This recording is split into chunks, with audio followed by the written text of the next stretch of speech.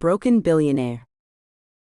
A Second Chance Romance by Jessica L. Fox. Chapter 1. The Bridge. Jakob. The Venice Bridge had seemed like the perfect place to end a perfectly destroyed life. I gripped the cold stone railing, my knuckles white in the amber glow of the streetlights. Below, the dark water of the canal moved like liquid midnight, offering promises of silence after 3 days without sleep. 3 days of watching my reputation crumble on every news site, every social media platform, every whispered conversation in the gritty palace lobby. Billionaire's breakdown. Mental health scandal rocks Mallory empire. The headlines blurred together in my exhausted mind. Gregor had been thorough. Medical records leaked. Therapy sessions exposed. The anxiety medication. The sleeping pills that stopped working 2 years ago. Every vulnerability I'd spent a lifetime hiding splashed across the internet for the world to mock. My phone buzzed again. Marcus, probably. Or one of my brothers. Or the board, demanding answers I didn't have. I let it ring. The water looked peaceful. My mother had always said Venice was magical at night, back when she was alive, back when magic seemed possible. 12 years since cancer took her. 12 years of slowly unraveling while maintaining the perfect Mallory facade. Until 3 days ago, when Gregor destroyed it all. Don't do this.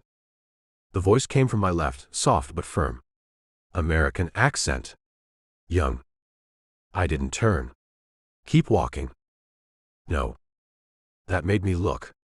A woman stood 10 feet away, small and determined in paint-splattered jeans and an oversized sweater.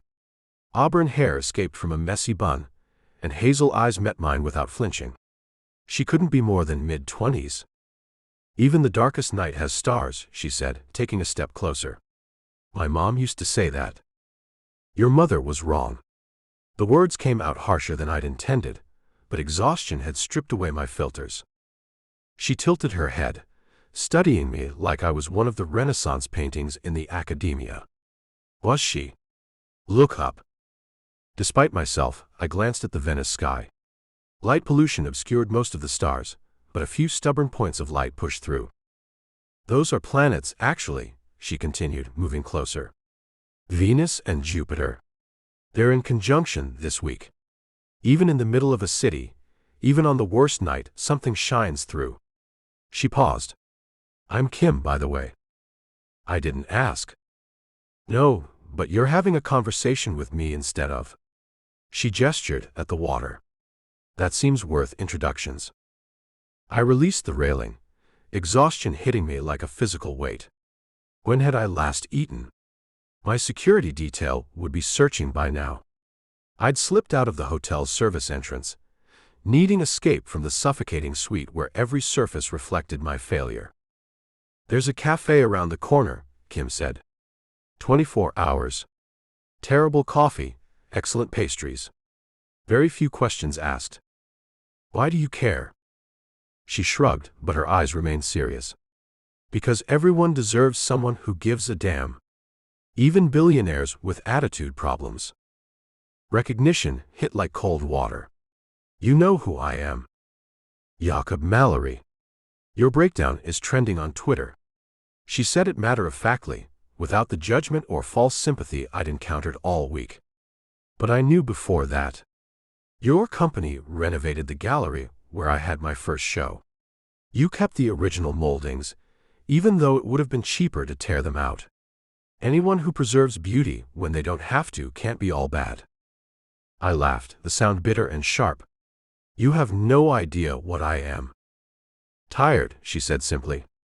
Hurting. Human. The coffee really is terrible, but the company's decent. Something in her directness, the lack of pity or calculation, made me nod. What did it matter? In an hour, I could always return to the bridge. The cafe was everything she'd promised, cramped, fluorescent lit, with coffee that tasted like burnt rubber. But she was right about the pastries. I watched her demolish a cornetto, getting powdered sugar on her nose. So, she said, wiping her face with a napkin, want to talk about it or should we discuss the weather?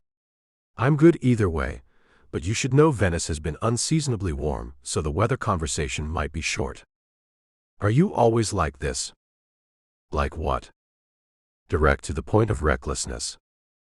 She considered that. Pretty much. Life's too short for dancing around things. My mom died when I was 22. Cancer like yours. My coffee cup stopped halfway to my mouth. How did you? Google.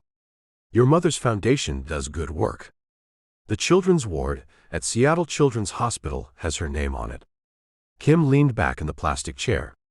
I spent a lot of time in hospitals. They're terrible places to dance around anything. I'm sorry. The automatic response felt inadequate. Thanks. It sucked. Still does sometimes. She studied me over her coffee cup. When did you last sleep? Really sleep, not just close your eyes and pretend. Tuesday. I set down the cup before my shaking hands betrayed me further. Maybe Monday. That's concerning. That's my normal. That's more concerning. She flagged the elderly proprietor. Un altro caffè per favor. E acqua. Her Italian was terrible, accent purely American, but the owner smiled and brought another espresso and a glass of water. Drink the water first, she ordered. When did you eat last? I tried to remember. Room service had sat untouched for days. I'm not hungry. That wasn't the question. She pushed the pastry basket toward me. Try the sfogliatella. Flaky layers make everything better. Are you a therapist? The question came out more accusatory than I'd intended. Artist.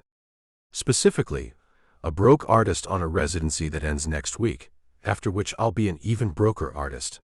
She grinned. But I've had therapy. Highly recommend it.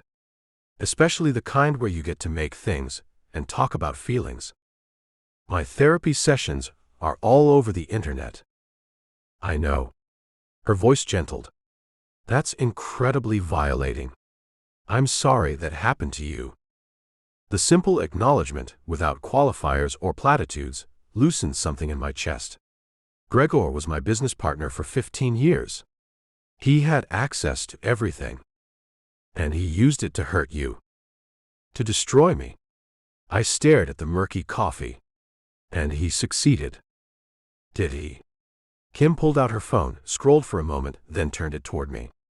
Because what I see is a human being who sought help when he needed it. Who took medication to manage a medical condition. Who grieved his mother. That's not destruction. That's survival. The screen showed a Twitter thread. Not the vicious headlines I'd been drowning in, but something else. Supporters. People sharing their own therapy stories, their own medication regimens, their own struggles with insomnia and anxiety. The loudest voices aren't the only voices, she said, putting the phone away. Trust me. I've had my art torn apart by critics. You know what I learned? The people who matter, the ones who really see you, they're usually quieter. But they're there. Why are you doing this? I had to ask. You don't know me. You have no reason to. Sure I do. She met my eyes directly. Because 3 years ago, I stood on a bridge in Asheville. Different water, same darkness. And a stranger bought me tea and told me about her garden, how she was planning to plant tulips, even though the deer would probably eat them. We talked for 3 hours about absolutely nothing important. She smiled softly. Her name was Mrs. Chen. I never saw her again, but I think about her every time I see tulips. The cafe's fluorescent lights hummed. Outside, Venice continued its eternal dance of water and stone. I found myself reaching for the sfogliatella. There you go, Kim encouraged. Flaky layers and processed sugar. Practically medicine. This is ridiculous. But I took a bite, anyway. The pastry was perfect, crispy, sweet, substantial. Most good things are a little ridiculous. She glanced at her watch. It's almost 4. I have to be at the studio by 9, but we've got time. Want to see something? At 4 in the morning. Best time. No tourists.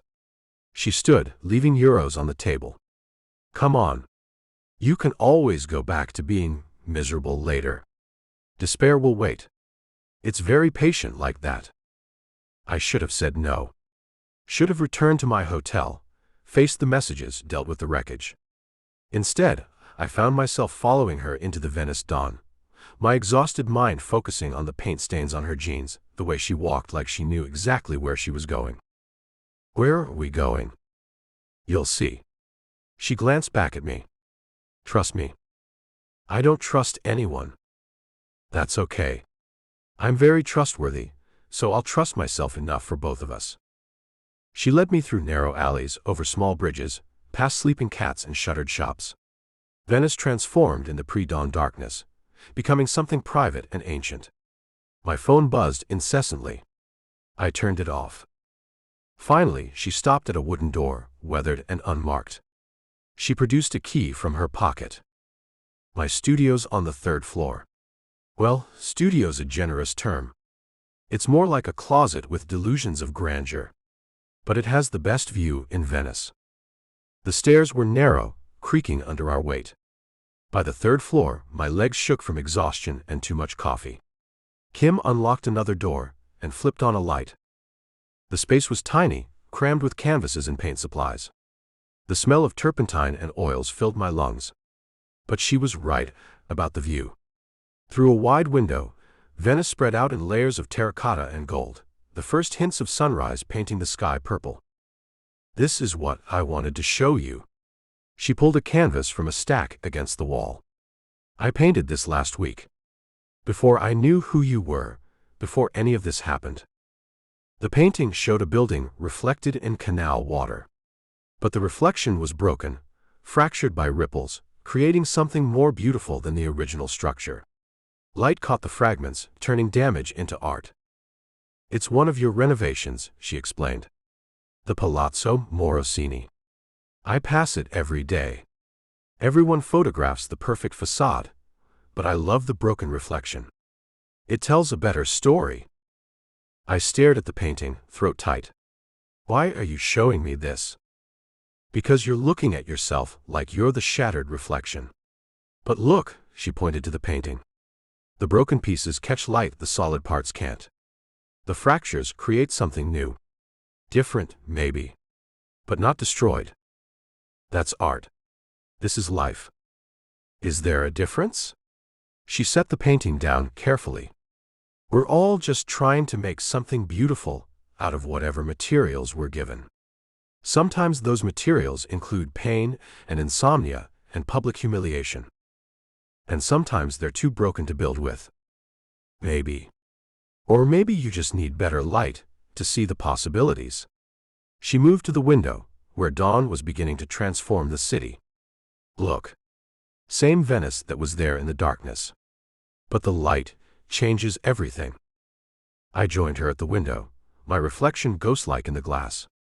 Exhaustion made everything feel surreal, dreamlike. This strange woman with her paint-stained clothes and direct kindness. This tiny room full of captured light. This moment of unexpected grace. I should go, I said finally. You need sleep before your studio time. So do you. I don't sleep. Maybe not. But you could rest. There's a difference. She pulled a card from her pocket, scribbled something on the back. My number. In case you need a reminder about stars, or broken light, or really terrible coffee.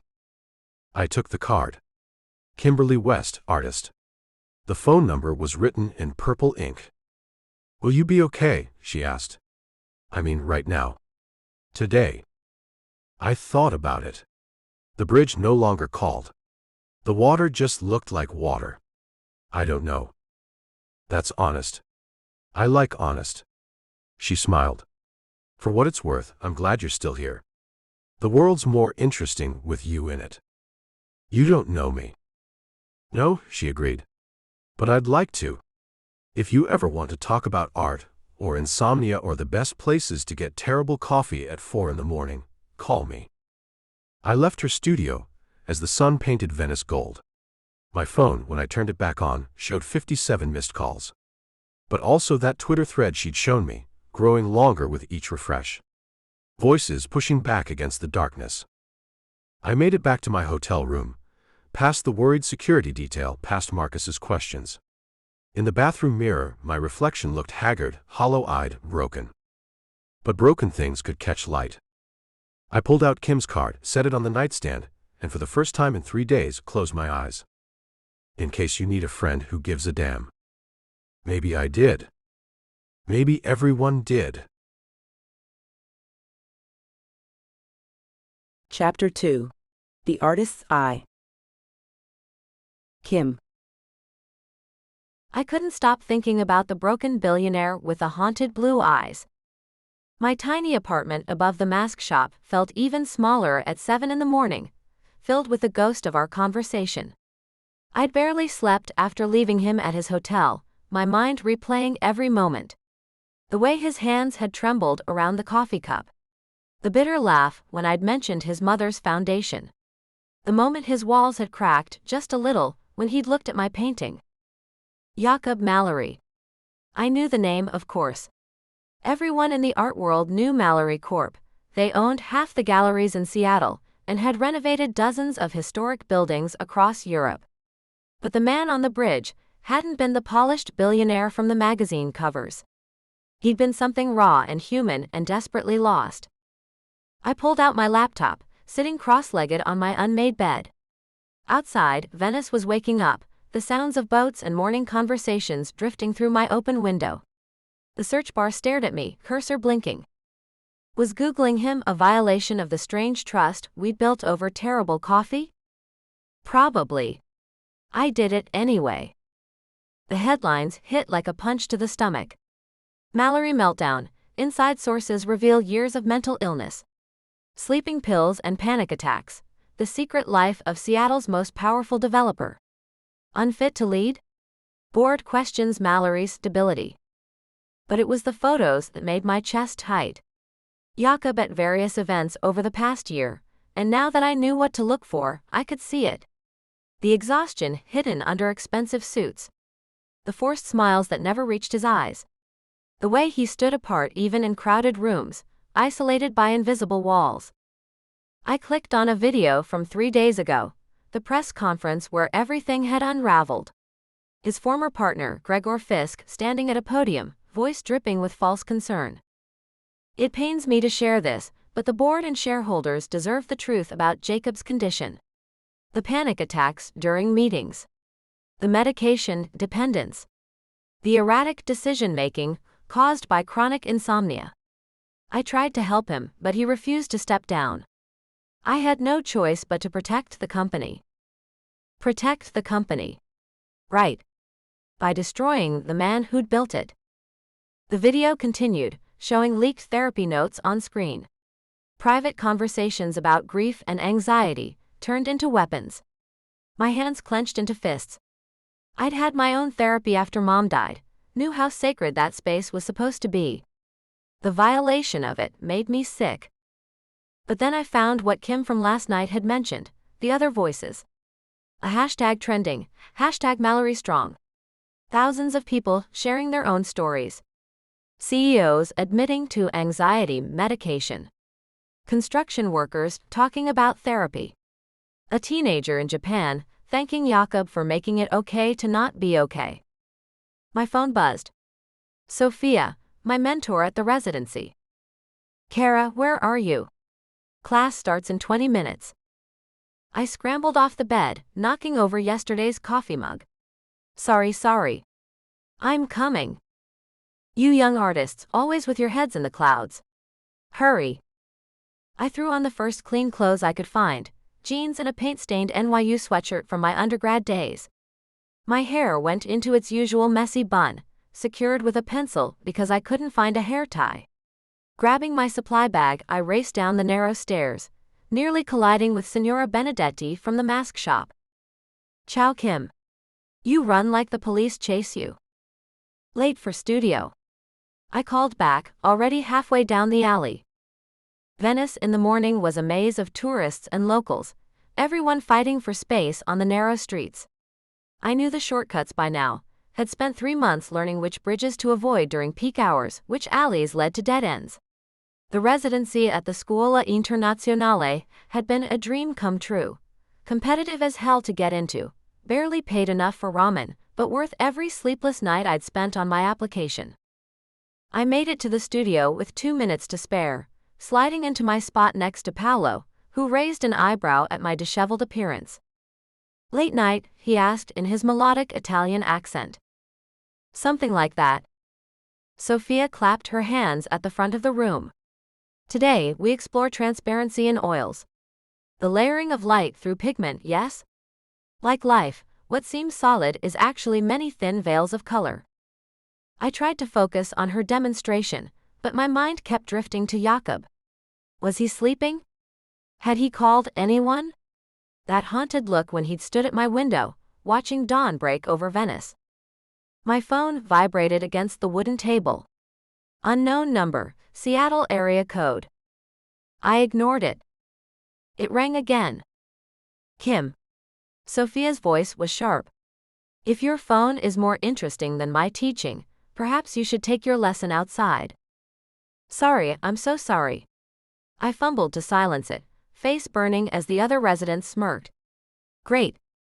The American girl, who couldn't even turn off her phone. But the damage was done. Sophia had moved on to Paolo, critiquing his underpainting technique. I stared at my blank canvas, trying to summon focus. Transparency. Layers. Light through pigment. My phone lit up with a text from the unknown number. "This is Marcus Tang, Mr. Mallory's head of security. We need to talk." My stomach dropped. Security? Why would? Another text, "Please call me back. It's important." Sophia was working her way around the room. I had maybe 10 minutes before she reached me. My hands moved automatically, sketching the basic composition. A building reflected in water broken by ripples. Always the same theme lately. Beauty in fractures. "Interesting choice," Sophia said behind me, making me jump. "You return always to this motif, yes? The broken reflection? It speaks to me." I added another layer, thinning the paint until it was almost watercolor light. She studied my work with the intensity that made her legendary. "You see something others miss. But today, you are distracted. The paint knows when your heart is elsewhere." "I'm sorry, Don't apologize. Use it." She gestured at the canvas. "Whatever troubles you, put it there. Art is not separate from life, Kara. It is life made visible." She moved on to the next student, leaving me with my pathetic attempt at transparency. My phone buzzed again. This Marcus Tang was persistent. The morning crawled by. I forced myself through the exercises, layering paint like veils, but Sophia was right. My heart wasn't in it. When she finally called for lunch break, I was the first one out the door. I found a quiet spot in the courtyard and called the number back. It rang once before a deep voice answered. "Miss West. Thank you for calling back. How did you get my number?" "Mr. Mallory had your card. I took the liberty of..." "Is he okay?" The question burst out before I could stop it. "Is Jakob all right?" A pause. "You tell me." "He came back to the hotel this morning talking about broken light and terrible coffee. He actually slept for 3 hours. That hasn't happened in weeks." Relief flooded through me. "Good. That's good. Miss West, Kim, I need you to understand something." His voice was carefully neutral. "Mr. Mallory is in a vulnerable state. There are people who would use that vulnerability for their own gain. You think I'm one of those people? I think you're a 26-year-old artist who met a billionaire at his lowest moment. I think you were kind to him, and he's not used to kindness without agenda. I think that makes you either very special or very dangerous." I sank onto a stone bench, processing his words. I didn't know who he was when I stopped him.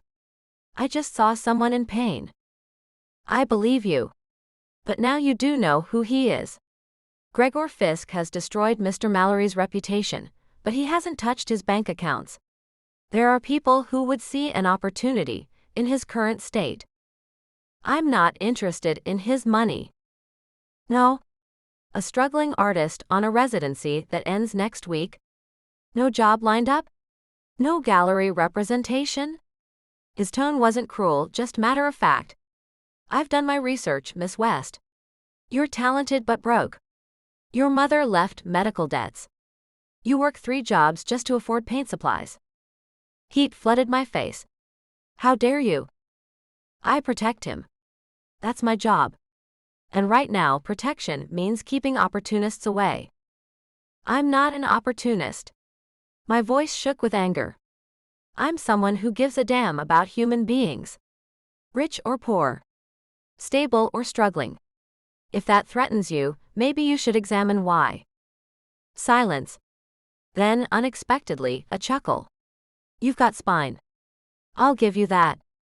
Was that a test? Everything's a test when you're protecting someone worth billions. His voice softened slightly. Look, Kim, may I call you Kim? I've been with Mr. Mallory for 10 years.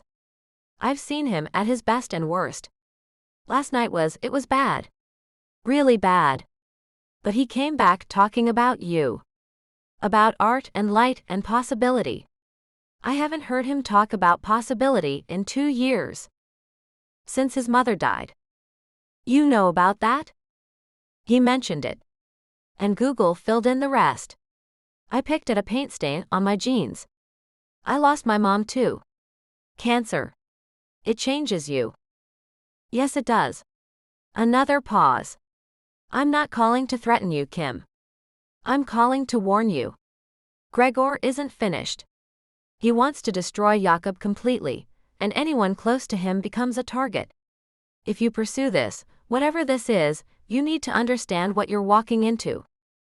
Pursue what? We had coffee. We talked.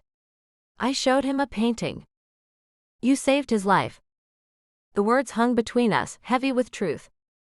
He wouldn't have jumped, I said quietly, not quite believing it myself. Maybe not. But you made sure of it. That creates a bond, whether you want it or not. Marcus sighed. He's going to call you. When he wakes up, when the world crashes back in, he's going to reach for the one person who saw him as human last night. I need to know, are you prepared for that?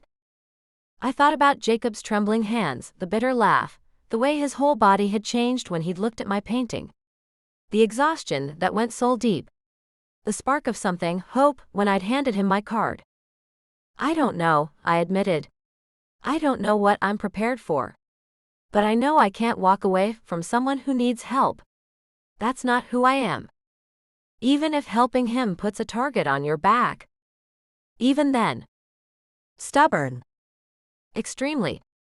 This time, his chuckle was warmer. All right, Kim West. But if you're going to be in Mr. Mallory's life, we do this my way. Security protocols. Background checks on anyone who approaches you. Daily check-ins. I'm not agreeing to live in a cage. Non-negotiable. Gregor plays dirty. He's already leaked medical records. Photos. Private conversations.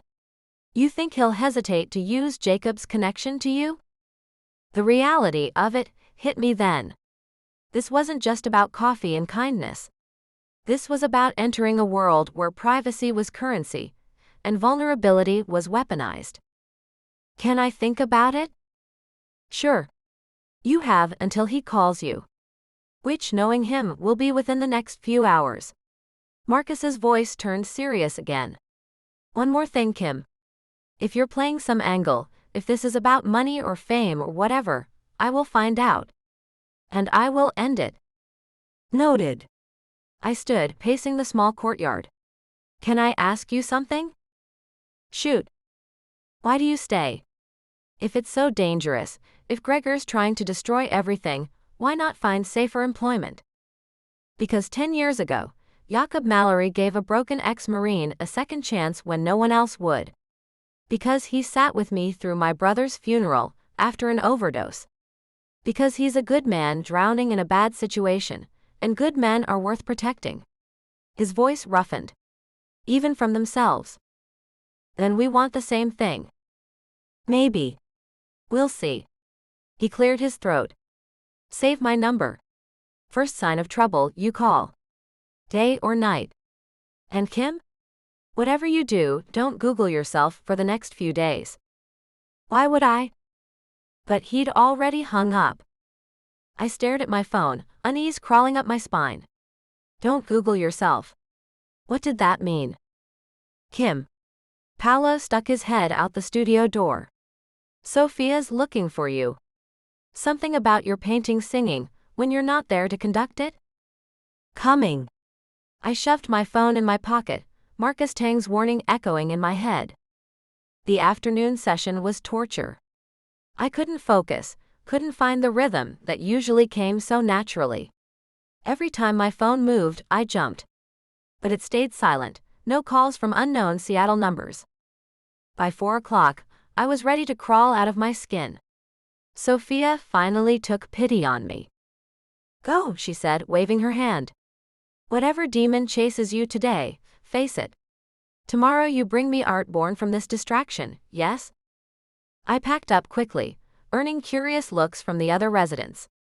Everyone knew I usually stayed until they kicked us out, using every possible minute of studio time. But today, I needed air. Space. Time to think. Venice was golden in the late afternoon sun. I wandered without direction, letting my feet choose the path. They led me, inevitably, back to the bridge. It looked different in daylight. Ordinary. Just stone and water and tourists taking selfies. No sign of the darkness that had almost claimed a life last night. No trace of the broken man who'd stood here contemplating the unthinkable. My phone rang. Seattle area code. Different number. I answered without thinking. Hello. I slept. Jacob's voice was rough, like he'd just woken up. 3 hours and 17 minutes. I actually slept. That's good. I sat on the bridge steps, ignoring the tourists flowing around me. How do you feel? Like I've been hit by a truck. But also, lighter? If that makes sense. It does. Marcus called you. It wasn't a question. He's protective of you. He's a pain in the ass. But there was affection in his voice. He means well. Scared you off yet? I don't scare easily. No, you don't. A pause. I wanted to thank you. For last night. For the coffee and the conversation and for seeing me. Not the headlines. Not the bank account. Just me. Everyone deserves to be seen. Do they? His laugh was still bitter, but softer than before. I've been invisible behind the Mallory name for so long, I'd forgotten what it felt like. Then Gregor ripped off the mask, and suddenly everyone's looking. But they're not seeing what you saw. What did I see? I don't know. That's why I'm calling. To find out what made you stop. I watched a gondolier navigate the canal below, his movements practiced and sure. My mom used to say that pain recognizes pain. Maybe I saw someone who understood what it's like to lose the person who believed in you most. Your mother. She was my biggest cheerleader. Worked 2 jobs to pay for my art classes. Came to every terrible student show. Told everyone her daughter was going to change the world with paint and canvas. My throat tightened. When she died, I lost my compass. Spent 6 months barely leaving my apartment, painting nothing but gray squares. What changed? An old woman named Mrs. Chen bought me tea and talked about tulips. I smiled at the memory. Sometimes salvation comes in small moments. A conversation with a stranger. Terrible coffee at 4 in the morning. The reminder that even broken things can make something beautiful. Is that what I am? Broken. Aren't we all, in some way? That's not an answer. I thought about it, choosing my words carefully. I think you're someone who's been carrying too much for too long. I think the weight finally got too heavy, and instead of asking for help, you tried to carry it alone until you broke. But broken isn't the same as destroyed. Gregor would disagree. Gregor's an ass who betrayed someone who trusted him. His opinion doesn't count. That startled a real laugh out of him. You don't even know him. I know enough. Anyone who weaponizes someone's medical history is trash. Full stop. It's more complicated than that. Is it? Because from where I'm sitting, it looks pretty simple. You sought help for a medical condition. He used that against you. That's not complicated. That's cruel. Silence stretched between us, but it felt comfortable. Like the silence in my studio, when the painting was flowing. I should let you go, he said finally. You probably have evening plans. A life to get back to. My exciting evening plans involve ramen noodles and laundry. I stood, brushing off my jeans. But I do have a question for you. Ask. Marcus warned me not to Google myself. Any idea what that's about? The silence this time was different. Tense. Jakob? Someone took a photo. Last night at the cafe. It's online. My stomach dropped. Of us? It's not bad. Just two people having coffee. But with the headlines about me, people are speculating. The comments are, don't read them, Kim. Please. Too late. I was already typing my name into the search bar. The results loaded instantly. Mystery woman saves Mallory from midnight meltdown. Who is Kim West? The artist who talked a billionaire off the ledge, gold digger, or good Samaritan? The truth about Mallory's savior. The photo was grainy but clear enough. Me leaning across the table, Jacob's exhausted face visible in profile. We looked intimate. Connected. Like more than strangers who'd just met. The comments were worse. Speculation about my motives. Comments about my appearance, my age, my probable agenda. Someone had already found my art website, posting screenshots with nasty commentary about my mediocre talent and obvious gold digging. Kim? Are you there? I'm here. My voice sounded strange to my own ears. I'm sorry. This is what I bring to people's lives. Scrutiny. Judgment. Destruction. His voice turned formal. I'll understand if you want to keep your distance. Marcus can arrange security until this dies down. Stop. What? Stop deciding what I can handle. Stop apologizing for things that aren't your fault. And definitely stop pushing me away because you think you're protecting me. I am protecting you. No, you're protecting yourself. There's a difference. I closed the search results, decision made. Look, someone took a photo. People are being gross online. So what? That's their problem, not ours. Kim. I'm not done. You asked what I saw last night? I saw someone worth saving. Not because of your name or your money or your company. Because you're human, and you were hurting and you let me help. That's rare, Jakob. That's valuable. And if some keyboard warriors want to make up stories about it, that's their sad little lives. You don't understand what you're signing up for. Then explain it to me. Over dinner. Somewhere with better coffee than that place last night. Another pause. Are you asking me out? I'm asking if you want to continue our conversation somewhere that doesn't serve burnt rubber, disguised as espresso. Don't read too much into it. I don't know if I can do normal dinner conversation right now.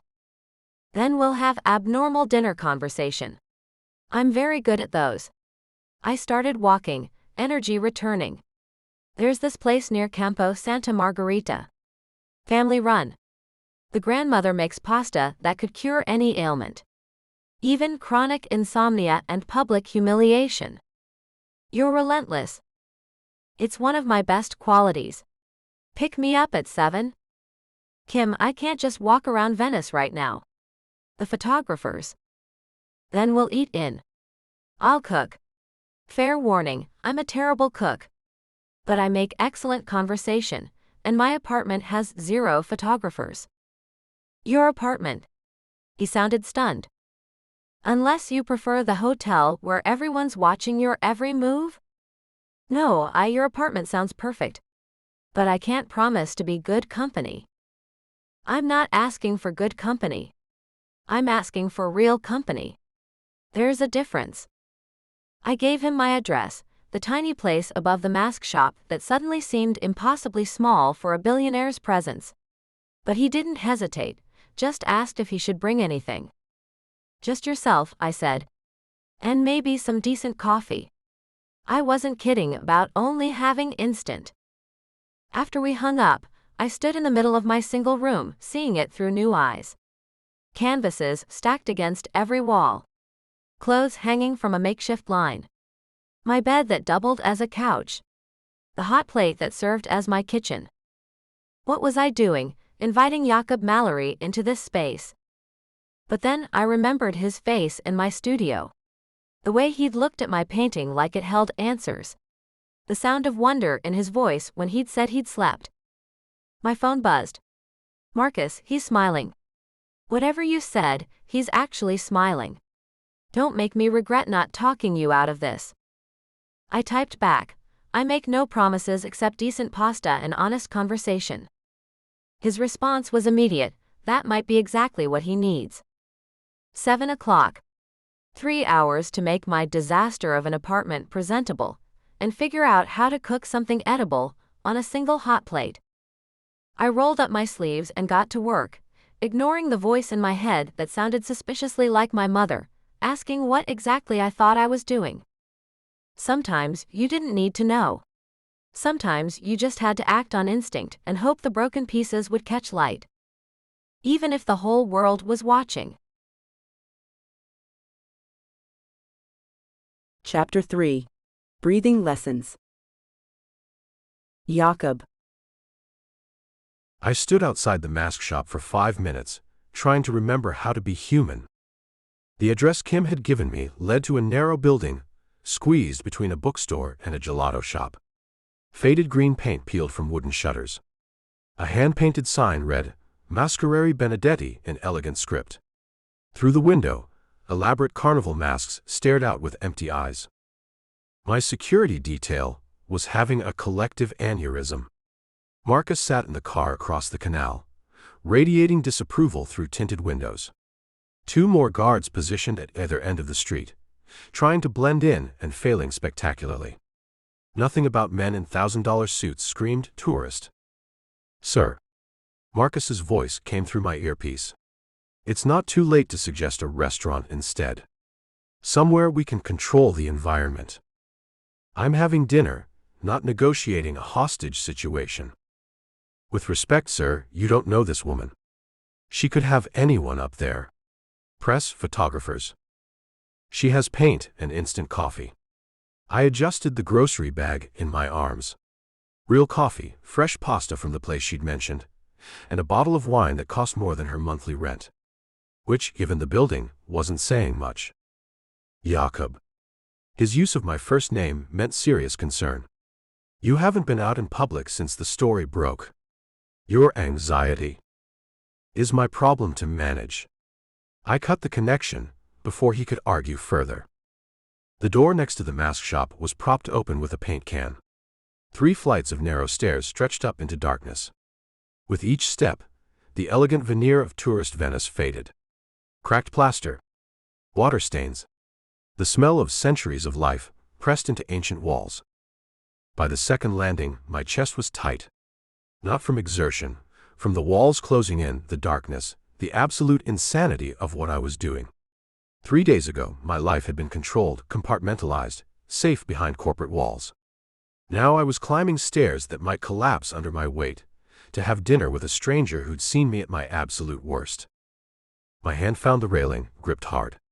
The tremor was back, the one that started in my chest and worked outward. My therapist called them preliminary tremors, the body's warning system before a full panic attack.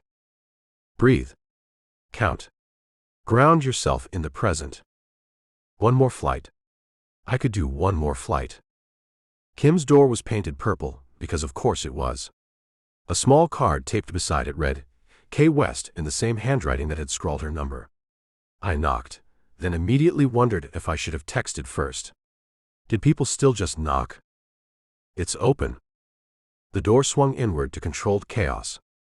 The apartment, if you could call a single room an apartment, was maybe 300 square feet. Canvases covered every surface, leaning against walls in stacks 6 deep. A bed in one corner, unmade with paint-stained sheets.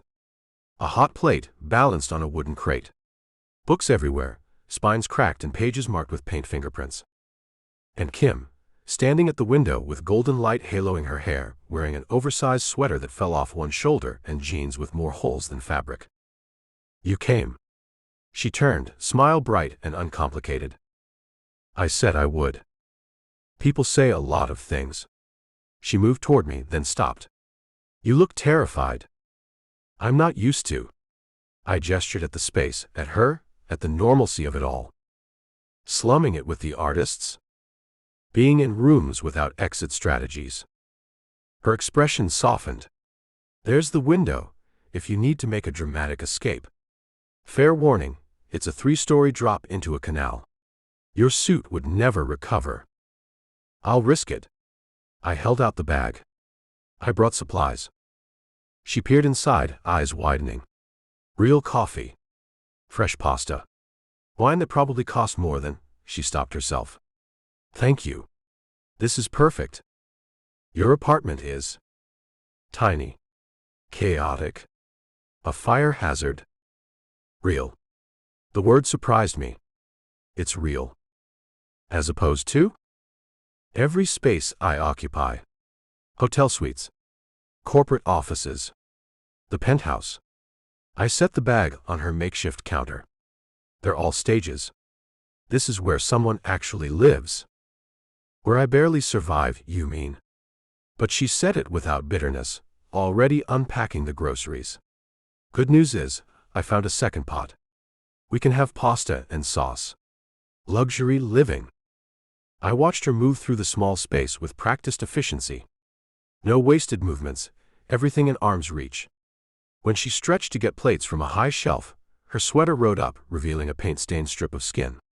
I looked away, focusing on the nearest canvas. It was the Palazzo Morosini, again but different. Darker. The broken reflection had sharp edges now, like glass that could cut. You painted this today. Started it after, she paused, arms full of mismatched dishes. After some interesting phone calls. Art therapy. Better than punching walls. Marcus can be intense. Marcus cares about you. She handed me a knife and cutting board. Here, make yourself useful. Tomatoes need chopping. I don't cook. Neither do I. We'll fail together. I took the knife, its weight familiar in my hand. Basic tasks. Simple movements. The tremor eased slightly. Tell me about this place, I said, needing conversation to fill the silence. Signora Benedetti owns the building. She's 87, makes masks like her grandmother did. Charges me half what she could because I helped her with her website. Kim filled a pot with water, the ancient pipes groaning in protest. The showers down the hall, shared with 3 other apartments. Hot water's theoretical. But the light. She moved to the window again, gesturing at the view. Rooftops and canals, church bells and laundry lines. Venice without the tourist polish. The light makes it worth it, she finished. I joined her at the window, careful to maintain distance. Below, Marcus's car idled. He'd have eyes on every exit, every approach. The weight of that vigilance pressed against my chest. You're shaking, Kim observed. I looked down. My hands trembled against the windowsill. It happens.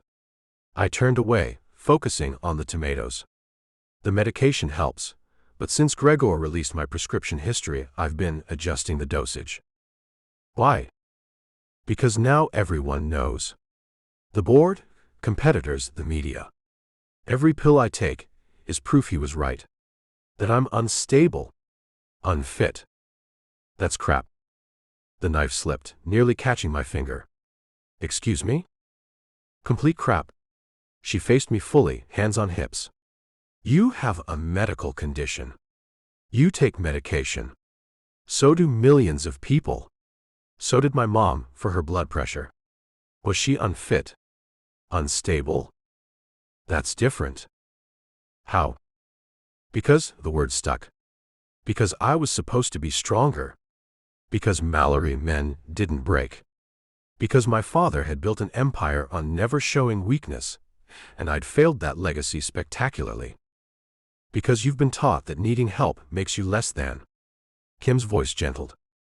But here's the thing, that tremor. That anxiety. It's not weakness. It's your body saying it needs support. Fighting that is like trying to paint without brushes. You can do it, but why make it harder? She moved closer, and I noticed she had paint under her fingernails. Blue and gold, like Venice sky and Byzantine mosaics. When did you last take your full dose? 3 days ago. Jakob. Just my name, but waited with concern. I know. I focused on chopping, movements precise despite the shaking. But every pill feels like admitting he won. That he was right about me. Or every pill is you taking care of yourself so you can fight back. She touched my wrist, the contact electric. You can't win any battle if you're fighting your own body too. I stared at her fingers on my skin. Such a simple touch, but it grounded me more than any breathing exercise. The panic attacks, I said quietly. They've been getting worse. Sometimes I can't breathe. Can't think. Just freeze. My mom had them. After her diagnosis. Kim didn't move her hand. I learned to help her through them. Box breathing. Grounding techniques. Want me to show you? I have a therapist. Who's in Seattle? I'm here. She squeezed gently, then let go. No pressure. Just if you need it. The water boiled over, hissing on the hot plate. Kim swore creatively, diving to rescue it. The moment broke, but something had shifted. The tremor was still there, but manageable. We cooked together in her tiny space, dancing around each other in a choreography of necessity. She narrated everything, filling silence with stories about her residency, her fellow artists, the mask maker downstairs who tried to set her up with her grandson. He's very nice, she said, stirring sauce with a wooden spoon that had seen better days. Studies accounting. Has all his hair. Signora Benedetti can't understand why I'm not interested. Why aren't you? She glanced at me. He collects stamps. A grave sin. The gravest. Also, he thinks art is a nice hobby, but I should get a real job. She tested the pasta, made a face. How do you tell if it's done? No idea. Some billionaire you are. But she smiled when she said it. We ate at her small table, really a board balanced on 2 sawhorses, while Venice came alive outside her window. The food was terrible. Overcooked pasta, watery sauce, bread that could have doubled as a weapon. The expensive wine helped. This is awful, Kim announced after her 3rd bite. The worst meal I've had in years. Should we order pizza? Absolutely. But neither of us moved. The bad food didn't matter. What mattered was the quiet. The absence of judgment. The way she laughed when sauce dripped on my shirt, then handed me a paint-stained towel. Tell me about your painting, I said. The broken reflections. Why that theme? She twirled pasta on her fork, considering. Started after Mom died. I was trying to paint her portrait, but I couldn't get it right. Everything felt false. Then I knocked over a glass of water on the sketch, and the way her face warped in the puddle, it was more honest somehow. More real than any perfect rendering. Because perfection is a lie. Exactly. She leaned forward, animated now. We're all broken in some way. Cracked, warped, reflecting light differently than we should. But that's where the interest is. That's where the beauty lives. In the imperfection. Gregor would disagree. He thinks my imperfections make me a liability. Gregor's a jerk who sees the world in spreadsheets. She paused. Sorry. I know he was your partner. He was. I stared at my wine, watching light fracture through the glass. 15 years. I trusted him with everything. Including my medical history, apparently. How did he get it? I gave it to him. The admission burned. 2 years ago, when the insomnia was affecting my work. I wanted to be transparent, to explain why I sometimes needed to step back. He was so understanding. Said we'd work through it together. While secretly documenting everything for later use. Every therapy session. Every prescription. Every time I had to leave a meeting because I couldn't breathe. My hand clenched around the glass. He played the long game perfectly. Why now? Why expose you now? Because I was going to fire him. I met her eyes. I found out he'd been skimming from our construction projects. Small amounts, but consistent. When I confronted him, he denied it. Said I was paranoid, that the insomnia was making me see things. But I had proof. So he struck first. Spectacularly. I laughed, bitter and short. Turned my attempt at honesty into weapons. Now the board questions every decision I've made in 2 years. The SEC is investigating. Competitors smell blood. Kim stood abruptly, moving to the window. Come here. What? Just come here. I joined her, the view now showing Venice at dusk. Lights flickered on across the city, each window a small rebellion against the dark. You see all those lights? She asked. Every one is someone living their life. Someone with their own struggles, their own broken places. You're not alone in this, Jakob. You're not the only one fighting to stay afloat. It feels like it. I know. She turned to face me, close enough that I could see gold flecks in her hazel eyes. But feeling and truth aren't the same thing. The truth is, you're here. You're fighting. You're taking care of yourself even when it's hard. That's not weakness. That's courage. My chest tightened, but not from panic this time. You barely know me. I know enough. She smiled, soft and sure. I know you preserve beautiful old buildings when it would be cheaper to demolish. I know you came here tonight, even though your security team probably had 17 reasons why you shouldn't. I know you're trying to chop tomatoes while your hands shake because you don't want to seem helpless. Kim.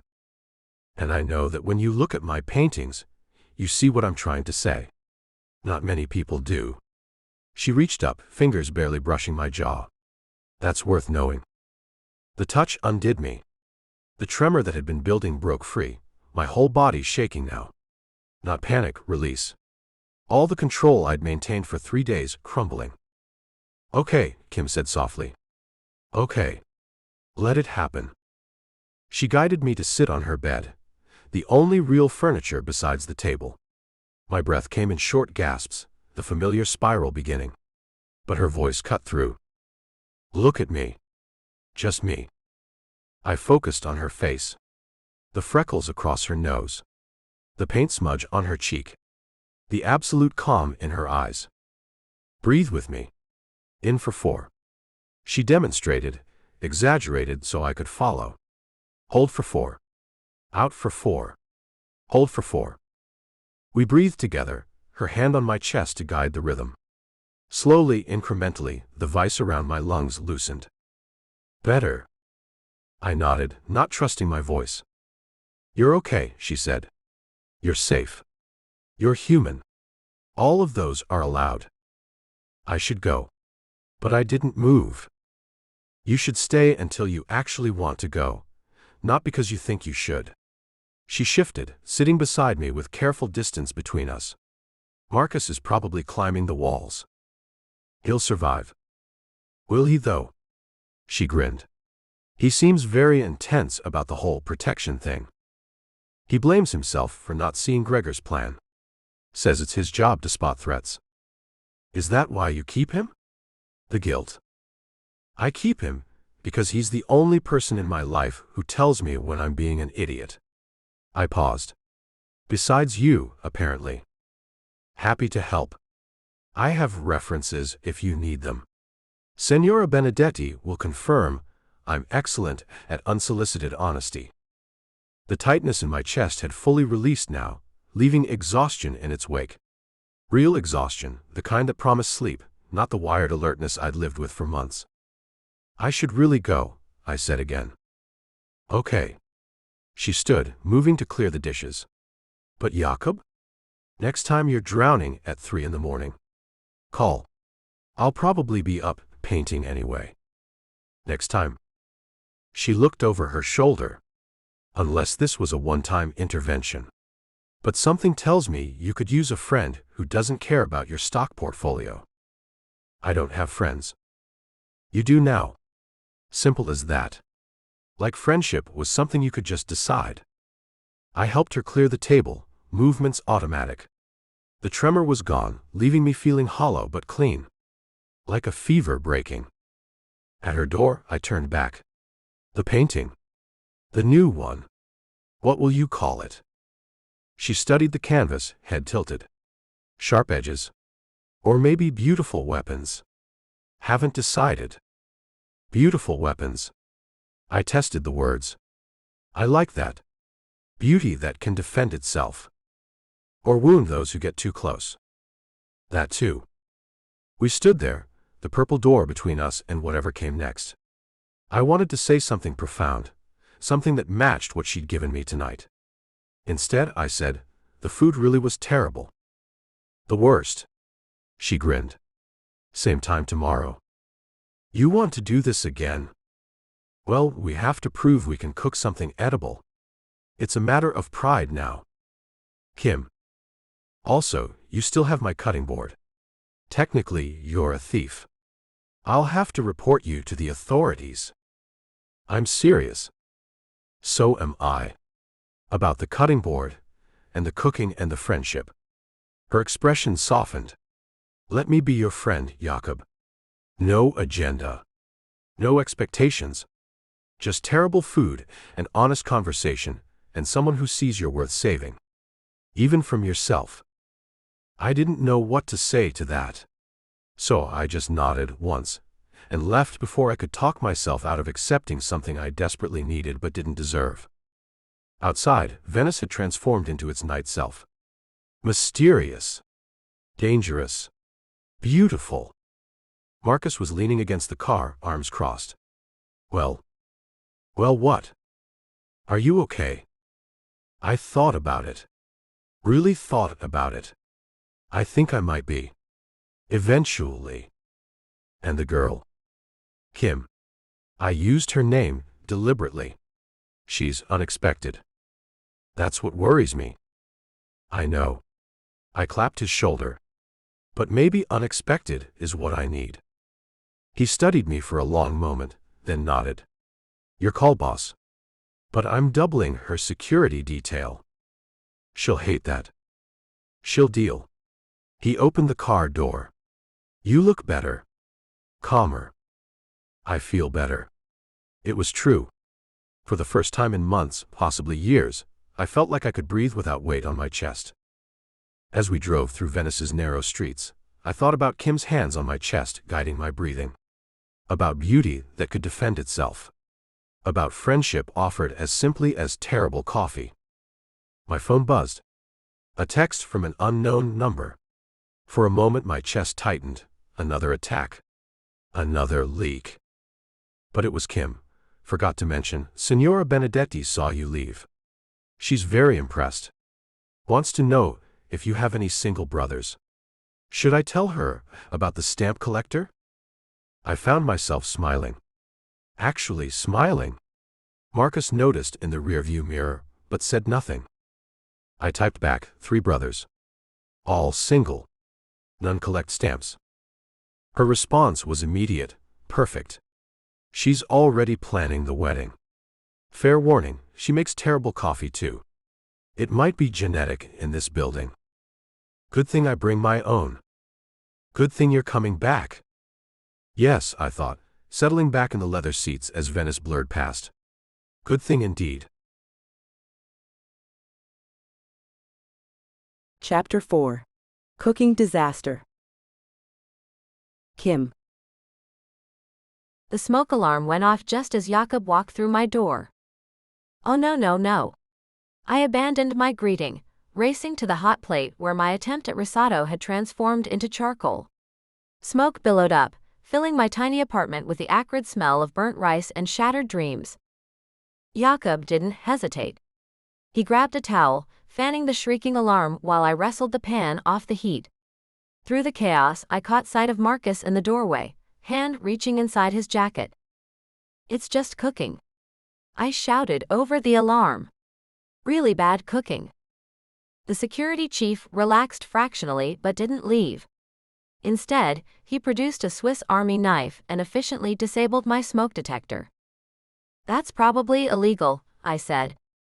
"So is attempted murder by risotto."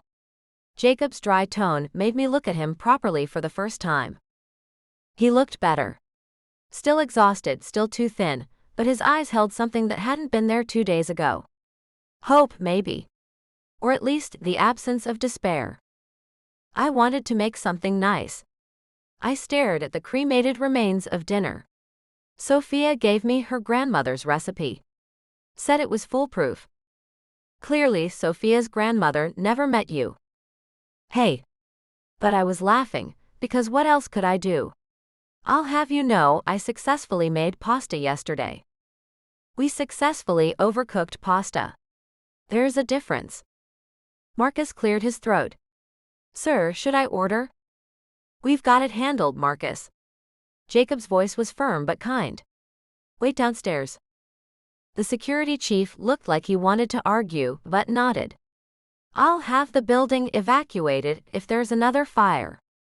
It wasn't a fire. It was aggressive caramelization. Marcus's lips twitched, the first human expression I'd seen from him.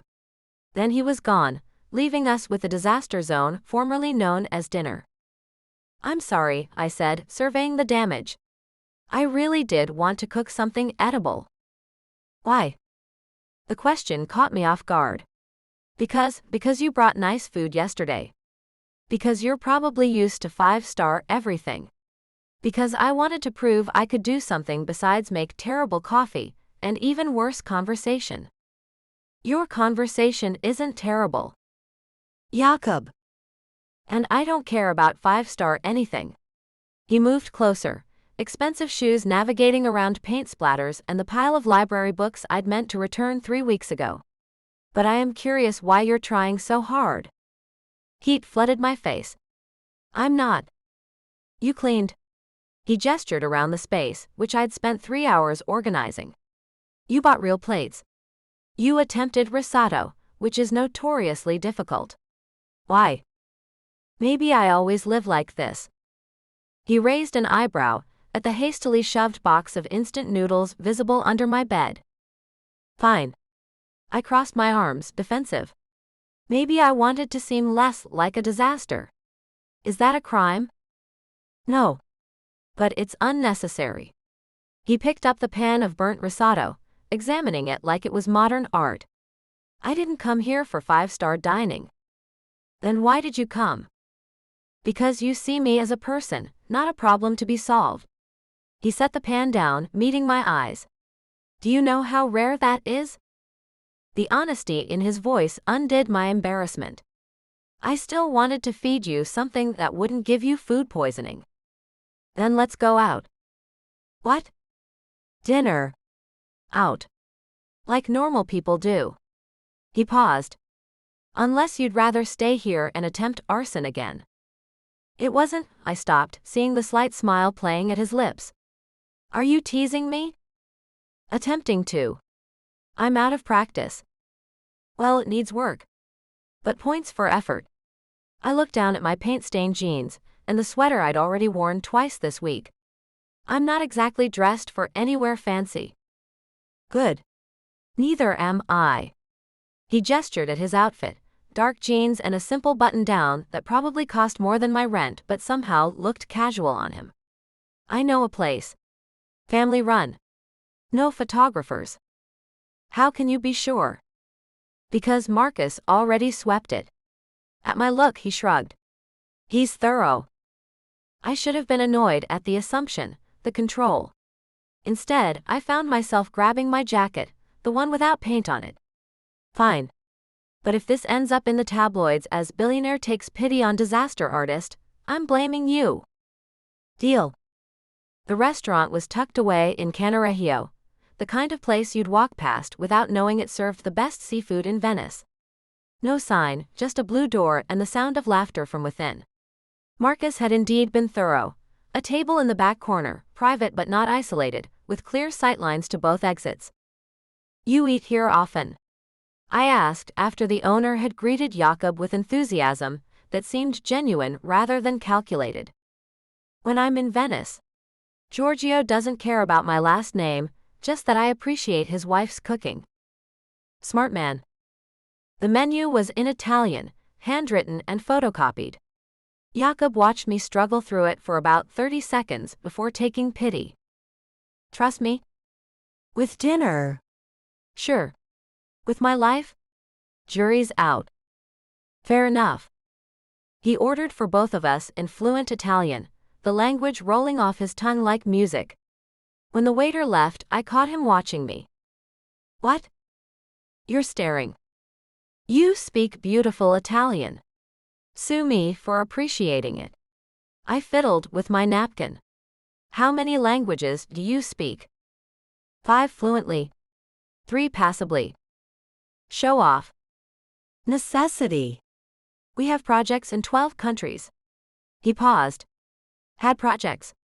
The board's frozen all international expansion until my situation is resolved. Your situation being that you're human? My situation being that I've been publicly branded as unstable. His fingers drummed against the table, a nervous gesture I was beginning to recognize. Gregor's presentation was very thorough. Spreadsheets showing productivity dips correlating with my medication changes. Meetings I left early. Decisions he claims were influenced by sleep deprivation. Were they? He looked surprised by the directness. Some probably. But I've built this company for 20 years. Made thousands of decisions. He cherry-picked the ones that fit his narrative. While conveniently ignoring all your successes. Success doesn't sell newspapers. The bitterness was back. Or justify a hostile takeover. Our wine arrived, something crisp and white that tasted like summer. I took a sip, gathering courage. Can I ask you something? You can ask anything. Why didn't you fight back harder? When he first released the information? Jakob was quiet for a long moment, studying his wine glass. Because part of me believed he was right. That I am unfit. That the company would be better off without me. That's crap. I know. You told me yesterday. A ghost of a smile. But knowing something intellectually and believing it are different things. So what changed? You. The simple word hung between us, heavy with meaning. I didn't. You did. He leaned forward, intense.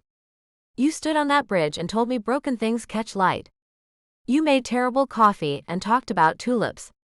You put your hand on my chest and reminded me how to breathe. You did that without knowing about my bank account, or my company, or anything except that I was human and hurting. Anyone would have? No. His voice was firm. They wouldn't. They didn't. For 3 days, I was surrounded by people.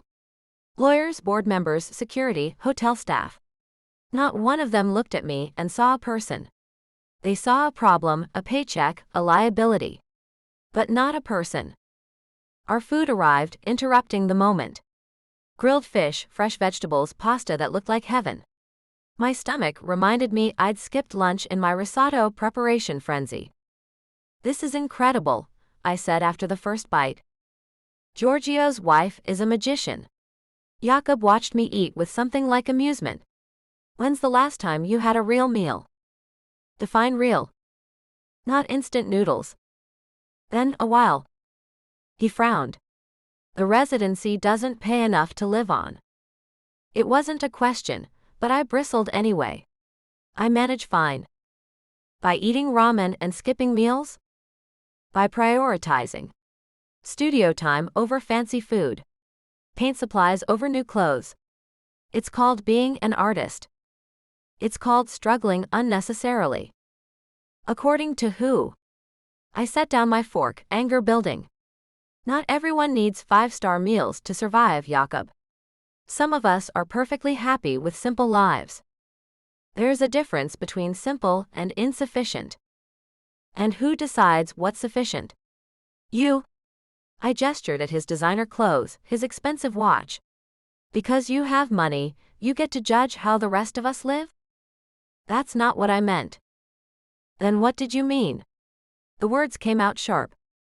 Because it sounds like you think I need saving. Poor little artist who can't even afford proper groceries. I don't think that. Really? Then why are we here instead of eating my burnt risotto? Why did you bring expensive wine yesterday? Why does Marcus keep slipping 20s to the coffee vendor when he thinks I'm not looking? Jacob's eyes widened. He what? Every time I get coffee from the cart by my studio. Mysteriously, my usual order is already paid for. Anonymous benefactor. I made air quotes. Very subtle. I didn't know. Of course you didn't.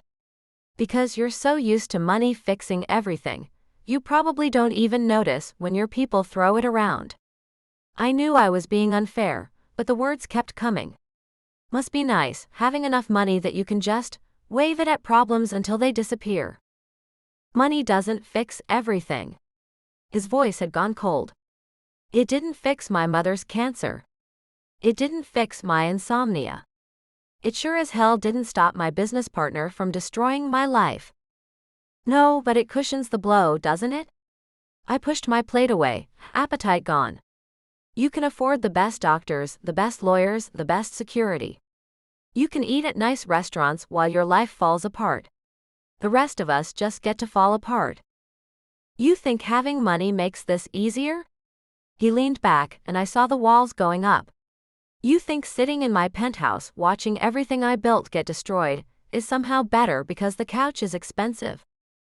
That's crossing. I stopped, hearing myself. Hearing my mother's voice in my head. Hurt people, baby. Don't be one of them. You think what? His voice was quiet now, dangerous. I think I'm being an ass. The admission deflated my anger. I'm sorry. He blinked, clearly not expecting that.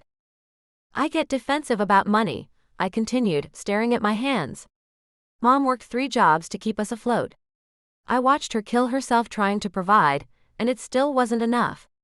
So when people imply I need financial help, it feels like I'm failing her.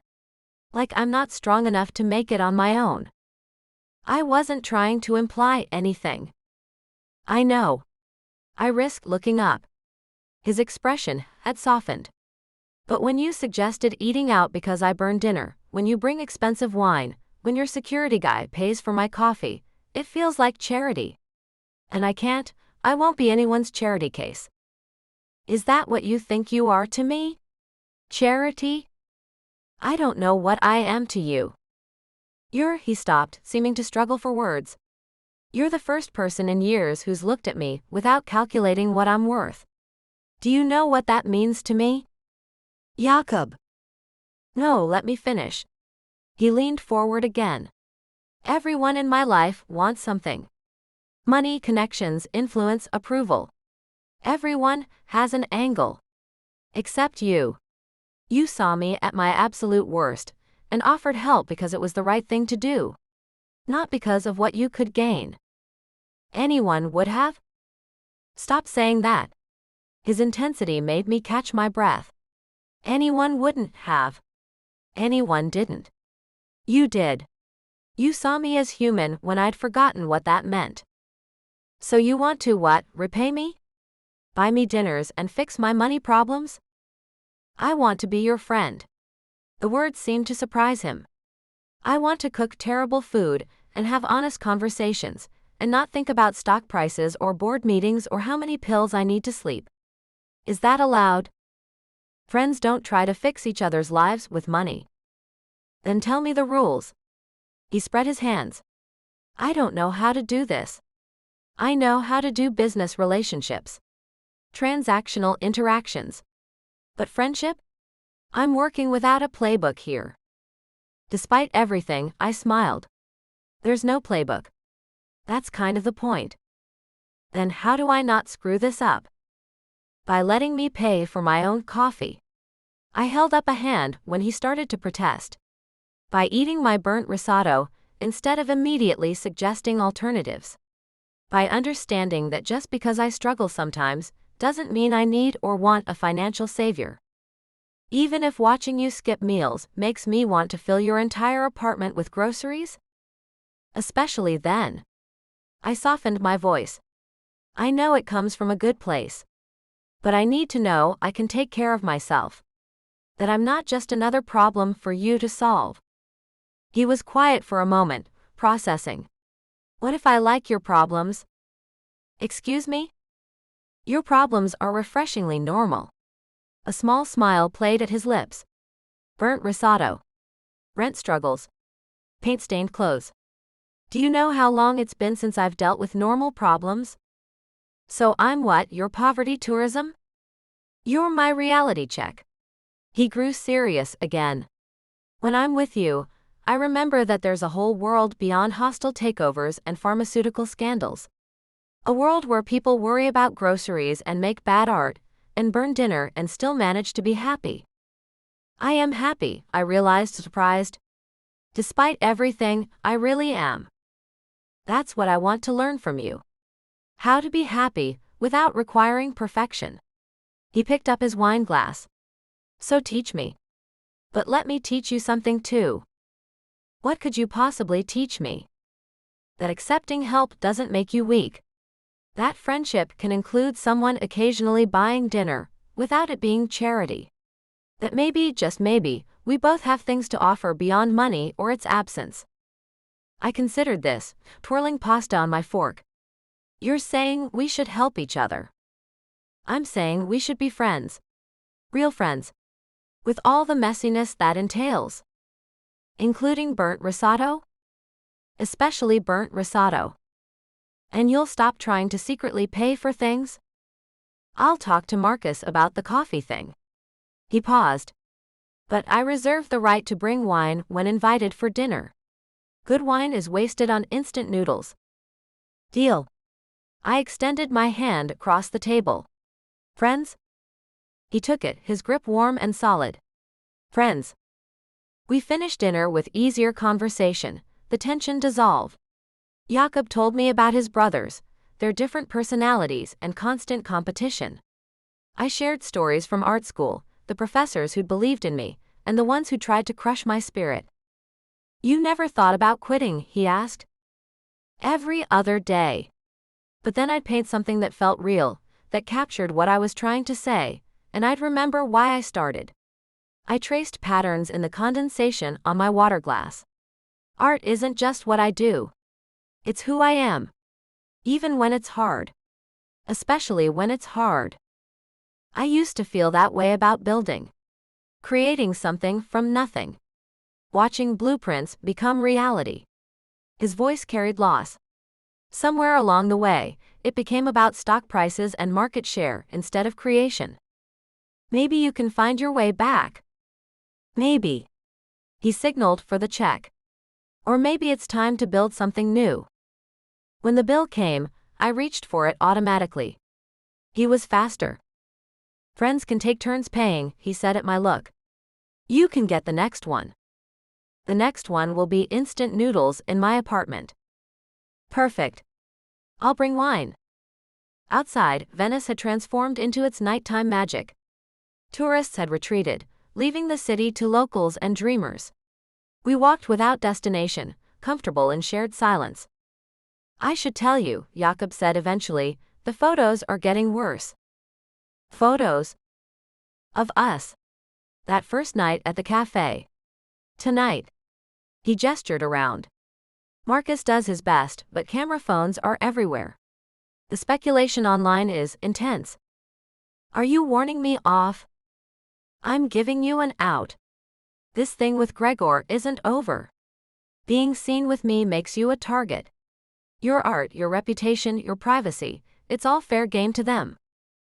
I stopped walking, turning to face him. Do you want me to take thee out? No. The word came fast, honest. But I'd understand if you did. Well, I don't understand. I resumed walking. I don't understand running from bullies. I don't understand abandoning friends because things get complicated. And I really don't understand caring what strangers on the internet think about my life choices. You might care when they start dissecting your art, your past, your mother's death. They can try.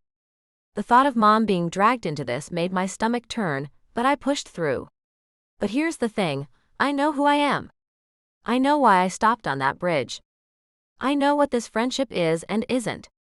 Their speculation doesn't change any of that. You're remarkably sure of yourself. I'm remarkably stubborn. There's a difference. We'd reached my neighborhood, the mask shop closed for the night.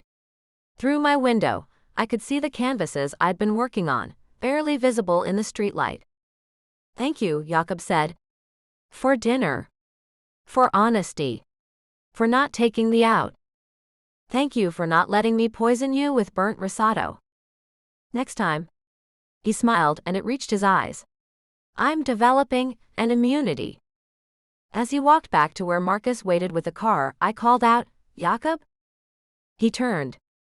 Bring really good wine next time. If we're eating catastrophe, we should at least drink well.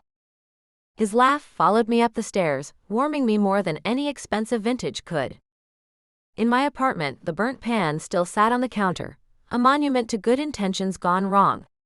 I filled it with soap and water, setting it to soak. Tomorrow I'd try again. Maybe something simpler. Maybe just pasta. Or maybe I'd burn that too, and we'd eat instant noodles and drink wine worth more than my rent, and somehow that would be perfect. Because that's what friends did. They showed up, burnt risotto and all. Chapter 5. Gallery Opening. Jakob. The Palazzo Grassi glowed against the Venice twilight, its classical facade transformed into a beacon for the international art crowd. I stood at the water entrance watching boats discharge their glamorous cargo, collectors, critics, artists, all here for the opening of Fractured Light, new voices in contemporary art. Kim was one of those voices. The youngest in the exhibition. Sir, we should go in. Marcus appeared at my elbow, alert to every movement around us. The photographers are gathering. I adjusted my cufflinks, a nervous habit I couldn't shake. Is she here yet? Miss West arrived 20 minutes ago through the staff entrance. She's with her mentor, Sophia Romano. Of course she'd avoid the main entrance. Kim had been nervous about tonight all week, though she tried to hide it behind jokes about free champagne and fancy people watching. But I'd seen the way her hands shook when she talked about Helena Cross, the critic who could make or break emerging artists with a single review. The Instagram posts are already starting, Marcus continued, showing me his phone. The speculation about whether you'll appear. Let them speculate. I straightened my jacket. 3 weeks since that night on the bridge. 3 weeks of burnt dinners and honest conversations. 3 weeks of remembering what it felt like to be human. Time to give them something real to talk about. The moment I entered, the energy shifted.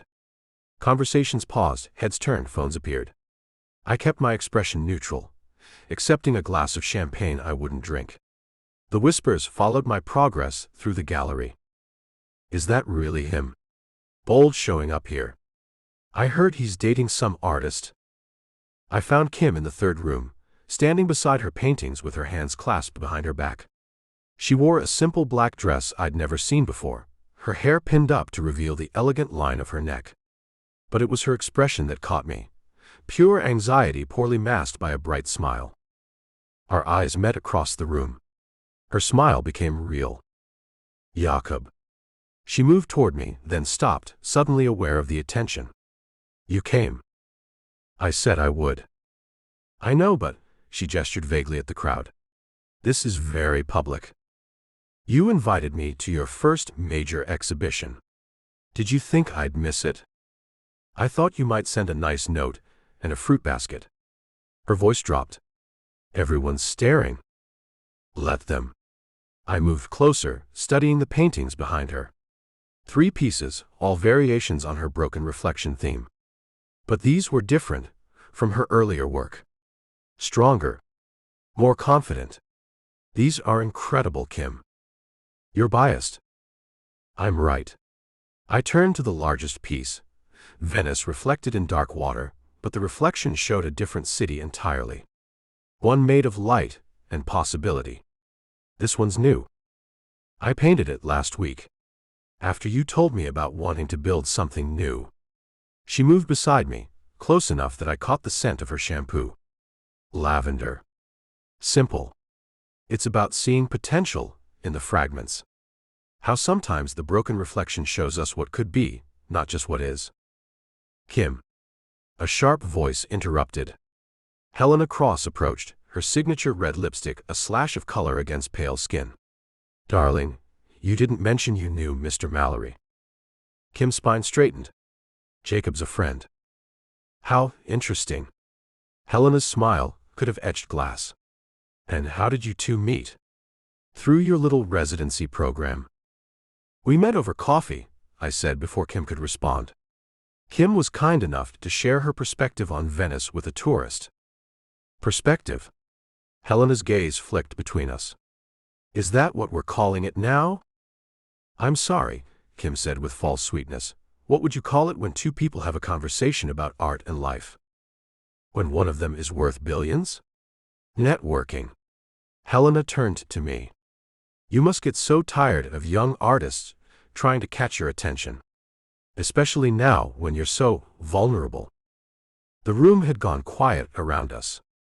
I felt Kim tense beside me, ready to defend, but I touched her wrist lightly. My fight, not hers.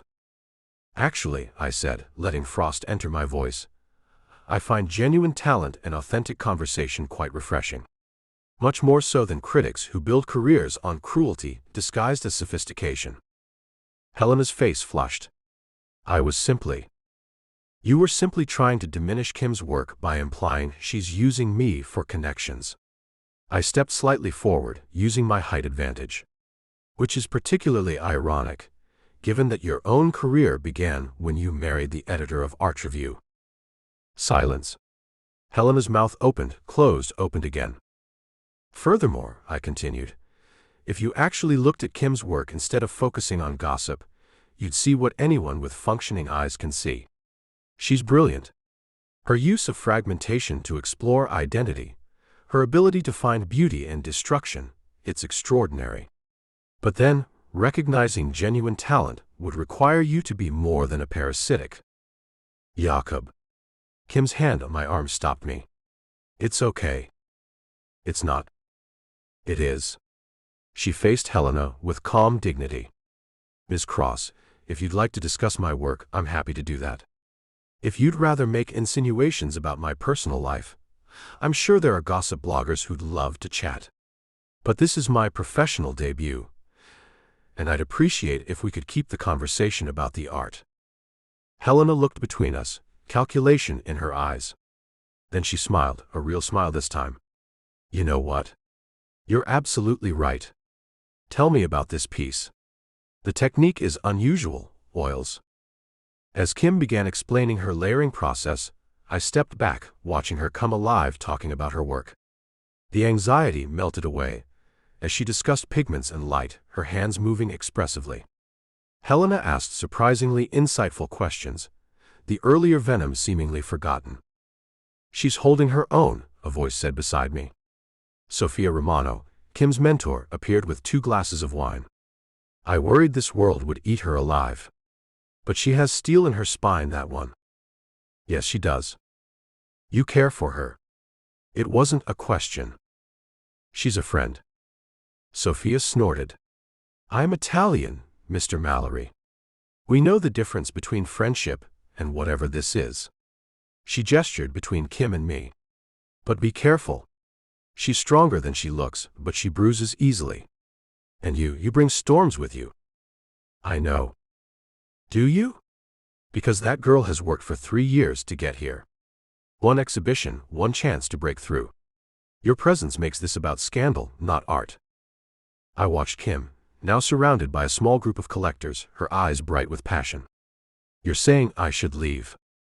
I'm saying you should be very sure what you're offering before you disrupt her life further. Sophia's voice gentled. She speaks of you constantly. Jakob thinks this, Jakob said that. You've become important to her very quickly. She's important to me too. Then protect her. Even if that means protecting her from yourself. Before I could respond, Sophia moved away, leaving me with uncomfortable truths. Around the room, I could see the divide, those genuinely interested in the art, and those here for the scandal of seeing me in public. Phone cameras tracked my every move. I found a quieter corner, pulling out my own phone to find hundreds of notifications. The photos were already online. Mallory surfaces at gallery opening. Mystery artist revealed as Kim West. From bridge to gallery, the woman who saved a billionaire. Hiding. Kim appeared, holding 2 glasses of water. Strategically retreating. I accepted the water gratefully.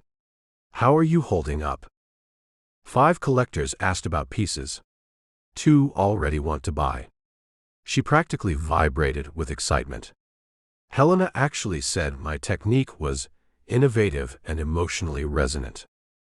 Because it is. Or because you scared her into being nice. I didn't scare anyone. I simply pointed out some facts. Aha. She grinned. Thank you. For defending me. Even though I can fight my own battles. I know you can. But friends support each other, right? Right. Her expression softened. Speaking of which, want to escape for a few minutes? I need air, and if one more person asks me about our relationship status, I might throw champagne at them. We slipped out onto a small balcony, overlooking the Grand Canal. Venice spread before us, lights dancing on dark water. Kim leaned against the railing, tension finally leaving her shoulders. I did it, she said quietly. My work is hanging in the Palazzo Grassi. People are actually considering buying it. Did you doubt they would? Every second, until tonight.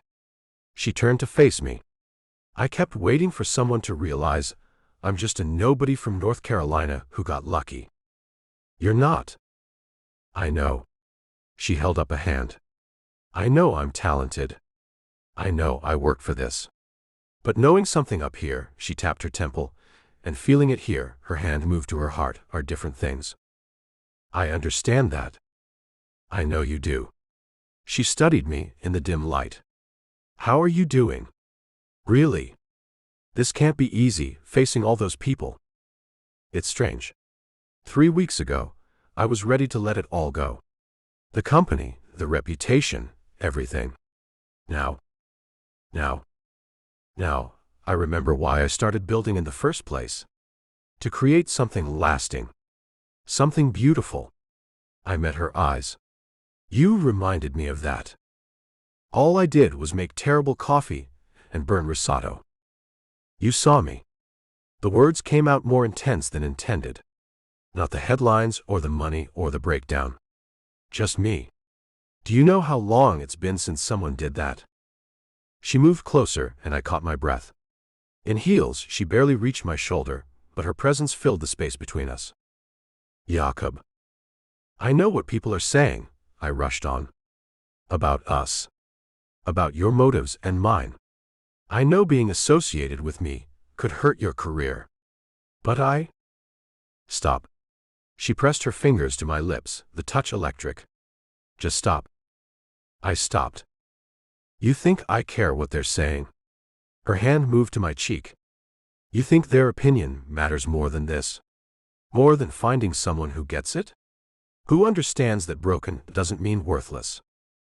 Kim. I'm going to kiss you now, she announced. Unless you have some logical reason why I shouldn't. My mind went blank. I know. No logical reasons. Good. She rose on her toes, and I met her halfway. The kiss was soft, tentative, a question asked and answered in the space of a heartbeat. Her lips were warm, tasting faintly of champagne and possibility. When she pulled back, we were both breathing unsteadily. That was overdue, she finished. Also probably photographed by at least 12 people. I don't care. Neither do I. She smiled, brilliant and real. Want to get out of here? I've shown my face. Talk to the important people. We could walk. You're opening. We'll continue magnificently without me. Besides, I want to show you something. We left through a side entrance, Kim changing into the flats she'd hidden in her purse. Glass slippers are overrated, she explained. Marcus followed at a discreet distance, but the usual crowd of photographers seemed to have remained at the party. Kim led me through winding streets, over small bridges, past sleeping cats and late-night cafes. Finally, we arrived at a familiar spot. The bridge. Where everything had started. I come here when I need to think, she said, settling onto the stone steps. It looks different now, doesn't it? Less like an ending. More like a beginning. I sat beside her, our shoulders touching. You saved my life here. You saved your own life. I just provided terrible coffee and distraction. Is that what you're providing now? Distraction? She turned to look at me, expression serious in the moonlight. I don't know what I'm providing. I don't know what this is. I just know that when I'm with you, I feel understood. Seen. Like all my broken pieces make sense. I know the feeling. So what do we do about it? I don't know, I admitted. I'm not in a position to offer anyone anything right now. My life is a disaster. The board meets next week to discuss my future. Gregor's still out there planning God knows what. I can barely sleep without medication. I'm hardly relationship material. Good thing I'm not looking for material. She leaned her head against my shoulder. I'm looking for something real. Messy and complicated and real. I can definitely provide messy and complicated. And real. The realest thing in my life right now is sitting on these steps with you. We sat in comfortable silence, watching late-night Venice go by. Gondoliers heading home. Tourists lost and laughing. The city eternal and ever-changing, like light on water. We should probably talk about what happens next, Kim said eventually. Probably. I mean, I assume you'll go back to Seattle soon. Deal with the board and everything. Yes. And I have another week here. Then back to New York. I should probably look for a real job now that the residency's ending. You're an artist. That is a real job. Tell that to my student loans. She sighed. This is complicated, isn't it? Geography and careers and crazy different life circumstances. Very complicated. But she lifted her head to look at me. I want to try anyway. If you do, I want to see where this goes, even if it's difficult. You take that risk. After knowing me 3 weeks. I take that risk because of how I've known you for 3 weeks. She smiled. Besides, I like risks. Safe is boring. I'm anything but safe right now. Good. Safe doesn't create beautiful things. Breaking and reforming does. She stood, pulling me up with her. Walk me home. I should probably check on my paintings, make sure no one's drawn mustaches on them. As we walked back through Venice, her hand in mine felt like the most natural thing in the world. Tomorrow would bring complications, geography and gossip and corporate battles. But tonight, we were just two people who'd found each other in broken reflections. At her door, she kissed me again, quick and sweet. Thank you, she said. For coming tonight. For defending me. For being real. Thank you for inviting me into your world. Our worlds are colliding, whether we like it or not. She grinned. Might as well enjoy the explosion.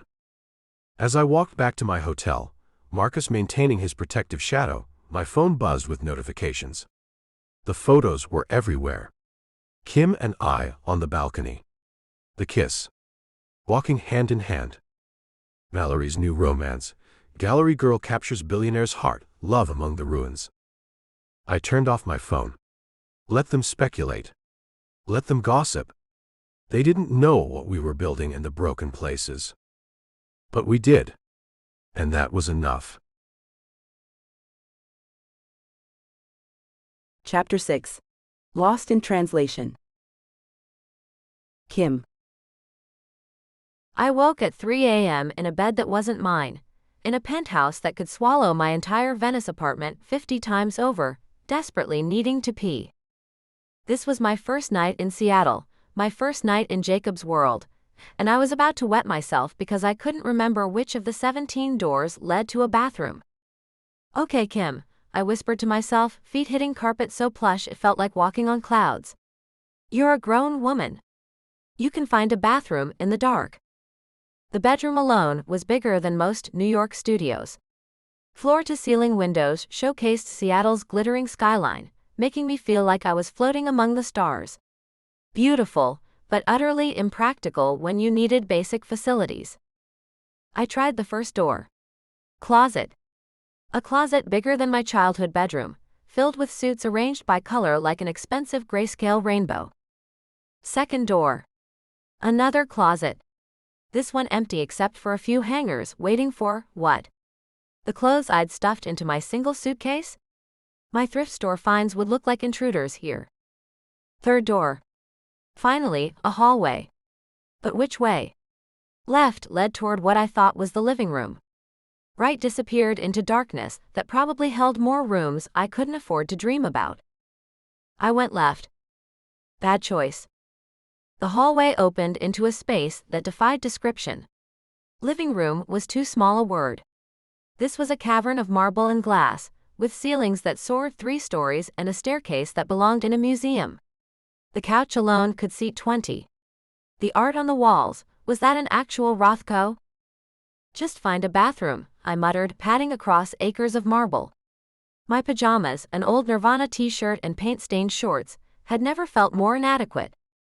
I found the kitchen instead. Of course it was a kitchen that looked like it had never seen actual cooking. Pristine steel appliances reflected my increasingly panicked face. An island the size of my Venice apartment mocked me with its marble perfection. Still no bathroom. I tried another hallway.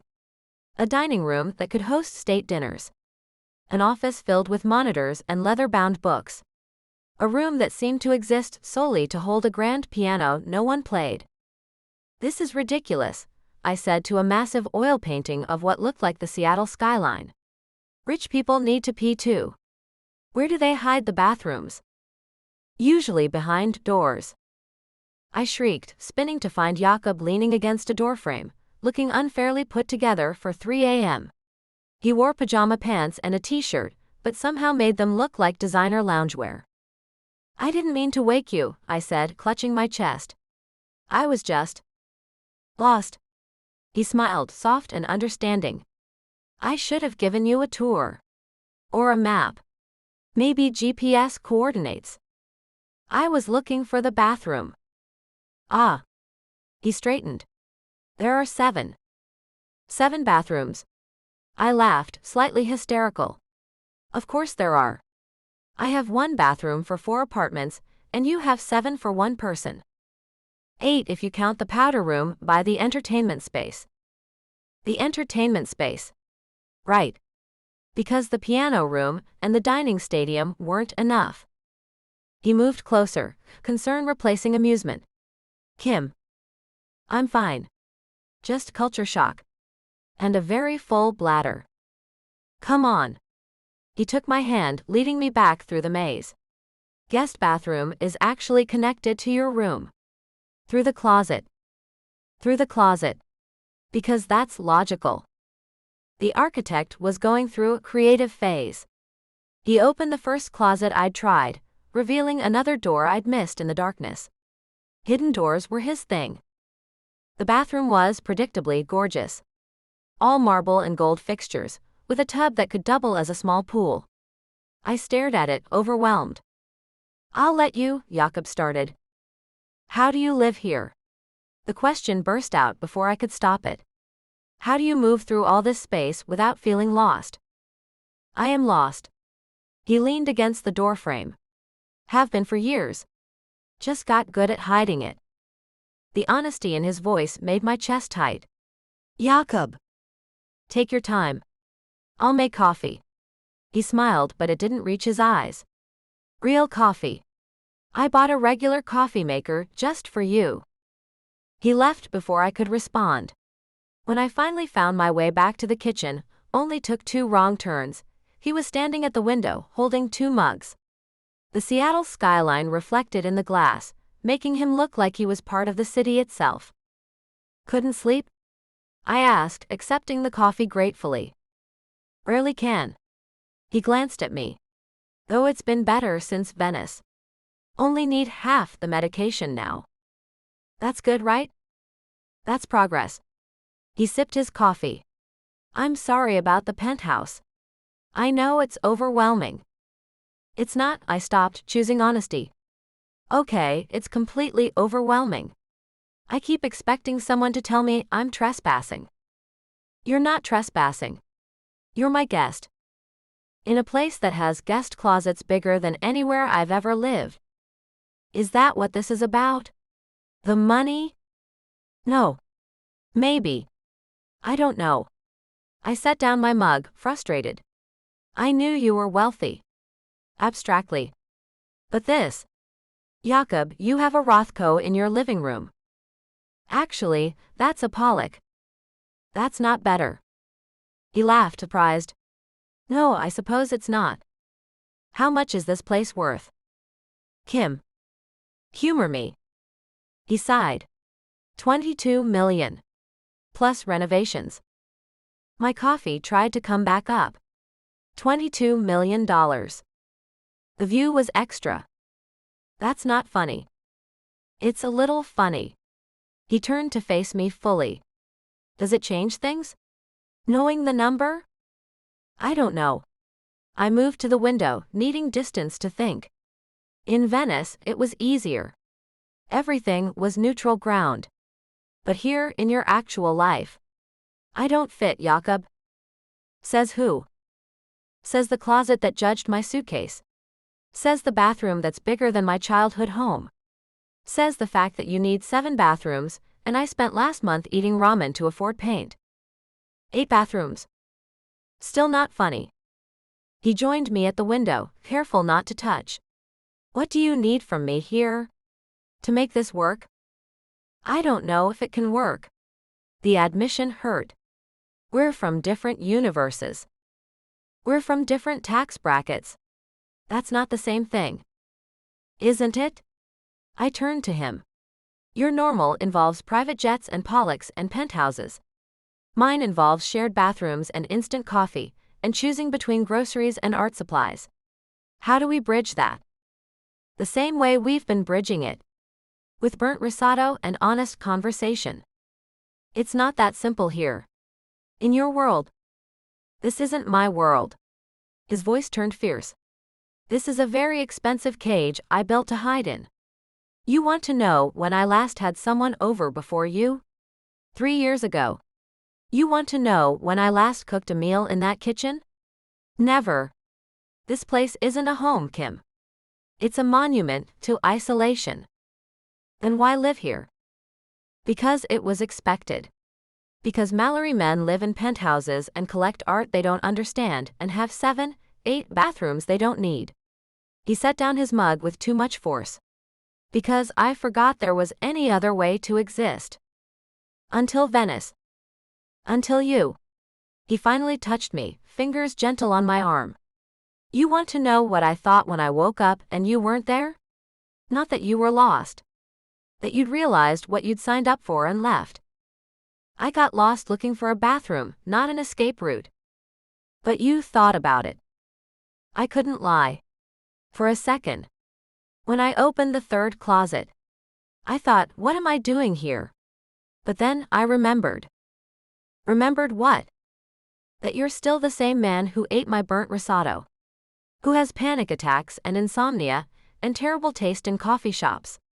I covered his hand with mine. Who trusts me enough to show the broken pieces. This place doesn't feel broken to you? It feels successful. I looked around the pristine kitchen, the perfect surfaces that had never seen real life. It feels lonely. Yes. The word came out raw. It is. Was. You're here now. He turned his hand to interlace our fingers. For the first time in 3 years, someone's here. Just to visit. I have to go back to New York next week. I know. And you have the board meeting. I know. And we still don't know what we're doing. I know that too. He squeezed my hand. But right now at 3 a.m. you're here. Lost in my pretentious penthouse wearing a Nirvana shirt, drinking coffee. And that's enough. Is it? It has to be. Because the alternative is letting fear of the future rob us of right now. He pulled me closer. And I've wasted too much time being afraid. I leaned into him, feeling the warmth of his chest through the thin t-shirt. I'm still not sure I'll ever fit here. Then we'll find somewhere else. Somewhere that fits both of us. Like where? I don't know. Maybe somewhere with only 4 bathrooms. 3 max. Deal. He kissed the top of my head. Want to see something? At 3:30 in the morning? Best time. No one else will be there. He led me to a door I hadn't noticed, hidden behind what I now knew was a pollock. It opened to reveal stairs leading up. Secret passage? Roof access. The architect's one good idea. We climbed the stairs, emerging onto a rooftop garden I hadn't expected. Trees and flowers created a private oasis above the city. A small seating area faced east, toward where the sun would eventually rise. This is beautiful, I breathed. My one contribution to the design. The developer thought I was crazy, wasting profitable square footage on plants. He settled onto a bench, pulling me beside him. But I needed something real. Something that grew and changed and didn't care about stock prices. You come up here often. When I can't sleep. Which is most nights. He pointed to a telescope in the corner. Sometimes I watch the stars. Or try to. City lights make it hard. Like Venice. But you can still see some. You can still see some, he agreed. We sat in comfortable silence, the city spread below us like a circuit board. Slowly, the sky began to lighten, painting the mountains purple. Thank you, I said eventually. For what? For finding me lost in your house. For not making me feel stupid about it. For showing me this. Thank you for not running when you saw the third closet. It was close. But you stayed. I stayed. I snuggled closer. Though I might need that map. And maybe some breadcrumbs. I'll do better than that. Tomorrow, today, I'll show you everything. No more hidden doors or surprise rooms. What about the entertainment space? Especially not the entertainment space. That was the architect's worst idea. He paused. Well, second worst. The meditation room is truly awful. You have a meditation room? I have a room with expensive cushions and a water feature that sounds like a broken toilet. I laughed, the sound carrying across the rooftop. Please tell me you've tried to meditate in there. Once. I lasted 30 seconds before the water noise made me need the bathroom. Which one? The closest of the 8. Still not funny. Getting funnier? Maybe a little. The sun broke the horizon, painting everything gold. The city transformed from mysterious to magnificent, all glass and possibility. It's beautiful from up here, I admitted. Everything looks better from the right perspective. He turned to look at me. Even pretentious penthouses. Even those. I yawned, the early morning catching up with me. though I might appreciate it more after sleep. Come on. I'll walk you back to your room. Leave a trail of breadcrumbs. Or you could just draw me a map. Where's the adventure in that? As we made our way back through the penthouse, it felt slightly less overwhelming. Still massive, still excessive, but with Jakob beside me, it felt less like a museum and more like a puzzle to solve. For what it's worth, he said at my bedroom door, I think you fit perfectly here. In your monument to isolation? In my life. He kissed me softly. The penthouse is just walls and windows. You're what makes it feel less empty. Sweet talker. Honest talker. There's a difference. Him. I smiled against his lips. Still want a map though. I'll have Marcus draw one up. Marcus knows where all the bathrooms are? Marcus knows where everything is. It's deeply unsettling. I laughed, pulling him down for another kiss. Good night, Jakob. Or good morning. Whatever this is. This is the first night in 3 years I've been glad to be awake at 3 a.m. Because someone got lost looking for your 8th bathroom? Because someone made my empty house feel less empty. He stepped back reluctantly. Sleep well, Kim. Dream of normal-sized homes. Dream of finding all 8 bathrooms. His laughter followed me into the bedroom, warming me more than the expensive heating system ever could. As I settled back into the cloud-like bed, I thought about what he'd said. About fitting perfectly into his life, if not his penthouse. About finding somewhere that suited both of us. Maybe that's what love was. Not fitting into each other's worlds perfectly, but being willing to get lost in them together.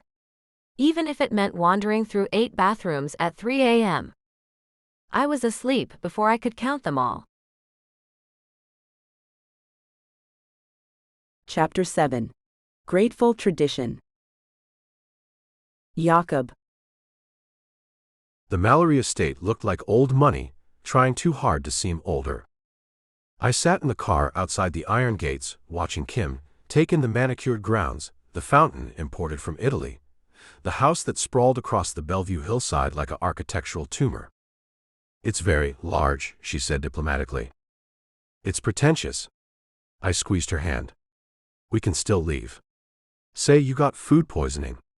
Or I did. Or Marcus did. I did not volunteer for food poisoning, Marcus said from the driver's seat. Kim laughed, but I could feel her tension. She changed outfits 3 times before we left, finally settling on a simple black dress that she kept smoothing nervously. They're going to hate me, she said for the 5th time. They're going to be surprised. There's a difference. Surprised that you're dating someone who shops at Target. Surprised that I'm dating anyone. I brought her hand to my lips. I haven't brought anyone to family dinner in 4 years. What happened 4 years ago? Victoria. Just saying the name left a bad taste. She spent the entire evening networking with my father and calculating the value of my mother's art collection. Lovely. She offered to help update it. Said Mom's taste was charmingly dated. Kim winced. Please tell me someone threw wine at her. Grady threw a dinner roll. Close enough. The gates opened, and Marcus pulled up the long driveway. With each yard, Kim's grip on my hand tightened. Remember, I said as we parked, you don't have to prove anything to them. You're here because I want you here. That's all that matters. Easy for you to say. You're not the one they'll be dissecting over dessert. Actually, that's usually me. I helped her from the car. But tonight you might provide a nice distraction. Happy to help. The front door opened before we could knock. Mrs. Chen, who'd been with the family since before I was born, smiled warmly. Mr. Jakob. So good to see you. Her eyes moved to Kim with genuine curiosity. And you must be Miss West. Just Kim, please. Kim. Mrs. Chen's smile widened. They're in the drawing room. Your father is on his 2nd scotch. Wonderful. 2 scotches meant he was either in a very good mood or a very bad one. No middle ground with Randall Mallory. The drawing room doors were closed, but I could hear my brother's voices inside. Kit's laugh. Joel's dry commentary. Grady being Grady. Ready? I asked Kim. No. But let's do it anyway. I opened the doors to immediate silence. 4 pairs of Mallory eyes turned our way, taking in the scene. Me, holding hands with a woman they'd only seen in grainy tabloid photos. Kim, chin up despite her death grip on my fingers. Kit recovered first. Well, well. The prodigal son brings a date. Alert the media. The media's already alerted, Joel said, not looking up from his phone. There are 17 articles about Kim's dress choice for tonight. There are, Kim looked horrified. He's kidding. Grady bounded over like an overgrown puppy. I'm Grady. The fun brother. You must be the artist who saved Jake from becoming a hermit. I wouldn't say saved. I would. Grady pulled her into a hug before I could stop him. Anyone who can get him out of that mausoleum he calls home deserves a medal. Grady. Our father's voice cut through the warmth. Let the girl breathe. Randall Mallory stood by the fireplace, scotch in hand, examining Kim like she was a property he was considering developing. At 72, he still commanded every room he entered. Miss West. He didn't move to greet her. I've heard a great deal about you. All terrible, I'm sure, Kim said, surprising everyone, including me. Kit choked on his drink. Joel actually looked up from his phone. Grady grinned like Christmas had come early.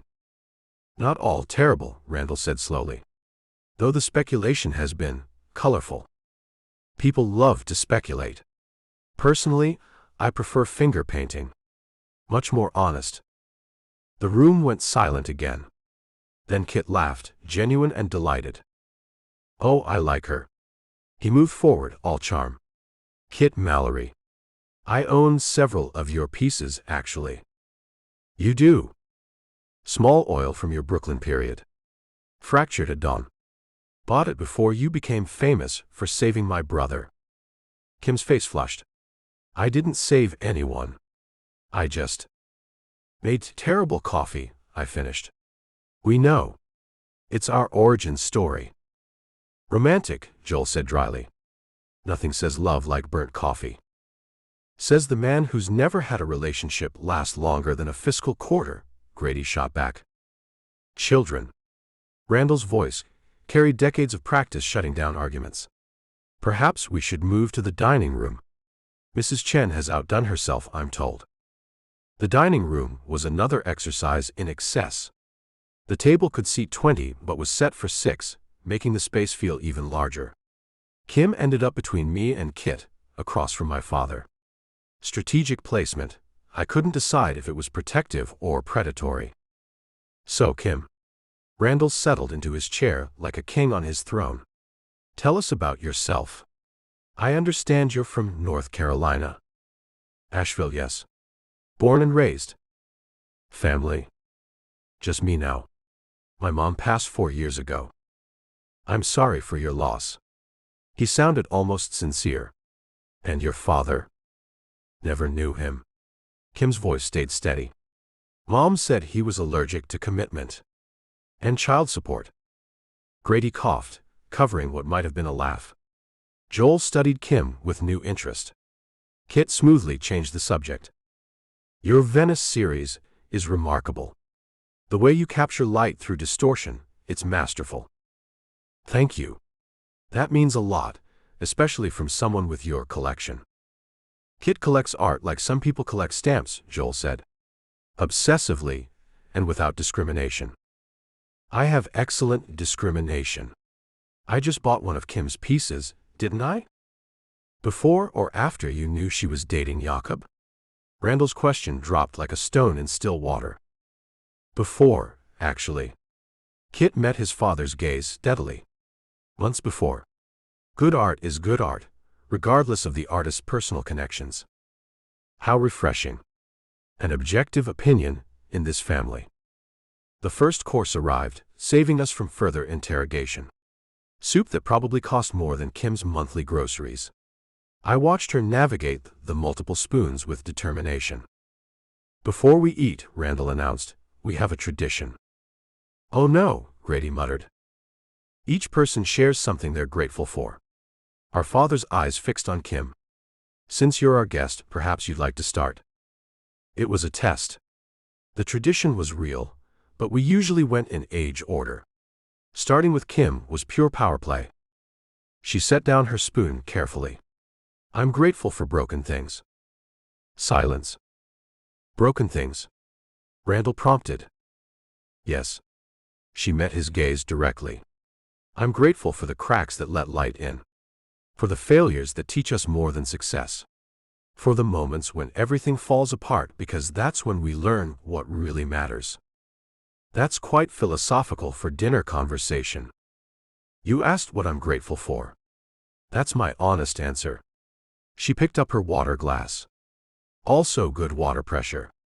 Venice apartments have terrible water pressure." Grady burst out laughing. Even Joel smiled. Kit raised his glass in salute. "Your turn, father," I said, enjoying his momentary loss of control. He recovered quickly. "I'm grateful for family. For the legacy we've built. For traditions that endure despite disruptions. Subtle as a sledgehammer." The gratitude circle continued. Kit was grateful for authentic beauty in an artificial world. Joel for fiscal stability in uncertain times. Grady for good whiskey and bad jokes. When it came to me, I looked at Kim. "I'm grateful for bridges.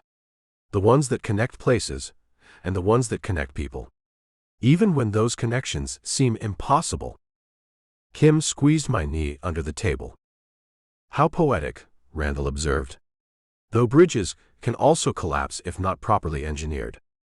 Or they can stand for centuries if built on the right foundation," I countered. "Strong foundations require time to develop. Not weeks." "Moses," Kim said suddenly. Everyone looked at her. "Sorry," Random thought. She smiled innocently.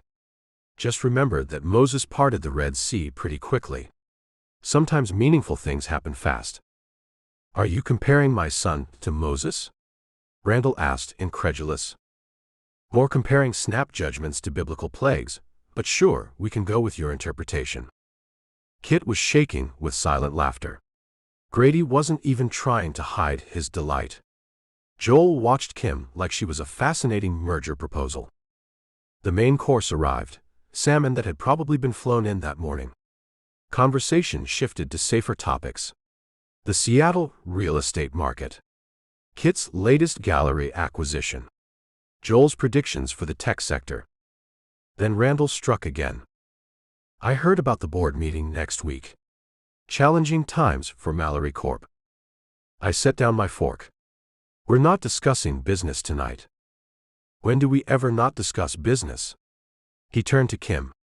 "I hope you understand what you're getting into, my dear. Dating a Mallory during a corporate crisis is not for the faint of heart."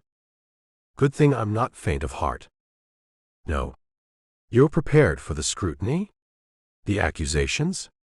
The very real possibility that Jakob could lose everything?" "Dad."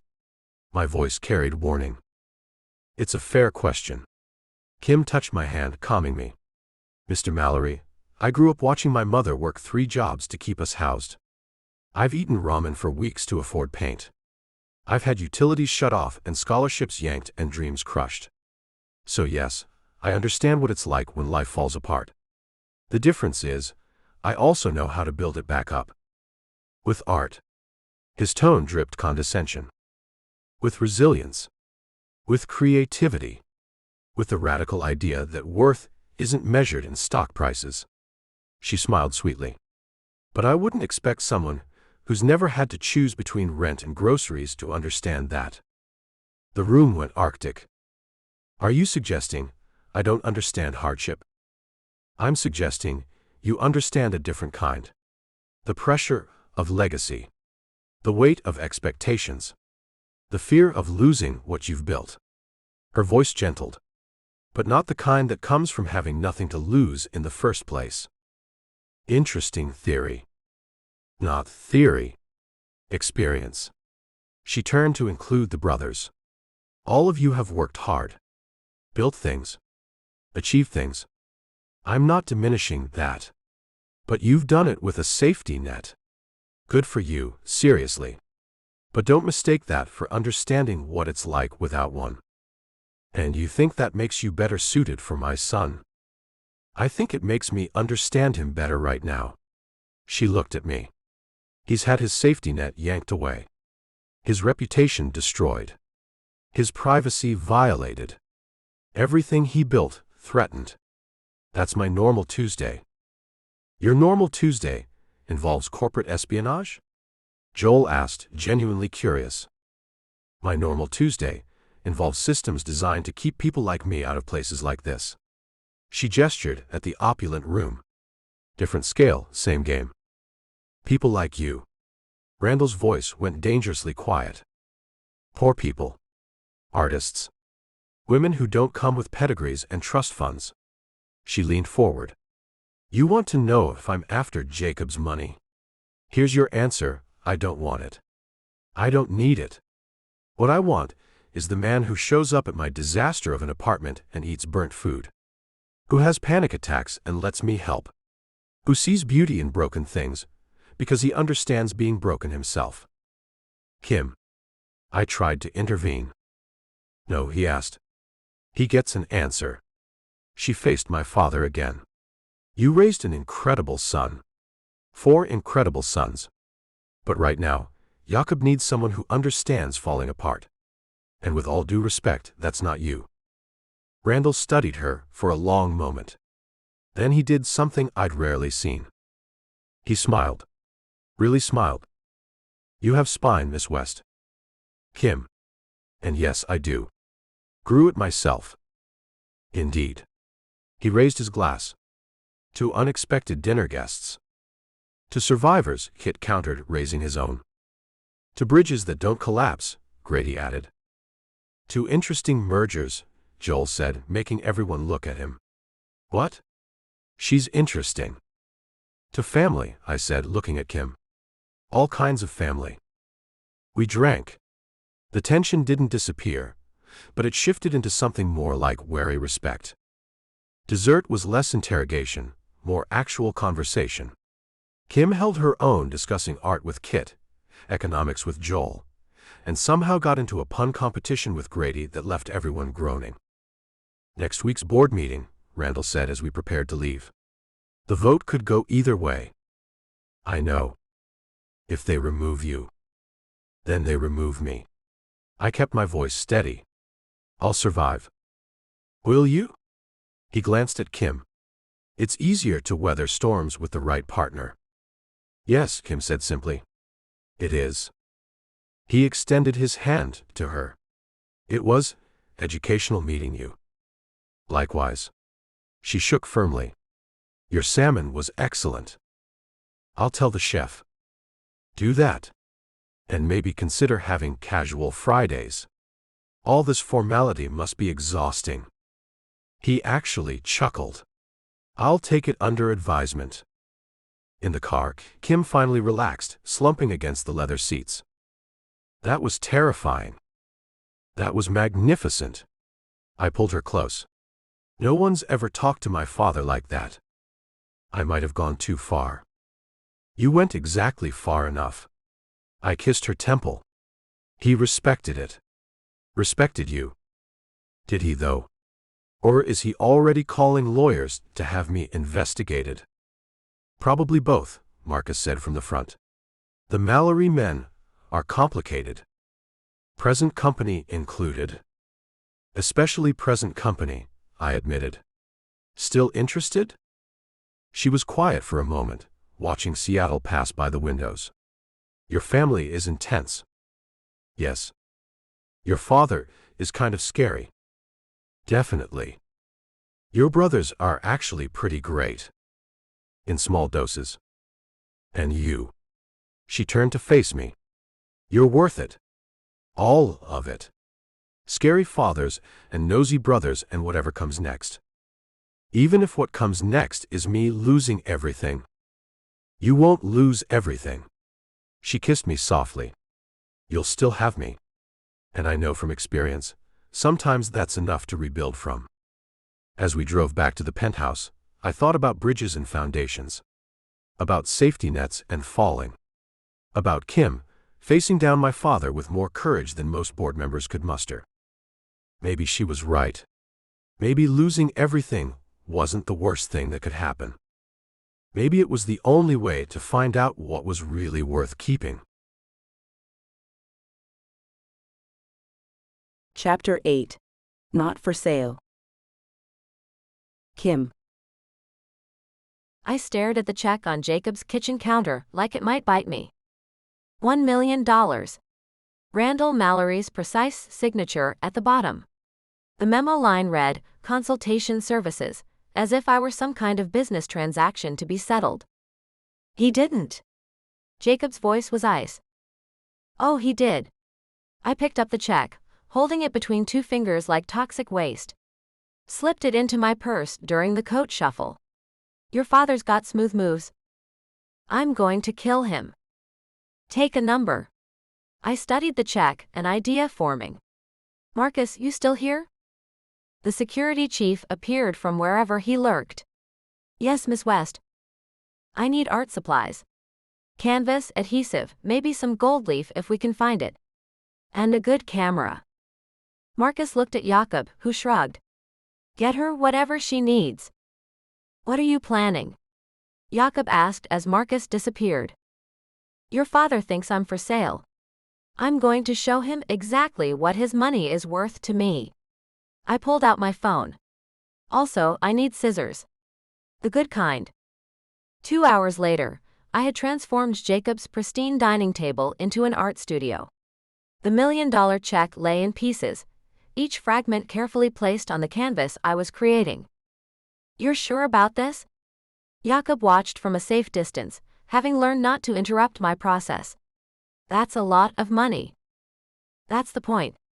I applied adhesive to another piece. He tried to buy me off with money that means nothing to him but would change my life. That's the insult, not the amount but the assumption. He's testing you. Then I'm going to ace this test. I stepped back, evaluating the composition. The check fragments formed a portrait, not of a person but of an idea. Assumptions taking shape, then dissolving. Hand me the gold leaf? Jakob passed the sheets carefully. What are you calling it? Not for sale. Simple. Direct. Honest. Like you. Flatterer. But I smiled, warming under his gaze. Think your father will get the message? Oh, he'll get it. Whether he'll appreciate it, is another question. I worked in silence for another hour, Jakob eventually pulling out his laptop to deal with emails.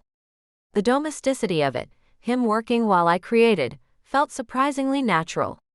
Like we'd been doing this for years instead of days. There. I set down my tools, studying the finished piece. What do you think? Jakob moved behind me, his chin resting on my shoulder as he looked. I think you've turned an insult into art. Literally. That's what artists do. We take the ugly things and make them meaningful. I leaned back against him. Now for phase 2. Phase 2? I pulled out my phone, setting it up to capture the piece in good light. Social media. If your father wants to make this about money and transactions, let's see how that plays in public. Kim, you don't have to. Yes, I do. I turned in his arms. He's not the only one testing here. The world's watching to see if I'm a gold digger. So let's show them exactly what I do with gold digging opportunities. I crafted the post carefully. Not for sale, Mixed Media 2024. Created from $1 million check someone thought would make me disappear. To anyone who thinks artists have a price, we turn your assumptions into art. Hashtag not for sale, hashtag art is not a transaction, hashtag worth more than money. You're going to cause a sensation, Jakob said. Good. I'm tired of being the subject of other people's narratives. I hit share, watching the post go live. Time to write my own. Within minutes, the likes started rolling in. Then the shares. Then the comments. Holy cow, I breathed, watching the numbers climb. It's already at 1,000 likes. 2,000, Jakob corrected, looking at his own phone. And climbing. My phone started buzzing with notifications. Instagram, Twitter, even LinkedIn somehow. The art world loves a good scandal, and I just handed them one wrapped in gold leaf. Kim West, you brilliant genius, read one comment. This is the energy we need in 2024, said another. Whoever tried to buy her off just got schooled. But it was the repost from Artsnet, a major industry blog, that made my jaw drop. Emerging artist Kim West turns buyout attempt into powerful statement about art, worth, and integrity. This is how you handle haters, with creativity and class. You're trending, Jakob said, a note of awe in his voice. Number 3 in Seattle, number 12 nationally. Is that good? That's viral. My phone rang. Sophia. Kara, what have you done? She sounded delighted. My phone is exploding. Collectors are asking about your work. Critics want statements. And someone from the Times wants an interview. The Times? My voice squeaked. New York Times, darling. Art section. They want to know about the woman who turned $1 million into protest art. I sank onto Jacob's couch, suddenly overwhelmed. I was angry. I didn't think. You didn't think, you felt. And you created. That's what artists do. Sophia's voice warmed. I'm proud of you. Your mother would be too. That made my eyes sting. Thanks, Sophia. Now practical matters. You need representation. Real representation, not just me mothering you from afar. I have contacts. Can we talk tomorrow? It's been a long day. Of course. But Kim? Don't let anyone else try to buy you off. You're worth more than they can afford. After she hung up, I found Jakob watching me with an unreadable expression. What? You're extraordinary. He sat beside me, pulling me close. Most people would have cashed the check or torn it up in private. You turned it into a statement. I turned it into art. There's a difference. Is there? Art lasts. Statements fade. I checked my phone again, 10,000 likes and climbing. Though this might be both. A new notification popped up. A text from an unknown number. Well played, Miss West. RM. I showed Jakob. Your father texts? Apparently, when someone turns his money into viral art, yes. He kissed my temple. He's impressed, you know. He'd never admit it, but this is exactly the kind of move he respects. I didn't do it to impress him. Which is why it worked. My phone rang again. Kit this time. You magnificent creature, he said without preamble. I'm watching your numbers climb in real time. Do you know what this is doing for your market value? I don't have a market value.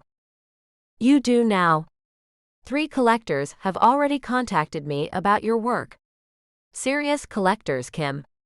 Museum donation tax write-off serious. Kit, I can't? You can and you will. Strike while the iron's hot. Or in this case, while the check is in pieces. He laughed. God, father must be apoplectic. In the best way. He loves when people fight back. He tried to buy me off. He tried to test you. You passed with flying colors. Welcome to the family. We're not, Jakob and I aren't. Please. I saw how my brother looks at you. And how you look at him. It's disgusting and beautiful. His voice softened. You're good for him, Kim. Don't let father or anyone else scare you off. After Kit hung up, my phone kept buzzing. Texts, calls, emails, DMs. The art world had noticed, and they were hungry for more. I need to go to Portland tomorrow, I said suddenly. Portland? The workshop I was supposed to teach. I can't cancel on them because I'm Instagram famous for 5 minutes. I scrolled through the messages, overwhelmed. This is crazy. This morning, I was nobody. Now I'm the artist who told a billionaire to take a hike. Poetically. I didn't tell him to take a hike.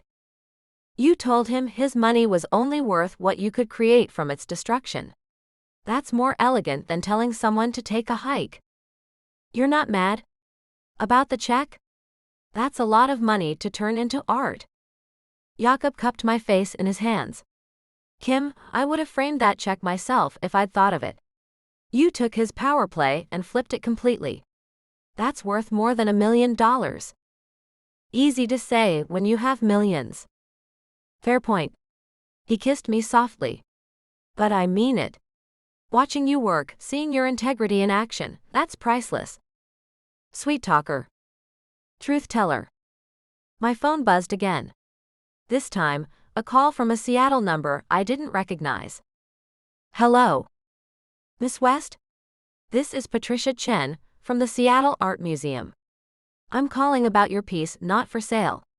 We're very interested in discussing an acquisition. I nearly dropped the phone. The Sam wants my protest art. We want your powerful statement about artistic integrity in the face of commodification. The piece speaks to something vital in our current cultural moment. Can I call you back? This is all happening very fast. Of course. But don't wait too long. Moments like these require momentum. I hung up, staring at Jakob. The Seattle Art Museum wants to buy my rage art about not being for sale. Is that ironic or perfect? Both. Like all the best art. I need air. And maybe wine. Definitely wine. Roof. We took the bottle of wine and 2 glasses up to his garden oasis. The city sparkled below us, unaware that I'd just turned my life upside down with scissors and adhesive. What am I doing? I asked the night sky. This morning I was worried about teaching workshops and making rent. Now I'm viral and museums are calling. You're being yourself, Jakob said simply. Loudly and unapologetically. Is that enough? It's everything. He poured wine, handed me a glass. You know what this means, though. What? You're definitely going to be in the tabloids now. Not as my +1, but as yourself. They'll dig into everything. Let them dig. I've got nothing to hide. I took a sip of wine, letting it warm me. Poor girl from North Carolina makes art and stands up to rich people. Not exactly scandalous. They'll make it scandalous. That's what they do. Then I'll make art about that too. I leaned against him, feeling the solid warmth of his presence. Maybe a series. Things people think matter that don't. Starting with money. Ending with their opinions. He laughed, the sound rich in the night air. Have I mentioned you're extraordinary? Once or twice. But I don't mind hearing it again. We sat in comfortable silence, watching the city and sipping wine. My phone kept buzzing, but I ignored it. Tomorrow I could deal with the galleries and museums, and media requests. Tonight I just wanted to be here with him, celebrating the fact that I'd stood up for myself in the most me way possible. Thank you, I said eventually. For what? For not trying to fix this for me. For letting me handle it my way. I'm learning. He kissed the top of my head. Besides, your way is much more interesting than anything I would have come up with. Lawyers and cease and desist orders? Probably. Boring but effective. Art and viral posts? Chaotic but powerful. He paused. Like you. I'm not chaotic. Kim, you turned $1 million check into art in my dining room. That's beautifully chaotic. Fair point. I checked my phone, 50,000 likes and climbing. Want to help me handle the chaos? I have 3 galleries wanting to schedule calls, and no idea what I'm doing. I know a few things about negotiations. Is that a yes? That's a let's make sure they know exactly how not for sale you are. We clinked glasses, the city lights reflecting in the wine like broken stars. Like art waiting to be made. Like a future being written one viral post at a time. My phone rang again. This time it was Marley, my best friend in New York. "Kim West, you absolute legend," she screamed the moment I answered. "I'm watching you trend from my lab, and my boss is asking if I know you. Girl, you just made destroying money the coolest thing since Banksy's shredder." It wasn't about being cool. Which is why it's cool. You stood up to power with paint and scissors. Do you know how many people wish they could do that? Anyone can? No, they can't. But you did. And now the whole world knows Kim West is not for sale. She paused. Also, is the billionaire as hot in person as he is in photos? Marley. What? I'm a scientist. I observe data. I glanced at Jakob, who was pretending not to listen while clearly hearing every word. He's acceptable. Acceptable? Girl, you're killing me. Fine. He's very acceptable. Especially when he's supporting my chaos, instead of trying to control it. Marry him. Marley? I'm serious. Any man who watches you destroy $1 million and says, "Yes, more of this please," is a keeper. After I hung up, Jakob was smiling. Acceptable? Very acceptable, I corrected, kissing him. Even when your father tries to buy me off. Especially then. You're magnificent when you're righteously angry. Just wait until you see me moderately annoyed. I'm breathtaking. As we headed back inside, my phone showed one final notification that made me stop in my tracks. Victoria Sterling had shared my post. With a comment, "Some artists know their worth. Others create it from nothing. Brava Kim." I showed Jakob, whose expression darkened. That's unexpected. Your ex is congratulating me on destroying your father's money? Victoria never does anything without an agenda. He studied the post. Be careful. She's planning something. Let her plan. I've got scissors and I'm not afraid to use them. But even as I joked, unease settled in my stomach. I'd won this round, turned an insult into triumph. But something told me the game was just beginning. Still, looking at my viral post, now at 75,000 likes, I couldn't help but smile. Not for sale. Not for anyone. And the whole world knew it. Chapter 9. Accidental Declaration. Jakob. Victoria Sterling sat in my office like she owned it, legs crossed, examining her manicure with practiced boredom. "Hello, darling," she purred as I walked in. "Miss me?" I stopped in the doorway, taking in the scene. My assistant hovering, nervously. Marcus standing rigid by the window. And Victoria, in a white suit that probably cost more than Kim's annual rent, making herself at home in my space. "How did you get in here?" "Oh, Jakob." She laughed, the sound like breaking glass. "Have you forgotten? I designed this office. I know all its secrets. That was 4 years ago. Things change." "Do they?" She stood, moving with the calculated grace of a predator. "From what I hear, you're still the same workaholic with intimacy issues. Just with worse taste in women. If you're here to discuss Kim, I'm here to discuss us." She moved closer, perfume overwhelming. "And the opportunity we're missing. There is no us. There could be." She touched my chest and I stepped back. "Think about it. The board's threatening to remove you. Gregor's circling like a vulture. You need allies, Jakob. Powerful ones. I need you to leave. Your little artist is charming, I'll give you that." Victoria examined a crystal paperweight my mother had given me. That stunt with the check. Inspired. But charm doesn't win board votes. Influence does. Kim has nothing to do with. Doesn't she? Victoria set down the paperweight, too hard. You've been photographed with her multiple times. The speculation, is damaging your credibility. The board sees her as evidence of your instability. The board can? Can what? Remove you. They're already drafting the motion. She smiled, cold and perfect. But I can help. My family's fund owns 12% of Mallory Corp stock. That's enough to swing the vote. I felt the trap closing. In exchange for what? Don't be dense. You know what I want. She moved closer again. Us back together. The power couple we were meant to be. Leave the artist to her paint and poverty. Come back to where you belong. I belong with Kim. The words came out without thought, pure truth in the face of manipulation. Victoria's expression flickered.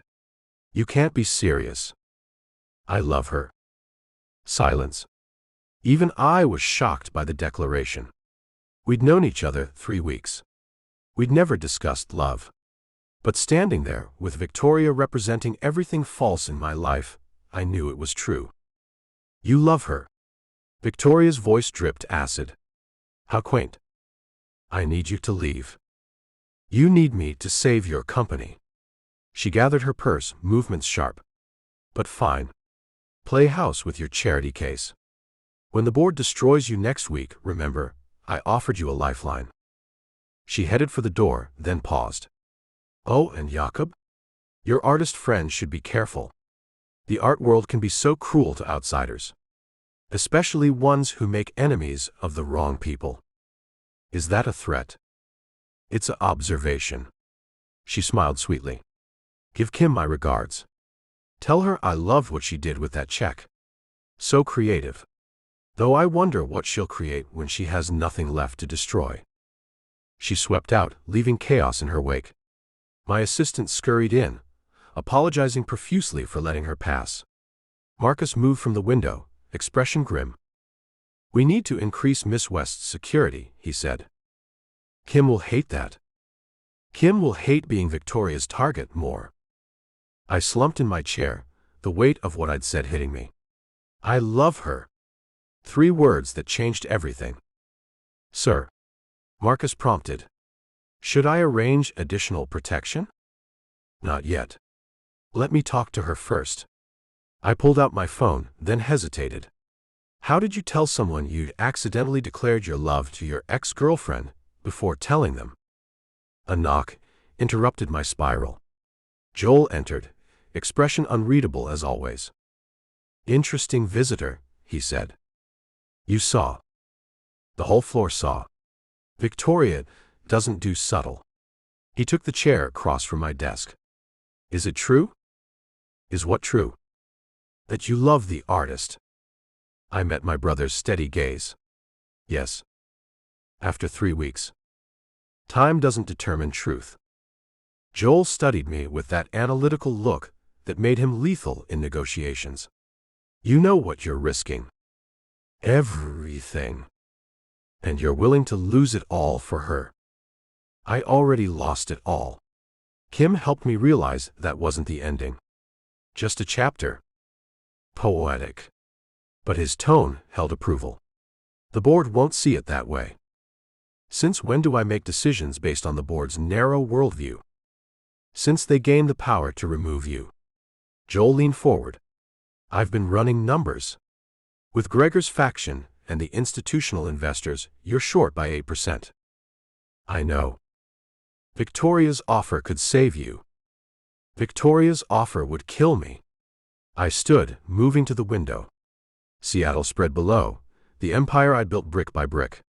What's the point of saving something if you lose yourself in the process? That's an expensive, philosophical question.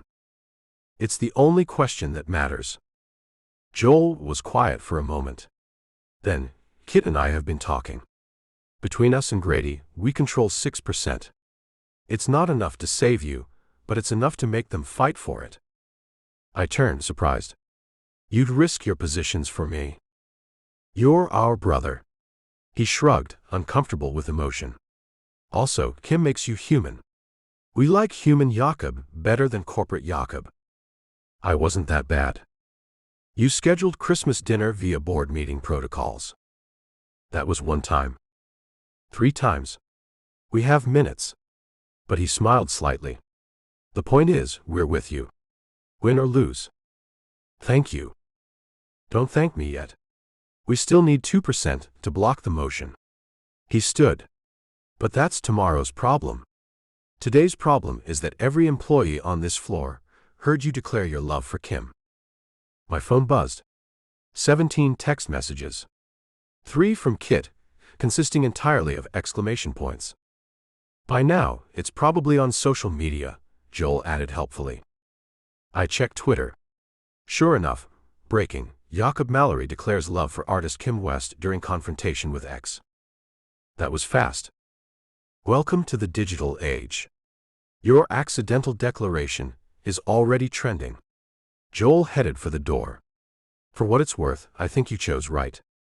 Kim's worth more than board votes. After he left, I called Kim. She answered on the second ring, sounding breathless. I'm in Portland teaching a workshop, and my phone is exploding. Did you really tell Victoria you love me? Yes. In your office? Yes. In front of witnesses? Apparently, in front of most of the 47th floor.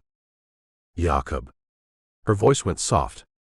You told your ex-girlfriend you love me before you told me. That wasn't the plan. What was the plan? There wasn't one. She was threatening you, offering to save my position if I came back to her, and I just knew. And said it. And now it's on Twitter. It's on Instagram too. Also TikTok somehow. She paused. Are you freaking out? Surprisingly, no. Why not? You just declared love for someone you've known 3 weeks in the most public way possible. Because it's true. I moved back to the window, seeing her reflection in my mind instead of the city. I love you, Kim. I should have told you first, preferably not in front of an audience, definitely not during a confrontation with my ex. But I love you. Silence stretched. I could hear workshop noises in her background, voices, laughter, creativity happening. Say something, I prompted. I'm processing. The billionaire I saved from a bridge 3 weeks ago just told me he loves me via corporate gossip and social media. When you put it like that, it's perfect. What? It's absolutely perfect. She laughed, bright and real.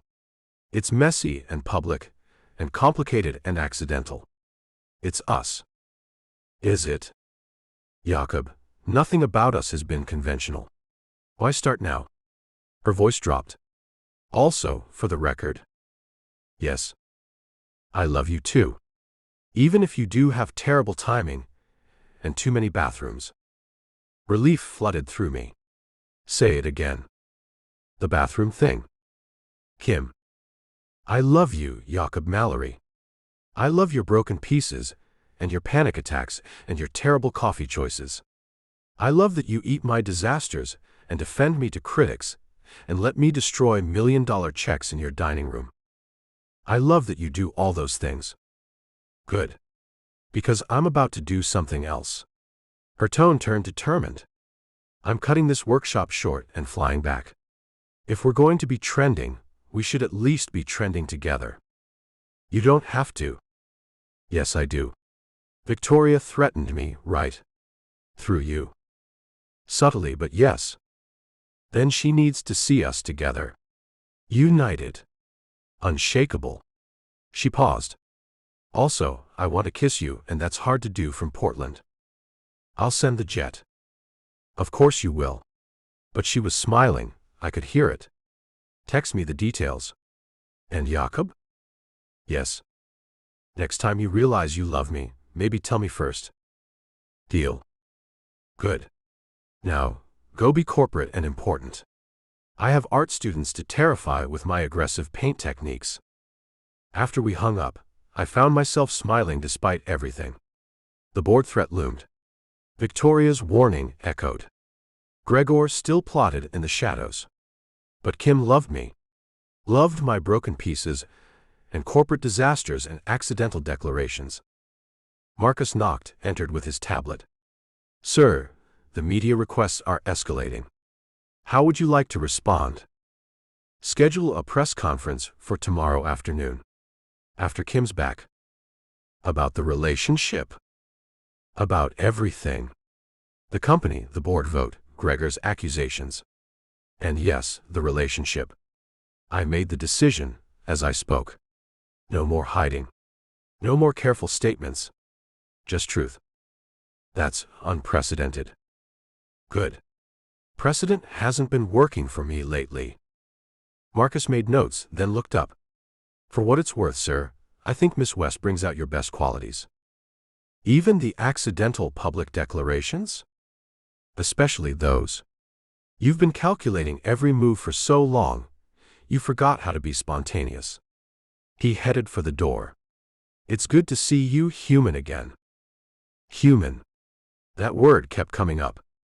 As if falling in love had somehow made me more real, more myself than years of careful control. My phone buzzed. Kim had posted on Instagram a photo of paint-covered hands forming a heart. The caption read, "Love is messy, accidental, and worth declaring." Even on Twitter. #love is not a transaction, #Team Jakob. The likes were already climbing. Because of course they were. Everything Kim touched turned viral gold. Another notification. This time from Kit, finally. Thought you'd never admit it.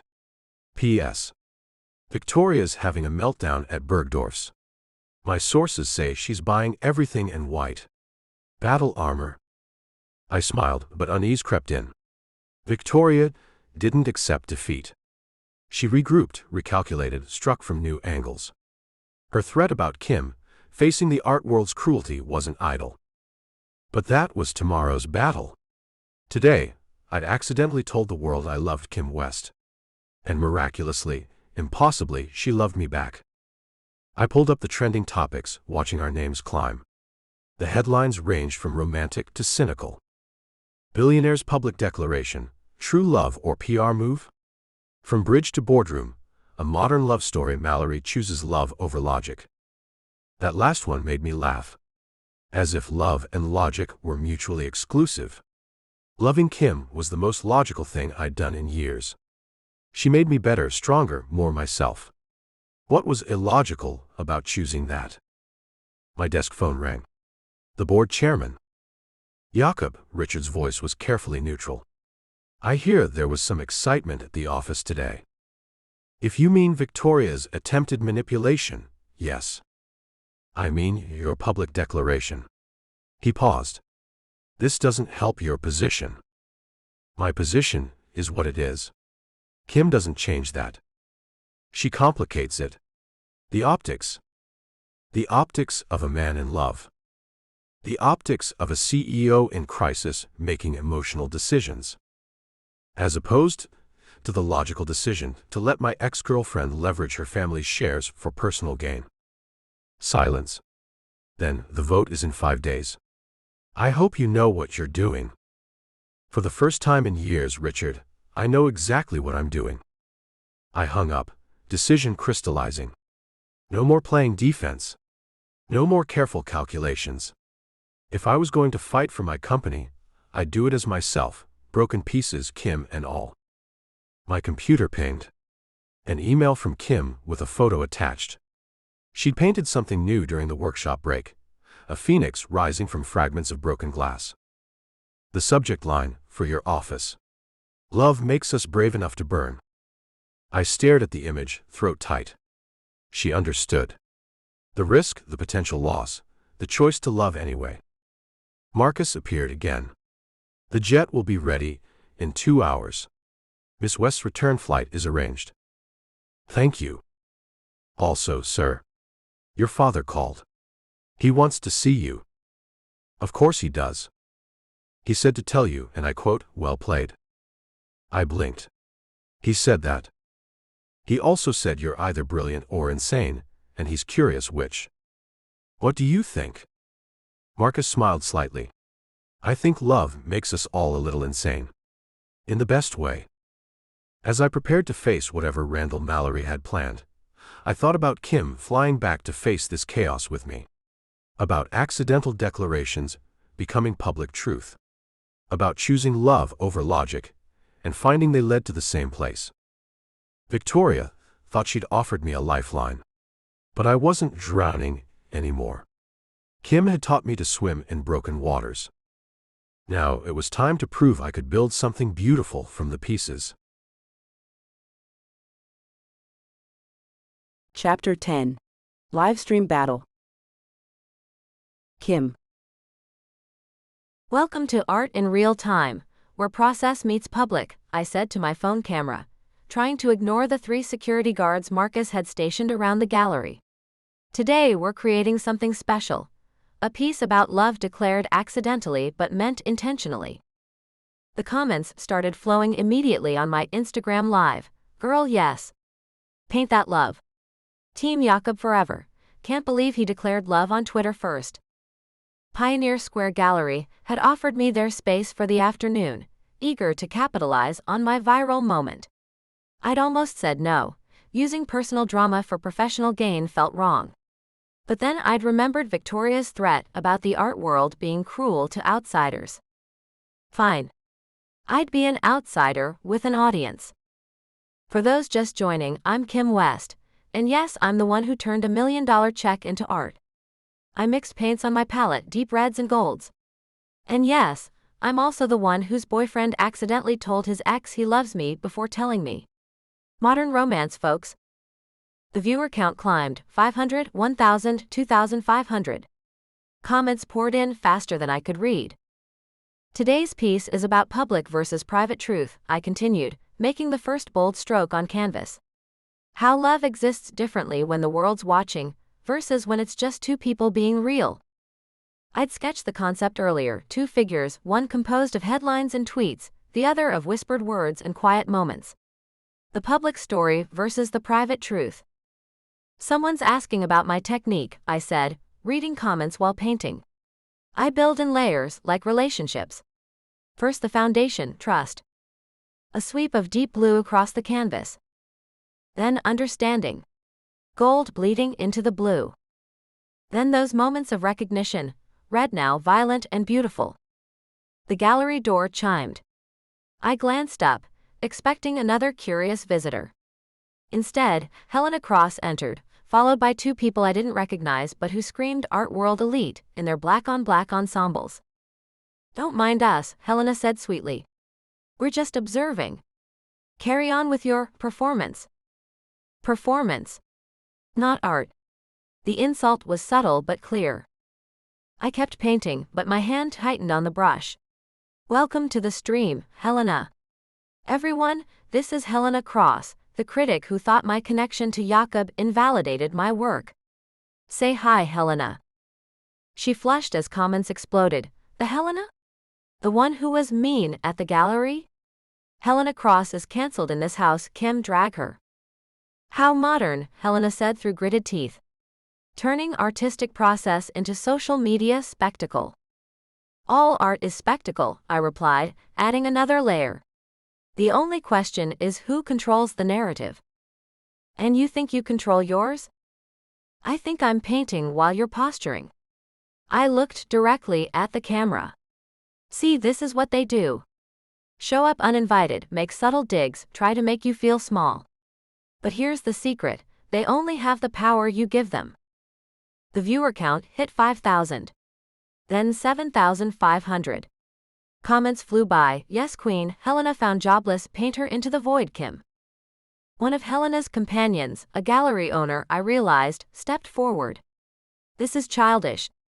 You're deflecting from serious artistic discourse with internet dramatics. Am I? I kept painting, the piece taking shape. Or am I showing how art happens in 2024? With community, transparency, and yes, internet dramatics. Art isn't separate from life. It is life. Your boyfriend's money certainly helps, the other companion added. Easy to be bold with a billionaire backing you. I set down my brush, fury building. But before I could respond, the comments exploded in my defense. She literally destroyed $1 million. Kim was viral before Jakob. These jealous witches. Actually, a familiar voice said from the door, Kim's success is entirely her own. Jakob entered, still in his suit from the office, looking like corporate power personalized. The chat went wild. The man himself, Jakob said, protect Kim's peace, couple goals or couple gods. Mr. Mallory, Helena purred, switching tactics. How lovely. Come to support your girlfriend's little exhibition? I've come to support an incredible artist whose work speaks for itself. He moved to stand beside me but didn't touch, respecting my space, my moment. Though I'm curious why you're here, Helena. The last review you wrote called Kim's work derivative and desperate for attention. Opinions evolve. Or opportunists pivot. Kit appeared behind Jakob, phone already out and recording. Helena, darling, aren't you supposed to be at the Weinstein opening? Or did they finally realize you haven't written an honest review in a decade? Helena's face went white. Kit Mallory. I didn't realize that the Mallory family supports genuine talent over manufactured criticism? Kit's smile was sharp. How unfortunate for you. The viewer count passed 10,000. The gallery owner and his companion were backing toward the door, clearly reassessing their position. This is ridiculous, Helena spat. You can't just broadcast. I can broadcast whatever I want, I interrupted. That's the beauty of owning your narrative. Now, unless you're here to actually engage with the art, I need to ask you to leave. This is a working studio space. You can't. Actually, she can. The gallery's actual owner, David Chen, emerged from his office. This is my gallery, and Kim is my invited artist. You, however, are trespassing. We're leaving, the gallery owner said quickly, grabbing Helena's arm. This isn't over. No, I agreed, turning back to my canvas. It's just beginning. They left in a flutter of black fabric and wounded pride. The comments were euphoric. Kim West Defense Squad, Helena Cross? More like Helena Lost, this is better than Netflix. Well, I said to the camera, slightly shaky from adrenaline, that was unexpected. But you know what? Art has always been political. Has always been about power, and who gets to decide what matters. Today, we decided. I picked up my brush again, adding fierce strokes to the canvas. The piece had shifted during the confrontation, becoming something rawer, more powerful. Someone asked if I'm okay, I read from the comments. I'm better than okay. I'm painting in a respected gallery, supported by people who see my worth, creating art that matters to me. And 12,000 of you are watching. We're all okay. 15,000, Kit corrected, still filming. And climbing. Jakob moved into frame, careful not to overshadow.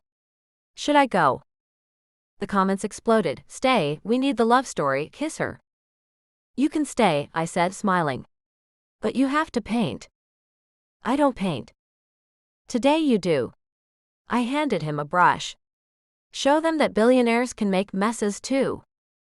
He laughed, taking the brush awkwardly. Where? Anywhere. Art isn't about perfection. It's about truth. He studied the canvas, then added a tentative stroke of blue.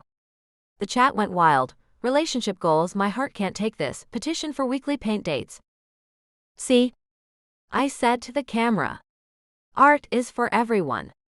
Not just critics with agendas or galleries with gatekeepers. Everyone. We painted together for another hour, the piece evolving with each stroke. Jakob relaxed, getting paint on his expensive suit and not caring. Kit provided commentary that had the chat in hysterics. Even Marcus appeared in frame once, declaring the perimeter secure with deadpan seriousness. Finally, I stepped back. The painting was raw, emotional, imperfect, and exactly right. Two figures emerged from chaos, reaching for each other through noise and static, finding connection despite the interference. What do we call it? Jakob asked. I looked at the chat, at the 20,000 people who'd witnessed art being born from conflict. Signal in the noise, I decided. Because love finds a way to broadcast through all the static. The hearts and fire emojis filled my screen. Someone started a hashtag signal in the noise. Within minutes, it was trending. Thank you for joining today's stream, I said, suddenly exhausted. For showing that art belongs to all of us. That we get to decide what matters. That love, accidental, public, messy love, is worth celebrating. Even when it's declared on Twitter first? Jakob added, making everyone laugh. Especially then. I reached for his hand, paint-stained fingers intertwining. Because real love doesn't wait for perfect moments. It just happens. I ended the stream to a flood of love and support. David was already talking about making this a regular series. Kit was fielding calls from collectors who wanted to buy the piece we just created. But I was looking at Jakob, whose eyes held that mix of pride and wonder that made my heart skip. Thank you, I said. For showing up. For painting. For not trying to fight my battles for me. You didn't need me to fight. You had an army. He gestured at my phone, still pinging with notifications. 20,000 strong and growing. Still. Having you here mattered. Having you in my life matters. He kissed me softly, not caring about the lingering gallery visitors with phone cameras. Even if you do make me paint on live streams. Get used to it. I'm thinking weekly series. Billionaires learn art. I'm thinking we need dinner. Fighting the art establishment is hungry work. Instant noodles at my place? I was thinking somewhere with actual food. But then how will you practice for next week's stream? Billionaires learn to cook. He laughed, pulling me close. I'm starting to think loving you means embracing chaos. Complete chaos, I agreed. With paint and instant noodles and occasional gallery invasions. Wouldn't have it any other way. As we left the gallery, my phone showed the stream's final statistics. 23,000 viewers, 45,000 comments, and hashtag signal in the noise trending nationwide. But more importantly, Helena Cross had posted a retraction of her review, calling my work unexpectedly powerful and culturally relevant. Did you see this? I showed Jakob. Kit may have mentioned that Helena's biggest sponsor is reconsidering their support. Something about not wanting to be associated with elitist gatekeeping. That's convenient. That's the power of controlling your narrative. He smiled. And having 20,000 witnesses doesn't hurt. 23,000. And climbing. We walked through Pioneer Square, past tourists and locals, just another couple covered in paint and possibility. My phone kept buzzing with opportunities, galleries, collectors, media requests. The art world that had seemed so closed was suddenly wide open. All because I'd chosen to paint my truth in public, messiness and all. Hey, Jakob said suddenly. I love you. In case that wasn't clear from the Twitter declaration. It was clear. I squeezed his hand. But I love hearing it without the internet watching. Get used to that too. I plan to say it a lot. Daily. Hourly, if you'll let me. Deal. But only if you promise to paint with me again.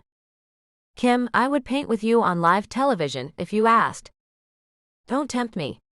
Billionaires Learn Art could be the next big streaming hit. He laughed and the sound followed us home, warming me more than any amount of viewers or viral moments could. Helena had been wrong. The art world wasn't cruel to outsiders. It was cruel to those who thought they owned it. But today, we'd proven that art, like love, belonged to everyone brave enough to claim it. Chapter 11. Security Breach. Jakob. I watched Kim through the coffee shop window, completely unaware of the bodyguard sitting 3 tables away. She was sketching in her notebook, lost in her own world, occasionally smiling at something on her phone. Probably comments from yesterday's live stream, which had spawned approximately 17 think pieces about the democratization of art in the digital age. She's going to notice eventually, Marcus said beside me. Not if Rodriguez does his job right. Sir, with respect, Miss West noticed me tailing her within 2 blocks last week. She bought me a coffee and asked about my kids. Rodriguez is more subtle. Rodriguez is 6'4" and built like a linebacker. I watched as Kim glanced up directly at Rodriguez and waved. The bodyguard sheepishly waved back. Subtle, Marcus repeated dryly. My phone buzzed. Kim. The new shadow you hired is lovely. We're discussing his daughter's art project. Did you know she's doing a report on Venice? What a coincidence. She knows, I said. Of course she knows. She's not oblivious, just kind.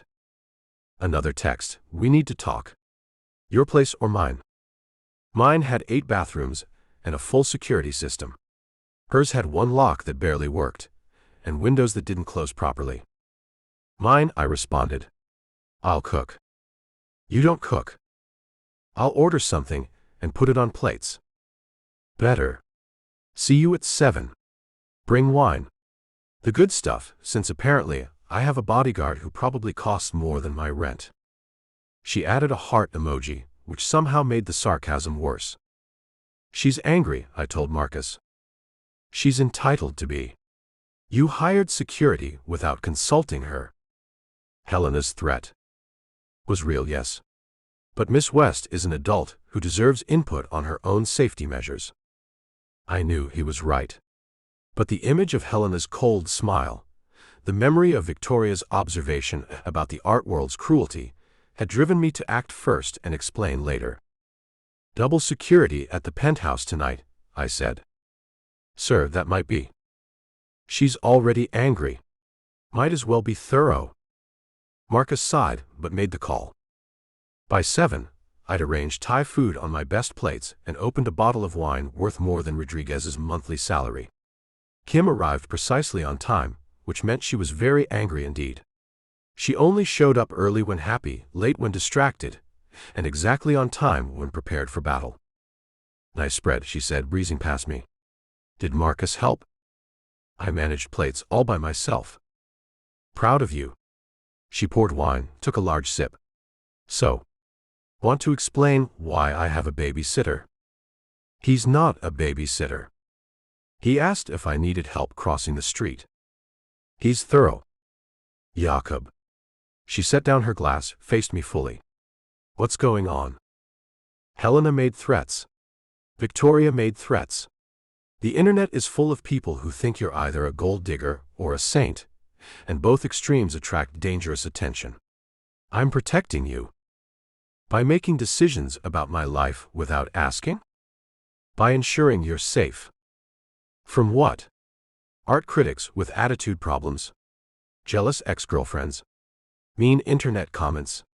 She laughed, but it had an edge. I've been handling those since long before I met you. This is different. Why? Because now I'm dating a billionaire. She moved closer, and I could see the hurt under the anger. Do you think I'm weak, Jakob? That I need you to manage my life? I think you're precious to me, and I can't lose you. The words stopped her momentum. That's not fair. What's not fair?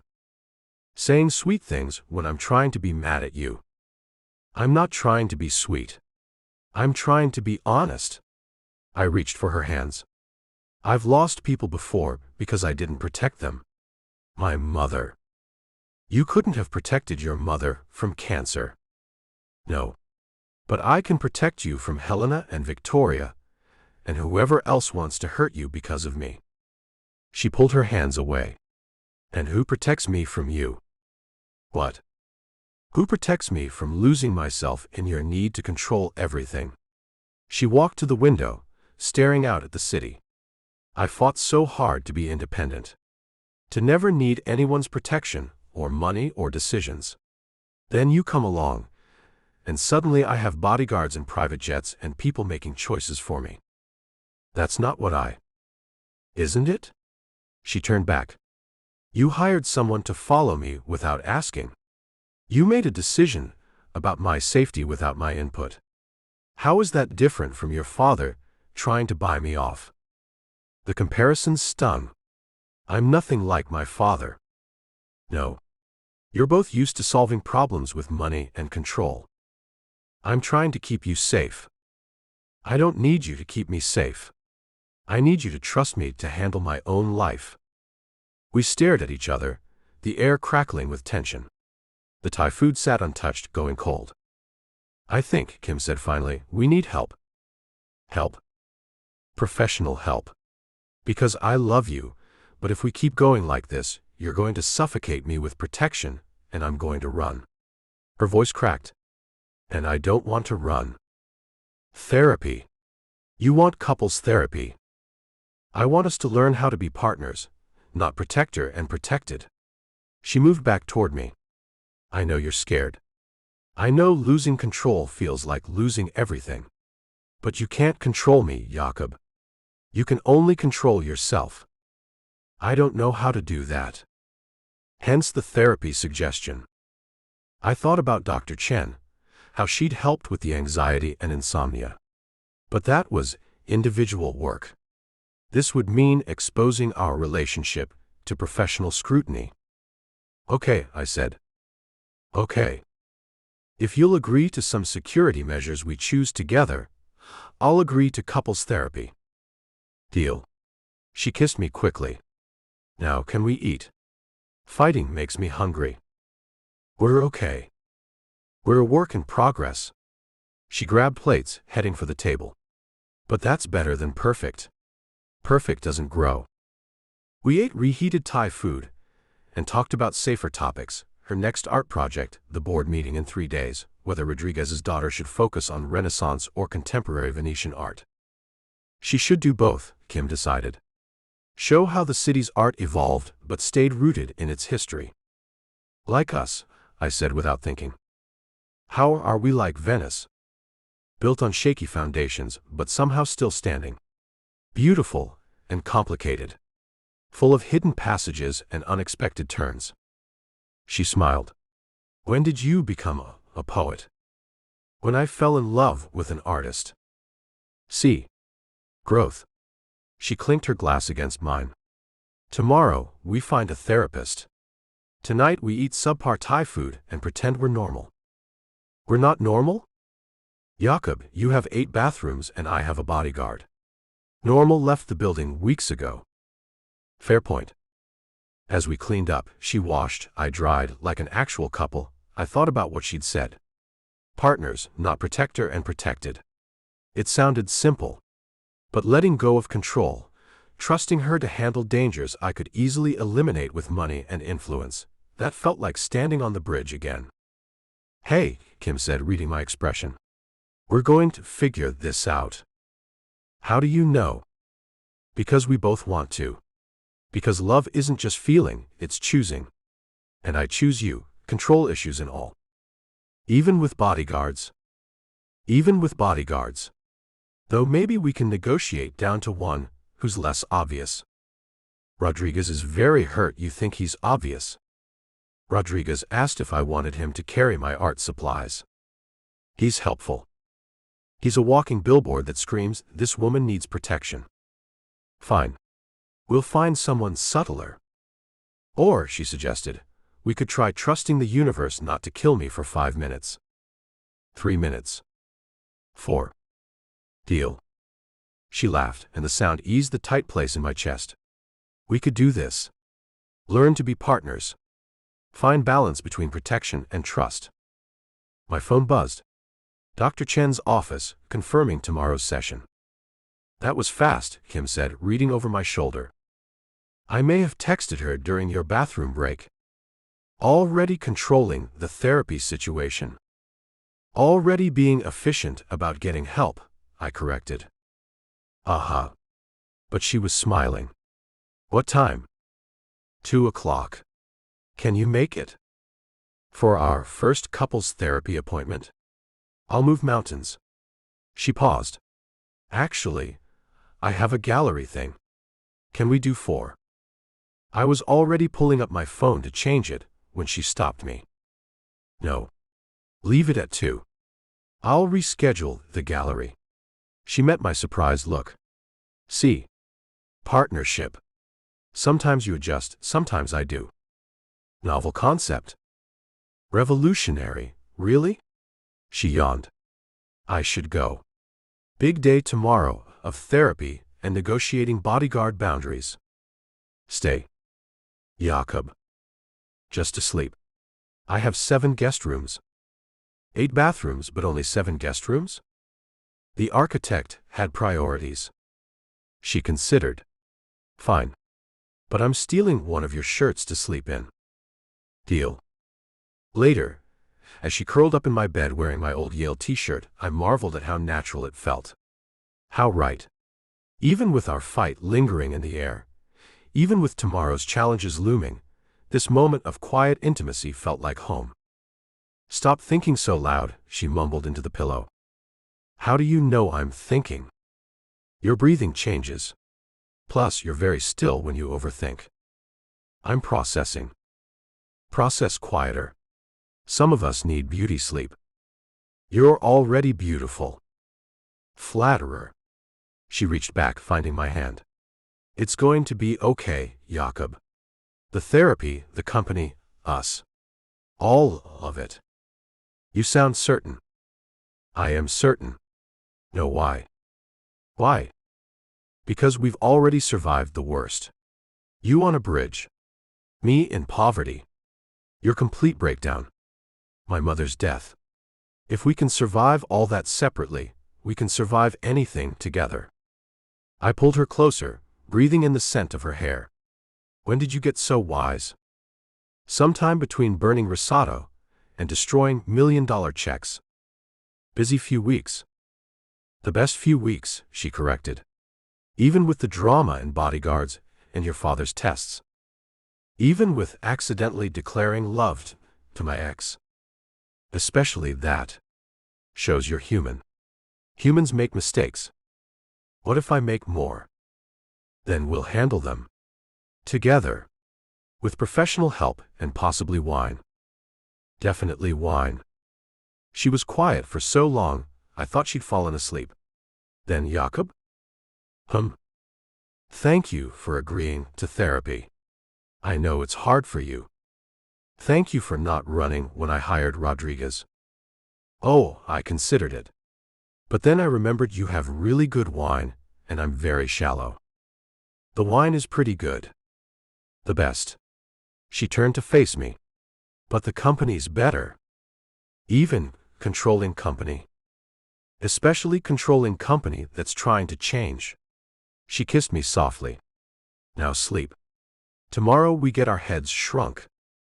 Technically, therapy doesn't shrink. Sleep, Jakob. Yes, ma'am.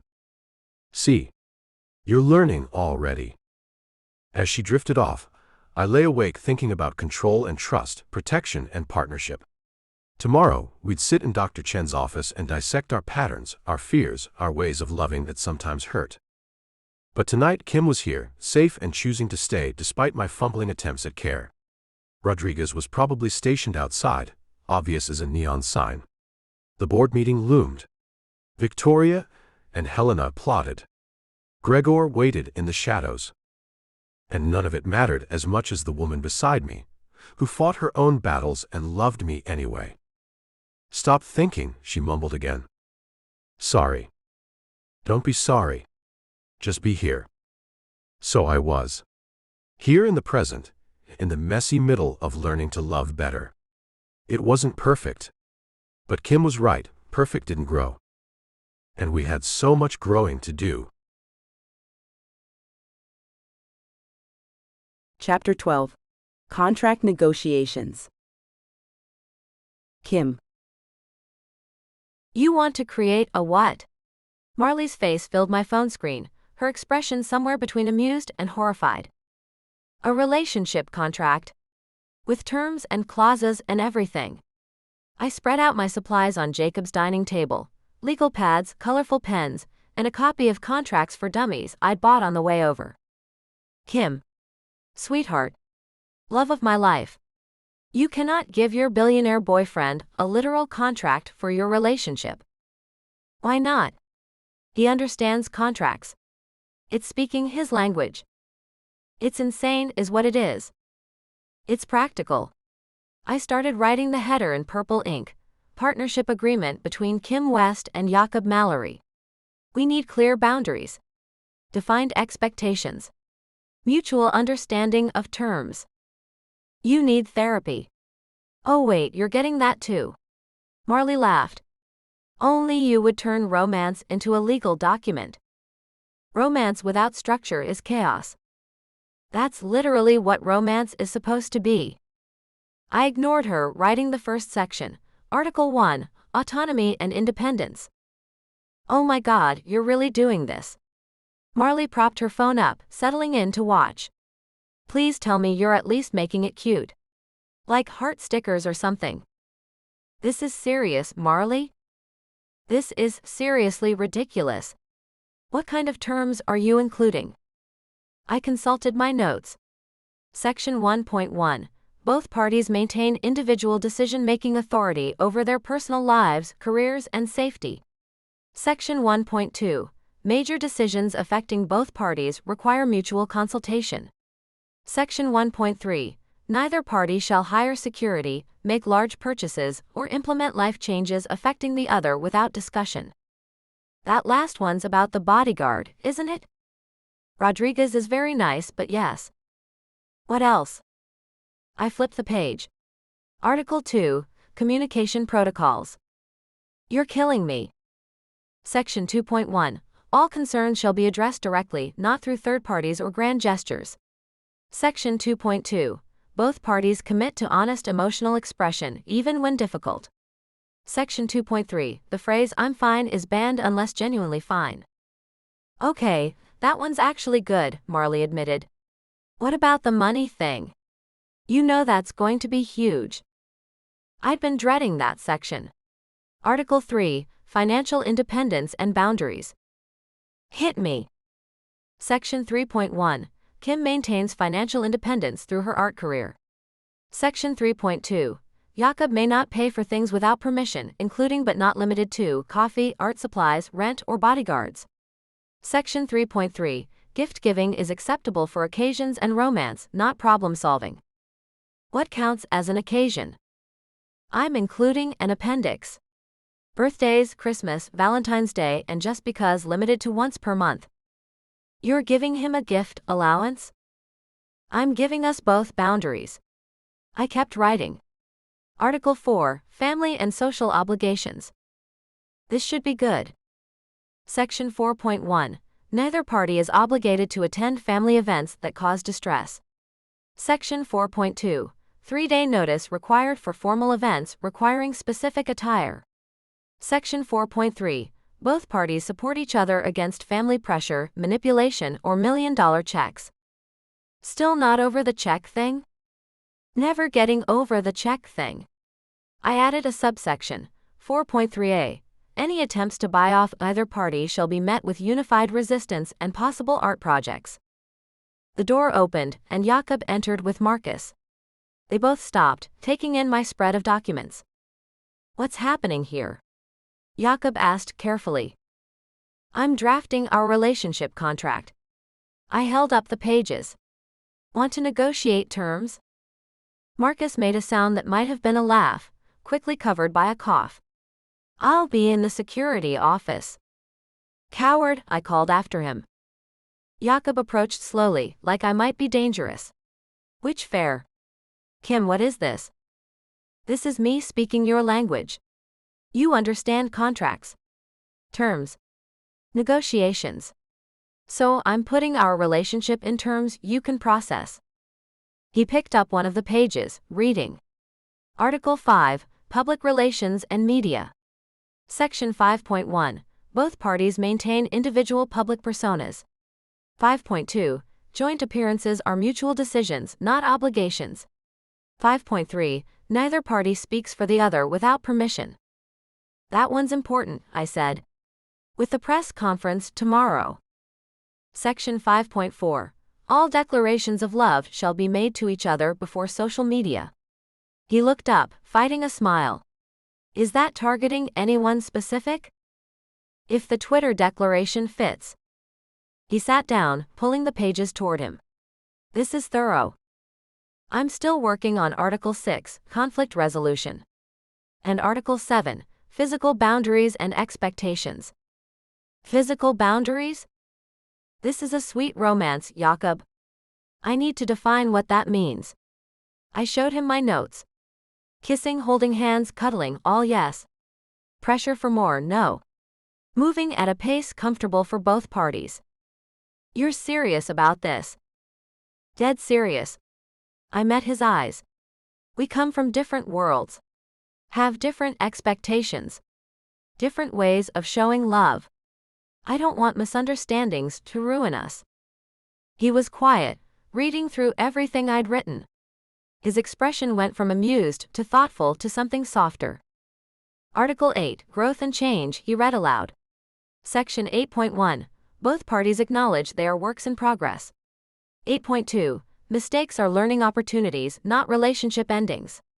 8.3, individual growth is celebrated, even when it challenges the relationship status quo. Too much? I asked, suddenly nervous. No. It's... He set down the pages. It's brilliant. Really? Really? You've taken something I understand, contracts, and used it to help us understand each other. He picked up a pen. But I have some additions. Negotiate away. He wrote in neat script, Article 9, Trust and Faith. Section 9.1, both parties trust the other's judgment even when afraid. 9.2, faith in the relationship supersedes individual fears. 9.3, love is given freely, not earned through perfection. My throat tightened. Jakob. Article 10, support systems, he continued. Section 10.1, both parties maintain individual friendships and support networks. 10.2, therapy, both individual and couples, is viewed as relationship maintenance, not failure. 10.3, Marcus is not a support system, he's security, and Kim will stop trying to make him a friend. Hey. Marcus likes me. Marcus is professionally obligated to be neutral. Marcus gave me tea when I was nervous. Fine. He crossed out the last part. 10.3, Marcus can be a friend but not a mediator in relationship disputes. Deal. We worked together for another hour, refining terms, adding clauses, creating what had to be the world's most detailed relationship agreement. Marley occasionally chimed in from the phone with suggestions, most of them unhelpful but hilarious. You need a termination clause, she said at one point. We're not breaking up, I protested. No, but you need to define what would end this. Like if he buys you an island without asking. Section 11.4, Jakob said, writing. No islands, small countries, or large buildings may be purchased as gifts without explicit written consent. You can't be serious, I laughed. You haven't seen what my brothers buy their girlfriends. He paused. Ex-girlfriends. They never last past the island phase. Note to self, no islands. Unless you want one, he added quickly. With explicit written consent. The only island I want is Manhattan, and I can't afford it. Yet, he said, then caught my look. Kidding. Article 3 clearly states financial independence. Finally, we had a complete document. 12 articles, 47 sections, numerous subsections, and one appendix defining acceptable gift-giving occasions. Now what? Jakob asked. Now we sign it. I produced 2 copies. One for each of us. You printed copies? I'm prepared. I signed mine with a flourish. Kim West, party of the first part, agrees to these terms of partnership. Jakob signed his more carefully. Jakob Mallory, party of the second part, agrees to these terms and requests one addition. What addition? He wrote at the bottom, Article 13, Love. The parties acknowledge that love transcends all articles and sections. When in doubt, choose love. That's not very contractual, I said, voice thick. Sue me. He pulled me into his lap. Actually, don't. According to Article 11, all disputes are handled through conversation, not litigation. You memorized it already? I'm a fast reader. He kissed me softly. This is the strangest, sweetest thing anyone's ever done for me. Stranger than turning $1 million check into art? Stranger and better. You tried to understand me. To meet me where I am. He gestured at the contract. This isn't just paper. It's a map for how to love each other well. Exactly. I bounced in excitement. See? Marley thought I was crazy. You are crazy, Marley called from the phone. Beautifully, wonderfully crazy. And apparently perfect for each other. Thank you, Jakob and I said in unison. Now hang up on me and make out or something. This contract negotiation was weirdly romantic, and I need to process. I ended the call, turning back to Jakob. So, according to Article 7, Section 7.2, kissing is encouraged when both parties are enthusiastic participants. I'm very enthusiastic. Me too. He kissed me deeper this time, the contract crackling between us. When we pulled apart, I noticed he'd gotten ink on his shirt from the papers. Article 14, I said breathlessly. Kim is not responsible for ink stains acquired during contract negotiations. Counteroffer. Jakob finds ink stains acquired during contract negotiations extremely attractive. Deal. We were interrupted by Marcus knocking. Sir, the legal team is here for tomorrow's press conference preparation. Legal team? I looked at Jakob. For the press conference? I may have asked them to draft some statements. At my look, he quickly added, but according to Article 5, Section 5.3, I won't speak for you without permission. They're just options.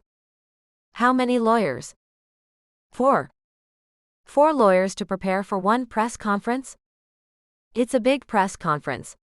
The board vote is in 2 days. Everything matters. I gathered up our contract copies.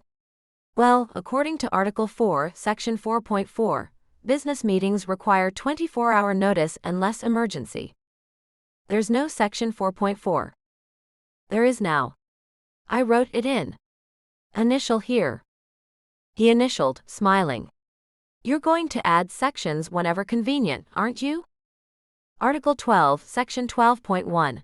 Contract is subject to amendments as relationship evolves. I should have read the fine print. Always read the fine print. I kissed his cheek. Go have your lawyer meeting. I'll paint in the upstairs studio.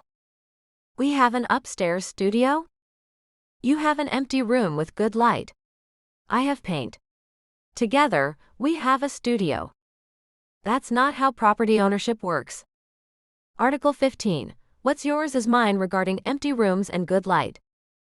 That's definitely not in the contract. Initial here. I held out the pen. He initialed without reading, which made my heart skip. I'm trusting you not to abuse this power. Article 9, Section 9.1. Both parties trust the other's judgment. I gathered my supplies. Even with impromptu amendments. As I headed upstairs, I heard him explaining to the lawyers that they'd need to wait while he made copies of a relationship contract for his files. Is that legally binding? One lawyer asked. In all the ways that matter, Jakob replied. I smiled, finding the empty room I'd claimed as studio space. Late afternoon light streamed through the windows, perfect for painting. I set up my supplies, thinking about contracts and love, and finding someone who understood your particular brand of crazy. My phone buzzed. A text from Jakob. Legal wants to know if our contract supersedes prenuptial agreements. I texted back, Article 16, we'll cross that bridge when we come to it.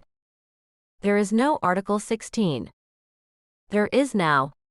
Initial here, _____. That's not a legal initial. Sue me. Actually don't. Article 11. I laughed, pulling out a fresh canvas. Time to paint something new. Maybe a piece about contracts written in purple ink and love that followed its own rules. Or maybe just 2 people building something together, one negotiated term at a time. Either way, it would be beautiful. Messy and unconventional and beautiful. Just like us. Chapter 13. Cabin Fever. Jakob. This is not a cabin. Kim said, staring at the 3-story log structure nestled in the Napa Valley hills. This is a lodge. A very expensive lodge, pretending to be rustic. Marcus calls it a cabin. I pulled our bags from the car, scanning the tree line out of habit. The death threat had arrived that morning, specific enough that even Kim agreed to temporary relocation. Marcus calls armed surveillance casual observation. She grabbed her art supplies before I could help. His vocabulary is suspect. The point is, we're safe here. Gregor can't find us. The board can't harass us. We can prepare for tomorrow's press conference in peace. In a 3-story cabin with what I'm assuming is a wine cellar and probably a home theater. The theater's only 2 rows. Very modest. She laughed, but I caught the tension underneath. The threat had been graphic. Detailed plans for what Gregor's associate would do to the artist whore if I didn't withdraw from the board vote. Kim had gone pale reading it, then angry, then quiet. The quiet worried me most. Inside, the cabin was exactly as excessive as she'd predicted. Soaring ceilings, massive stone fireplace, kitchen that could service a restaurant. But also warm wood, soft lighting, and windows overlooking the valley. Okay, Kim admitted, setting down her supplies. It's beautiful. Excessive, but beautiful. There's only 1 bedroom. She turned, eyebrow raised. Excuse me? 1 master suite. Marcus usually stays in the guest house, and I never bring anyone here, so. I trailed off, realizing how that sounded. I can sleep on the couch. Jakob, you're 6'3". You're not sleeping on any couch. She consulted her phone. According to Article 7, Section 7.5, sleeping arrangements shall be mutually comfortable and respect both parties' boundaries. We didn't write a Section 7.5. We do now. She held out her hand. Pen. I handed her a pen from my jacket. She wrote on her hand, 7.5, bed sharing acceptable for sleep purposes. No expectations beyond comfort and safety. You're amending the contract on your palm. Desperate times. She showed me the smudged writing. Initial here. I initialed her hand, trying not to laugh. This is legally binding. Everything with us is legally binding. She explored the cabin, opening doors and examining rooms. Oh my God, the bathroom has a fireplace. That seemed necessary at the time. For bathroom activities. For ambiance. Rich people are weird. But she was smiling, some tension easing. How long are we hiding here? Just tonight. Tomorrow we go back for the press conference, then the board vote. I joined her at the window overlooking the valley. 48 hours and this will be over. Will it though? If you win, Gregor doesn't just disappear. If you lose. If I lose, I start over. Build something new. I pulled her against me. Either way, we'll be okay. Promise? Article 9, Section 9.2. Faith in the relationship supersedes individual fears. Quoting our contract back to me? That's either romantic or concerning. Why not both? She laughed, leaning into me. What do we do now? Hide and wait. I thought we could cook. Actual cook, not our usual disasters. You want to cook? In the restaurant kitchen? I want to try something normal. Something that doesn't involve boards or threats or press conferences. I gestured at the kitchen. Besides, we have to eat. True. And according to our unwritten section on shared activities, cooking together promotes bonding. Should we write that down? I'm running out of hand space. We attempted cooking. Attempted being the key word. The kitchen had every possible gadget, but neither of us knew how to use them. The pasta maker defeated us. The mandolin slicer nearly took my finger. The stand mixer somehow covered us both in flour. This is going well, Kim said, flour in her hair. We're learning. We're destroying a professional kitchen. Same thing. I tried to wipe flour from her cheek, only spreading it worse. Maybe we should order pizza. From where? We're in the middle of nowhere, hiding from psychopaths. Good point. I surveyed our destruction. Sandwiches? I can do sandwiches. We made sandwiches at the enormous island, simple and perfect. Kim found wine, of course there was wine, and we ate overlooking the Sunset Valley. This is nice, she said. Minus the death threats and corporate drama. Very minus those things. Tell me about the press conference. What's the plan? I'd been dreading this conversation. Full transparency. Everything Gregor accused me of, but with context. My mental health struggles, but also my successes. The medication, the therapy, all of it. And us. What about us? Are we part of the transparency? She turned to face me. Because I'm not hiding, Jakob. If we're doing this, we're doing it fully. You want to come to the press conference? I want to stand with you. Unified front, remember? She took my hand. Unless you'd rather I didn't. No. God, no. I want you there. I just didn't want to pressure you. Article 5, Section 5.2. Joint appearances are mutual decisions. This is me deciding. The media will be brutal. They're already brutal. At least this way we control the narrative. Together. Together. We moved to the living room as darkness fell. The fireplace created dancing shadows, intimate and warm. Kim curled against me on the oversized couch, sketching in her notebook while I reviewed tomorrow's statement. What are you drawing? Us. Here. This moment. She showed me, two figures made of light and shadow, finding peace in temporary shelter. I want to remember this. The cabin. The calm. The choosing each other even when it's scary. She set aside the notebook. Can I ask you something? Always. Are you prepared to lose tomorrow? Really lose? I thought about it, staring at the fire. 6 months ago, losing the company would have killed me. It was all I had. My identity, my purpose, my proof that I mattered. And now I have you. I have brothers who support me. I have therapy and tools and reasons to live beyond stock prices. I met her eyes. I don't want to lose. But I'll survive if I do. Because you have me? Because I have myself. You reminded me that was enough. She kissed me softly. That's the right answer. What about you? Are you prepared for what happens if I win? The scrutiny will intensify.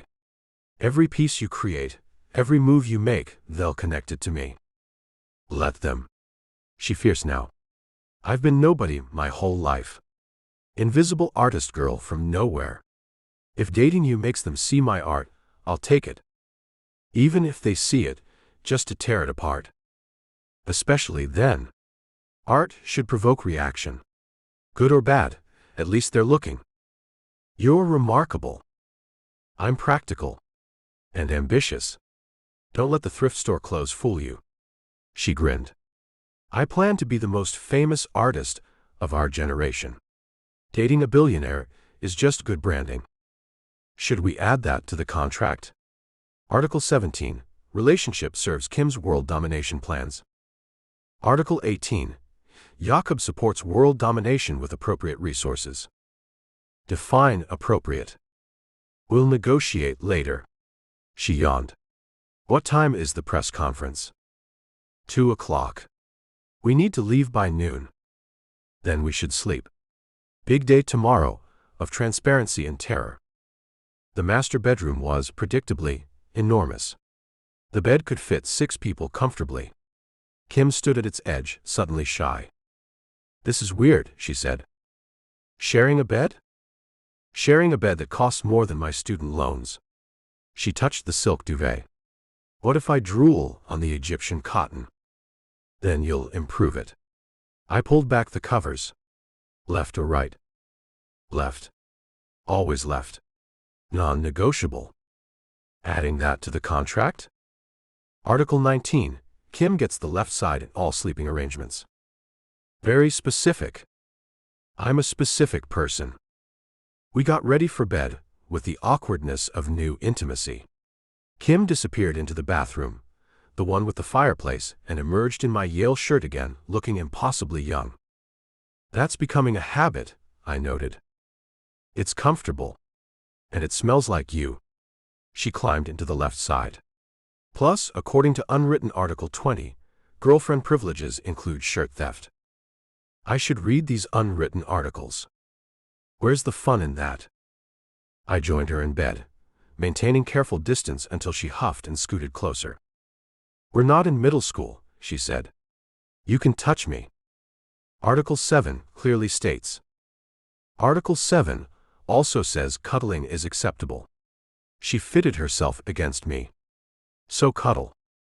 I wrapped my arms around her, marveling at how perfectly she fit. This is nice. Very nice. Worth death threats and corporate espionage. Kim. Too dark. Sorry. Humor is my coping mechanism. I know. I'm sorry you're dealing with this. Hey. She turned to face me. I chose this.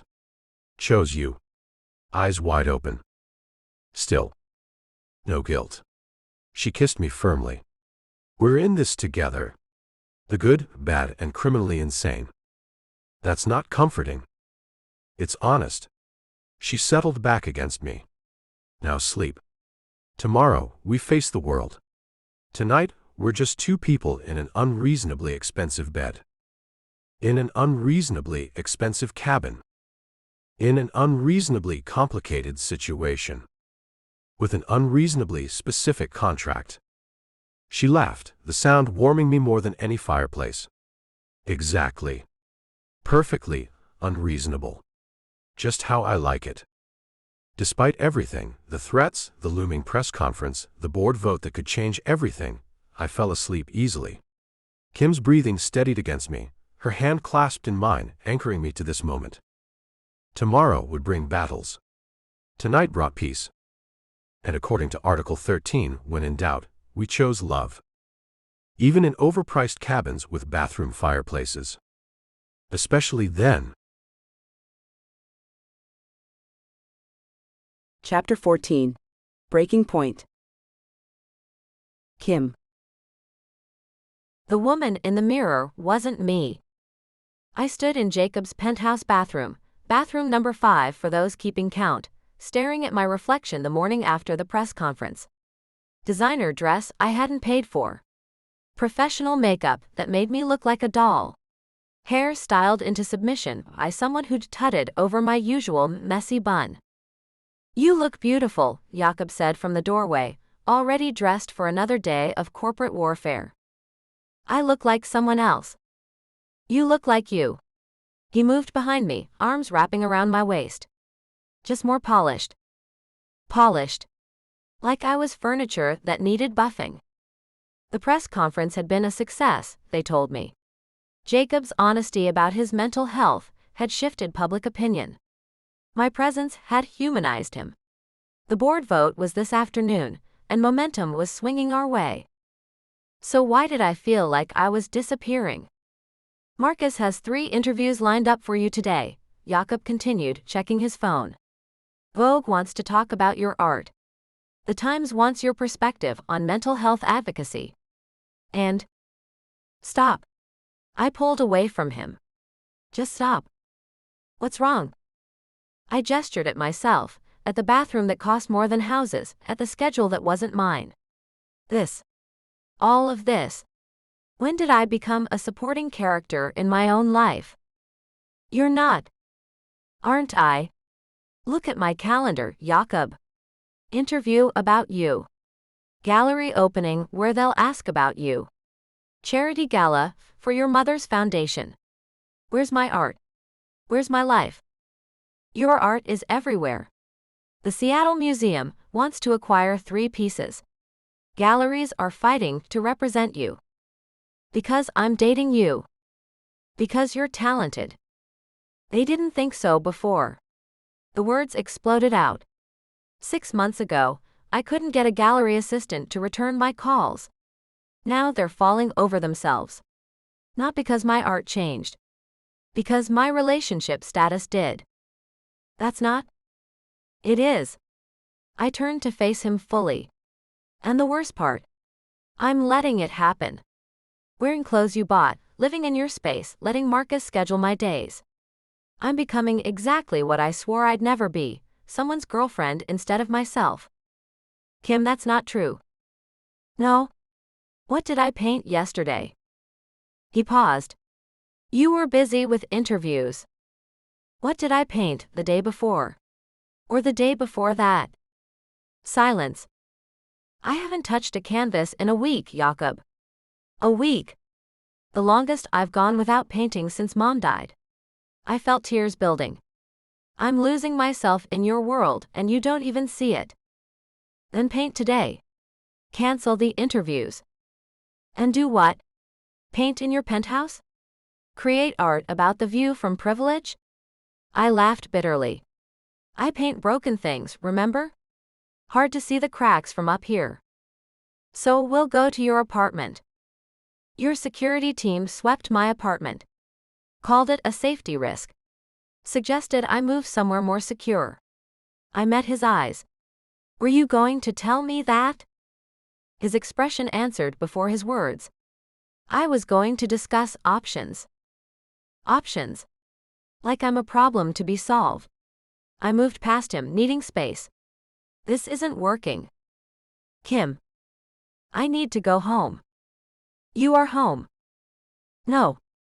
I faced him from the doorway. This is your home. Where you hide from the world in luxury. My home has paint stains and leaky faucets and neighbors who play music too loud. My home is real. This is real too. This is a 5-star prison, Jakob. And I'm suffocating. His face shuddered, the corporate mask sliding into place. What are you saying? I'm saying I need to remember who I am without you. Without this. I gestured at the penthouse. Without handlers and schedules and clothes that cost more than people's rent. You're leaving. I'm going to Asheville. To breathe. To paint. To think. The board vote is this afternoon. I know. I need you there. No. The word hurt to say. You want me there. There's a difference. And that's the problem. I've been doing what you want, what looks good, what helps your situation. When do I do what I need? This is because of the interviews? This is because I looked in the mirror and didn't recognize myself. I returned to the bedroom, pulling out my old suitcase. Because I haven't painted in a week. Because I'm scheduled to have lunch with board members' wives to build bridges. You agreed to that. I agreed to a lot of things. Doesn't mean they were right. I started packing, throwing in my real clothes. The designer pieces stayed in the closet. I love you, Jakob. But I'm disappearing, and love isn't supposed to make you less. So you're running. I'm surviving. I zipped the suitcase. There's a difference. How long? I don't know. Until I remember how to breathe without permission. Until I paint something that's mine, not yours. I faced him, memorizing his face. This isn't about you. It's about me. It feels like it's about us. Maybe it is. I moved closer, touching his face. Can you love someone who needs space? Who can't be the perfect supportive girlfriend when your world's imploding? Can you love someone whose world makes you feel like you're drowning? I guess we'll find out. He caught my hand. Stay for the vote. Please. Just today. If I stay today, there'll be another reason tomorrow. Another crisis, another event, another thing that needs us to present a united front. I pulled free gently. You'll be fine without me. I don't want to be without you. I know. But sometimes what we want and what we need are different things. I grabbed my purse, my phone, my real life. I'll call when I land. Kim. Win your vote. Save your company. Show them the man I fell in love with, brilliant and broken and brave. I kissed him, tasting salt. But do it as yourself. Not as half of us. I left before he could argue more. Before I could change my mind. Marcus waited by the elevator, expression unreadable. The airport, he guessed. Am I that predictable? You're that strong. He pressed the elevator button. You won't understand at first. Do you? I understand needing to breathe. I understand losing yourself in someone else's gravity. The doors opened. I'll drive you. He needs you here. He needs a lot of things. Doesn't mean he should get them all. Marcus guided me to the car. Besides, someone should make sure you get there safely. Professional obligation. We both know that's not true. Article 10, Section 10.3, Marcus can be a friend. He almost smiled. I read the contract. Very thorough. The ride to the airport was quiet. I watched Seattle blur past, this city that had never felt like mine. At departures, Marcus helped with my bag. He loves you, he said simply. I know. You love him. Yes. Then you'll find your way back. Both of you. He handed me a card. My personal number. If you need anything. Article 10, Section 10.3 says you can't mediate. I'm not mediating. I'm being a friend. He stepped back.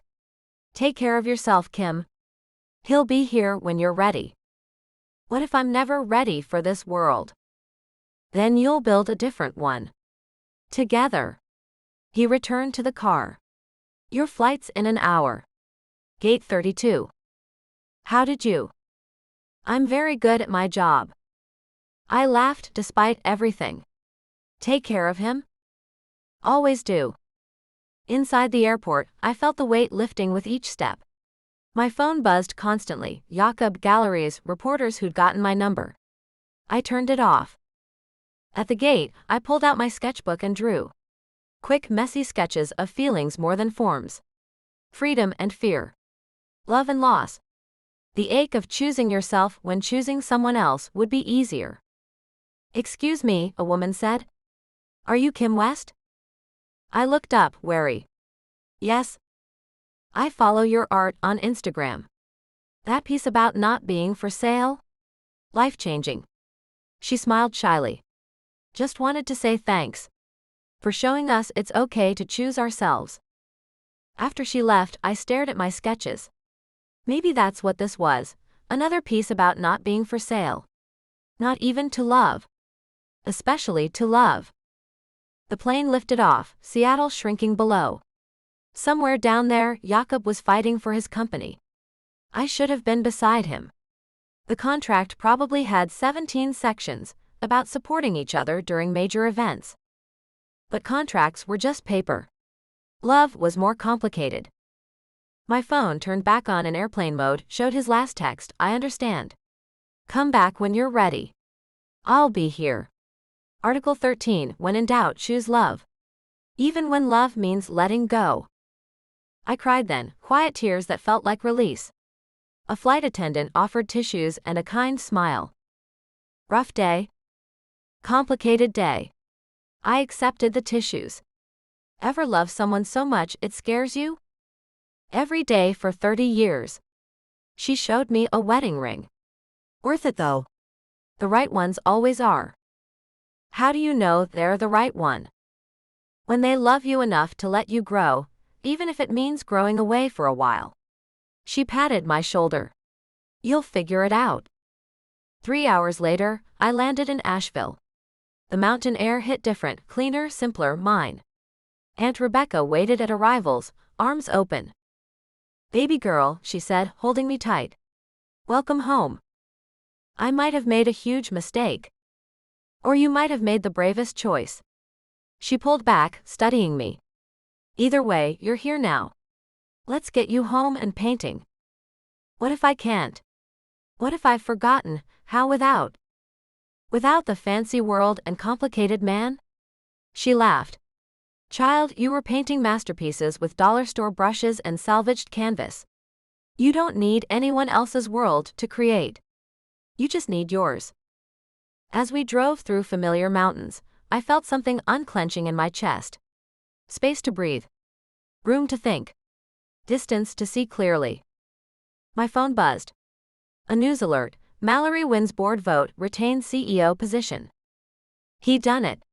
Without me. Maybe that was the point. We both needed to know we could stand alone before we could truly stand together. You okay?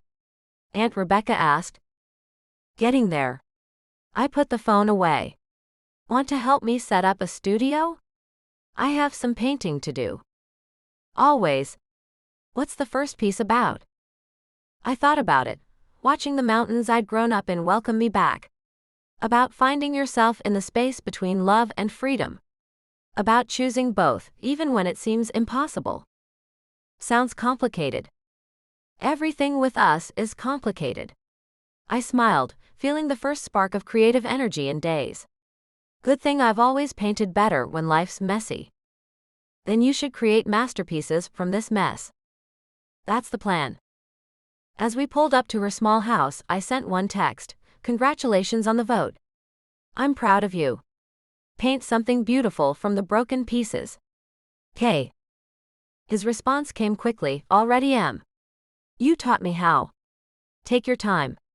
Article 8, Section 8.1, we're all works in progress. I smiled, pocketing the phone. Time to progress.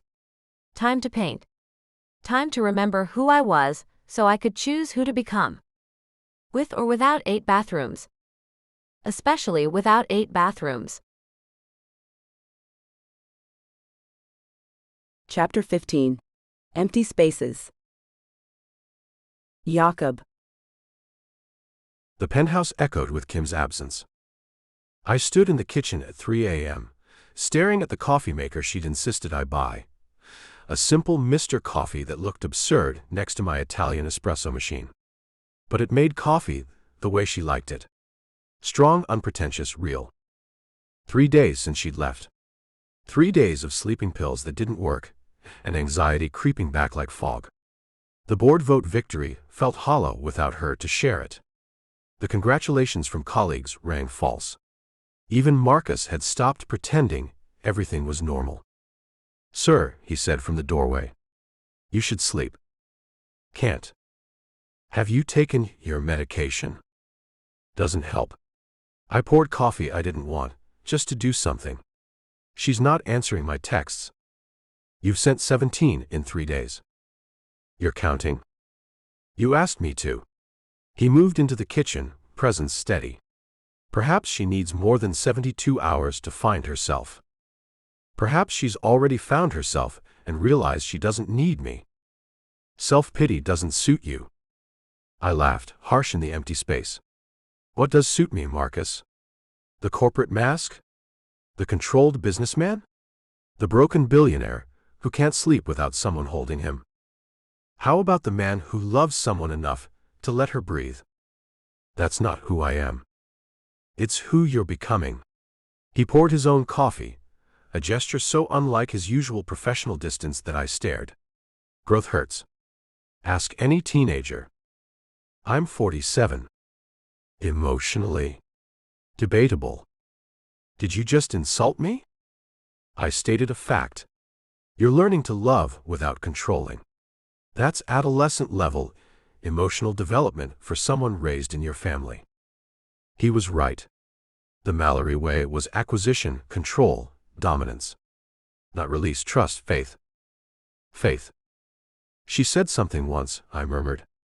About faith being natural, not forced. Sounds accurate. I've never had faith in anything.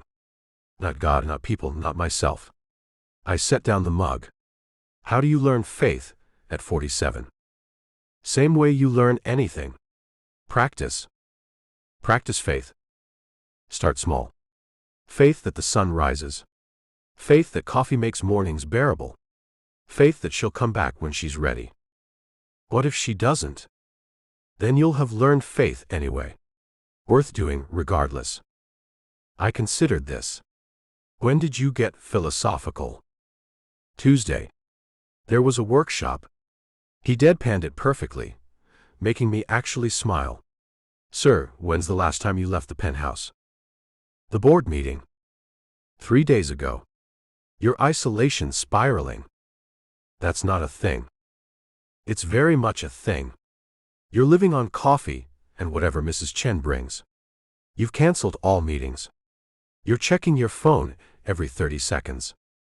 35 seconds. Go somewhere. Do something. Live your life instead of waiting for her to validate it. Where would I go at 3 a.m.? Church is always open. I stared at him. Church. You wanted to learn faith. Seems like a logical starting place. I don't go to church. Neither did Kim, until grief made her reconsider. Maybe try something she values, understand her perspective better. You want me to go to church at 3 a.m. like some kind of desperate? I stopped. I was desperate. Which church? St. James Cathedral. 6 blocks. Walking distance if you remember how legs work. You're enjoying this. Immensely. He pulled out car keys. Or, I could drive you like a proper security chief. I can walk 6 blocks. Can you though? Fair question. I hadn't walked anywhere alone in years. Too risky to expose to normal. Fine, I said. Church. Why not? Already lost everything that matters. You won the board vote. I lost her. Temporarily mislaid. Very different. He headed for the door. 15 minutes. Wear something without a designer label. I don't own anything without designer labels. Then wear the Yale shirt she keeps stealing. Full circle. 15 minutes later, I walked through Seattle's empty streets feeling exposed in jeans and the Yale shirt that still smelled faintly of her lavender shampoo. Marcus shadowed at a distance, pretending not to. St. James Cathedral loomed gothic against the night sky. The doors were indeed open, spilling warm light onto cold pavement. Inside the space soared, all arches and stained glass and silence that felt different from my penthouse quiet. This was purposeful. Expectant. I hadn't been in a church since my mother's funeral. 12 years of avoiding anywhere that might remind me of that day, that loss, that failure to save her. But Kim came here. Found something here. Maybe I could too. I sat in a back pew, feeling fraudulent. What was I supposed to do? Pray. To what? For what? For her to come back, my mind supplied. But that felt selfish. If prayer was real, and I wasn't convinced, shouldn't it be less transactional? Can't sleep either? I turned to find a man in clerical collar, settling into the pew ahead of me. Young, maybe 30, with tired eyes and coffee stains on his shirt. Father. Mike. Just Mike at 3 a.m. He smiled. First time. Is it obvious? You're sitting like the pew might electrocute you. Dead giveaway. He relaxed against the wood. What brings you to God's 24-hour service center? I don't believe in God. Cool. He believes in you, so it evens out. I blinked. That's not what I expected. What did you expect? Fire and brimstone. Lectures about faith. Mike shrugged. It's 3 a.m. Everyone here is wrestling something. Doubt's just another wrestling partner. My girlfriend, ex-girlfriend, she has faith. Makes it look easy. Nobody makes faith look easy at 3 a.m. He gestured around the empty cathedral. This is when faith gets real.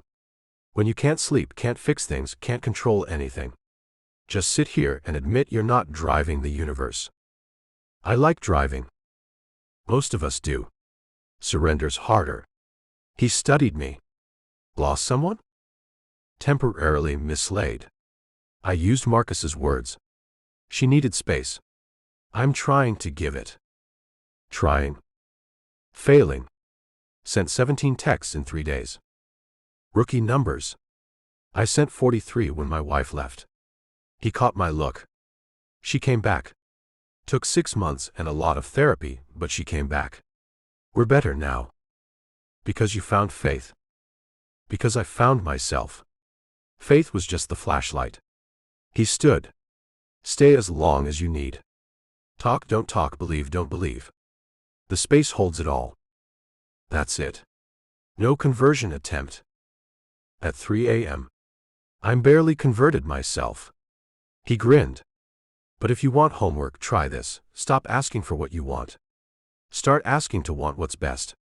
Subtle difference, seismic shift. He left me alone with that thought. I sat in the quiet, trying to parse it. Stop wanting Kim back. Start wanting what was best for her. For us. Even if that meant apart. I don't know how to do this, I said to the empty space. Not praying exactly. Just talking. I don't know how to love without holding. Trust without controlling. Have faith in anything I can't measure or manage. The cathedral didn't answer. But the silence felt less empty. More patient. Like it could wait longer than my doubt. I thought about Kim in Asheville, probably painting. Finding her breath. Choosing herself. Let her be happy, I whispered. Even if it's without me. Let her paint beautiful things, and laugh with her aunt and remember who she is. Let her have what she needs. Something loosened in my chest. Not peace exactly, but the possibility of it. My phone buzzed. At 3:47 a.m., Kim had sent a photo. A canvas covered in blues and golds, two figures reaching across space, fingertips almost touching. No words. Just the image. I stared at it, throat tight. She was painting. Creating. Being herself. Beautiful, I texted back. Nothing more. No 17 messages begging her return. Just acknowledgement of what she'd shared. 3 dots appeared. Disappeared. Appeared again. Finally, learning to breathe. You? Learning to faith. That's not a verb. It is now. Grammar rebel. I'm proud. I smiled in the empty cathedral. Mike the priest says hi. You're at church? Apparently, it's where insomniacs learn surrender. Or where billionaires have breakdowns. Why not both? Jakob. I know. Space. Time. Article 8 about growth. I'm trying. I know. That's why I sent the painting. It's beautiful. You're beautiful. This is hard. The hardest. But maybe the most important. Yeah. We stopped there. No declarations, no promises, no pushing. Just two people in different states, learning to faith. Yes, I was making it a verb, that love could survive distance. I sat until dawn, painted the stained glass alive. Marcus appeared with coffee and a raised eyebrow. Well, I didn't convert. But I sat. Talked to empty space. Didn't spiral. I accepted the coffee, gratefully. Mike says faith is a flashlight, not the destination. Mike sounds wise. Mike has coffee stains and a wife who came back after 6 months. Hopeful story. Yeah. We walked toward the exit. Marcus. Sir. Thank you. For making me leave the penthouse. For being a friend when I needed one. Article 10, Section 10.3. He almost smiled. Plus, watching you attempt faith is entertaining. Glad my existential crisis amuses you. Someone should benefit from it. Outside, Seattle was waking up. The city I'd built my empire in, now teaching me to release control one sleepless night at a time. Home? Marcus asked. Office. If I'm going to wait, might as well be productive. Growth. Baby steps. As we drove through awakening streets, I thought about faith and flashlights. About Kim painting her way back to herself. About the space between reaching figures on canvas. Almost touching. Not quite. But the reach itself was everything. Sir. Marcus interrupted my thoughts. She'll come back. How do you know? Faith. He met my eyes in the mirror. And the fact that she's painting you into her work. You don't paint someone you're leaving behind. He was right. The reaching figures, the blues and golds, we were in her art even when we weren't in the same state. Marcus. Sir. Schedule therapy for this week. Individual, and the couple session we missed. I want to be ready when she comes back. If she comes back. When? I looked at the sunrise over Seattle. Faith, remember? Learning already. Yeah. Learning. Slowly, painfully at 3 a.m. in empty cathedrals. But learning. It had to be enough. For now. Chapter 16. Mountain Clarity.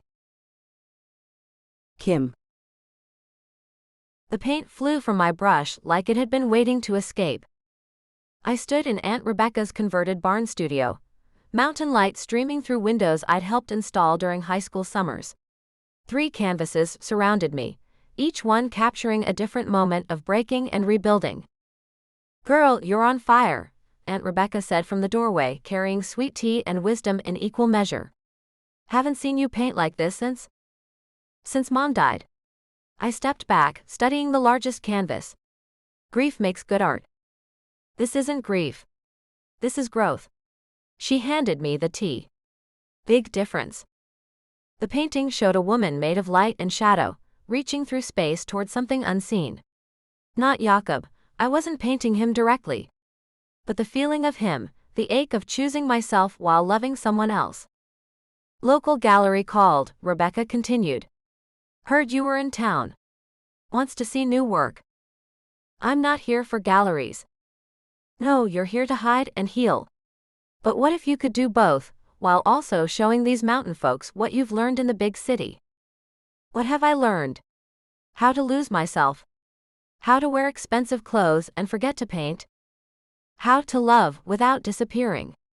How to bend without breaking. How to come home to yourself." She settled into her painting chair, the one she'd had since before I was born. "That's worth sharing." My phone buzzed. Another text from Marley. "Local news picked up your story. Artist Kim West returns to roots." Very poetic. I ignored it, focusing on the second canvas. This one showed roots and wings tangled together, neither able to function without the other. The eternal paradox, needing ground and sky equally. "He texted this morning," I said quietly. "And?" "Picture of a cathedral at sunrise. Said he's learning faith." Rebecca smiled. "Man's trying." "I know." I added another layer to the wing section. "Makes it harder." "Makes what harder?" "Staying away. Finding myself. Not running back because he's struggling too." "Who says you can't find yourself with him?" I turned to face her. "I do. Because when I'm with him, his world swallows mine. Board meetings and bodyguards and 8 bathrooms." "8 bathrooms?" She whistled. "Lord have mercy." "Right? And I molded myself to fit. Stopped painting. Started playing corporate girlfriend." "Did he ask you to?" I paused, brush suspended. "No." "Did he demand you change?" "No." He liked my mess. My burnt risotto and paint stains. I returned to the canvas. That almost makes it worse. I changed myself. No one forced me. Fear makes us do stupid things. Fear. Fear of not being enough. Of being too much. Of losing love by being authentic. She sipped her tea. Same fear that kept you from painting for 6 months after your mama passed. Thought if you stopped creating, you'd stop feeling. She was right. I'd done this before, shut down my essential self when emotions got too big. So what do? You paint. You feel. You figure out who Kim is now, not who she was before Jakob, not who she became with him, but who she is because of the whole journey. I worked in silence for an hour, Rebecca humming gospel songs while organizing supplies. The third canvas emerged, a woman painting herself into existence, each brushstroke defining who she chose to be. "That's it," Rebecca murmured. "That's the truth right there." It's terrifying. Best truths always are. My phone rang. Seattle number I didn't recognize. Hello. Kim. It's Dr. Chen. Jacob's therapist. My stomach dropped. Is he okay? He's fine. Well, he's Jakob, so define fine. But he's safe. She paused. I'm calling because he asked me to. Said you'd missed your couples session and wanted to know if you'd like to continue individually. Via video, given the distance. He set up therapy for me? He suggested I reach out. The choice is yours. But Kim, learning to maintain self while in relationship, that's advanced work. Having support might help. I looked at my paintings, at the woman creating herself. When? Tomorrow? 2 p.m. your time? Okay. Okay. And Kim? It takes courage to step back and reassess. Don't let anyone tell you otherwise. After she hung up, I stared at the phone. Jakob had arranged therapy for me.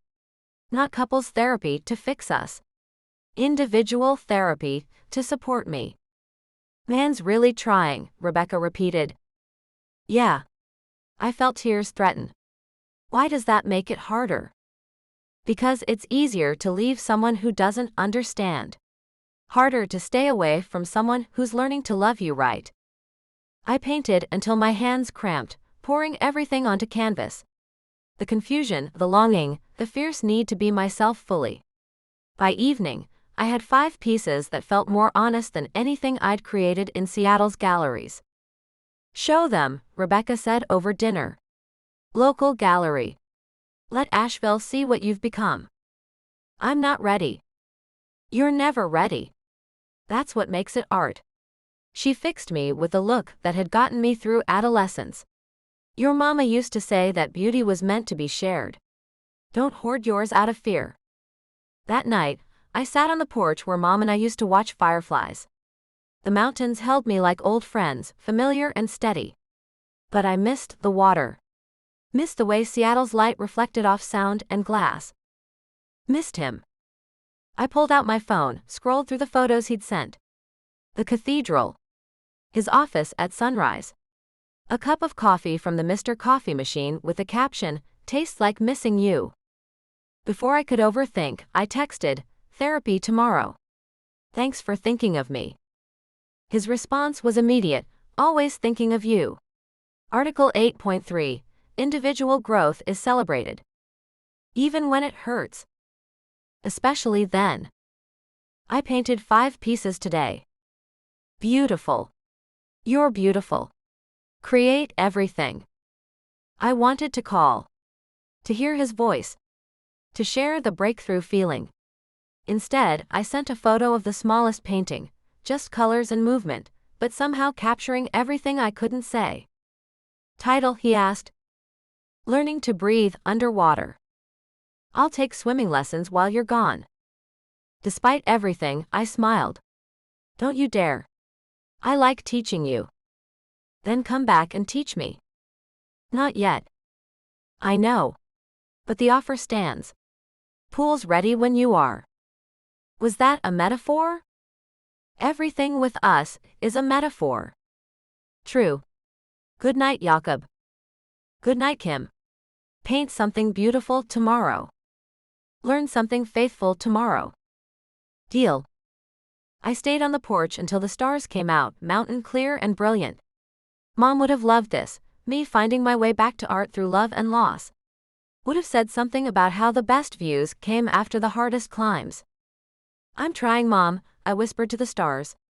Trying to be whole. To love without losing myself. To create from joy, not just pain. The stars didn't answer, but the fireflies did, dancing their ancient patterns of light and yearning. Beautiful things searching for connection without losing their own glow. Maybe that was the answer. Keep glowing. Keep searching.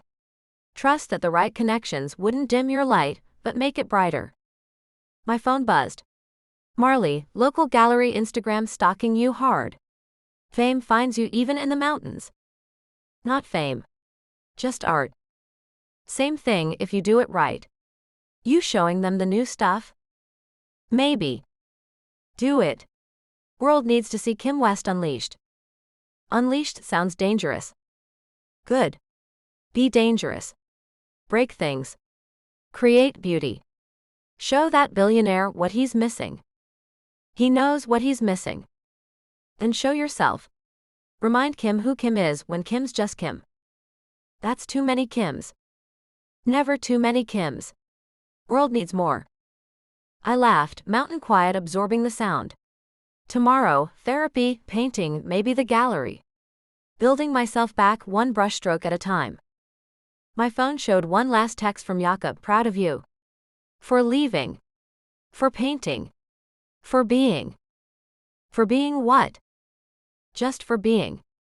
And somehow, 3,000 miles away, he'd said exactly what I needed to hear. Not proud of me for staying, for supporting, for fitting into his world. Proud of me for being myself, even when that meant being gone.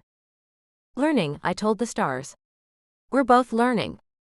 The fireflies danced approval, or maybe that was just mountain magic making me hopeful. Either way, I'd take it. Hope was good.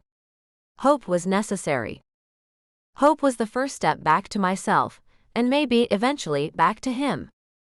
But first, more paintings. The gallery could wait until I had enough truth to fill their walls. After all, I was Kim West. I painted broken things beautiful. Starting with myself. Chapter 17. Brother's Intervention. Jakob. This isn't a fishing trip, I said as Grady's boat pulled away from the marina. Of course it is. Grady held up a pole. See. Fishing equipment. Very authentic. You hate fishing. I hate being still. Fishing's just socially acceptable stillness. He handed me a beer I wouldn't drink. Besides, Kit said you needed an intervention. I don't need. You've been sleeping in your office, Joel interrupted, appearing from the cabin with his laptop because of course he brought work on a boat. Marcus is concerned. Marcus is a gossip. Marcus is trying to keep you from full breakdown. Kit emerged last, sunglasses and designer boat shoes, looking like a yacht catalog. When's the last time you went home? The penthouse isn't home. Ah. Grady steered us toward open water. Still echoing with artistic absence. Can we not do this? We absolutely cannot not do this. Grady cut the engine once we were far enough from shore. Jakob, you're spiraling. I'm working. You're hiding, Joel corrected. There's a difference. Says the man who brought spreadsheets on a boat. These are projections, not spreadsheets. He closed the laptop anyway. And we're not here to talk about my coping mechanisms. Why are we here? I looked between my brothers. Really?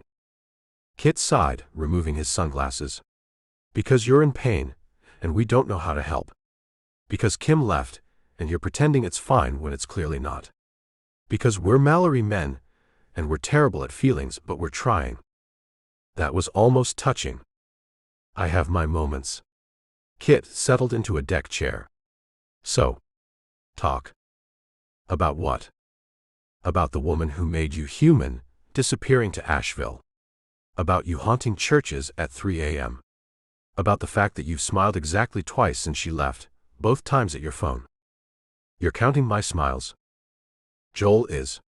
He has a spreadsheet. It's not a spreadsheet, Joel protested. It's a data tracking system. You're tracking my emotional expressions. Someone has to. You're not. Joel pulled out his phone, showing me an actual chart. Smiles down 87%. Anxiety markers up 62%. Coffee consumption up 140%. You made charts of my pain. I process through data analysis. Sue me.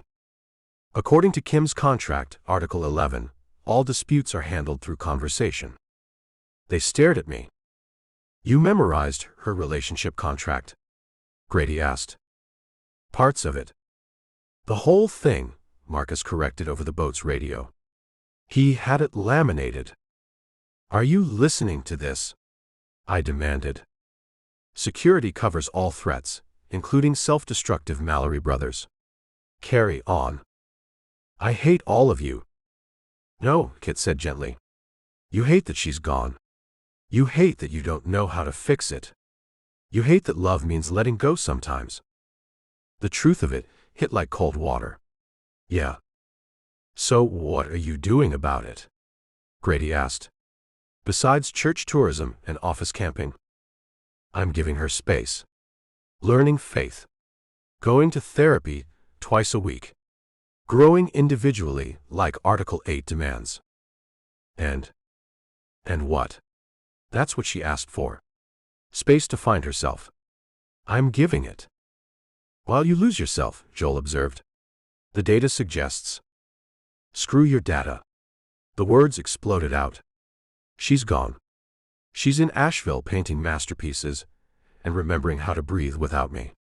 What do you want me to do? Chase her? Beg? Show up with flowers and promises? We want you to be honest, Kit said. With us. With yourself. With her. I've been honest. Have you? Grady pulled out his phone. Your last text to her, beautiful. You're beautiful. Create everything. Very supportive. Very distant. Very not what you're actually feeling. How do you know my texts? Marcus shares concerning patterns with family. I'm firing Marcus. No, you're not, all three brothers said in unison. I slumped in my chair. What do you want me to say? That I'm dying without her? That the penthouse feels like a tomb? That I've worn the same shirt for 3 days because it smells like her shampoo? Yes, Joel said simply. Tell her that. She needs space. She needs truth. Kit leaned forward. Jakob, you're doing that thing where you decide what someone needs without asking them. She literally asked for space. She asked to find herself. Doesn't mean she wants you to pretend everything's fine. Grady started the engine again. When's the last time you told her how you actually feel? I thought about it. Our texts had been careful, supportive, distant. Nothing about the sleepless nights or the way food tasted wrong without her there to burn it. I don't want to pressure her. There's a difference between pressure and presence, Joel said. You can be honest about missing her without demanding she return. Can I, though? Only one way to find out. Kit handed me his phone. Call her. Now. Right now. On speaker. With witnesses. He smiled at my horror. Consider it accountability. This is ridiculous. This is family. Grady steered toward a quiet cove. We've watched you build walls for years. Kim knocked them down. Now you're rebuilding them with distance and fake fineness. Fineness isn't a word. Deflection isn't an answer. They were right. I was rebuilding walls, just different ones. Protective distance instead of cold control. What if she doesn't want to hear it? Then she'll tell you. Joel opened his laptop again. According to the contract, Article 2, Section 2.2, both parties commit to honest emotional expression. You read the contract? We all did. Marcus emailed copies. He scrolled through. You're in violation of your own terms. Technically her terms. That you signed. Legally binding in all the ways that matter. Grady cut the engine again. So. Call. I stared at Kit's phone. It's noon there. She's probably painting. Perfect. Artists love emotional interruptions. Kit thrust the phone at me. Call. With 3 sets of Mallory eyes on me, I dialed. It rang once. Twice. Jakob. Her voice was breathless, like she'd run for the phone. Hi. I'm on a boat. Okay. With my brothers. They staged an intervention. An intervention for what? For me pretending I'm fine when I'm not. I met Kit's approving look. I'm not fine, Kim. Silence. Then soft, tell me. I sleep in my office because the penthouse echoes. I've worn the same shirt for 3 days because it smells like lavender. I made coffee in your machine this morning and cried because it tastes like missing you. Jakob. I know you need space.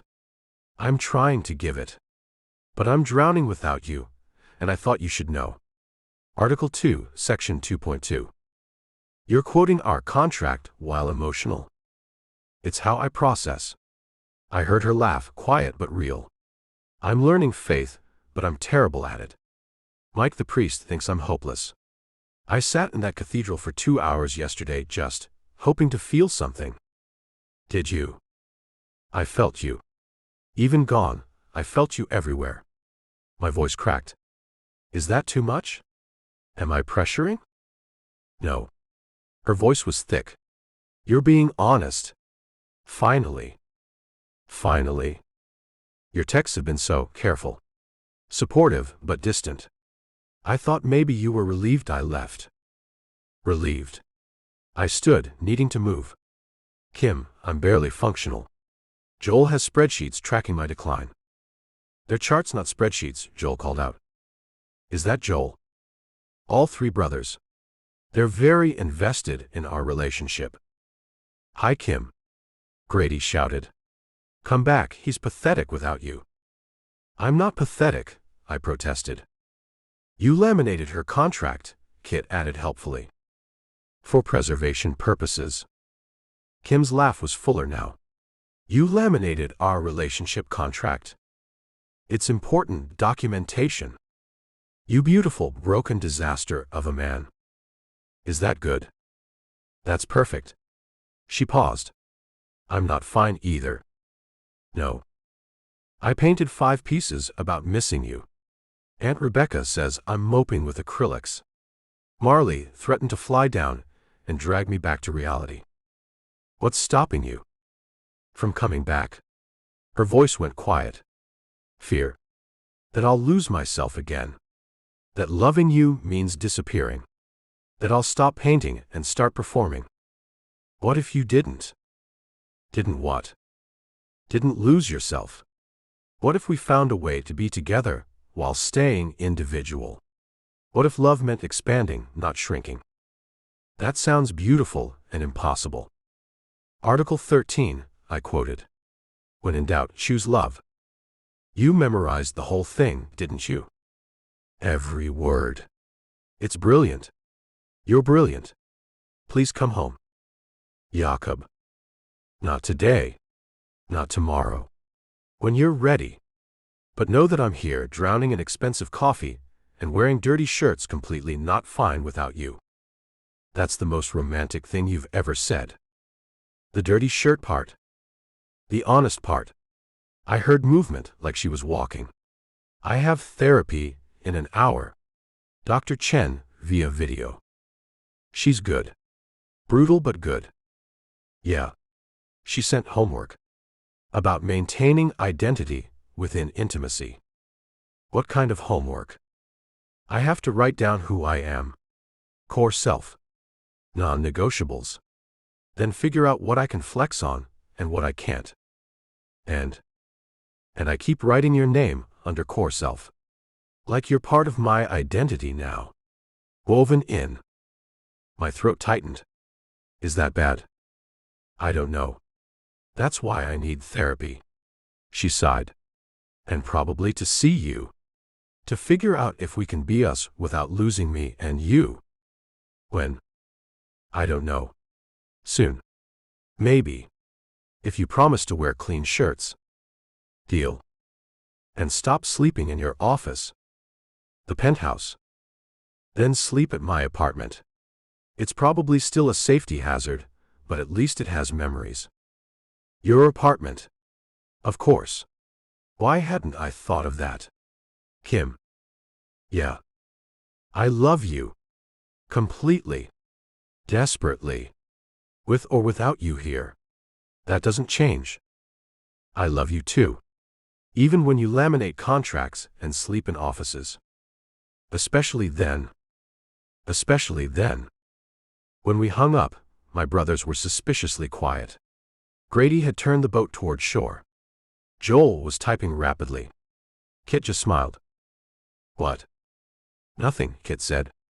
Just nice to see our robot brother have feelings. I've always had feelings. You've had spreadsheets, Joel corrected. Different thing. You literally track my smiles in spreadsheets. Charts. They're charts. He showed me his screen. And look, smile number 3 just registered. I was smiling. Genuinely. For the first time since she'd left. She's coming back, Grady said. Not a question. Eventually. When she's ready. And you'll wait. Forever, if necessary. Good answer. He docked the boat smoothly. Also, you should probably shower. And burn that shirt. It smells like her. It smells like desperation and poor choices. Kit stood, brushing imaginary dirt off his designer clothes. Come on. Let's get you home. Real home, not the office. Her apartment. Her apartment, Joel confirmed. Marcus already has the key. Of course he does. As we walked back to the cars, I felt something shift. Not fixed, we were still apart, still figuring things out. But honest. Real. Connected despite the distance. My phone buzzed. A photo from Kim, new painting, all blues and golds and hope. 2 figures still reaching, but closer now. Almost touching. Title. I texted. Distance is just geography. Not physics. Love defies physics. And contracts? Love wrote the contract. Love gets to edit it. I smiled, number 4 for Joel's charts, and let my brothers drive me home. To her apartment. To paint stains and memories, and the possibility of eventually. It wasn't enough. But it was honest. And according to Article 2, Section 2.2, that's all we'd promised. For now. Chapter 18. Terms of Engagement. Kim. I stood in the middle of Volunteer Park, contract in one hand, purple pen in the other, waiting for a billionaire who'd learned to faith. 2 weeks since the boat call. 2 weeks of real texts, not careful ones. 2 weeks of therapy and painting, and slowly remembering that I could be whole while loving someone else. You're early, Jakob said behind me. I turned, heart stuttering. He looked different. Tired but clearer somehow. Wearing jeans and a simple t-shirt that definitely hadn't been laminated. You're on time, I countered. That's basically late for you. I'm learning new habits. He stopped 3 feet away, respecting the distance I'd set. You look like myself? Like everything. His hands flexed like he wanted to reach for me. The contract? Revised edition. I held up the papers. Dr. Chen helped. Turns out our original was a good start but needed work. What kind of work? The kind that acknowledges we're individuals who choose to be together, not 2 halves making a whole. I found a bench, gestured for him to sit. Want to negotiate? Always. We sat with careful space between us while I spread out the pages. The spring Seattle sun felt different from Asheville's mountain light, softer, more complex. Like us. Article 1 is the same, I began. Autonomy and independence. But with subsection 1.4, independence doesn't mean isolation. Partners can ask for help without losing individual identity. That's new. That's growth. I showed him my notes. Article 2 expanded. Communication includes the messy stuff. No more careful texts when we're falling apart. Article 2.4.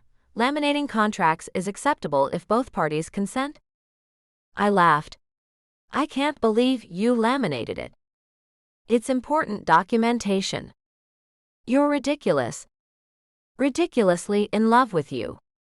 The words hung between us, simple and true. I forced myself to focus on the contract. Article 3 got a complete overhaul. Financial boundaries, but with flexibility. You can buy coffee without permission. I can accept gifts that don't solve problems. Define problem-solving gifts. Buying me an apartment because mine has security issues, problem solving. Buying me flowers because it's Tuesday, romantic. What about buying you art supplies? Gray area. We'll negotiate case by case. I flip the page. Article 7 is mostly the same. Physical boundaries and expectations. But I added 7.6. He read aloud, physical intimacy grows naturally, not according to timeline or external pressure. Both parties committed to sweet romance pacing. Too specific? Perfect. We move at our speed. He traced the words without touching me. What about Article 8? My favorite revision. I showed him the expanded section. Growth and change, but with 8.4. Partners support individual growth even when it's inconvenient. And 8.5. Time apart is not abandonment but necessary breathing room. Like the last 2 weeks. Exactly. I met his eyes. I needed that time. Not because I don't love you, but because I do. I needed to know I could stand alone before I could stand with you. And can you? I pulled out my phone, showing him photos of the paintings. 7 pieces total, each one stronger than the last. I painted our whole story. The breaking, the building, the breathing. But I painted it as me, not as your girlfriend. They're incredible. They're honest. That's what matters. I return to the contract. Which brings us to Article 13. Love transcends all articles. Still true. But with addition, love transcends all articles but doesn't erase them. We can choose love while maintaining boundaries. He was quiet, reading through everything. His thumb worried the edge of one page, a nervous gesture I'd missed desperately. What about Article 16? He asked finally. There is no Article 16. There is now. He pulled out his own pen.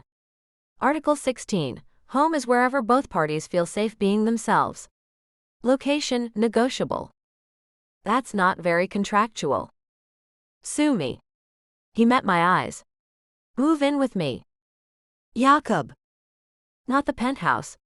Somewhere new. Somewhere that's ours.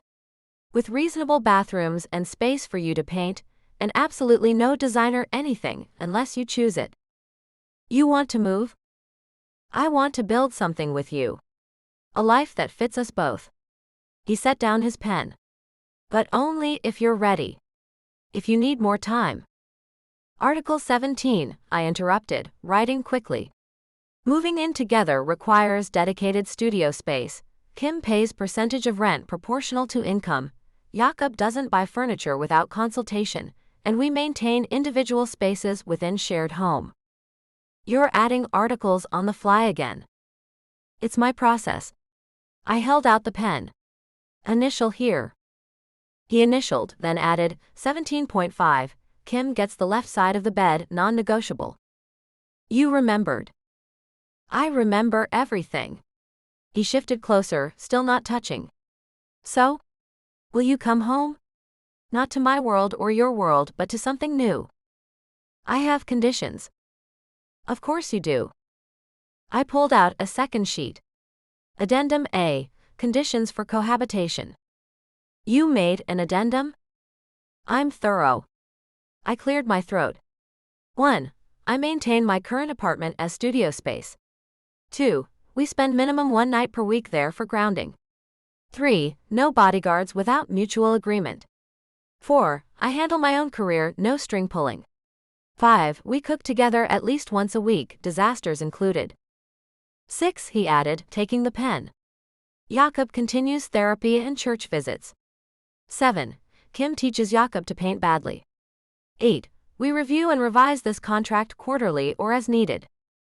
9. We choose each other daily, especially when it's hard.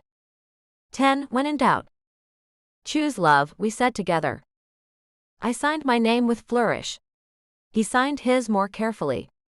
Then we sat there, contract between us, not sure what came next.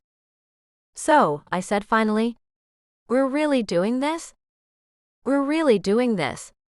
He folded the contract carefully. No laminating without permission. Deal.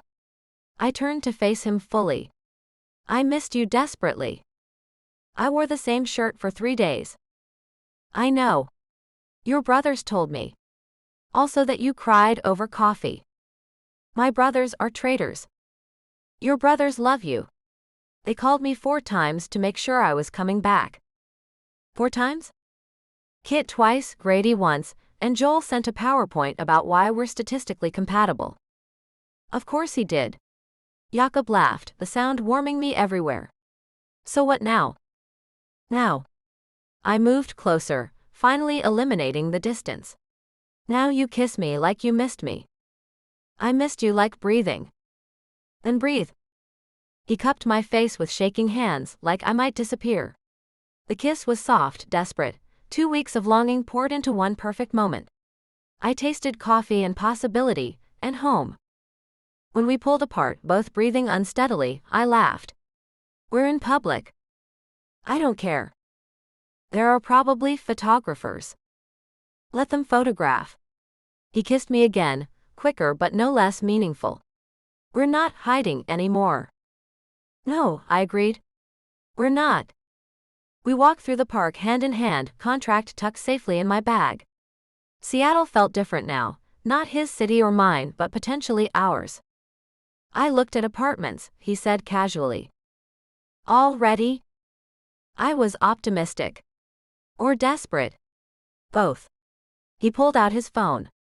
Want to see? The listings were perfect, reasonable spaces with character and light. Nothing excessive, nothing restrictive. Just homes. This one has a barn out back, I noted. Could be a studio. This one has only 3 bathrooms. I'll manage the hardship.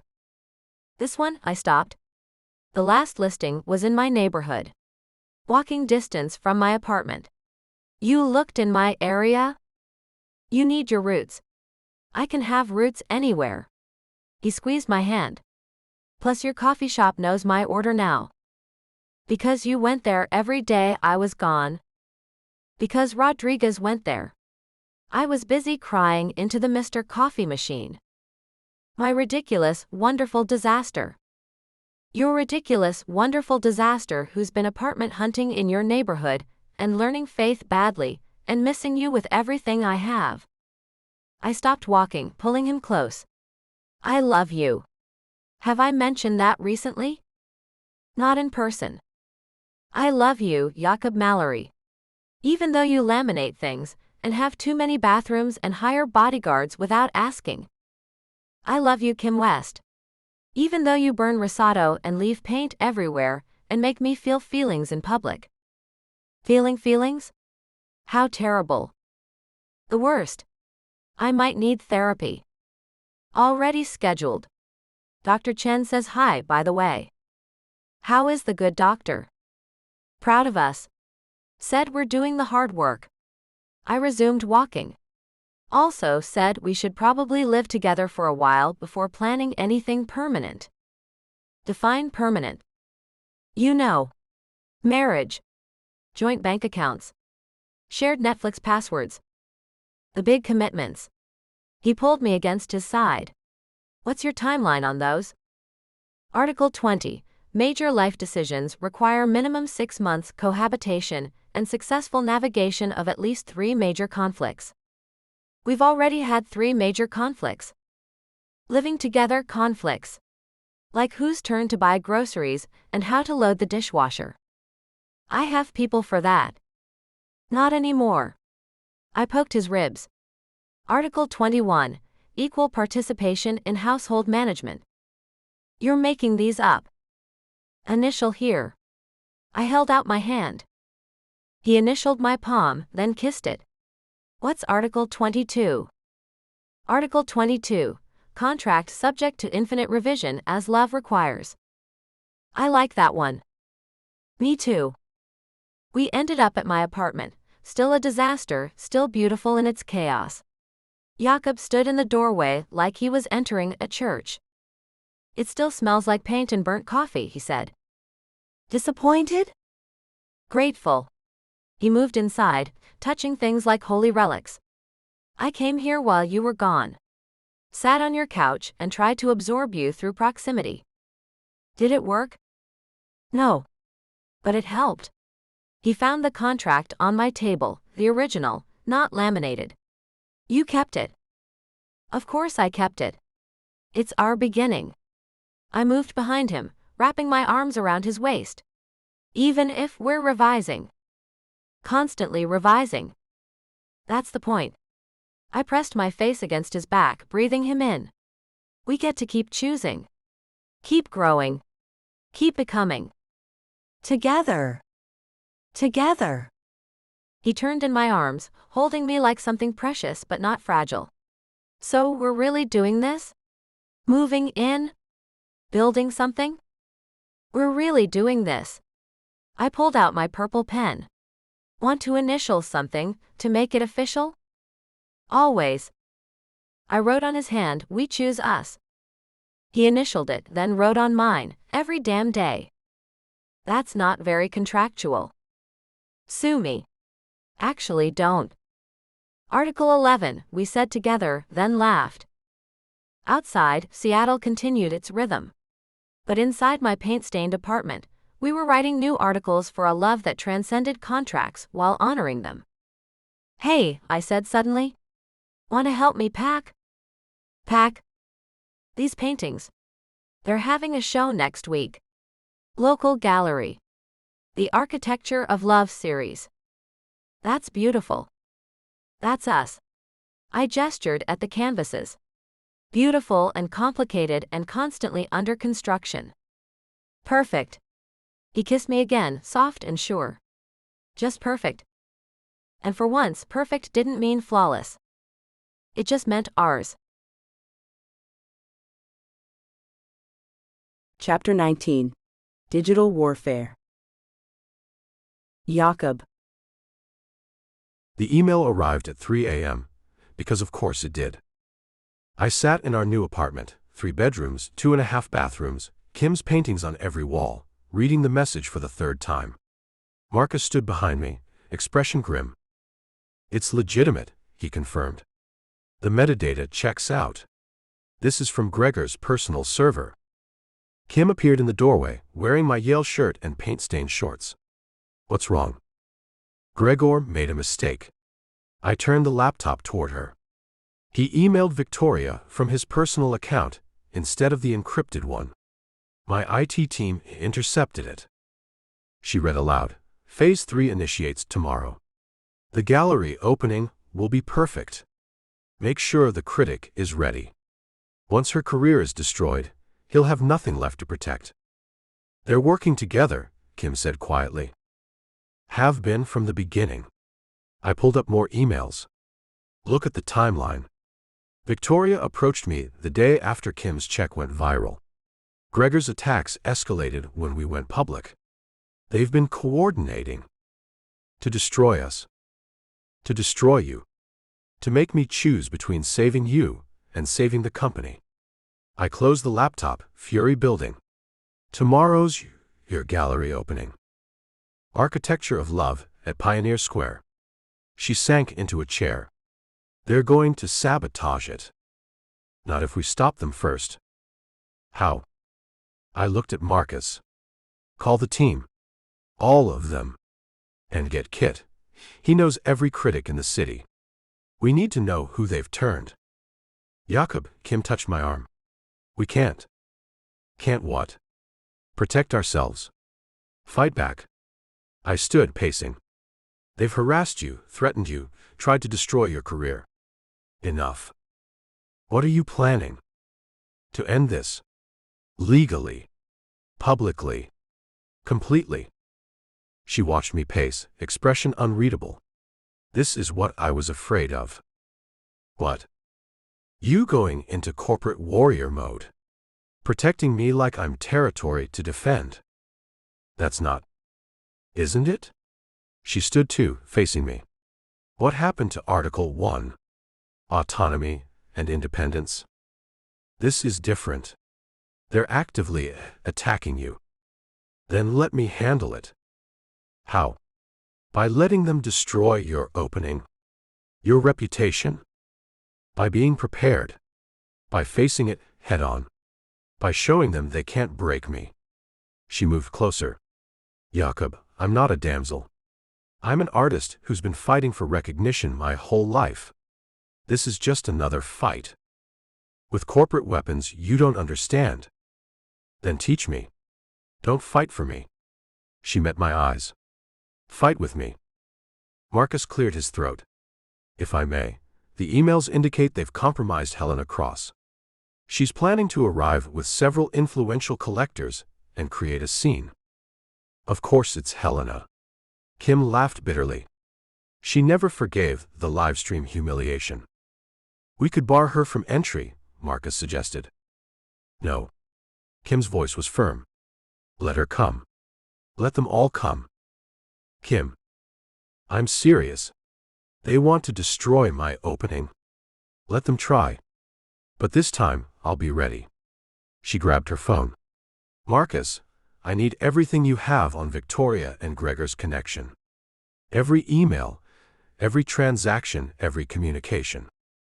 That's potentially illegal. Not if it's already been intercepted through legitimate corporate security channels. She smiled sharply. Right, Jakob? Your IT team was just protecting company assets. I stared at her. When did you become a corporate strategist? When I started dating one. I pay attention. She started typing rapidly. Kit. It's Kim. I need your help with something delicious. It's 3:30 a.m., I pointed out. Kit doesn't sleep when there's drama. She put the phone on speaker. Kit. You there? Always awake for scandal, darling. What's happening? Victoria and Gregor are planning to sabotage my opening tomorrow. Helena Cross is their weapon. Helena. That bitter cow. Oh, this is going to be fun. His voice sharpened. What do you need? Every critic, collector, and influencer you know. At my opening. Make it the event. Everyone has to attend. Done. What else? Dirt on Helena. Legal dirt. The kind that makes her think twice. I have files. Legal files. From when she tried to destroy my gallery. Kit's grin was audible. Shall I share? With Jacob's lawyers. Let them handle that part. Kim glanced at me. Corporate weapons, right? I nodded slowly. You're sure about this? They picked this fight. I'm ending it. She turned back to the phone. Kit, one more thing. Can you get word to the press? Not about the drama, about the art. Make sure real critics are there, not just Helena's cronies. Consider it done. This is better than Christmas. After she hung up, Kim pulled out her laptop. Now, let's see what other mistakes they've made. Kim. Article 4, Section 4.2. Both parties support each other against family pressure, manipulation, or corporate sabotage. She looked up. This is me asking for support, not protection. There's a difference. What kind of support? The kind where you use your corporate knowledge to help me strategize, not steamroll. She pulled up her gallery's website. They want to attack during the opening. So we make sure the opening is attack-proof. We worked until dawn, building defenses that felt like offense. Marcus coordinated security, discreet this time. Kit mobilized the art world. I had legal prepare cease and desist orders, just in case. And Kim. Kim painted. Shouldn't you sleep? I asked around 6 a.m., finding her in the studio space we'd carved out of the third bedroom. Can't. Too wired. She added another stroke to a new canvas. Besides, I had an idea. What kind of idea? The kind that turns their weapon against them. She stepped back, revealing the painting. Two figures built from shattered glass, forming something stronger in the breaking. What do you think? It's powerful. It's a trap. She grinned.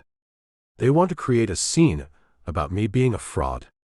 I'm going to give them art that makes their criticism impossible. How? You'll see. Trust me? Article 9, Section 9.1. You really did memorize the whole thing. Every word. I moved behind her, careful not to disturb her work. We should talk about what happens after. After we destroy them with art and legal documents. After we expose them. Gregor won't go quietly. Victoria has connections. Then we face that when it comes. She leaned back against me. One battle at a time. I don't like you being the battlefield. I'm not the battlefield. I'm the warrior. She turned in my arms. With really good backup. The best backup money can't buy. Because I'm not for sale, remember? How could I forget? You turned it into art. Everything into art. That's my superpower. She kissed me quickly. Now go shower. We have a war to win, and you smell like all-night strategy session. You smell like paint and determination. My signature scent. By evening, Pioneer Square Gallery buzzed with more people than it could comfortably hold. Kit had delivered. Every major critic, collector, and influencer in Seattle had shown up. The legitimate press outnumbered Helena's planted cronies 3-1. Nervous? I asked Kim as she surveyed the crowd. Terrified. But she smiled. Good terrified. Warrior terrified. They're here. Marcus appeared at my elbow. Victoria and Helena just arrived together. Gregor's in a car outside. Of course he doesn't have the courage to come in. Kim straightened her shoulders. Showtime. Kim. I've got this. Just be ready. She moved into the crowd, greeting guests with genuine warmth. I watched Helena and Victoria whisper in a corner, clearly revising their plan based on the unexpected turnout. Then Kim did something brilliant. Before we begin, she announced, getting everyone's attention, I want to address something. There are people here tonight who think art born from love is less valid than art born from struggle. Who believe that finding happiness somehow diminishes creative authenticity. The room quieted. So tonight I'm showing you both. She gestured to the paintings. The struggle of choosing yourself. The joy of being chosen. The terror of vulnerability. The power of partnership. All of it honest and raw and real. But can you separate the art from the artifice? Helena stepped forward, right on cue.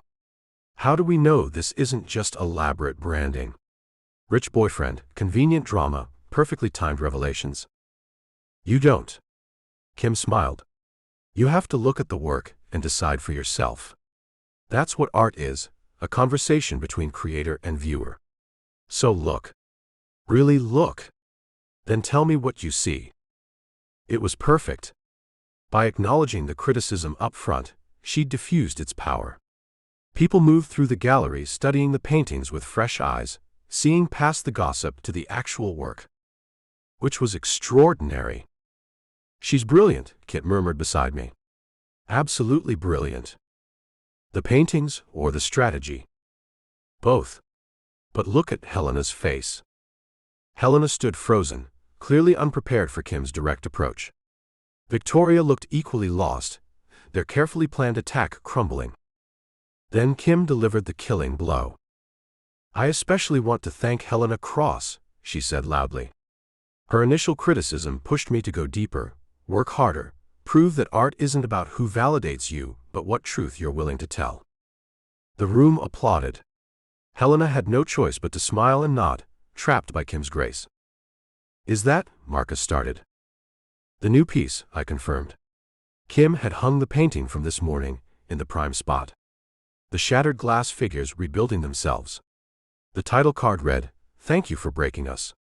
We needed remaking. Savage, Kit breathed. Absolutely savage.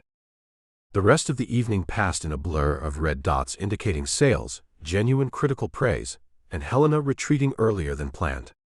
Victoria lasted longer, trying different angles of attack, but the crowd wasn't interested. They were there for the art.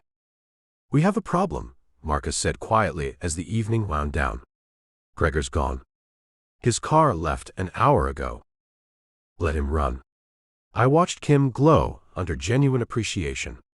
We have what we need. The emails. Already forwarded to the FBI. Cybercrime Division was very interested in his hacking activities. I smiled. Turns out corporate espionage is still illegal. And Victoria? We'll find her gallery under investigation for tax irregularities. Kit's lawyers were thorough. So it's over. The attacks are over. The rest. I watched Kim laugh with a collector, paint under her fingernails and joy in her eyes. The rest is just beginning. The gallery finally emptied near midnight. Kim stood in the middle of her sold-out show, tears streaming down her face. "Hey," I said softly. "You okay?" "I did it." She spun to face me. "I actually did it." Faced them down. Showed the work. Sold everything. "You were magnificent." "I was terrified." Both things can be true.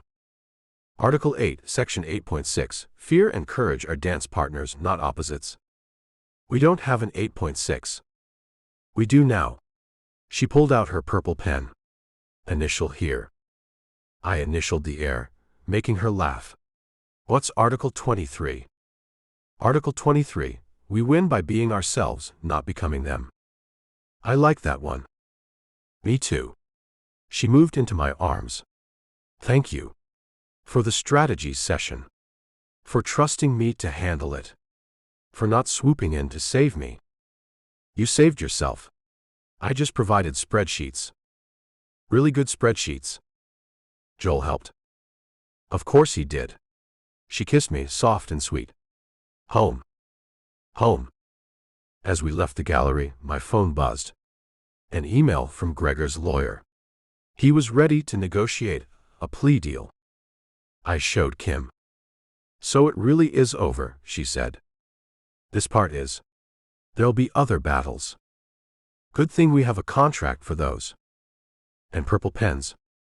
And each other. Especially that. We walked through Seattle's quiet streets, her paintings sold, our enemies defeated, our love tested and stronger. Hey, Kim said suddenly. Want to get married? I stopped walking. What? I know we said 6 months of living together first, but Article 22 says infinite revisions as love requires. She faced me under a streetlight. I require marrying you. Thoughts? Yes. Yes. Of course yes. I pulled her close. But I wanted to propose properly. Romance and planning and. You wanted to control the proposal. I wanted to make it perfect. Perfect is overrated. Real is better. She grinned. So. Want to marry me or not? More than anything. Good. Because I already started planning. Small wedding. Venice. That bridge where we met. You've been planning? For about an hour. The paintings selling made me realize I don't want to wait for perfect timing. I want to choose you now. Article 13, we said together. When in doubt, choose love, she continued. I'm not in doubt. Neither am I. Then let's get married. Kit can plan it. He'll be thrilled. What about your aunt? My family? Small wedding there, big party here. Best of both worlds. You've really thought about this. I've really felt about this. Thinking comes later. She pulled out her phone. Should we call Kit now or wait until morning? It's 1 a.m. He's probably still up cataloging gossip from tonight. She was right. Kit answered on the first ring, screamed when we told him, and immediately started planning what he called the art world wedding of the century. Small, Kim kept insisting. Intimate. Meaningful. Darling, nothing about you two is small. But fine. Intimate it is. Give me 3 weeks. 3 weeks. I protested. You're right. 2 weeks. I'll call Venice now. He hung up before we could argue. We're really doing this, Kim said. We're really doing everything. I pulled her close as we walked. Fair warning, my prenup will be extensive. Fair warning, I'm adding articles. Naturally. Article 1, what's mine is mine, what's yours is yours, what's ours is ours. Very legal. Article 2, Jakob doesn't get to plan everything just because he has staff. But staff is helpful. Article 3, Kim gets to paint Jakob whenever inspired. Even nude. Sweet romance, remember? Fully clothed painting only. Article 4, Jakob gets to laminate important documents. Within reason. Article 5, we choose each other daily, especially when it's hard. That's already in our contract. Worth repeating. I stopped walking, pulling her close. Article 6, Venice wedding includes terrible coffee from that first cafe. Obviously. Article 7, no one mentions how we met on the actual bridge. Why not? Because that's ours.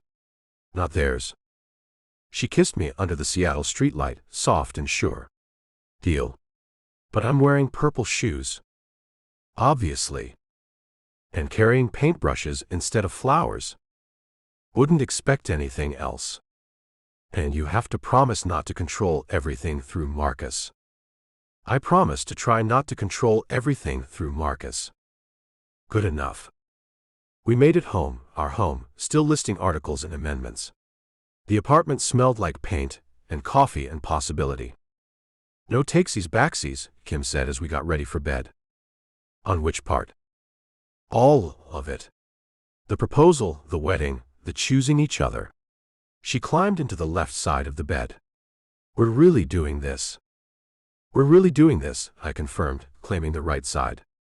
With contracts and purple pens and Kit's questionable planning skills. Perfect. Real, I corrected. Even better. She turned off the light, curling into me like she'd always belonged there. And maybe she had. From that first night on the bridge, through all the battles and breakthroughs, we'd been building toward this. Not perfect. Not easy. But real and chosen and ours. Hey, she whispered in the darkness. I love you. I love you too. Even though I proposed first. Especially because you proposed first. Good. Because I'm probably going to keep doing things first.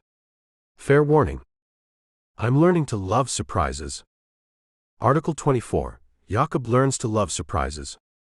Go to sleep, Kim. Can't. Too happy. Paint it tomorrow. Already planning to. She yawned. Working title, The Architecture of Forever. Beautiful. We are, aren't we? The most beautiful disaster I've ever seen. Good thing we have contracts then. Disasters need structure. And purple pens. And each other. Especially that. She fell asleep, still listing articles for our future. I lay awake a bit longer, marveling at how thoroughly she'd rewritten my life. From corporate control to chaotic joy. From isolation to partnership.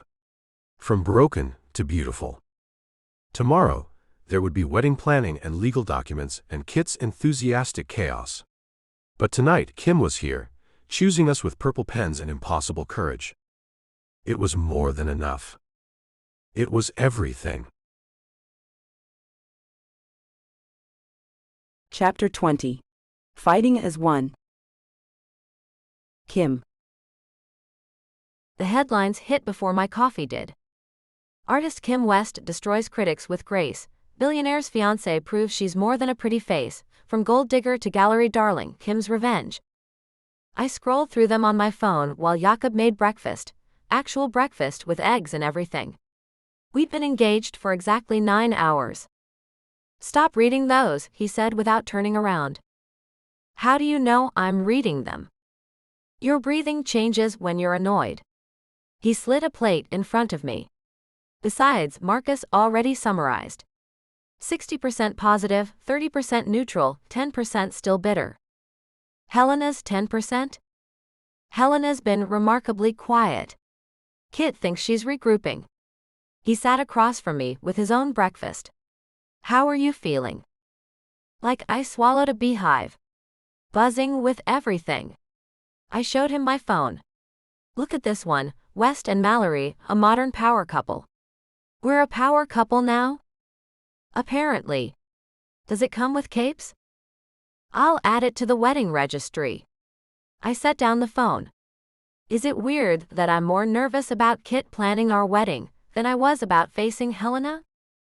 Kit's already sent 17 messages. I'm afraid to look. As if summoned, my phone rang. Kit's face filled the screen.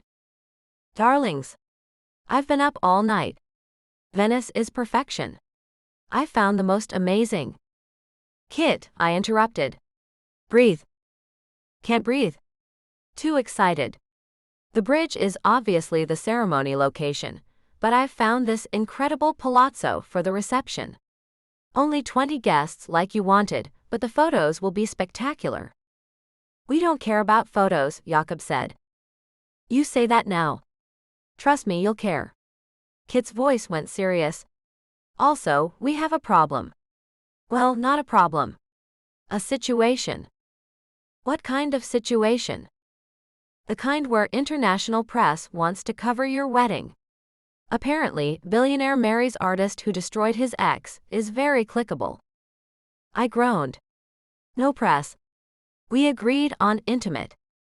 I know, darling. But they'll show up anyway. Better to control it than let them paparazzi you on your day. Or, Jakob suggested, we could get married somewhere else. Quietly. Just us. Don't you dare. Kit's voice went sharp. I've already put deposits down. Non-refundable deposits. We'll pay you back. It's not about money. It's about you two having the wedding you deserve. The bridge where you met, the city that brought you together, the whole romantic story. Without the press, I insisted. Leave the press to me. I have ideas. That was terrifying. What kind of ideas? The kind where they get what they need, without ruining what you want.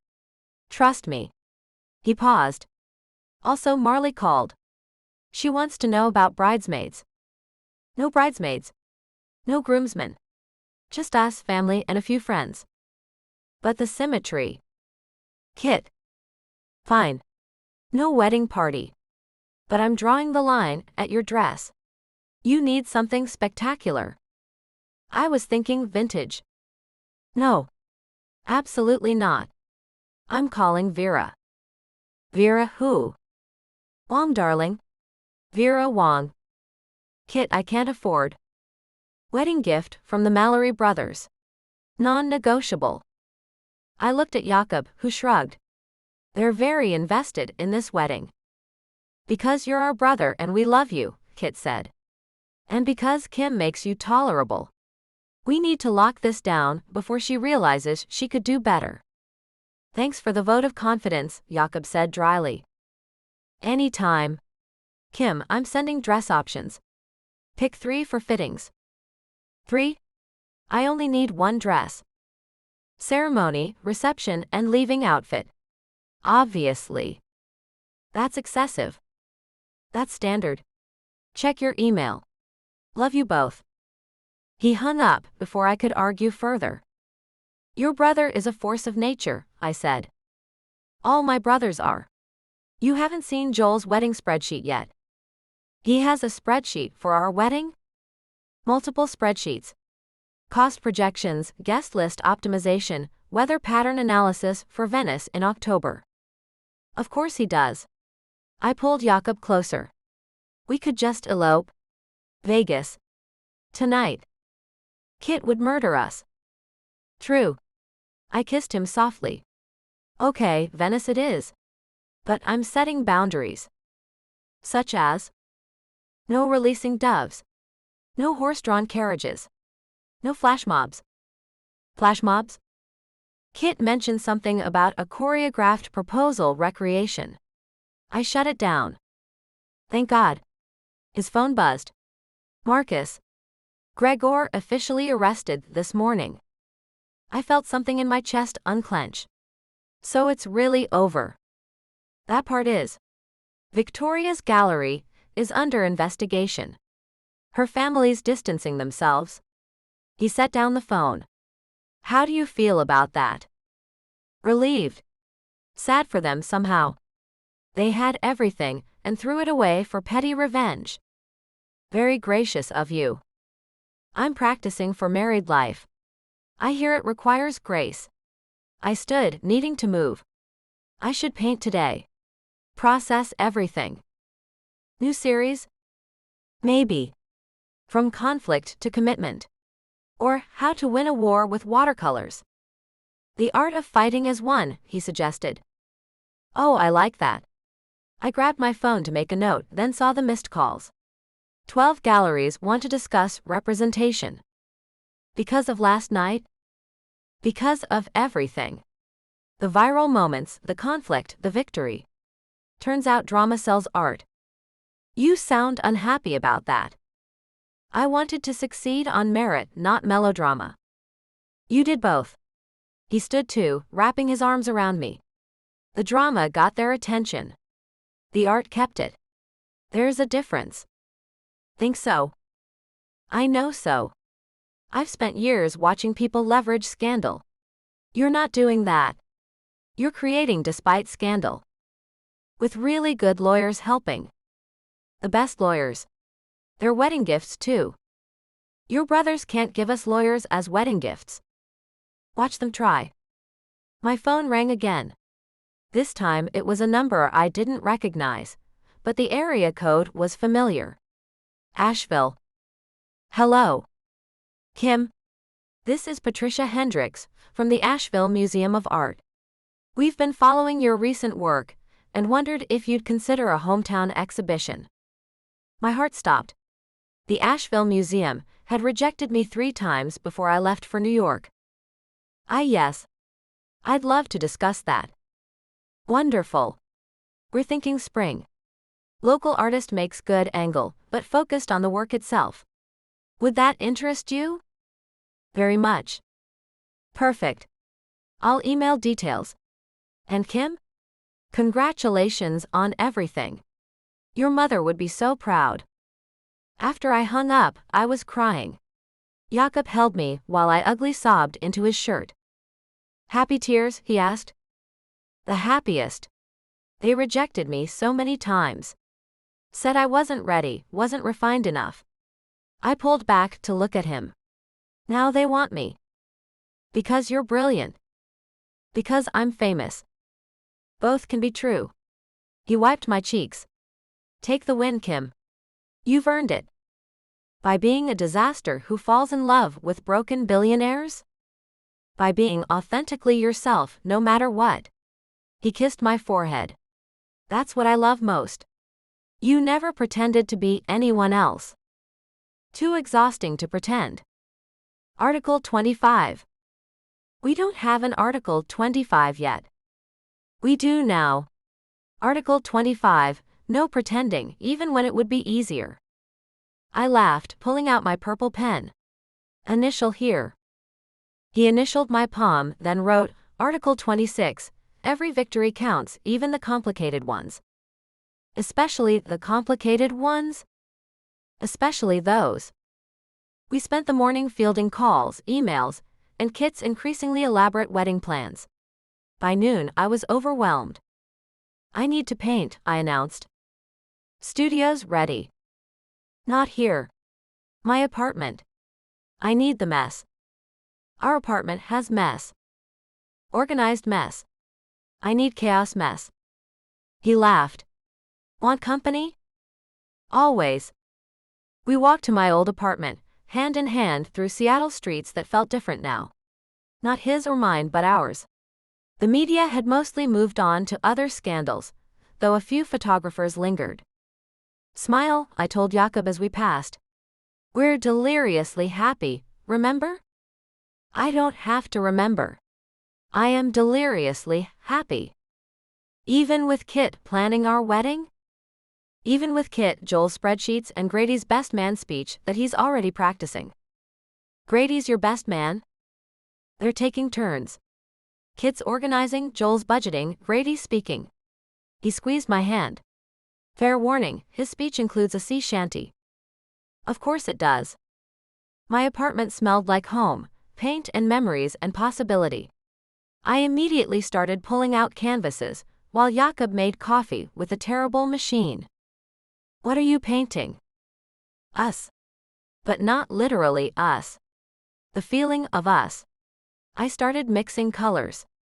The transformation from breaking to building. Need a model? Just sit there and be you. That's inspiration enough. He settled on my disaster couch with his laptop, working while I painted. The domestic simplicity of it, creating while he typed, occasional comfortable silence, felt like everything I'd wanted. Read something, I said after an hour. Read what? Whatever you're working on. I like your voice when you're in business mode. You find quarterly projections romantic? I find you romantic. Even with spreadsheets. He read financial reports while I painted, his voice a steady backdrop to my chaotic creation. Occasionally he'd pause to explain something, making corporate finance sound almost interesting. You should teach, I said during one explanation. Teach. Business. But like for artists. We're terrible with money. Article 27. Jakob teaches Kim basic accounting. Let's not get carried away. Article 27 revised. Jakob handles the accounting while Kim makes art. Better. My phone buzzed. Marley texting. Local news picked up your engagement. Artist proposes to billionaire, is the angle. You're destroying gender norms. Accidentally. I just got impatient. Best proposals are impatient proposals. When do I get to plan the bachelorette? No bachelorette. Just dinner maybe? Boring. But fine. Can I at least make inappropriate jokes about your billionaire? Within reason. Define reason. Article 28. Marley gets 5 inappropriate jokes max. You're still doing the contract thing? Forever. You two are perfectly weird for each other. I smiled, adding another layer to the painting. The figures were taking shape now, not portraits but impressions. 2 forms building something together, each maintaining their shape while creating a third space between them. That's beautiful, Jakob said, appearing behind me. It's us. I see it. Separate but together. The architecture of love, I murmured. Your series title? Maybe. Or maybe terms of engagement. I grinned. Get it. Like our contract but also. I get it. You're hilarious. I'm adorable. Also true. He kissed the top of my head. Kit texted. He needs dress decisions. All ready? We're getting married in 2 weeks. Right. That. I set down my brush. Is it crazy? 2 weeks. Is what crazy? Marrying me or the timeline? Yes. He laughed. Probably. But good crazy. The best crazy. I turned to face him. I want to marry you on that bridge where we began. Want Kit to plan whatever madness makes him happy. Want your brothers there being ridiculous. Want my aunt crying happy tears. And after? After we come home. To our apartment with reasonable bathrooms. And we build our life one contract article at a time. Sounds perfect. Sounds real. Even better. I kissed him, tasting coffee and forever. Help me pick dresses? Isn't that bad luck? We make our own luck. I pulled up Kit's email. Besides, you have excellent taste. I picked you. See? Excellent taste. We scrolled through options while paint dried and coffee cooled. Outside, Seattle went about its business, unaware that inside a tiny apartment, 2 people were planning a future built on broken pieces made beautiful. That one, Jakob said, pointing to a simple but elegant design. Why that one? It looks like you. Beautiful without trying too hard. You're getting good at this romance thing. I have an excellent teacher. Article 29. Kim teaches Jakob romance. Article 30. Jakob teaches Kim to appreciate good coffee. Never. Terrible coffee forever. I can live with that. Good. Because that's what you're signing up for. Terrible coffee and paint stains and contracts written in purple pen. And love, he added. Don't forget the love. Never, I promised. That's Article 13, remember? When in doubt, choose love. Not much doubt left. None at all. We sent Kit 3 dress choices, then spent the afternoon painting and planning, creating and choosing. By evening, we had a painting, a wedding timeline, and 12 new contract articles. We need a new copy, I said, looking at our marked-up pages. I'll print one. And laminate it? Obviously. My ridiculous, wonderful disaster. Your soon-to-be husband, ridiculous, wonderful disaster. The best kind. As we walked home, our home, Seattle's evening light caught the ring on my finger. Not an engagement ring, not yet. Just a simple band Jakob had worn that I'd claimed until he could shop properly. I'll get you a real ring, he said, catching my glance. This is real. You know what I mean. Diamonds. Tradition. Article 31. We define our own traditions. Like wearing my ring instead of waiting? Like proposing first and planning later. Like contracts and purple pens. Exactly. I love our traditions. I love you. Even better. Tomorrow would bring more calls, more plans, more chaos. But tonight, we walked through our city, engaged and victorious and choosing each other with every step. The art of fighting as one? We'd mastered it. Now for the art of living happily ever after. One purple-penned article at a time.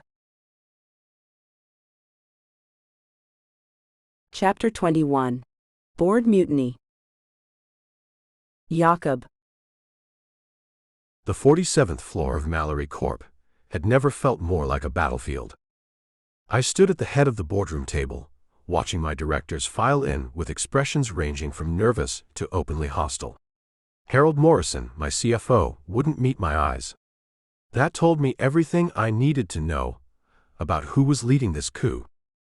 Gentlemen, I kept my voice steady, despite the anxiety clawing at my chest.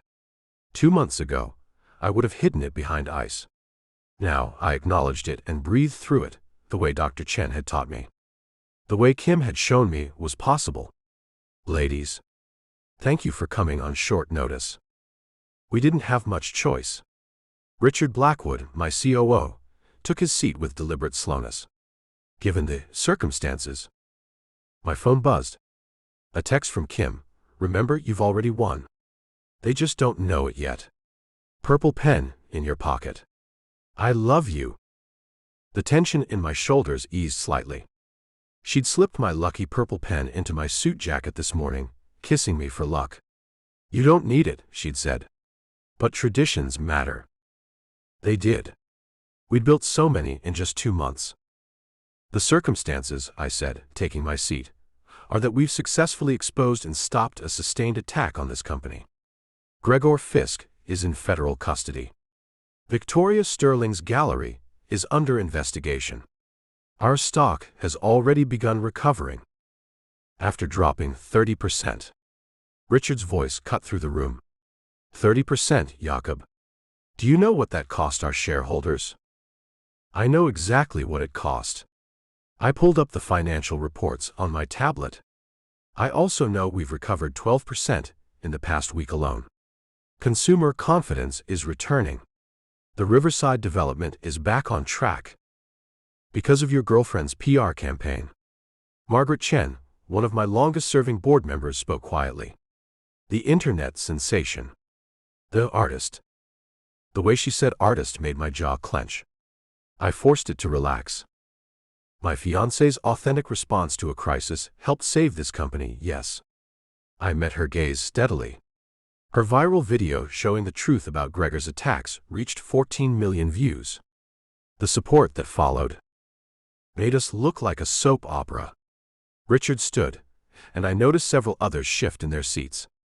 Jakob, we've been patient. We understood your personal struggles after your mother's passing. We even accepted your need for therapy, though God knows what investors would think. What investors think, I interrupted, my voice sharp, is that a CEO who takes care of his mental health is more stable than one who hides it. Our partnership with the Haven Mental Health Foundation has brought in 3 major contracts this month alone. Contracts that could evaporate if this circus continues. Richard moved to the wall screen, pulling up prepared slides. Of course he had slides. You've made this company vulnerable, Jakob. Your relationship with someone half your age. Careful. The word came out low, dangerous. Old Jakob bleeding through. But Richard was prepared for that too, has exposed us to attacks we never faced before. Your mental health struggles are now public knowledge. The board has lost confidence in your ability to lead Mallory Corp. Through this crisis. He clicked to the next slide. A motion of no confidence. They'd been planning this for weeks. You need 8 votes to remove me, I said calmly. You have what, 5? 6 if Harold grows a spine. Harold flinched but remained silent. We have 7. Richard's smile was triumphant. Margaret. But Margaret Chen was looking at her phone, frowning. Richard, perhaps we should. The boardroom door opened. Marcus entered, followed by someone I hadn't seen in 12 years. Chen. My voice came out rough. What are you doing here? David Chen, Margaret's son and my former Stanford roommate, walked to the presentation screen. Aunt Margaret asked me to look into the company's recent troubles. What I found was illuminating. Richard's face went pale. This is a closed board meeting. I'm here as a shareholder. David pulled out his phone, mirroring it to the screen. A significant one, as of this morning. And I have some interesting data about certain board members' stock trades over the past 2 months. The slides that appeared made my breath catch. Transaction records. Emails. A clear pattern of insider trading, timed perfectly with Gregor's attacks. You sold high before each attack, David continued conversationally. Bought low after. Classic pump and dump, if a bit more sophisticated. Richard, Harold, and Judge Matthews. Though I believe the SEC will be more interested in your communications with Gregor Fisk. This is ridiculous, Richard started. Is it? I stood slowly, pieces clicking into place. You knew about the attacks. You were profiting from them. My phone buzzed again. Kim, local news just picked up the story. David Chen sent them everything. You've got this. Of course she was watching. Probably with Marley and Marcus in the security office, biting her nails and pretending she wasn't worried. I motioned to table the no confidence vote, Margaret said quietly, pending a full investigation into these allegations. Seconded, said Thomas Park, another longtime board member. You can't? Richard's face had gone from pale to red. This is a setup. He planned this. Actually, I said, pulling out the purple pen and clicking it thoughtfully, I didn't plan anything. I was prepared to fight your coup on its merits. But it turns out when you surround yourself with good people, people who actually care about this company and not just their portfolios, the truth has a way of surfacing. The boardroom doors opened again. This time, it was building security accompanied by 2 federal agents. Richard Blackwood. Harold Morrison? We need you to come with us. The room erupted in chaos. Board members pushing back from the table, voices raised in shock and denial. Through it all, I stood perfectly still, watching Richard's empire crumble. You think you've won? Richard snarled as security approached. You think your little artist and her internet fame will protect you? You're weak, Jakob. Your father would be ashamed. My father built this company on integrity. I moved closer, keeping my voice low enough that only he could hear. You tried to destroy that. You failed. And yes, Richard, I absolutely won. They led him out in handcuffs. Harold followed, shoulders slumped in defeat. The remaining board members sat in stunned silence. I believe we need to discuss interim leadership positions, I said, returning to my seat. And a full audit of all board activities over the past year. David, would you consider joining the board? We could use someone with your forensic accounting skills. Margaret smiled for the first time all meeting. I nominate my son for Richard's position. Seconded, came from 3 voices simultaneously. An hour later, after emergency votes and preliminary planning, I finally made it to the executive elevator. My hands shook slightly as I pressed the button for the security floor. Adrenaline crash, another thing Dr. Chen had taught me to recognize. The doors opened to reveal Kim flying toward me, her paint-stained sundress a splash of color in the sterile hallway. You did it. She launched herself into my arms and I caught her, spinning her around as her laughter filled the space. David sent the files just in time, and the FBI was already in the building. And did you see Richard's face when? I kissed her, cutting off the stream of words. She melted against me, arms winding around my neck. Thank you, I murmured against her lips. For the pen. For the texts. For believing I could handle it. You didn't need my help. She pulled back to look at me, hazel eyes shining. You had it under control the whole time. Maybe. But knowing you were watching, knowing you had my back, that made the difference. I set her down, but kept her close. How did you know David would find something? Her smile turned mischievous. I didn't. But Margaret Chen called me last week, wanting to discuss my intentions. We had tea. I might have mentioned how worried you were about certain board members' loyalty. You played Margaret Chen. I stared at her in amazement. The woman who's faced down Fortune 500 CEOs. I didn't play anyone. I just shared my concerns about the man I love. She drew her own conclusions. Kim traced the edge of my suit jacket. Though I did suggest she might want to have David look into things. You know, for the company's sake. Brilliant. I kissed her again, marveling at how she continued to surprise me. Absolutely brilliant. Him. Now come on, future husband. Marley brought champagne, and Marcus is pretending he didn't get emotional when they led Richard out. We need to celebrate before Kit calls about wedding cake flavors again. She tugged me toward the security office, where our found family waited. 2 weeks until our wedding, and the last major threat to our happiness had just been eliminated. My phone buzzed one more time. A message from my father, saw the news. Your mother would be proud. We all are. You okay? Kim asked, noticing my pause. I showed her the text. Her eyes softened and she squeezed my hand. Yeah, I said, meaning it completely. I'm better than okay. We walked into the security office to find Marcus had indeed been crying. Marley was already pouring champagne, and David Chen was showing Margaret something on his laptop that made her laugh, a sound I hadn't heard in years. To family, Kim said, raising her glass once everyone had one. The ones we're born to, and the ones we choose. To family, we echoed. And as I watched the woman I loved toast with the people who'd stood by us, I realized Richard had been wrong about one thing. I wasn't weak. I'd just finally learned that real strength meant not having to stand alone. Chapter 22. Social Media Storm. Kim. My phone hadn't stopped buzzing for 3 hours. I sat cross-legged on our living room floor, surrounded by wedding magazines Kit had dropped off, and trying to ignore the constant notifications. But when the sound changed to actual ringing, Marley's ringtone, I had to answer.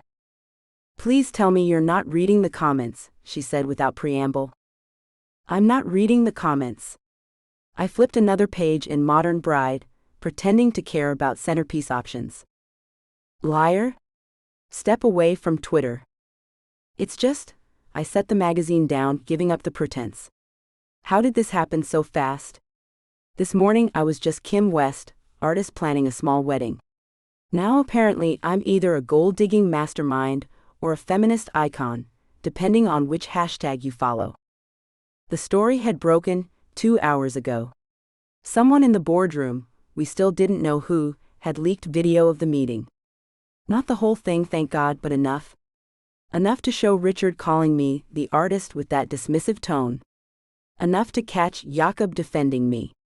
Enough to reveal that members of Mallory Corp's board had been conspiring with the man who'd tried to destroy us. Hashtag Team Kim had started trending within minutes.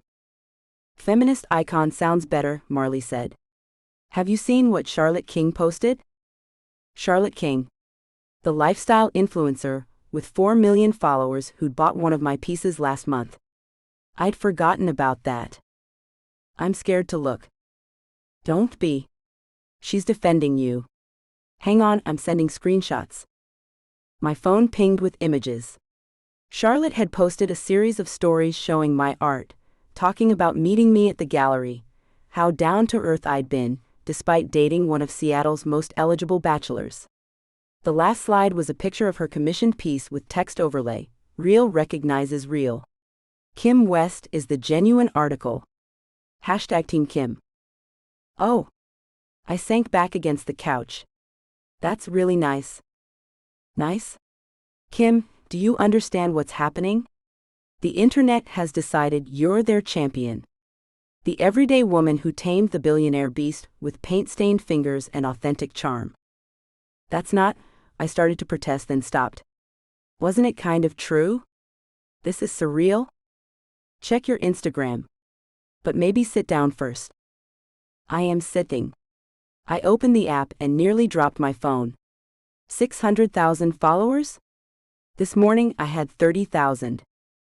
Welcome to viral fame, babe. The gallery's probably losing their minds. She was right.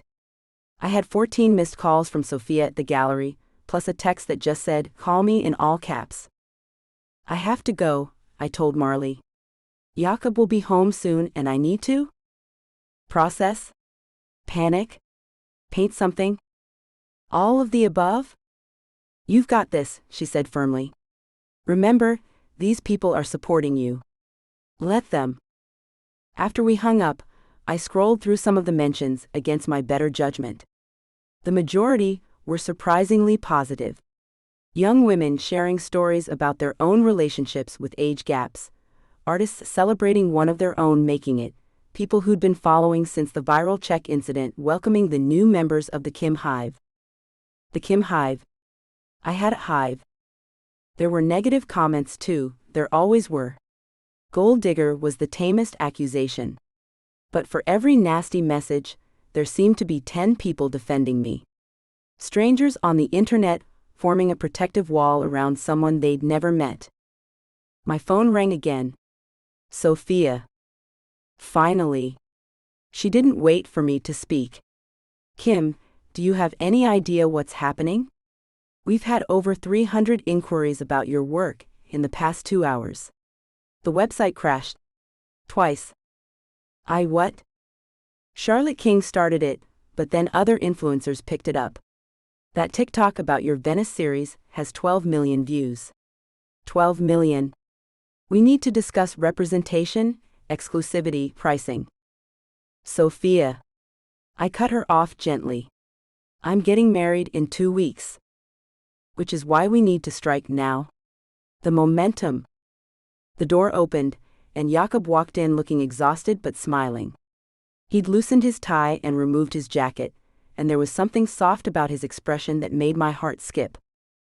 I'll call you back, I told Sophia and hung up. Hey. Jakob dropped onto the couch beside me, pulling me against his side. How bad is it? Define bad. I showed him my phone screen. Apparently, I have a hive now.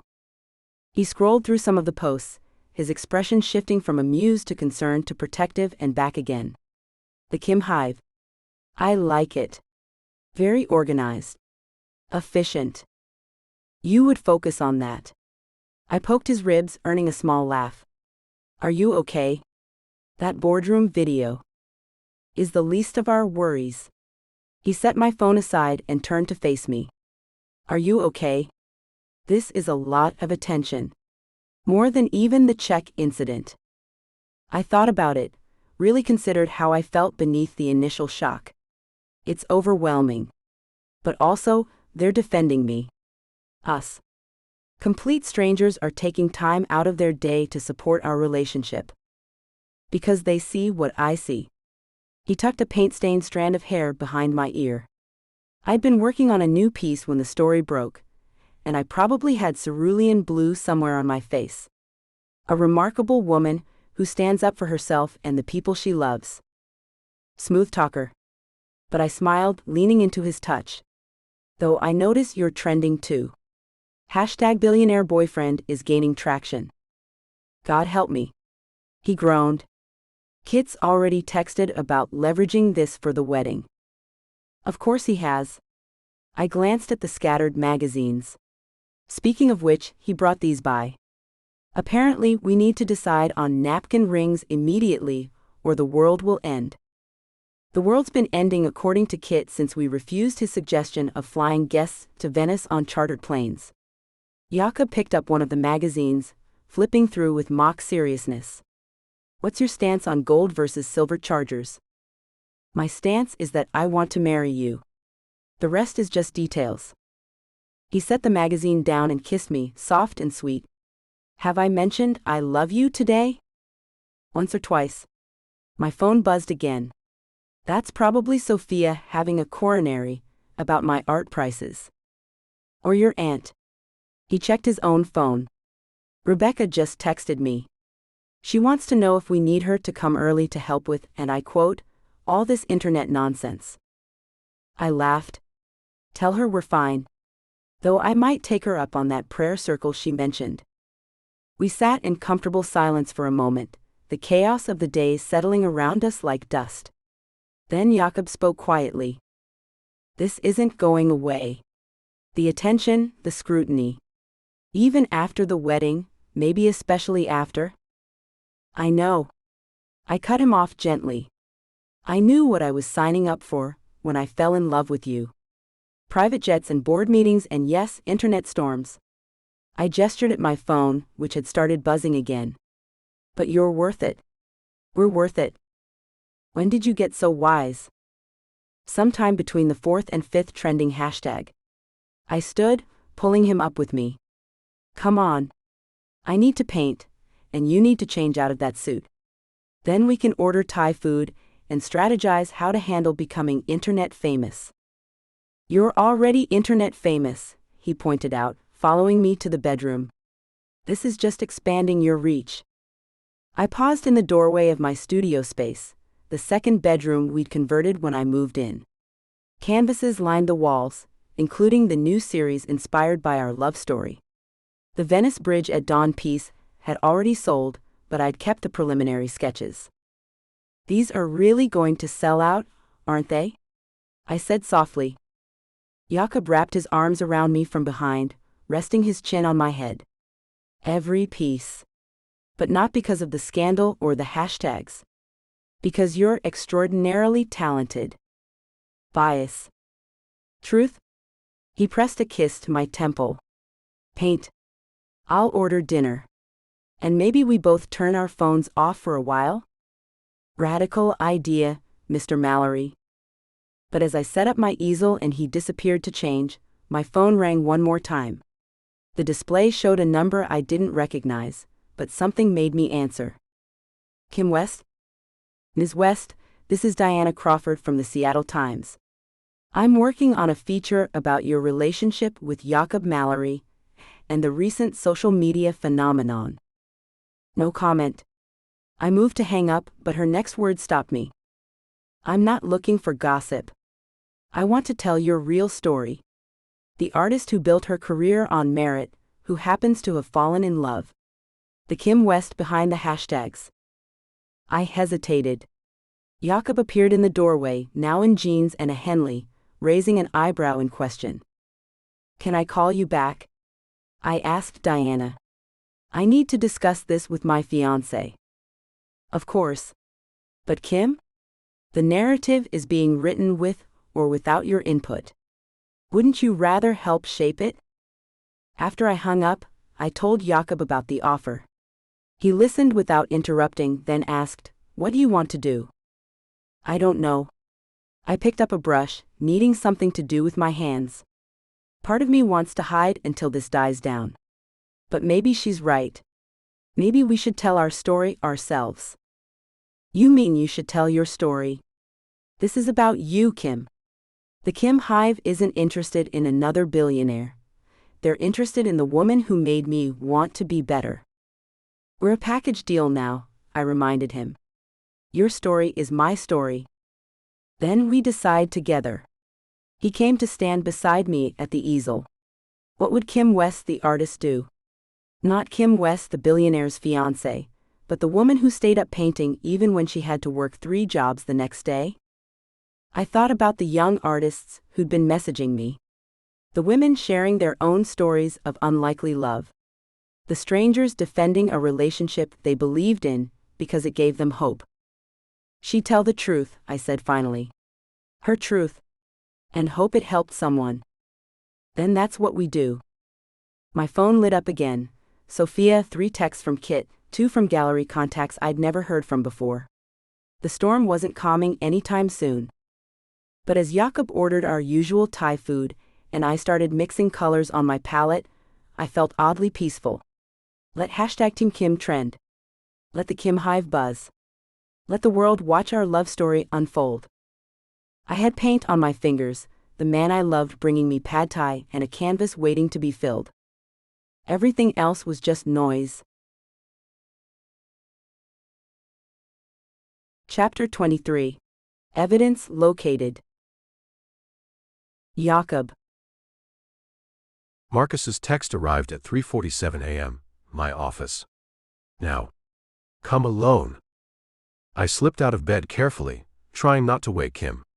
She'd finally fallen asleep around 2, after spending hours responding to messages from young artists who'd been inspired by her story. The internet storm showed no signs of calming, but she was handling it with more grace than I would have. I pulled on jeans and a sweater, left a note on her pillow, and drove through empty Seattle streets to Mallory Corp. The building stood like a monument to everything I'd built and nearly lost. 2 weeks until our wedding, and I'd thought our battles were over. I should have known better. Marcus waited in his security office, looking like he hadn't slept in days. Multiple screens showed various feeds and data streams, and a man I didn't recognize sat at one of the terminals. Jakob, meet Nathan Cross, best digital forensics expert on the West Coast. Marcus gestured to a chair. Show him what you found. Nathan, who couldn't have been older than 25, pulled up a screen full of code that might as well have been hieroglyphics to me. Your boy Gregor was smart. Covered his tracks well. But he made one mistake. Which was? He got cocky. Nathan's fingers flew across the keyboard. Started planning his next phase before the first one played out. I've been tracking unusual server activity, following digital breadcrumbs, and I found this. The screen changed to show emails. Dozens of them. Between Gregor, Victoria, and names I didn't recognize. Holy hell, I breathed, leaning forward. Is that Judge Matthews? Senator Williams? 2 members of the City Planning Commission. Marcus's voice was grim. Gregor wasn't just trying to destroy you, Jakob. He was building a network to take over Seattle's entire development sector. I read through the emails, my anger building with each message. They'd planned everything. My downfall, the company's acquisition at rock-bottom prices, even how they divide up our current projects. Victoria's role was particularly vicious. She'd been tasked with destroying Kim's career to break me emotionally. The gallery incidents, the social media attacks, all of it traces back to her. Nathan pulled up financial records. She paid influencers to spread rumors, hired people to post negative reviews of Kim's work, even tried to get her Venice residency revoked. My hands clenched into fists. Can we prove it? Every transaction, every communication, every deleted file recovered. Nathan inserted a flash drive into the computer. It's all here. Enough to bury them all. There's more, Marcus said quietly. Nathan found something else while digging. About your mother. The room went cold. What about my mother? Nathan pulled up another file, his expression uncomfortable. Gregor had access to your family's medical records. He knew about your anxiety issues after your mom's death. He used that information to plan his attacks, timing them for maximum psychological impact. I stared at the screen, seeing documentation of my therapy sessions from 12 years ago. Private. Personal. Weaponized against me by someone I'd trusted. The Venice meeting wasn't random, Marcus added. He knew you'd go there. It's where you took your mother for her last good month. He wanted you at your lowest, in a place full of painful memories. But Kim. I started, then stopped. Kim had saved me. Gregor's plan had backfired spectacularly, because he hadn't counted on a paint-stained artist with more compassion than sense. There's enough here to put him away for decades, Nathan said. Corporate espionage, fraud, conspiracy, cybercrime. Victoria too. The others will probably get plea deals if they testify. I took the flash drive, weighing it in my hand. Such a small thing to hold so much destruction. Send copies to the FBI and the district attorney. And Nathan? Thank you. He shrugged. Marcus said you were one of the good ones. Plus, your fiancé art is actually amazing. My girlfriend bought a print last month. After Nathan left, Marcus and I sat in silence for a moment. The security monitors showed the empty building, but I could almost see the ghosts of every battle we'd fought here. You okay? Marcus asked finally. He used my mother's death against me. The words came out raw. Used my grief as a weapon. And failed, Marcus reminded me. Because you didn't let it break you. You got help. You found Kim. You built something better. My phone buzzed. A text from Kim, where are you? Your side of the bed got cold. Go home, Marcus said, reading my expression. It's almost 5. Take her to watch the sunrise. Remember what you're fighting for. I drove home as dawn started painting the sky pink and gold. Kim was in the kitchen when I arrived, wearing one of my t-shirts and making coffee. Her hair was a mess, and she had pillow creases on her cheek, and she was absolutely beautiful. Marcus texted, she said, handing me a mug. Said you'd need this. Nathan found everything. Emails, financial records, proof of conspiracy. I set the coffee down and pulled her into my arms. It's over. Really over this time. She hugged me back tightly. That's good. That's really good. So why do you look like someone kicked your dog? I told her about Gregor's use of my mother's death, about the calculated cruelty of it all. She listened without interrupting, her arms around me the whole time. I'm so sorry, she whispered when I finished. That's beyond cruel. That's evil. He wanted to break me in Venice. Instead, I found you. I pulled back to look at her. His worst plan became my best moment. Smooth talker, she said, but her eyes were bright with unshed tears. Though technically, I found you. Standing on that bridge looking like the world's saddest billionaire. Semantics. I kissed her forehead. Want to watch the sunrise? Marcus suggested it. Marcus Tang suggested something romantic? She gasped dramatically. Alert the media. Oh wait, they're already obsessed with us. We took our coffee to the balcony, wrapped in a blanket against the cool morning air. The city spread out below us, slowly waking up. Somewhere out there, FBI agents were probably knocking on doors, arrests were being made, justice was being served. But here, in our bubble of peace, there was just us. 2 weeks, Kim said softly. 2 weeks until we're married. Scared? Terrified. She smiled up at me. But the good kind. The kind that means something amazing is about to happen. My phone rang, interrupting the moment. David Chen's name appeared on the screen. Jakob, turn on the news, he said without preamble. Channel 4. I grabbed the remote and flipped to the local news. The headline made my heart stop. Breaking, federal arrests in Mallory Corp conspiracy. The reporter stood outside Victoria's gallery. Federal agents arrested gallery owner Victoria Sterling early this morning in connection with corporate espionage and fraud charges. Senator Williams and Judge Matthews have also been taken into custody. Sources indicate this is connected to the recent attacks on Mallory Corp. And the attempted boardroom coup. They moved fast, Kim said, setting down her coffee. The reporter continued. The investigation reportedly uncovered a widespread conspiracy to destroy Jakob Mallory and take control of Seattle's development sector. We're told evidence includes detailed plans to sabotage both Mallory's business interests and his personal relationships, including attacks on his fiancée, artist Kim West. They showed a photo of us from last week's gallery opening, looking happy and in love. Then they showed Victoria being led away in handcuffs, her perfect facade finally cracked. How do you feel? Kim asked quietly. I thought about it, watching the woman who tried to destroy the love of my life get arrested on live television. Relieved. Vindicated. A little empty, honestly. Empty. I spent so much energy fighting them. Now that it's over. I shrugged. I guess I need a new purpose. Kim turned in my arms, facing me fully. How about building a life with me? Running your company with integrity. That foundation we talked about.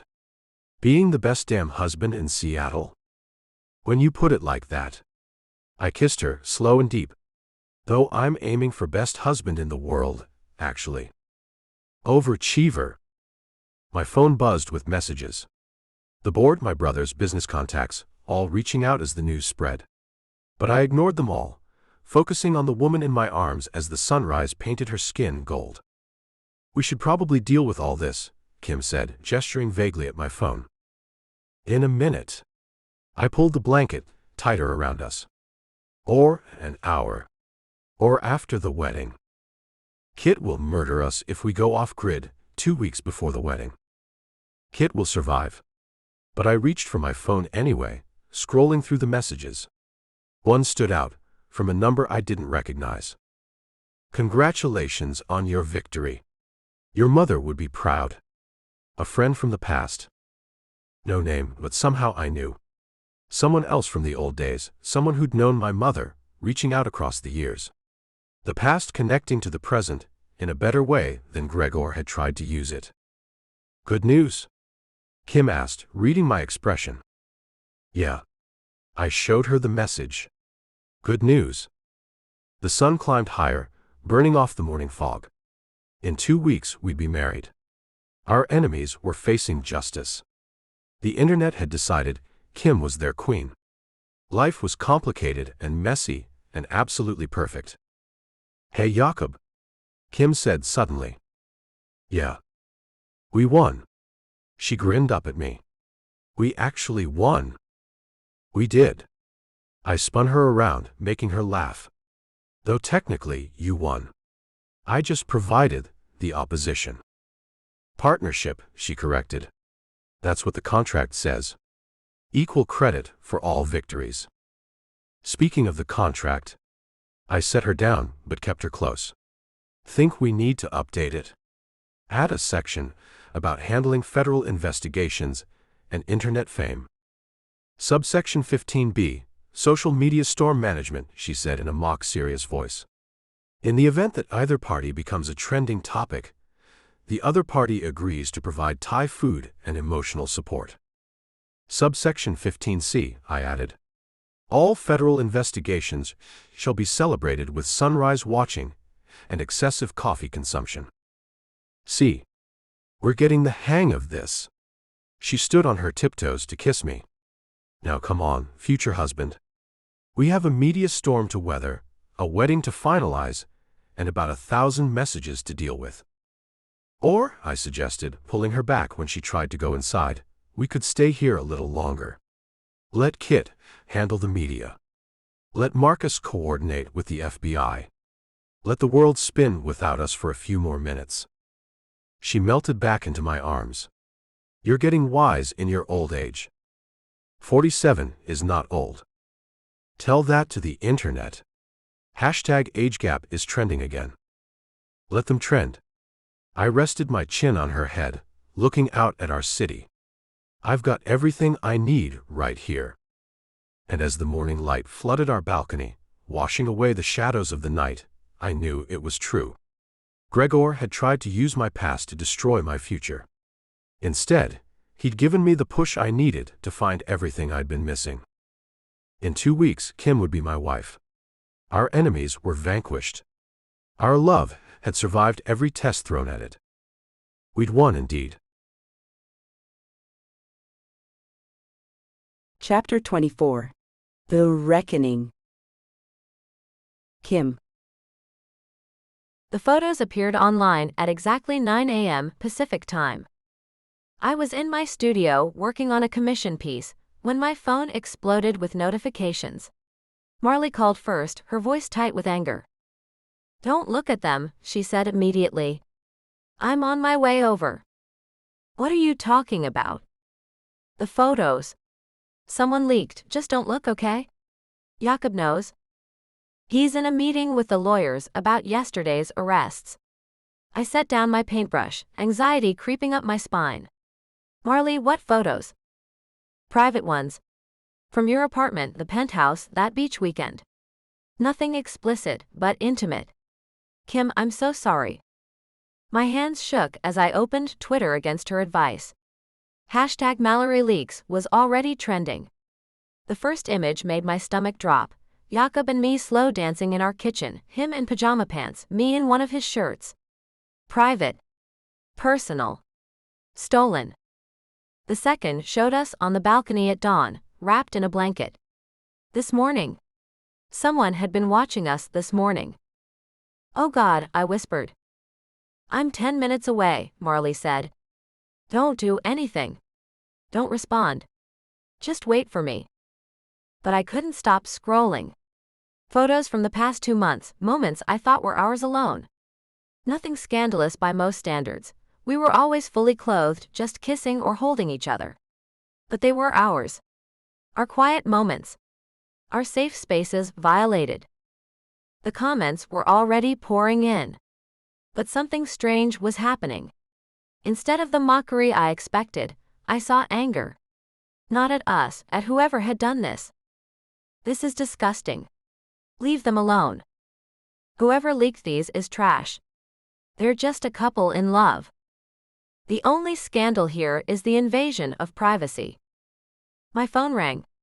"Jakob." "I just saw," he said, his voice carefully controlled.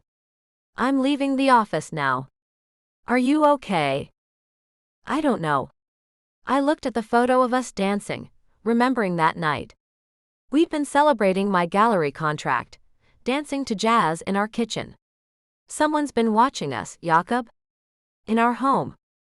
Marcus is already on it. We'll find out who. Does it matter? I sank onto my studio floor. The photos are out there. Our private moments for everyone to see. Kim, breathe. I'll be home in 15 minutes. We'll handle this together. After we hung up, I forced myself to look at the rest. 15 photos total. The most scandalous showed Jakob carrying me to our bedroom, both of us laughing, fully dressed but clearly intimate. The comments on that one were particularly defensive of us. A man carrying his fiancée? Alert the media. Oh wait. They really thought this would hurt them? It just makes them more #couple goals. Whoever is stalking them needs to be arrested now. My phone rang again. Diana Crawford from the Seattle Times. "Kim, I'm calling as a human being, not a reporter," she said quickly. "These photos are a violation, and I want you to know the legitimate media won't touch them. We're not running the story." "Thank you," I managed. "But you should know, the backlash against whoever did this is intense. The court of public opinion is firmly on your side. The narrative isn't what the leaker hoped." After she hung up, I sat in the strange quiet of my studio processing this bizarre turn. Someone had tried to humiliate us, with evidence of our love. Instead, they'd created a rallying cry. The door burst open. Not Marley but Kit. "Those bastards," he said, crossing to pull me into a hug. "Marcus called me. We're going to destroy them." "Kit." No, I'm serious. Joel's already tracking the digital footprint. Grady's got his entire social network searching for information. Dad's calling in favors with judges about restraining orders. He pulled back to look at me. You're family now. Nobody messes with family. The tears came then. Not from shame or embarrassment, but from the overwhelming support. Kit held me while I cried, this man who'd become my brother in all but law. The worst part, I said when I could speak, is that these were our moments. Our quiet, precious moments. I know. His voice was gentle. But look at the response. Look how many people are defending your right to have those moments. Jakob arrived then, taking in the scene of his brother comforting me. Something passed between them, a silent communication I'd seen between the Mallory brothers before. Thank you, Jakob said quietly to Kit, who squeezed my shoulder and stood. Family, Kit said simply. I'll be in the living room making calls. We're going to find who did this. Jakob took Kit's place, pulling me against him. I breathed in his familiar scent, grounding myself in his presence. Talk to me, he said. It's so strange. I showed him my phone. They released these photos thinking they'd shame us. Instead, we're getting more support than ever. Look at these comments. He scrolled through, his expression shifting from anger to wonder.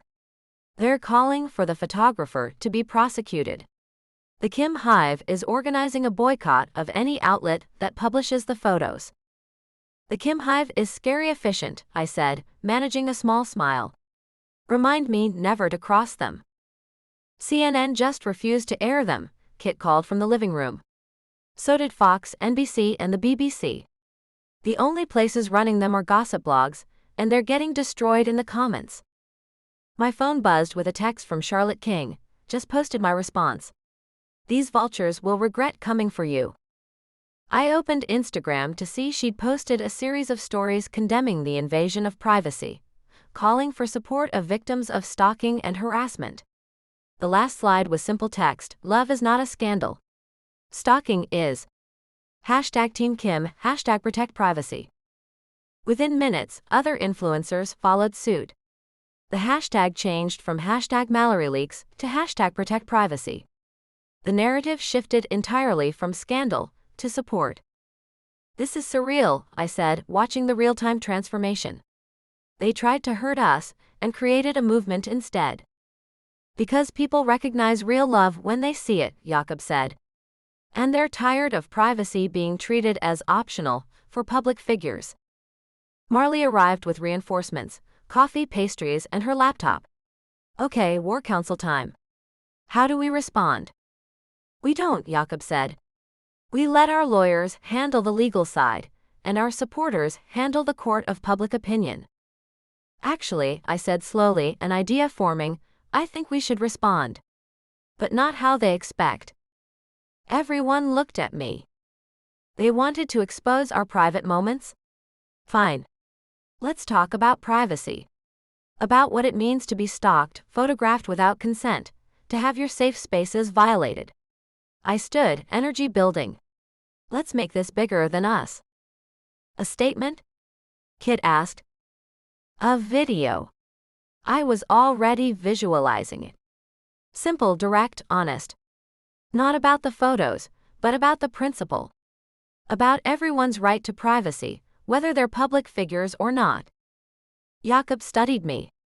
You want to turn this into advocacy. They tried to use our love against us.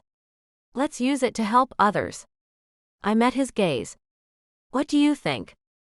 I think, he said slowly, that you continue to amaze me. And I think it's brilliant. Within an hour, we had a plan. Kit set up the filming in our living room, the same room where one of the photos had been taken. We wanted to reclaim our space. Jakob and I sat together on the couch, his hand in mine. No script, just truth. Hi, I began, looking directly at the camera. I'm Kim West. You might know me from recent events. This morning, private photos of Jakob and me were released without our consent. We want to address not the photos themselves, but what they represent. Jakob picked up seamlessly. Everyone deserves privacy. Everyone deserves to feel safe in their own home. What happened to us happens to thousands of people every day, and it's not okay. We talked for 5 minutes about stalking, about consent, about the human right to private moments.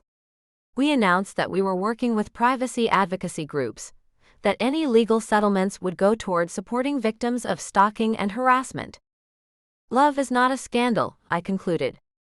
But violating someone's privacy is. We're okay, we have resources and support. But we want to use our platform to help those who don't. Kit uploaded the video immediately.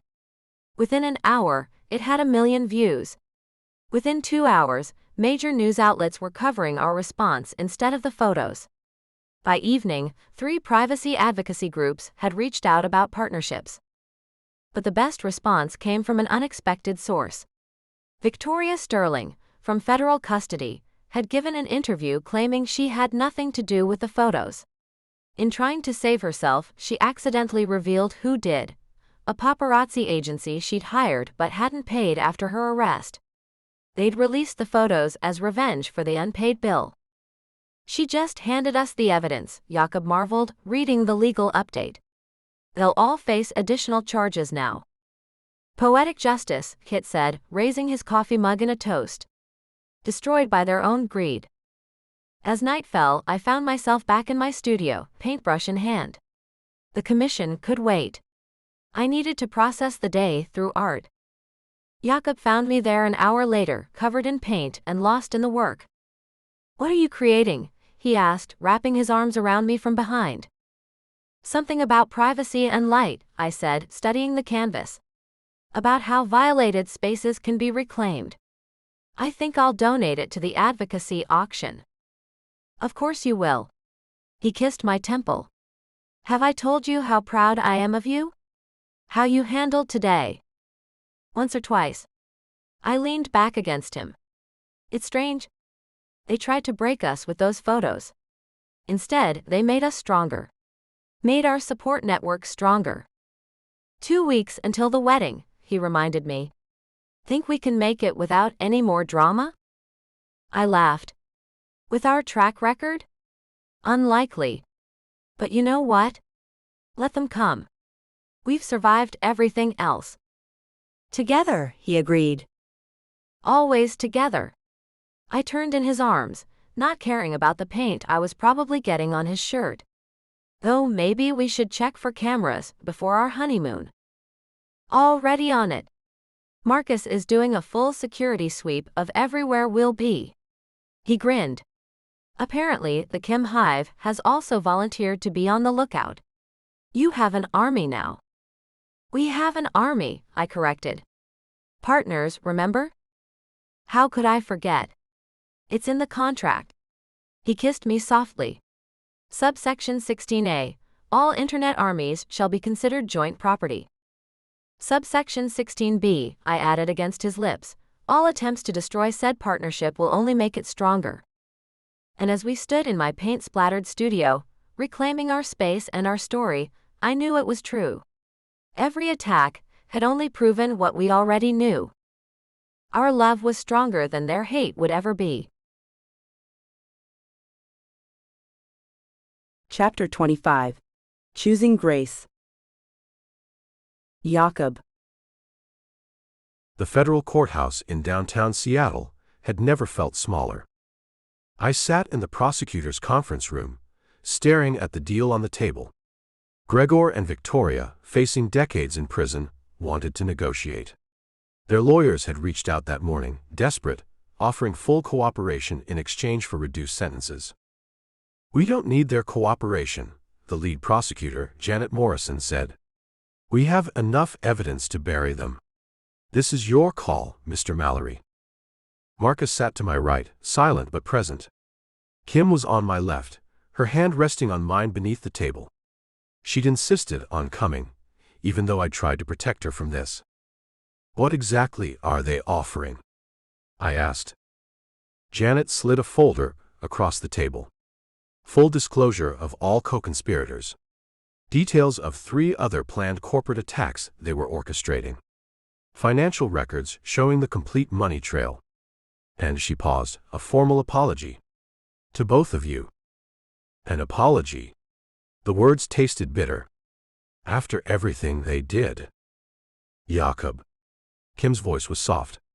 What are you thinking? I was thinking about 12 years of friendship with Gregor. About trusting him with my mother's death, only to have him weaponize that grief. About Victoria, trying to destroy the woman I loved out of petty jealousy. About the photos released yesterday, our privacy violated for profit. I'm thinking they deserve to rot, I said honestly. They do, Kim agreed. But is that what you want to carry into our marriage? That weight? I looked at her, this woman who'd saved me in every possible way. Who turned yesterday's violation into a movement for good. Who somehow managed to find light in the darkest situations. 20 minutes, I told Janet. Give us 20 minutes. She nodded and left, Marcus following after a questioning look from me. Alone with Kim, I let the mask drop. I want to destroy them, I admitted. Every instinct I have says to show no mercy. To use every resource at my disposal to ensure they suffer. I know. She turned to face me fully. And no one would blame you. They hurt you in the cruelest possible ways. They hurt you too. The gallery attacks, the reputation destruction attempts, those photos. Which all backfired spectacularly. She smiled slightly.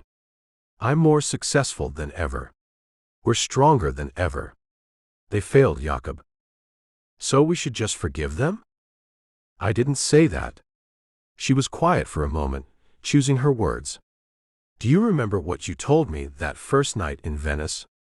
About your mother? My throat tightened. That she believed in second chances.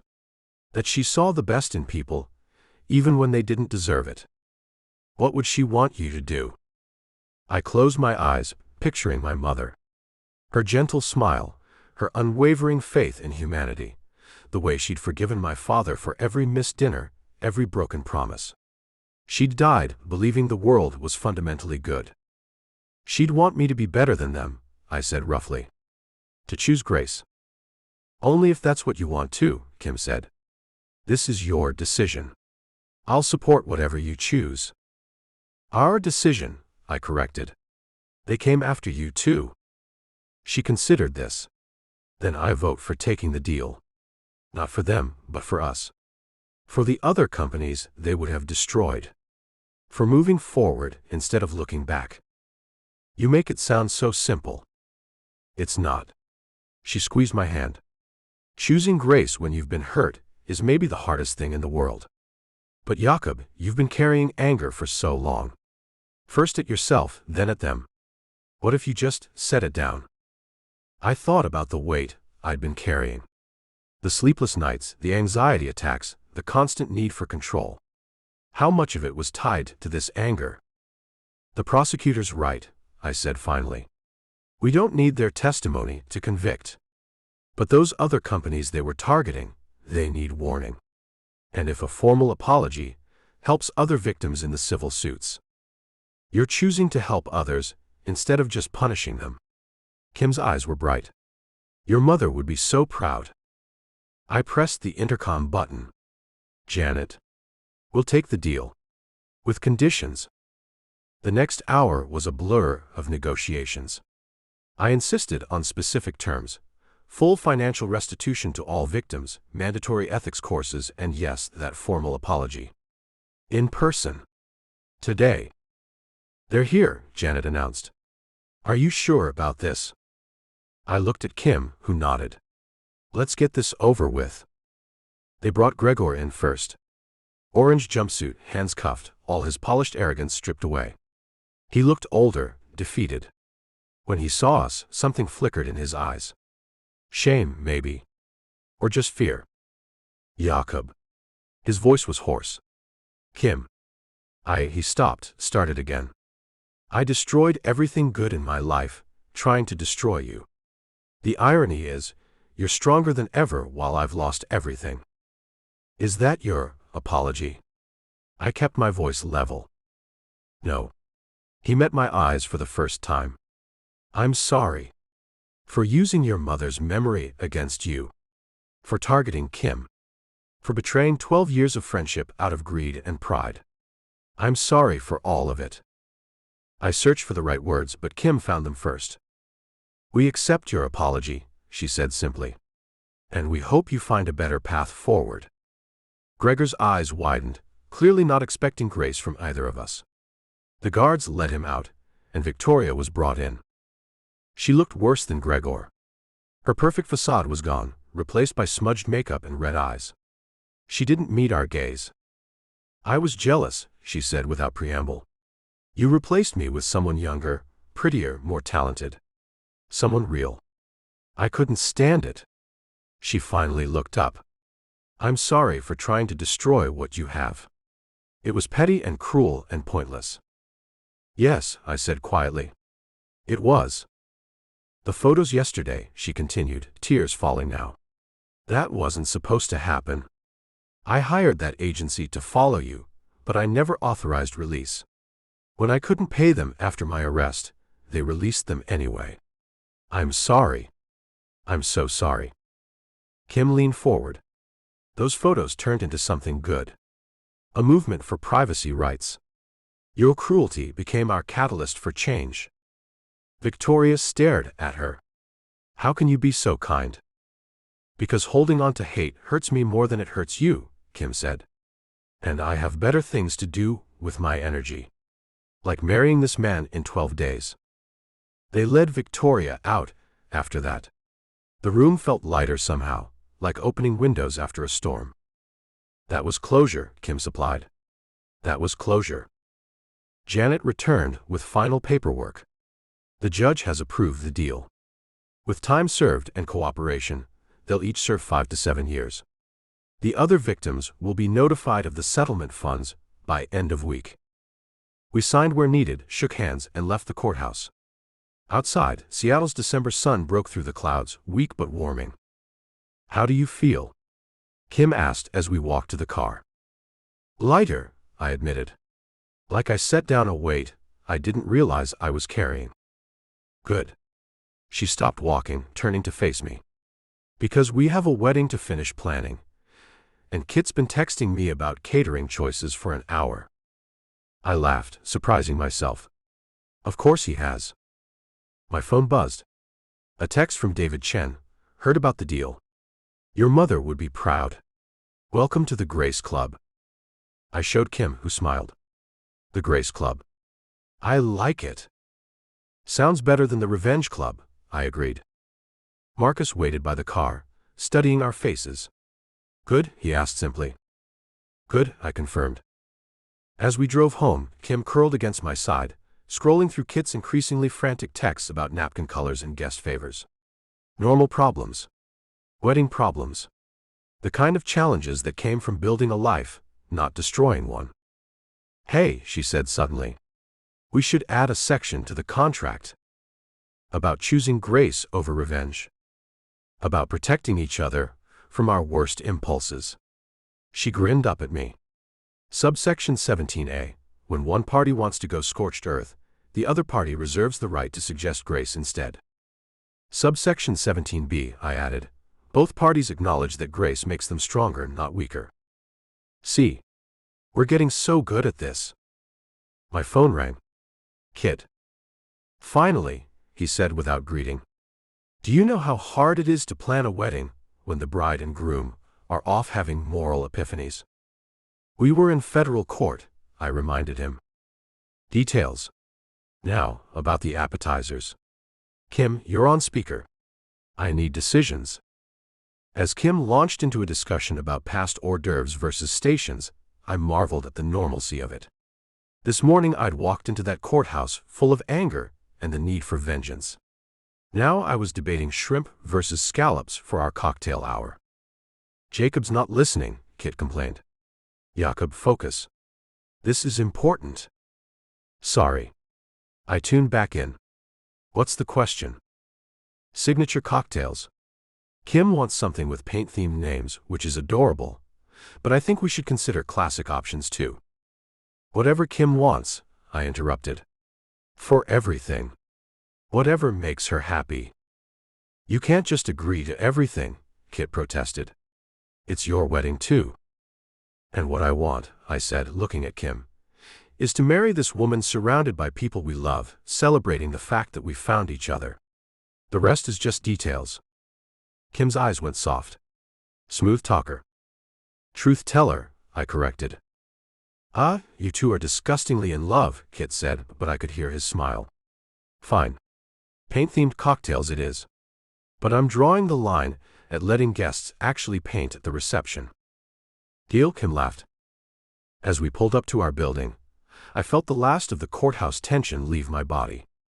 Gregor and Victoria would pay for their crimes, but not with our continued anger.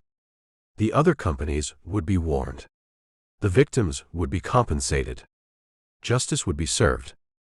And Kim and I would move forward, lighter for having chosen grace.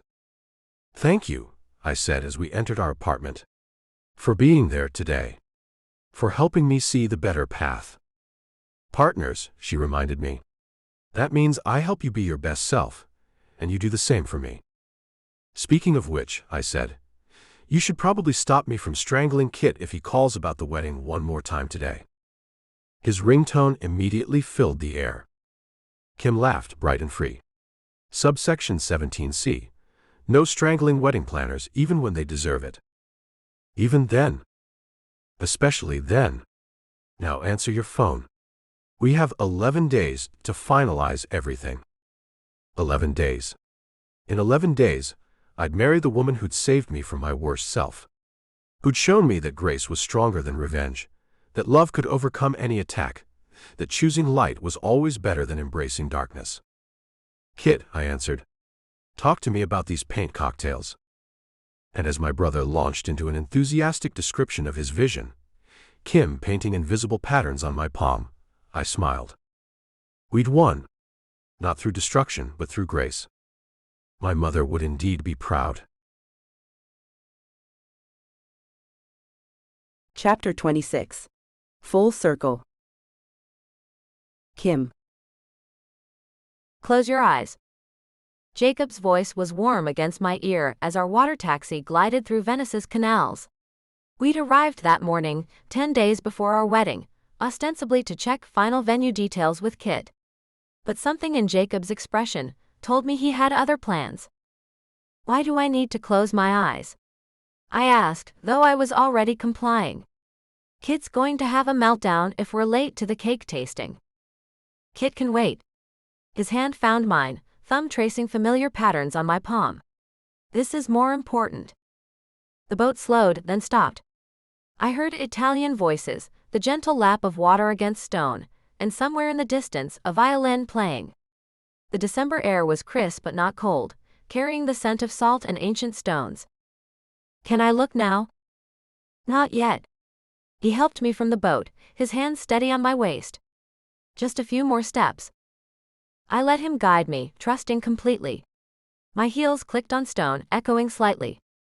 We were on a bridge, I realized. The sound was unmistakable. Okay, he said softly. Open them. I did, and my breath caught.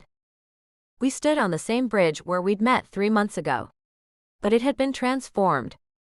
Hundreds of tiny lights wound around the railings, twinkling like stars.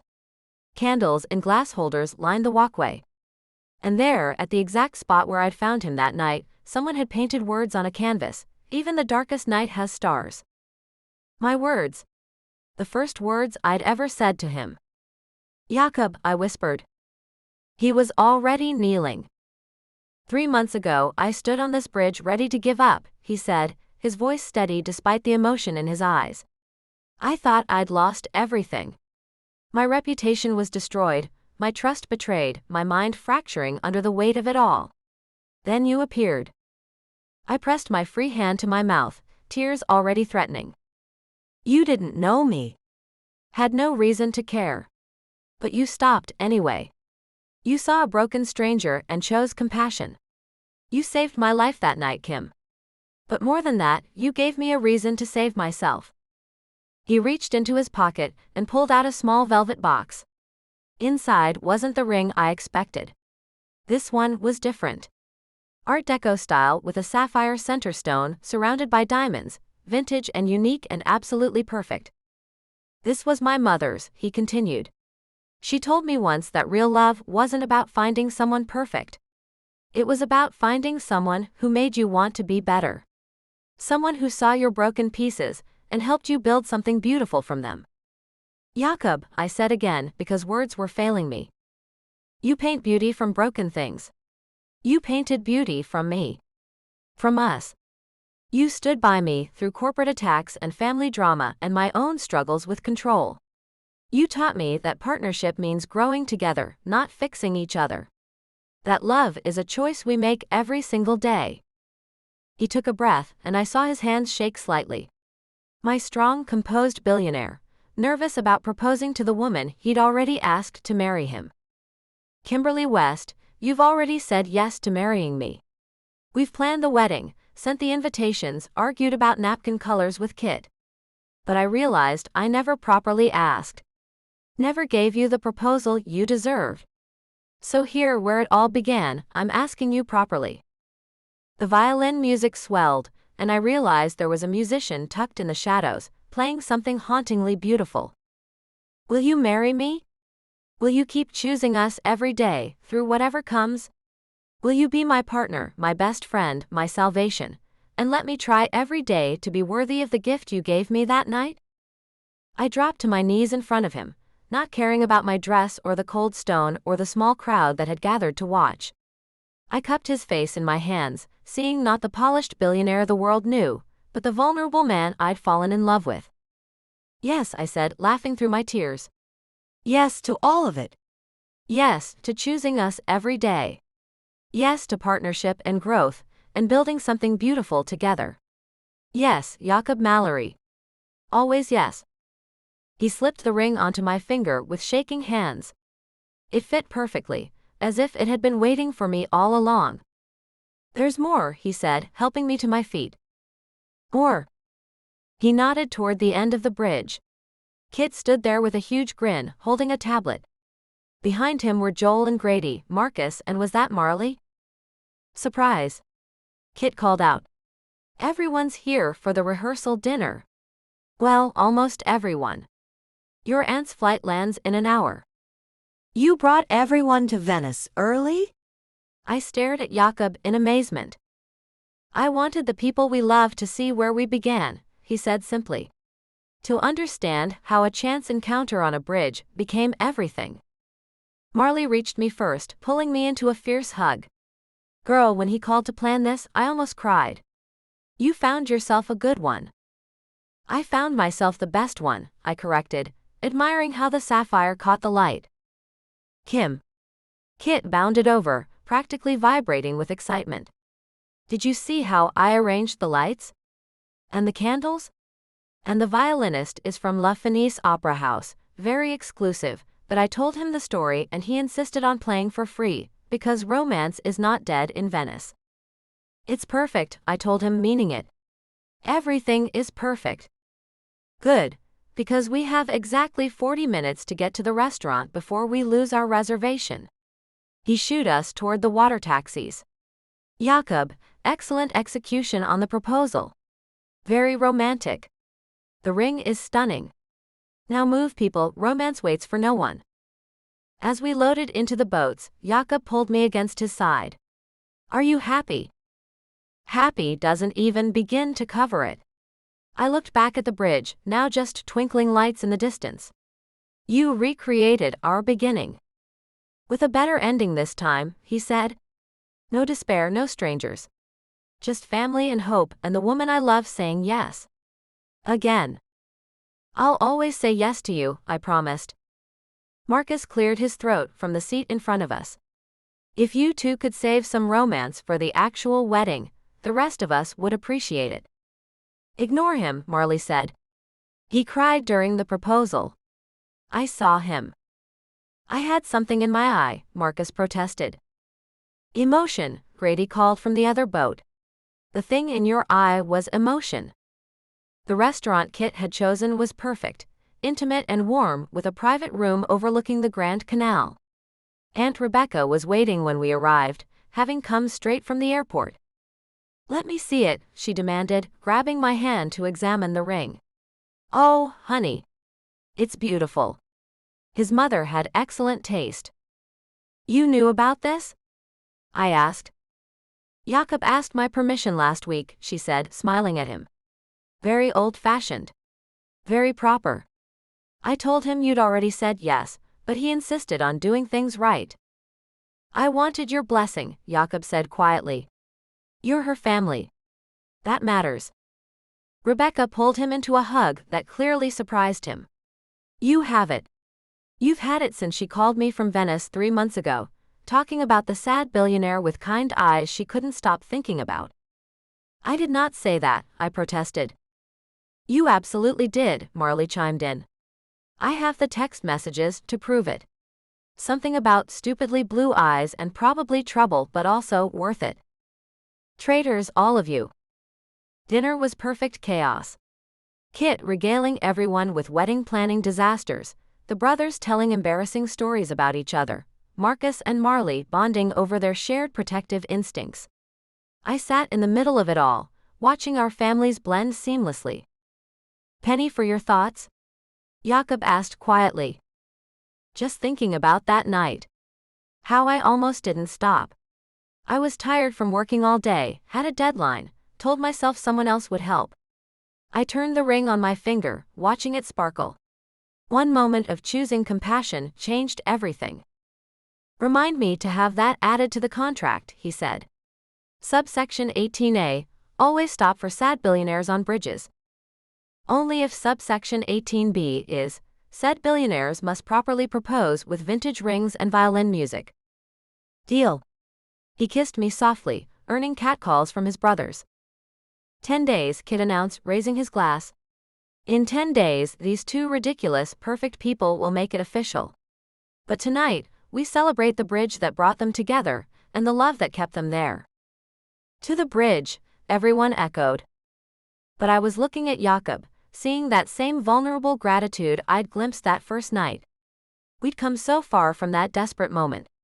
Through family drama and corporate espionage, through viral fame and private violations, through learning to choose grace over vengeance. "What?" he asked, catching my stare. "Just loving you," I said simply.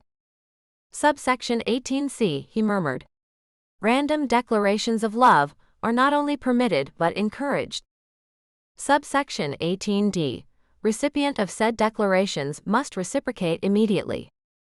"I love you too," he said, loud enough for the whole table to hear. "Have since the moment you told me even the darkest night has stars." "Saps," Grady declared. "We're surrounded by saps." "Just wait until you fall in love," Joel warned. "Karma has a way of handling smart mouths." As the evening wound down and Venice sparkled outside our windows, I thought about the journey that had brought us here. From salvation to partnership, from strangers to family. In 10 days, we'd stand before everyone we loved and make it official. But really, it had been official from that first night. From the moment two broken people chose to help each other heal. "Ready to go?" Jakob asked as the dinner ended. "Big day tomorrow. Kit has us scheduled from dawn to midnight." "Actually," Kit interjected, "slight change of plans. The morning is yours. The bridge will be private from sunrise to 10 a.m. My wedding gift to you. Well, part of it. The rest involves doves, but that's for the actual day." "Kit," I said, touched. "That's perfect." "I know," he said smugly. "I'm the best brother-in-law ever." "You're welcome."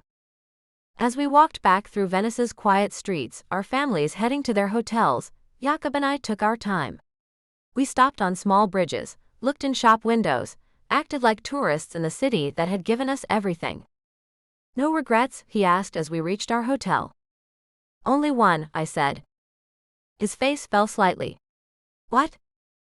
"That it took us so long to find each other." I smiled up at him. Think of all the arguments about contracts we could have had in those missing years.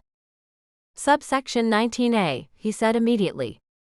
All time before meeting shall be considered necessary preparation for appreciating what we have. Subsection 19B, No dwelling on lost time when we have forever ahead. Forever, he repeated. I liked the sound of that.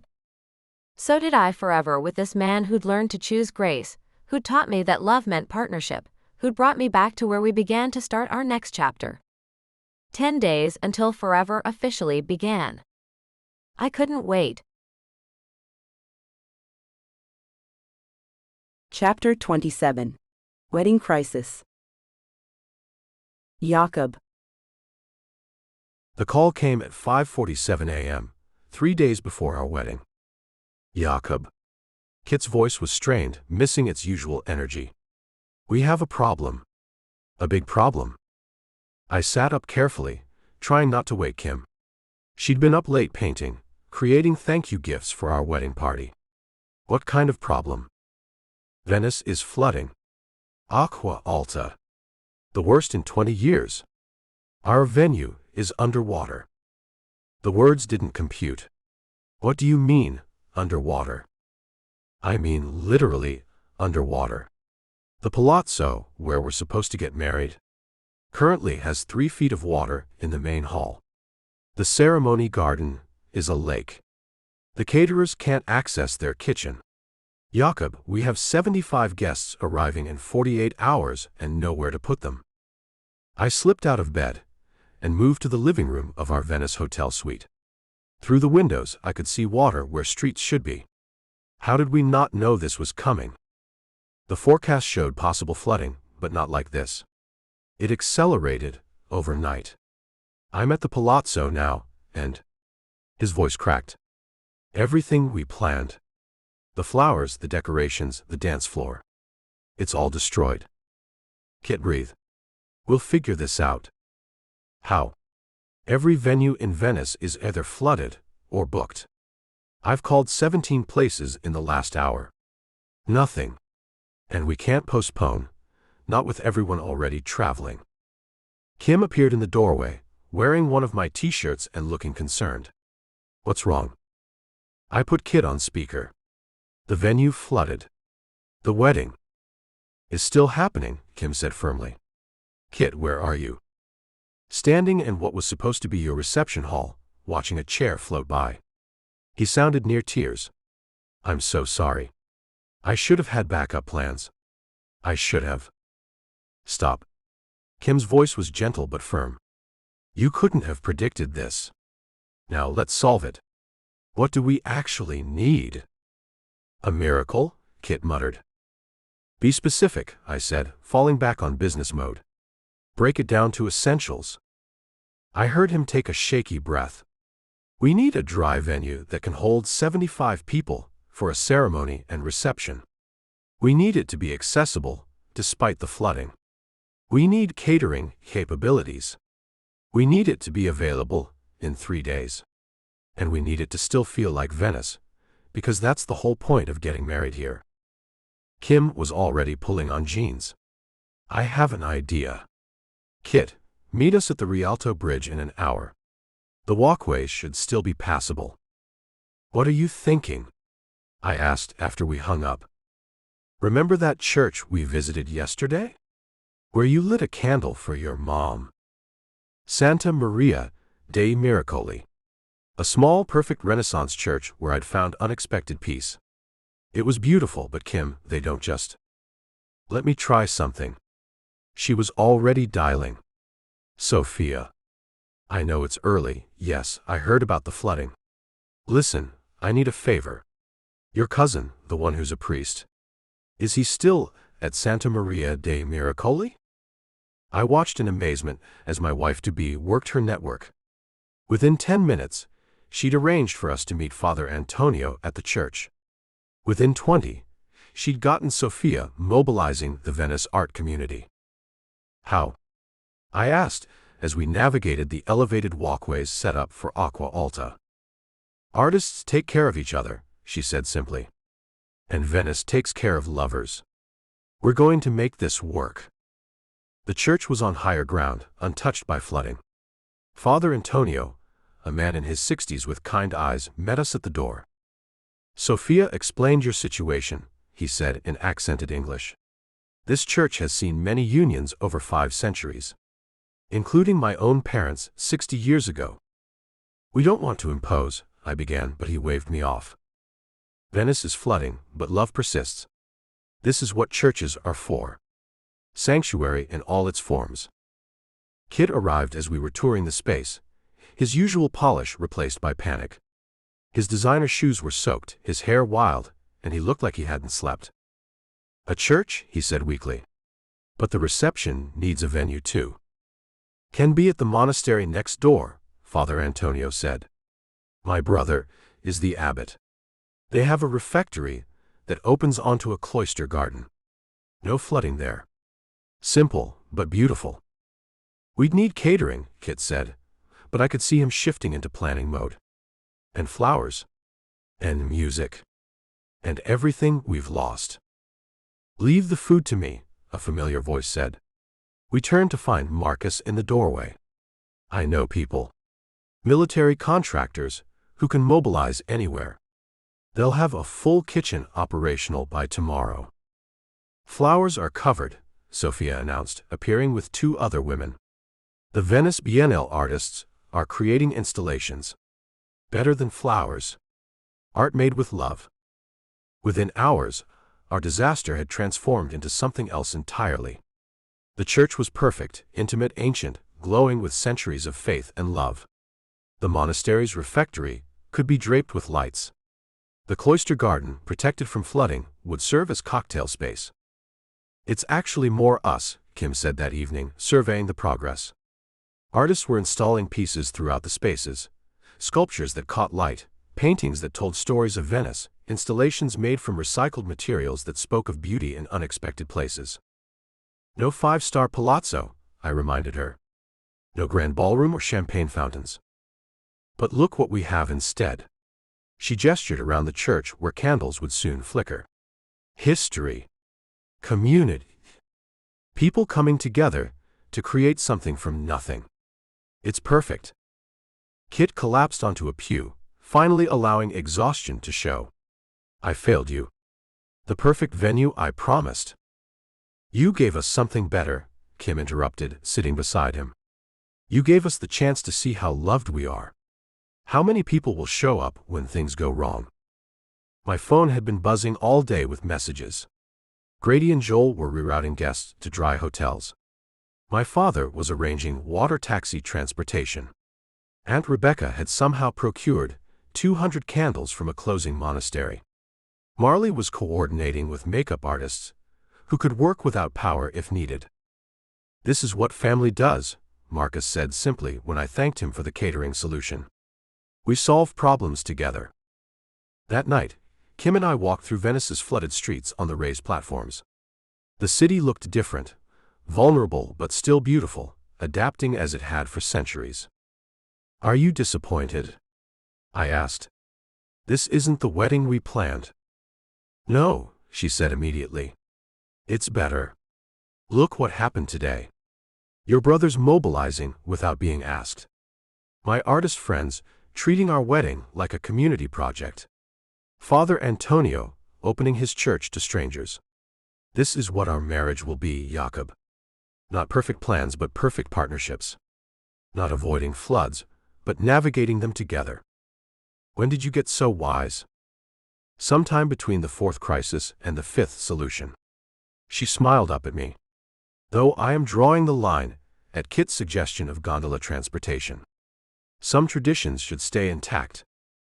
Agreed.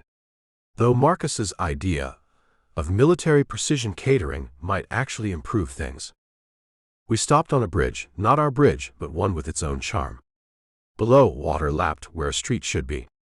Above, stars appeared between clouds. 2 days, Kim said softly. In 2 days, we'll be married. In a church instead of a palace. With art installations instead of flowers. With military catering instead of Michelin stars. With everyone we love celebrating that we found each other, she corrected. That we chose each other. That we keep choosing each other, even when Venice floods. My phone buzzed. Kit, update. Joel found a string quartet from the Venice Conservatory. They're excited to play in the church. Also, Grady suggests serving Aqua Alta cocktails. I told him no. Twice. Your brothers are incredible, Kim laughed, reading over my shoulder. They're your brothers too. Have been since you turned down Dad's check. I pulled her close. Thank you. For solving today. For seeing possibilities where Kit and I saw disaster. Partners, she reminded me. Your crisis management, my creative solutions. We make a good team. The best team. I kissed her as Venice sparkled wetly around us. Though let's hope the honeymoon goes more smoothly. Where's the fun in that, she teased. Besides, our contract clearly states all disasters must be faced together. Subsection 20A. Subsection 20B. Natural disasters included but not required. Subsection 20C. Venice flooding makes for better stories than perfect weddings. She was right, of course. Years from now, we wouldn't tell people about the perfect palazzo wedding that went off without a hitch. We'd tell them about the flood. About artists creating beauty from chaos. About a priest opening his church to love. About military precision catering and candlelight and choosing joy over despair. I love you, I said simply. For seeing solutions where I see problems. For turning disasters into adventures. For being exactly who you are. I love you too, she replied. For trusting me to solve things. For adapting without complaining. For becoming who you were meant to be. 2 days. 2 days until we stood in that ancient church and promised forever. The venue had changed, the plans had shifted, but the only thing that mattered remained constant. We were choosing each other. Floods and all. Chapter 28. Bachelorette Wisdom. Kim. Absolutely not. I stared at the tiara Marley was trying to place on my head. It was silver, sparkly, and proclaimed bride-to-be in rhinestones that could probably be seen from space. Come on, she pleaded. One photo. For posterity. We're having a combined bachelor-bachelorette party on a yacht. I think we've already thrown tradition out the window. I pushed the tiara away gently. Besides, you know that's not me. Fine. She tucked it back in her bag. But you're wearing the sash. I'm not wearing a sash. The sash that Sophia painted herself as a compromise, Sophia added, pulling out a beautiful silk scarf painted with delicate watercolors. Because she knew you'd fight the traditional stuff.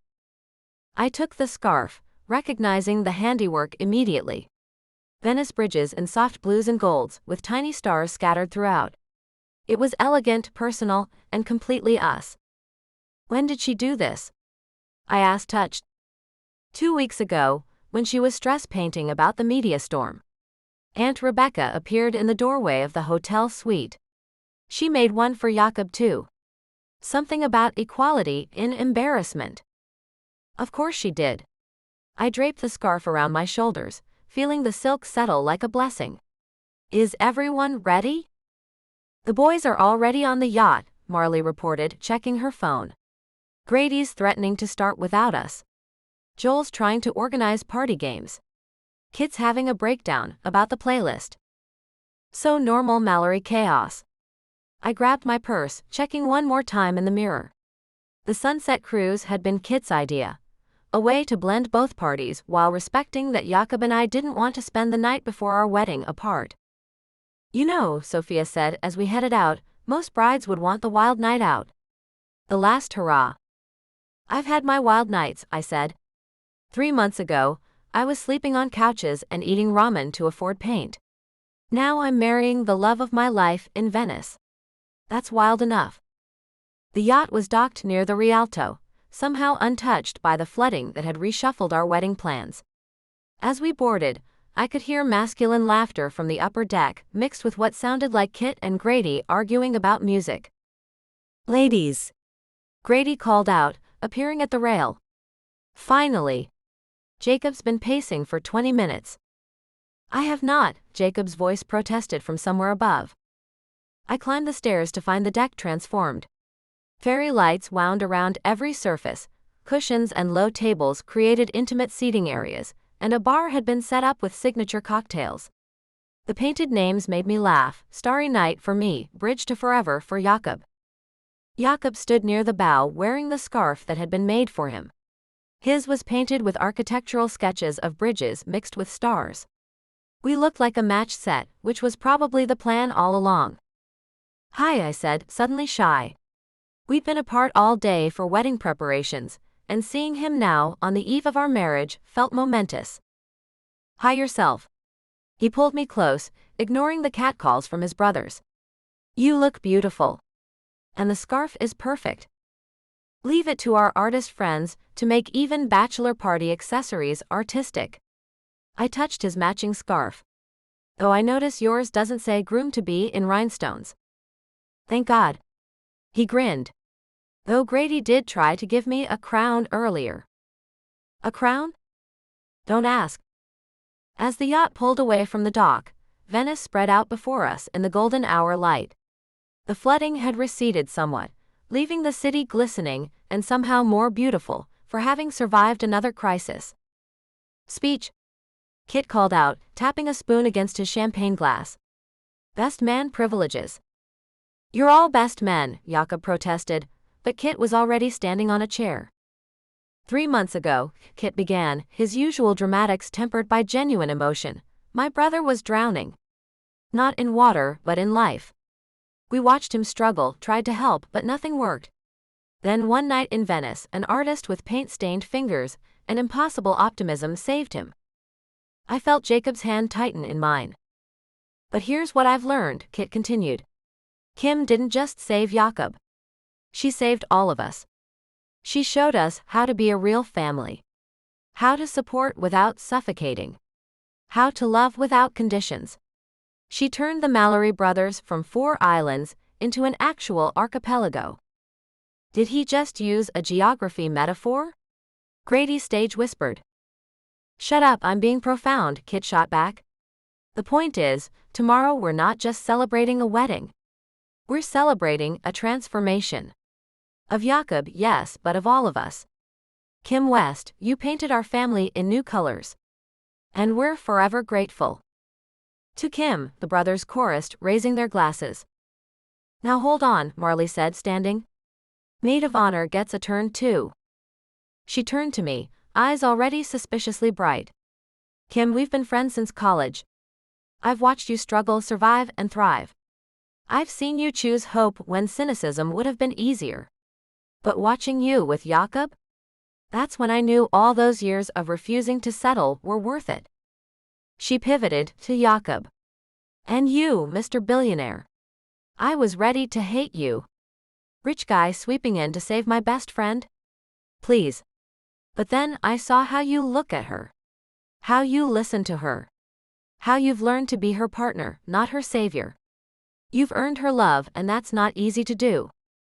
"To partnership," Rebecca called out, and everyone echoed the toast. As the evening progressed, the party found its rhythm. Not wild or raucous, but warm and joyful. Marcus told stories of Jacob's early business days. Sophia shared tales of Kim's Venice adventures. The brothers performed an impromptu comedy routine about wedding planning with Kit. "No games?" I asked Marley at one point. "No embarrassing questions or dares?" "Did you want them?" she asked. "God, no." "Then why would we do them?" She smiled. "This is your party, Kim. Yours and Jacob's. It should feel like you." And it did. As the yacht cruised through Venice's canals, everyone mixed naturally. Joel and Aunt Rebecca discovered a shared love of crossword puzzles. Marcus and Marley bonded over protective friend duties. Kit directed sunset photos like a fashion shoot. "Happy?" Jakob asked, finding me at the rail as stars began to appear. "So happy I could paint it," I said. "You?" "Beyond happy. Grateful. Overwhelmed. Slightly terrified about tomorrow." "Why terrified?" He turned to face me fully. "Because tomorrow I promise you forever. And I want to get it right. Not just the ceremony, but all of it. Every day after." Hey. I reached up to touch his face. We've survived corporate espionage, media storms, family drama, and literal flooding. I think we can handle marriage. When you put it like that. He smiled, tension easing. Though I notice you didn't mention Kit's wedding planning. Some traumas are too fresh, I said solemnly, making him laugh. 15 minutes to fireworks. Kit announced. Places, everyone. Fireworks. I looked at Jakob. Did you know about this? Kit may have mentioned something about a finale. I've learned not to ask for details. We gathered at the bow, as the yacht positioned itself in the lagoon. The first burst of color lit up the sky, reflecting off the water in doubles and triples. But these weren't ordinary fireworks. Are those? I started. Paint colors, Jakob confirmed, wonderment in his voice.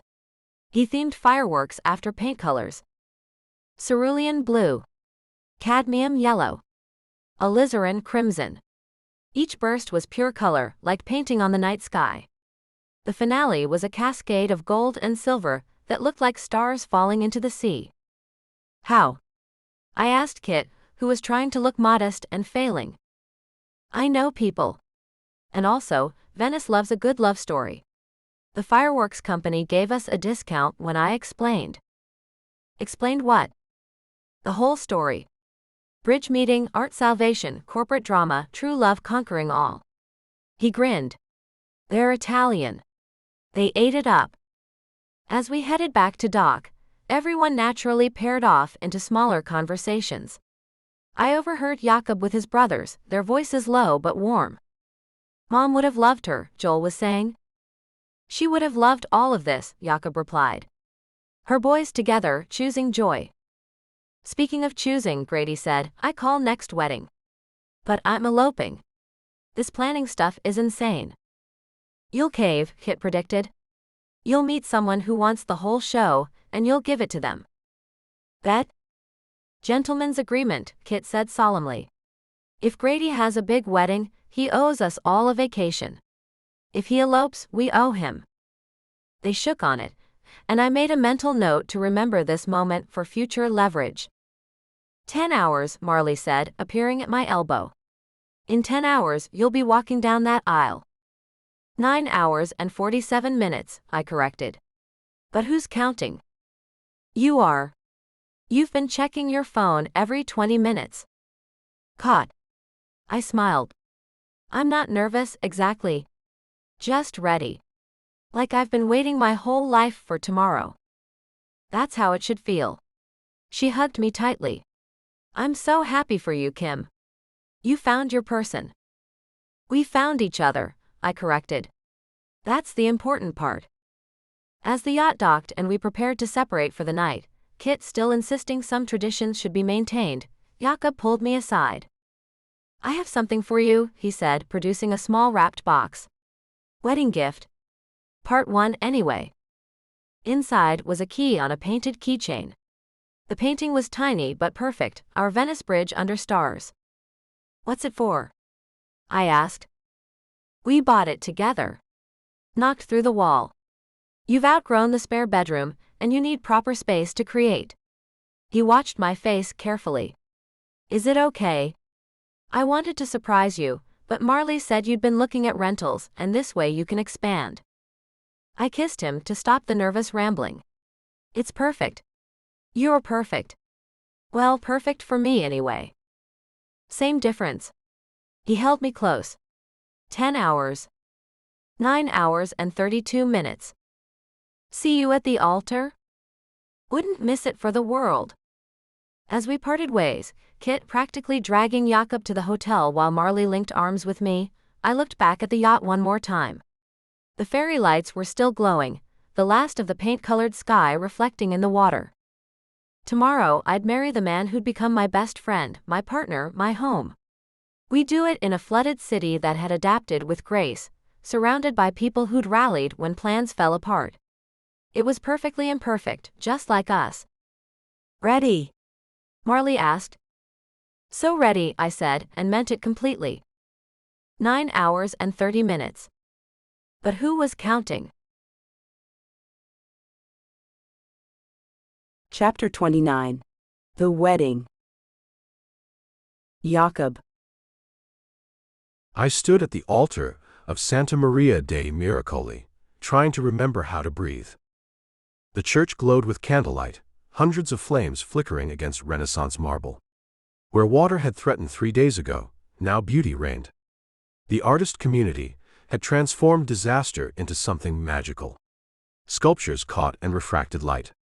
Paintings lined the walls, telling stories of Venice and love.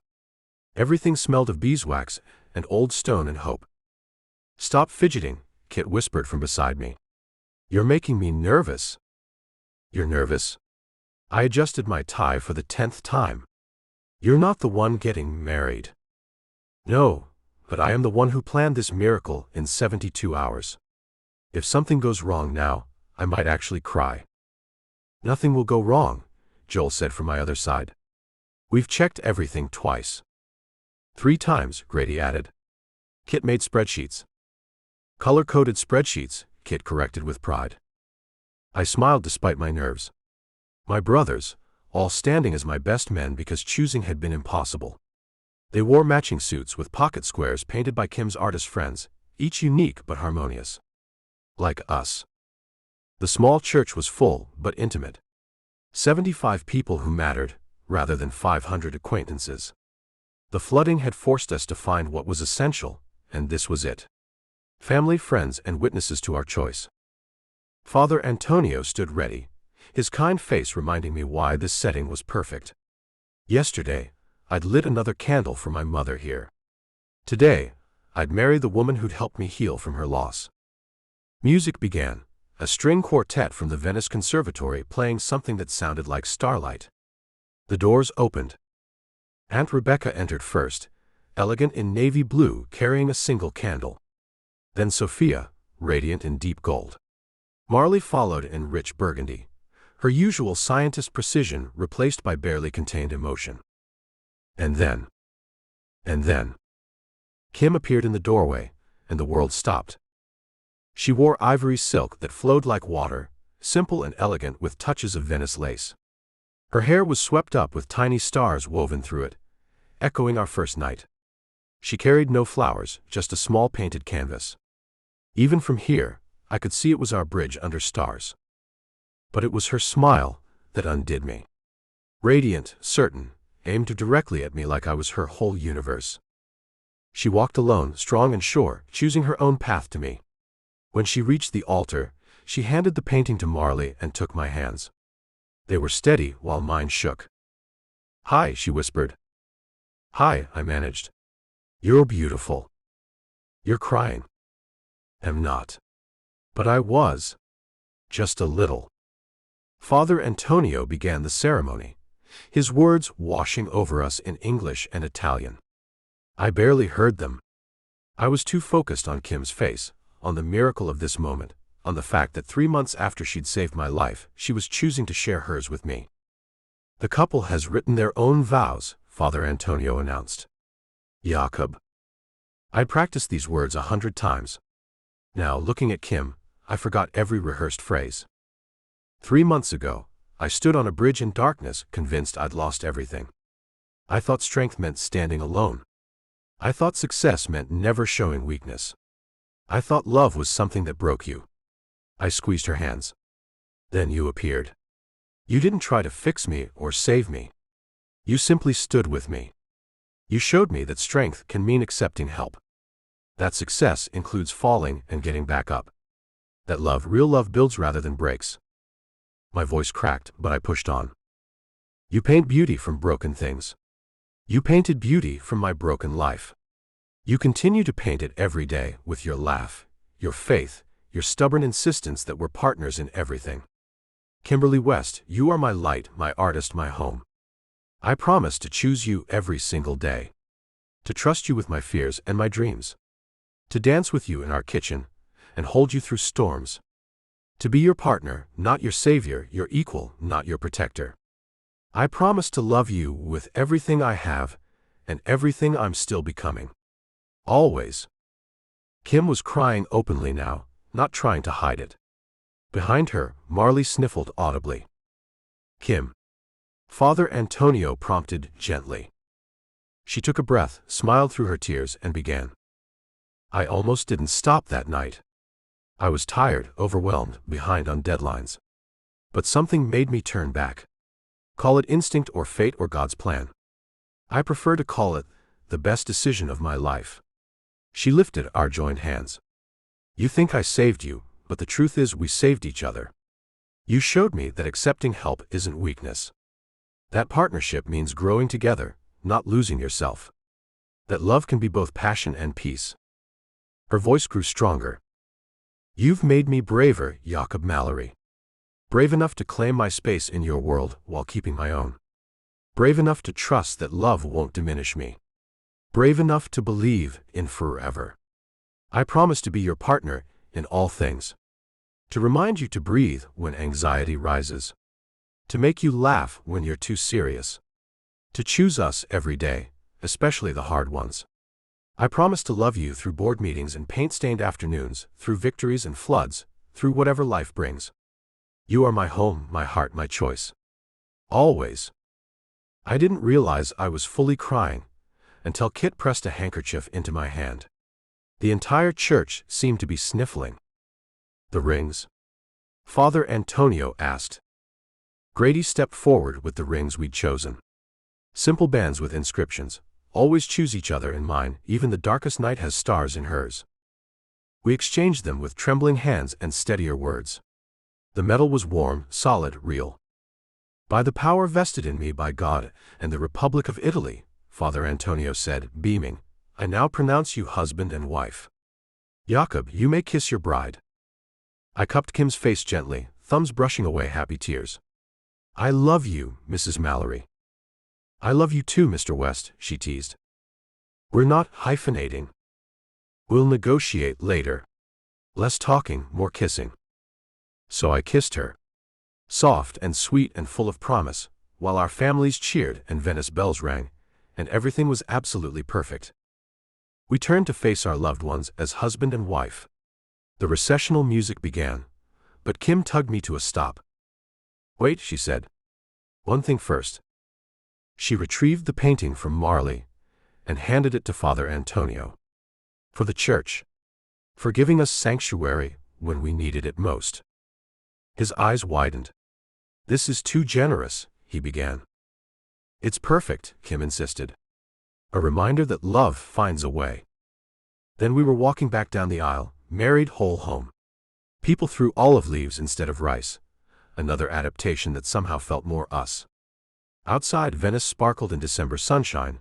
The floods receded, the city eternal. We did it, Kim breathed, looking up at me in wonder. We did it, I agreed, pulling her close. We're married. Subsection 21A, she murmured. All weddings must include happy crying. Subsection 21B. Grooms are allowed to cry more than brides if necessary. Subsection 21C. Brothers providing handkerchiefs is now mandatory. Kit appeared, organizing us for photos with military precision. All right, married people, we have exactly 45 minutes for photos before the reception. The light is perfect, the photographer is a genius, and I will not have shadows ruining the money shots. He's scarier than any boardroom, I told Kim. But look what he created. She gestured around us. Magic from disaster. The reception in the monastery's refectory was everything Kit had promised. Long tables glowed with candles. Art installations created intimate spaces. The food, courtesy of Marcus's military contractors, was somehow spectacular. In the cloister garden, strings of lights made stars unnecessary. How? I asked Marcus, who was surveying his handiwork with satisfaction. Turns out military precision plus Italian ingredients equals perfection. Who knew? He clapped my shoulder. You did good, Jakob. Both of you. The speeches ranged from hilarious, Grady's tale of my pre-Kim dating disasters, to heartfelt Rebecca's blessing, to perfect, Kit's analysis of how art saved us all. Kim and I sat through them holding hands, stealing kisses, marveling at our people. No regrets? I asked as Kit announced the first dance. Only one, Kim said as we took the floor. What now? That we can't get married again tomorrow. This is too perfect to only do once. I spun her out and back, her dress floating like moonlight. Subsection 22A. Vow renewals encouraged at regular intervals. Subsection 22B. But only in cities that aren't flooding. Deal. We danced to La Vie en Rose, which the quartet played with aching sweetness. Around us, our worlds merged seamlessly. My father danced with Rebecca. Joel partnered with Sophia. Even Marcus had been convinced to dance with Marley, though they seemed to be discussing security protocols. Look at them, Kim said softly. Our family. Our family, I repeated, loving how it sounded. Think they'll all get along this well at Christmas? With enough wine and Kit's planning? Anything's possible. The evening flowed like Venice's canals, one perfect moment into another. Cutting the cake, painted with edible stars. Toasts that grew increasingly creative. Dancing that grew increasingly enthusiastic as Prosecco flowed. Jakob. My father appeared, during a quiet moment. Your mother would be so proud. So happy you found someone who sees all of you. Thanks, Dad. I hugged him, feeling walls crumble that had stood for years. For everything. For accepting Kim. For being here. Wouldn't have missed it. He smiled.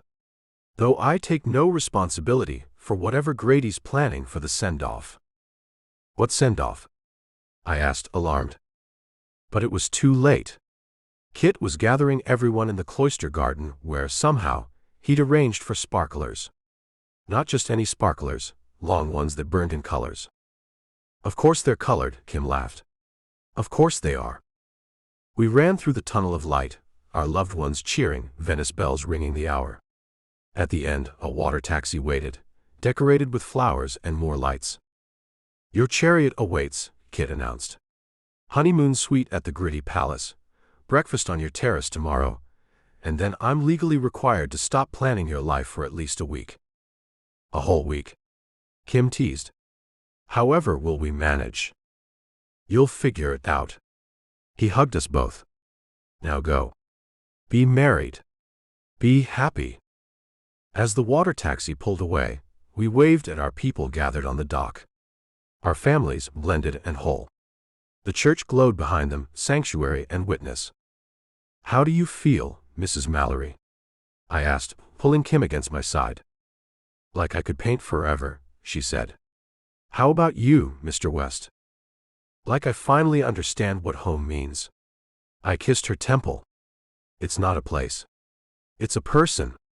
It's you. Smooth talker. Truth teller. Venice glided past, eternal and changed, flooded and recovered, broken and beautiful. Like us. Like our love. Like the life we'd build together. Hey, Jakob. Yeah. We're married. I noticed. Just checking. She grinned up at me. Wouldn't want you to forget. Subsection 23A, I said immediately. Frequent reminders of marital status encouraged. Subsection 23B, especially on water taxis in Venice. Subsection 23C, and every day after. Forever, she agreed. Forever, I confirmed. And as Venice's lights painted patterns on the water, as our wedding day became our marriage night, as everything we'd been became everything we'd be, I knew with absolute certainty. We'd chosen each other. And we'd keep choosing each other. Always. Chapter 30. New Beginnings. Kim. You did what? I stared at Jakob across our honeymoon suite breakfast table, certain I'd misheard. We'd been married exactly 36 hours, and he was already full of surprises.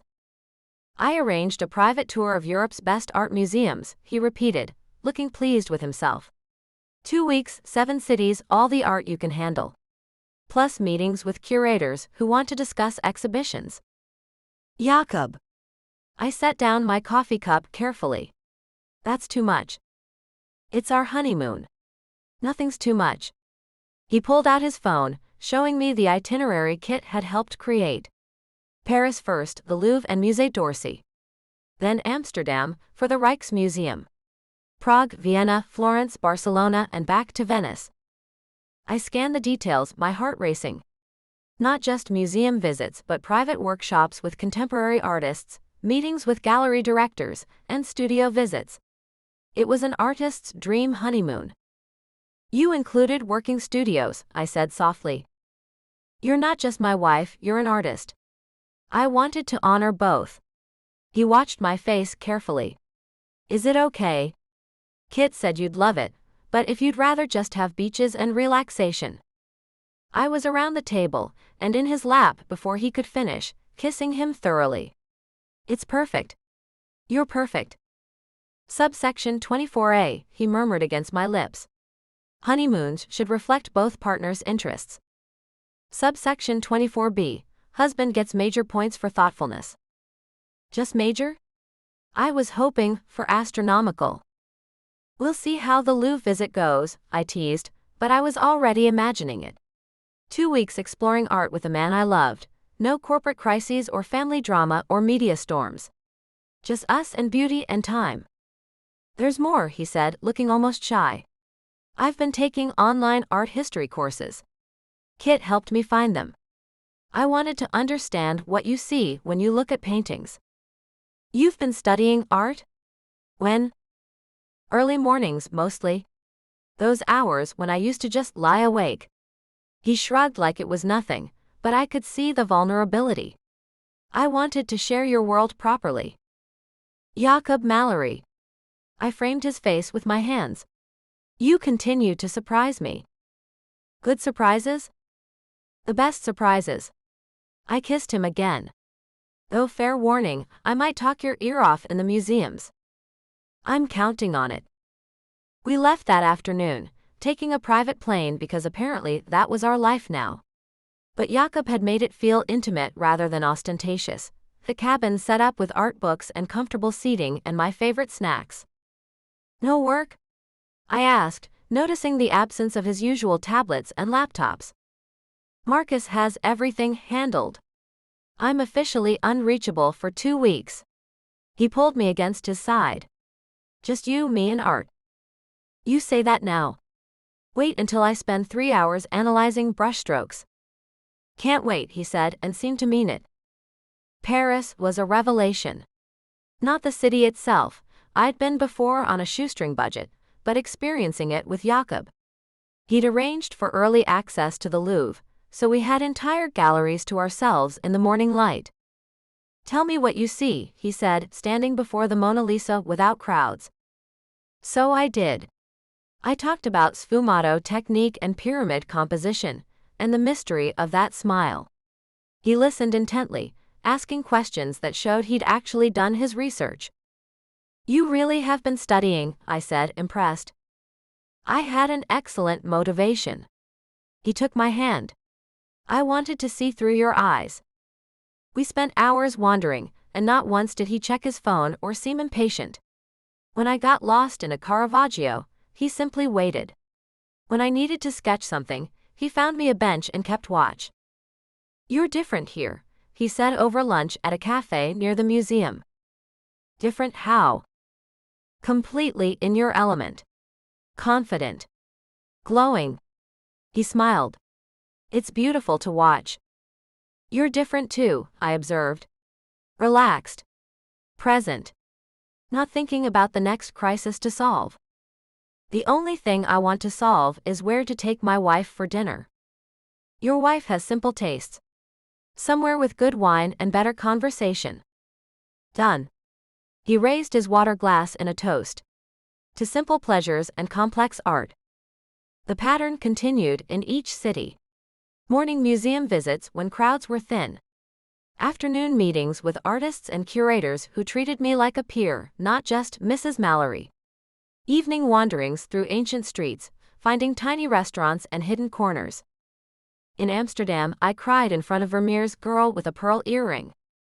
It's just so perfect, I explained to a concerned Jakob. The light, the intimacy, the mystery. This is why I paint. He held me right there in the gallery, not caring who might see.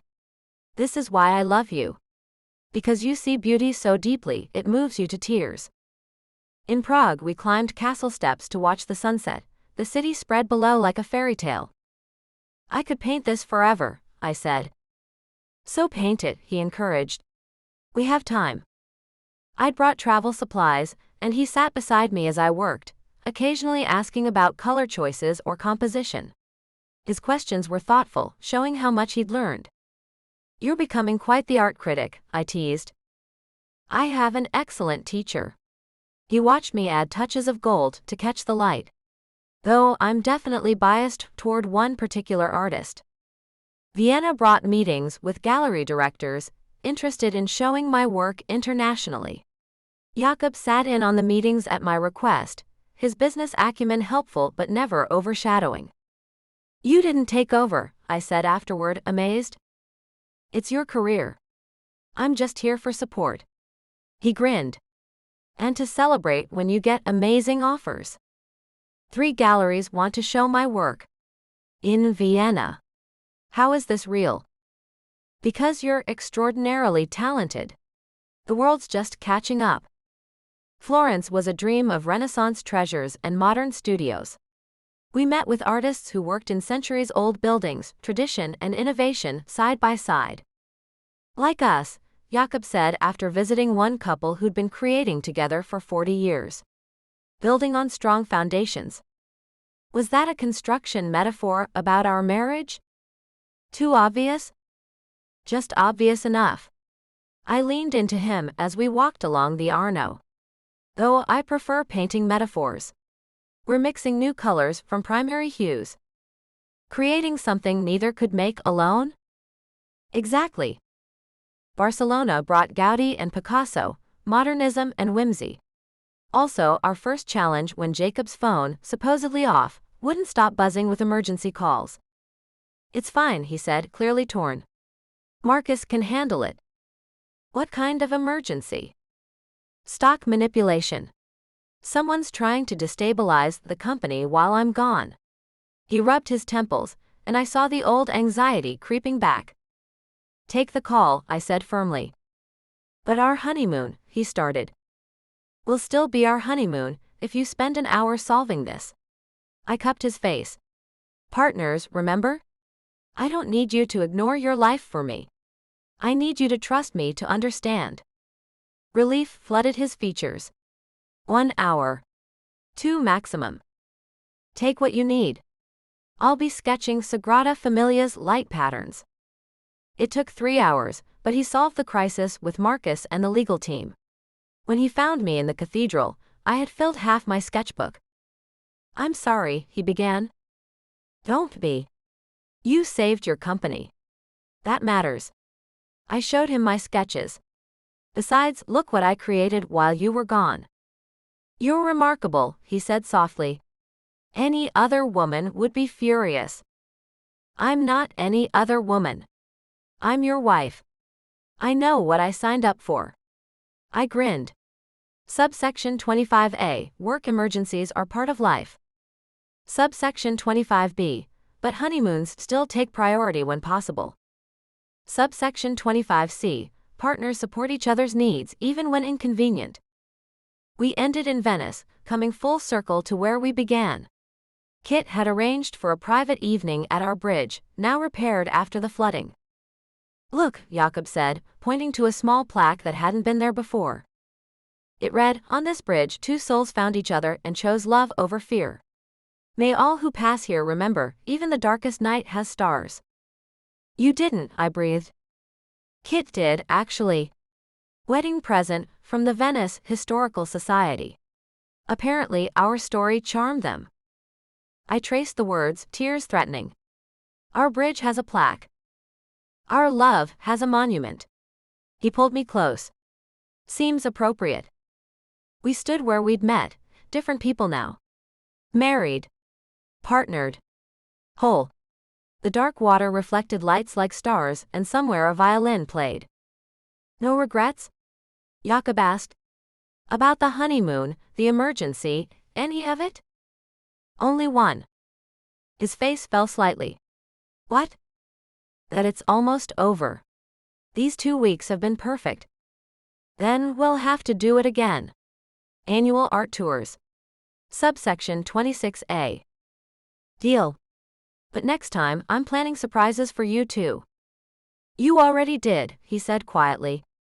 You surprised me by understanding. By supporting. By being exactly who you are. Smooth talker. Truth teller. He kissed me as Venice bells chimed. Ready to go home. I am home, I said. Wherever you are, is home. Now who's the smooth talker? Still you. I'm just learning from the best. We walked back through Venice's narrow streets, past galleries and churches, over bridges and through squares.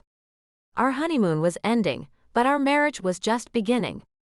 Real life waited in Seattle, work and family, and all the beautiful chaos of building a life together. Hey Kim. Yeah. Thank you. For seeing me in that first moment. For continuing to see me. For teaching me to see too. Thank you for learning. For growing. For becoming the partner I didn't even know I needed. Partners, he agreed, and the word held all our promises.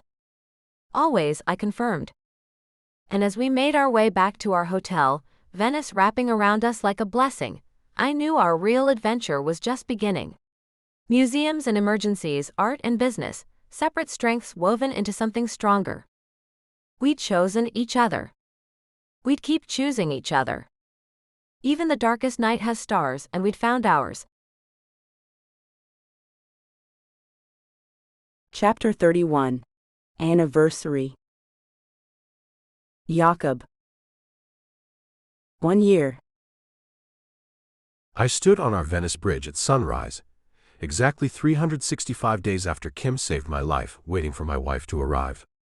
The December air was crisp but not cold, and the city was just beginning to wake. No flooding this year, no crisis to manage. Just me, this bridge, and a plan I'd been working on for months. You're early, Kim's voice came from behind me. I turned to find her wearing the same paint-stained jeans and oversized sweater combination that had become my favorite look.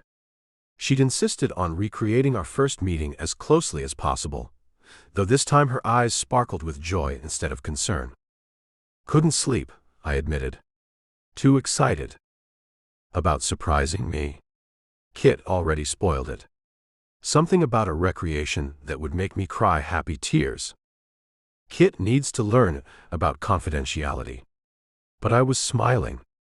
My brother had become even more protective of Kim than he was of me, which was saying something. So, she moved into my arms naturally, fitting perfectly against me. What's the surprise? First, we have coffee. Same cafe, same table if possible. You're really going all out with this recreation thing. With improvements, I corrected. This time, I'm not contemplating ending everything. This time, I get to start the day married to you. The cafe owner recognized us, beaming as he led us to what had indeed become our table over several Venice visits. The coffee was perfect, the pastries fresh, and Kim's hand in mine was warm and steady. Tell me about this year, I said, echoing her question from that first night. This year? She pretended to think. Well, I married this complicated billionaire who turned out to be a complete romantic. He learned about art for me. He made space for my career alongside his. He went to therapy religiously and taught me it's okay to need help sometimes. Sounds like quite a guy. He has his moments. She squeezed my hand. What about your year? I married an artist who sees beauty everywhere. She taught me that partnership means growing together, not fixing each other. She stood by me through every challenge and celebrated every victory. She painted our life in colors I didn't know existed. Smooth talker. Learned from the best. I pulled out a wrapped package. Anniversary gift. Part 1. She unwrapped it carefully, gasping when she saw what lay inside. A leather-bound book, filled with pages of my handwriting. You wrote me a book. Not exactly. It's letters. One for each day since we met. Things I wanted to tell you, thoughts I had, moments I wanted to preserve. I felt oddly vulnerable.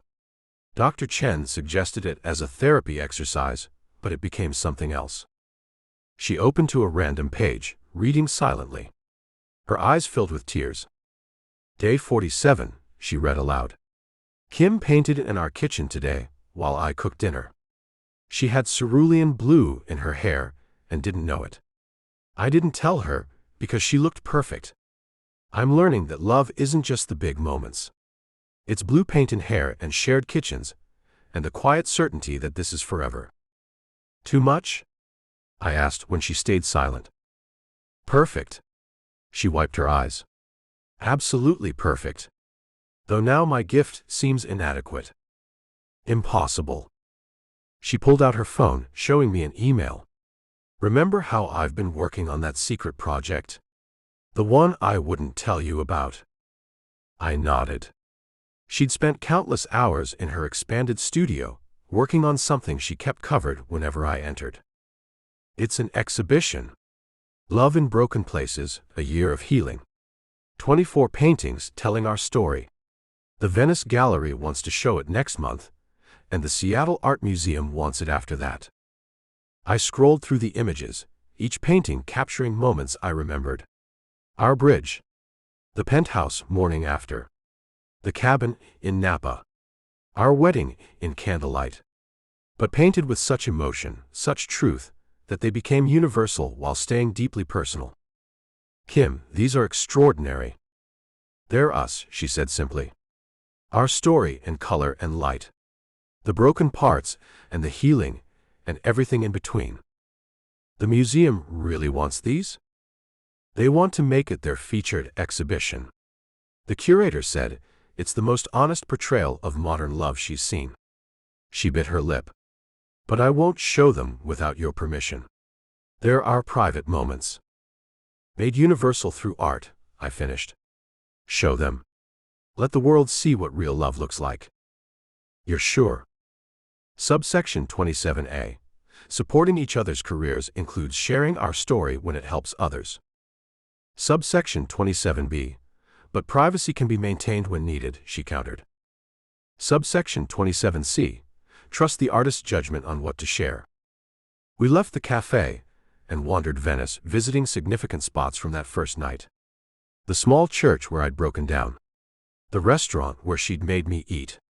The bridge where everything changed. I have something else, I said as we stood where she'd first stopped me. But it requires a short boat ride. The water taxi took us to a part of Venice I hadn't visited before. When we stopped at a small weathered building, Kim looked confused. What is this? Your anniversary gift. Part 2. I helped her onto the dock. It needs work, obviously. But Marcus found it, and the bones are good. Jakob, what are you talking about? I unlocked the door, revealing a space flooded with morning light. Empty now, but with soaring ceilings, ancient exposed beams, and windows overlooking a quiet canal. It's a studio, I explained. For when we're in Venice. Your own space to create, to teach if you want. The Venice Arts Council is interested in funding an artist residency program. You could mentor emerging artists, give them what you had. Kim walked through the space in silence, touching walls, peering out windows, turning in slow circles. When she faced me, tears were streaming down her face. You bought me a studio in Venice. We bought it. Investment property, Kit insists on calling it. But really it's yours. Your space to create without limits. I don't know how to thank you properly. She stopped, took a breath. This is too much. No, I said firmly. It's exactly right. You gave me back my life, Kim. You painted beauty from my broken pieces. Let me give you spaces to create more beauty. She launched herself at me, and I caught her, spinning her in the dusty light. When she kissed me, it tasted like coffee and tears and home. I love you, she said against my lips. So much it terrifies me sometimes. I know the feeling. I set her down, but kept her close. Best terror I've ever experienced. We spent the rest of the day planning. Where she'd put easels, how the light would hit at different hours, which walls to keep exposed and which to modernize. Her excitement was infectious, and I found myself sketching layouts on my phone, calculating renovations. "You're in full business mode," she teased. "This is the best kind of business. Building something for you." As evening approached, we made our way back to our bridge. The sunset painted Venice in golds and roses, and tourists passed taking photos, unaware of the significance of this spot. "1 year," Kim said softly. "Sometimes it feels like yesterday, sometimes like a lifetime." "The best year of my life," I said. "Even with all the chaos." "Because of the chaos. It showed us who we really are." She leaned against the bridge railing, looking out at the water. "That first night, did you imagine this? Us married, building studios and planning exhibitions? That first night, I couldn't imagine next morning." I joined her at the rail. "You changed that. You changed everything. We changed each other." She pulled something from her bag. "Which brings me to Anniversary Gift Part 2. It was a small canvas, painted with her characteristic style but more intimate somehow. 2 figures on a bridge, barely sketched but somehow complete. Above them, stars that looked like paint splatters and constellation both. It's the first thing I painted when I got home that night," she explained. "I couldn't sleep, couldn't stop thinking about the sad billionaire with kind eyes. So I painted what I felt. Hope. You painted us before there was an us. Maybe I knew somehow. Maybe my artist's eyes saw what my brain hadn't processed." She shrugged. "Or maybe I just wanted to capture the moment when everything shifted." I studied the painting, seeing in it the seeds of everything we'd become. It's perfect. Like you. Hardly perfect. But perfect for you. Same difference. As stars began appearing in the Venice sky, early and bright in the clear December air, I pulled Kim close. 1 year since she'd saved me. 1 year of choosing each other daily, of building something beautiful from broken pieces. "Hey, Jakob." "Yeah." "Happy anniversary." "Happy anniversary, love. Think we'll make it another year?" I laughed, spinning her around on our bridge, as passing tourists smiled at our joy. Subsection 28A. Anniversary celebrations required annually. Subsection 28B. Venice location preferred but not mandatory. Subsection 28C. Each year better than the last. That's a big promise, Mr. Mallory. Good thing I have an extraordinary partner, Mrs. Mallory. We headed back to our hotel, fingers intertwined, planning renovations and exhibitions and the 1,000 small moments that would make up our next year. Behind us, the bridge stood solid over dark water, a monument to second chances and the courage to take them.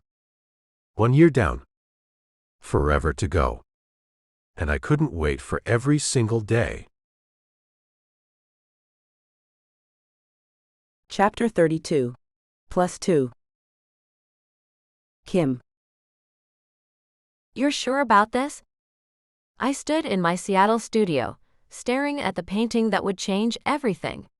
Jacob's arms wrapped around me from behind, his chin resting on my head as we both studied the canvas. "I'm sure," I said, though my heart was racing. "It's perfect."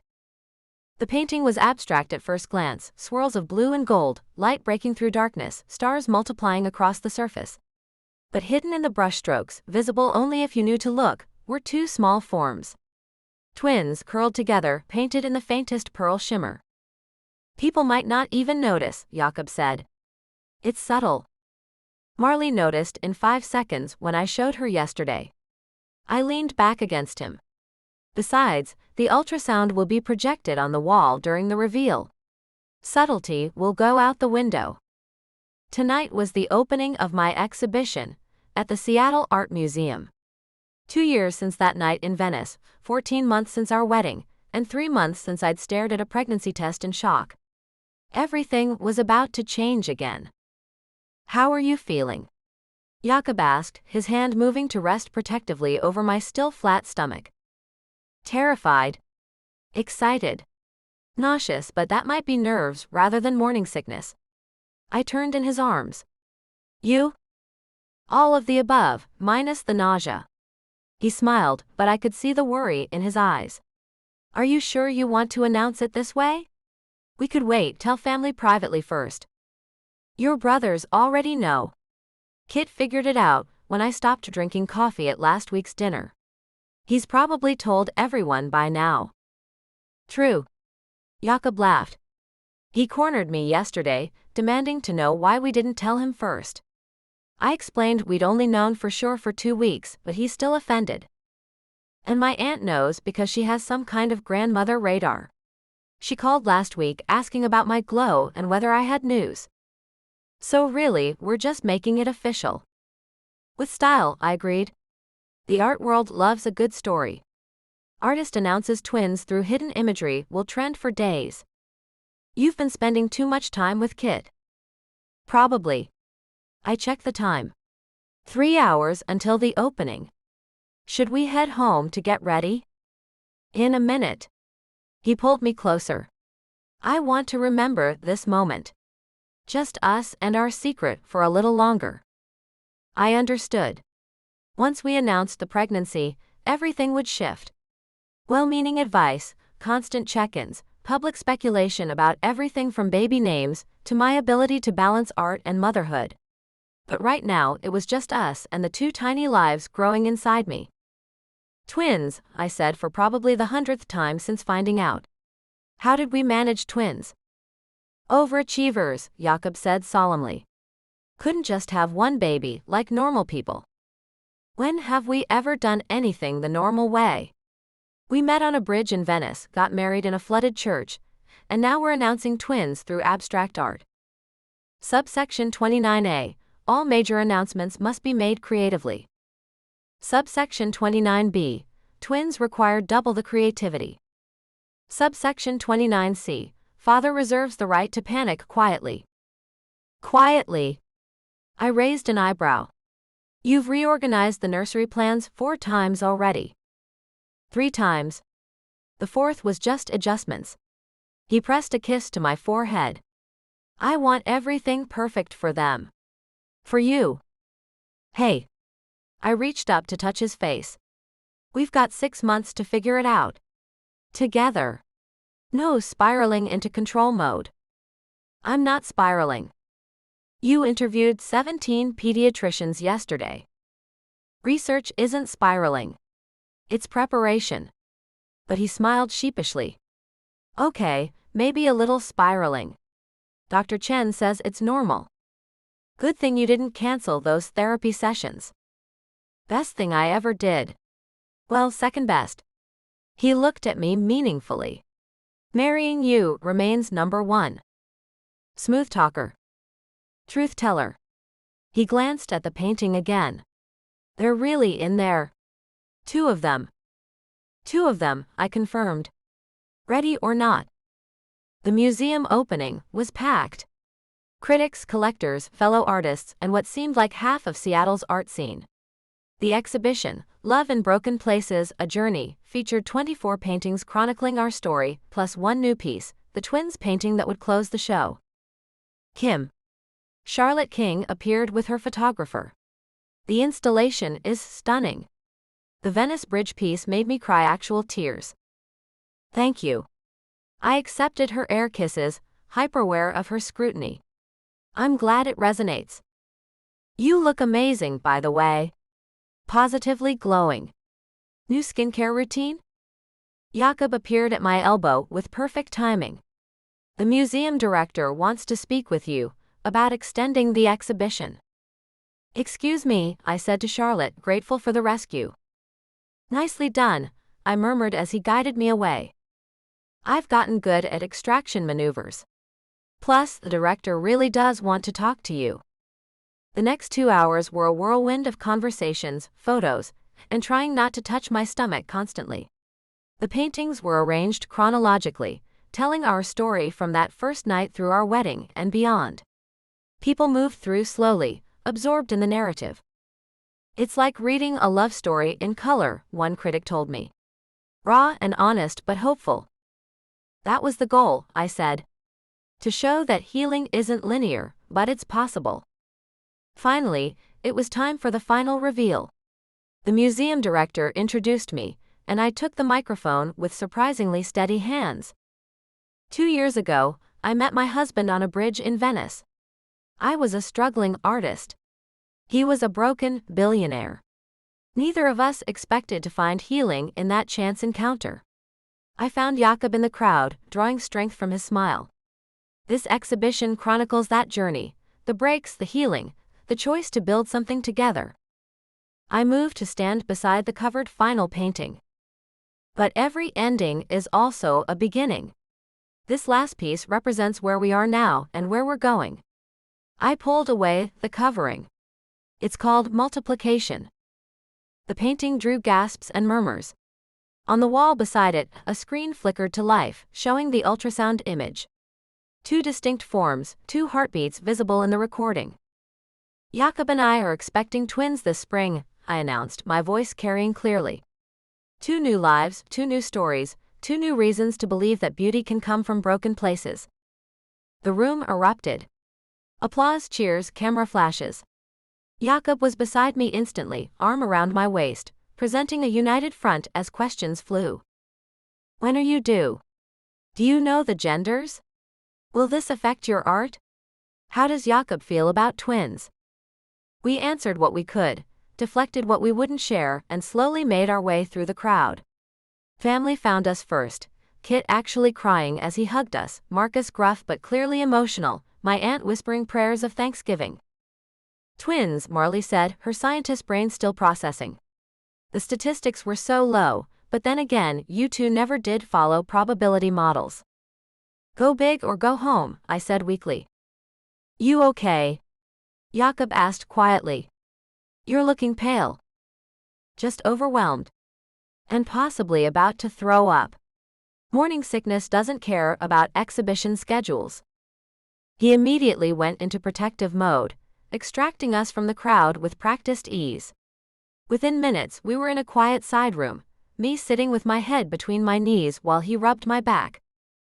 Better. Yeah. I straightened carefully. Sorry. I wanted to stay for the whole event. You just announced twins to 300 people through interpretive art. I think you've done enough for one night. He smiled. Besides, Kit's out there fielding questions like a pro. He's prepared a statement about how the babies will obviously have artistic souls and business acumen. Of course he has. I laughed despite the lingering nausea. Think we can sneak out? Already arranged. Marcus has the car waiting. As we slipped out through a side entrance, I caught one last glimpse of the exhibition. People clustered around the paintings, pointing out details, taking photos, absorbed in our story. And at the end, the twins' painting drew the biggest crowd, hope and possibility captured in paint. No regrets? Jakob asked as we settled into the car. About the announcement? None. Though I'm slightly terrified about what Kit's already planning for the baby shower. Baby's shower, he corrected. Plural. He's already mentioned something about a Noah's Ark theme. Of course he has. I rested my head on his shoulder. 2 babies. We're having 2 babies. Scared. Terrified. You. Beyond terrified. But also. He paused, searching for words. It feels right. Like everything we've been through was preparing us for this. From broken to whole to family, I agreed. Though I reserve the right to panic when they're actually here. Subsection 30A. Mutual panic is acceptable when faced with twins. Subsection 30B. But panic must be balanced with wonder. Subsection 30C. And lots of help from overbearing but loving family. Kit's going to be insufferable, I predicted. He's already started a spreadsheet for baby names. Color-coded by origin and meaning. Marcus? Researching the safest car seats and interviewing nanny services. My aunt? Knitting. So much knitting. I saw blankets, hats, and what might have been tiny sweaters. I smiled, imagining our babies surrounded by so much love. They're going to be so spoiled. They're going to be so loved, Jakob corrected. By parents who chose each other and will choose them every single day. Even at 3 a.m. with double diaper duty? Especially then. Subsection 31A. You can't make a subsection for everything, I protested. Watch me. We're having twins. The contract needs a whole new chapter.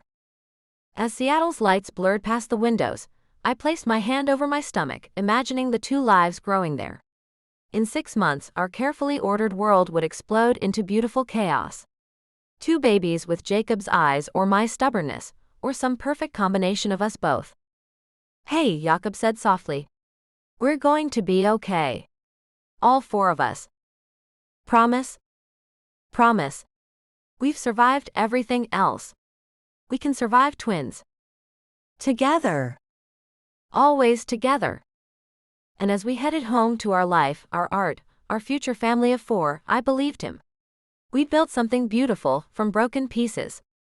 Now we got to share that beauty with 2 new souls. The best kind of multiplication.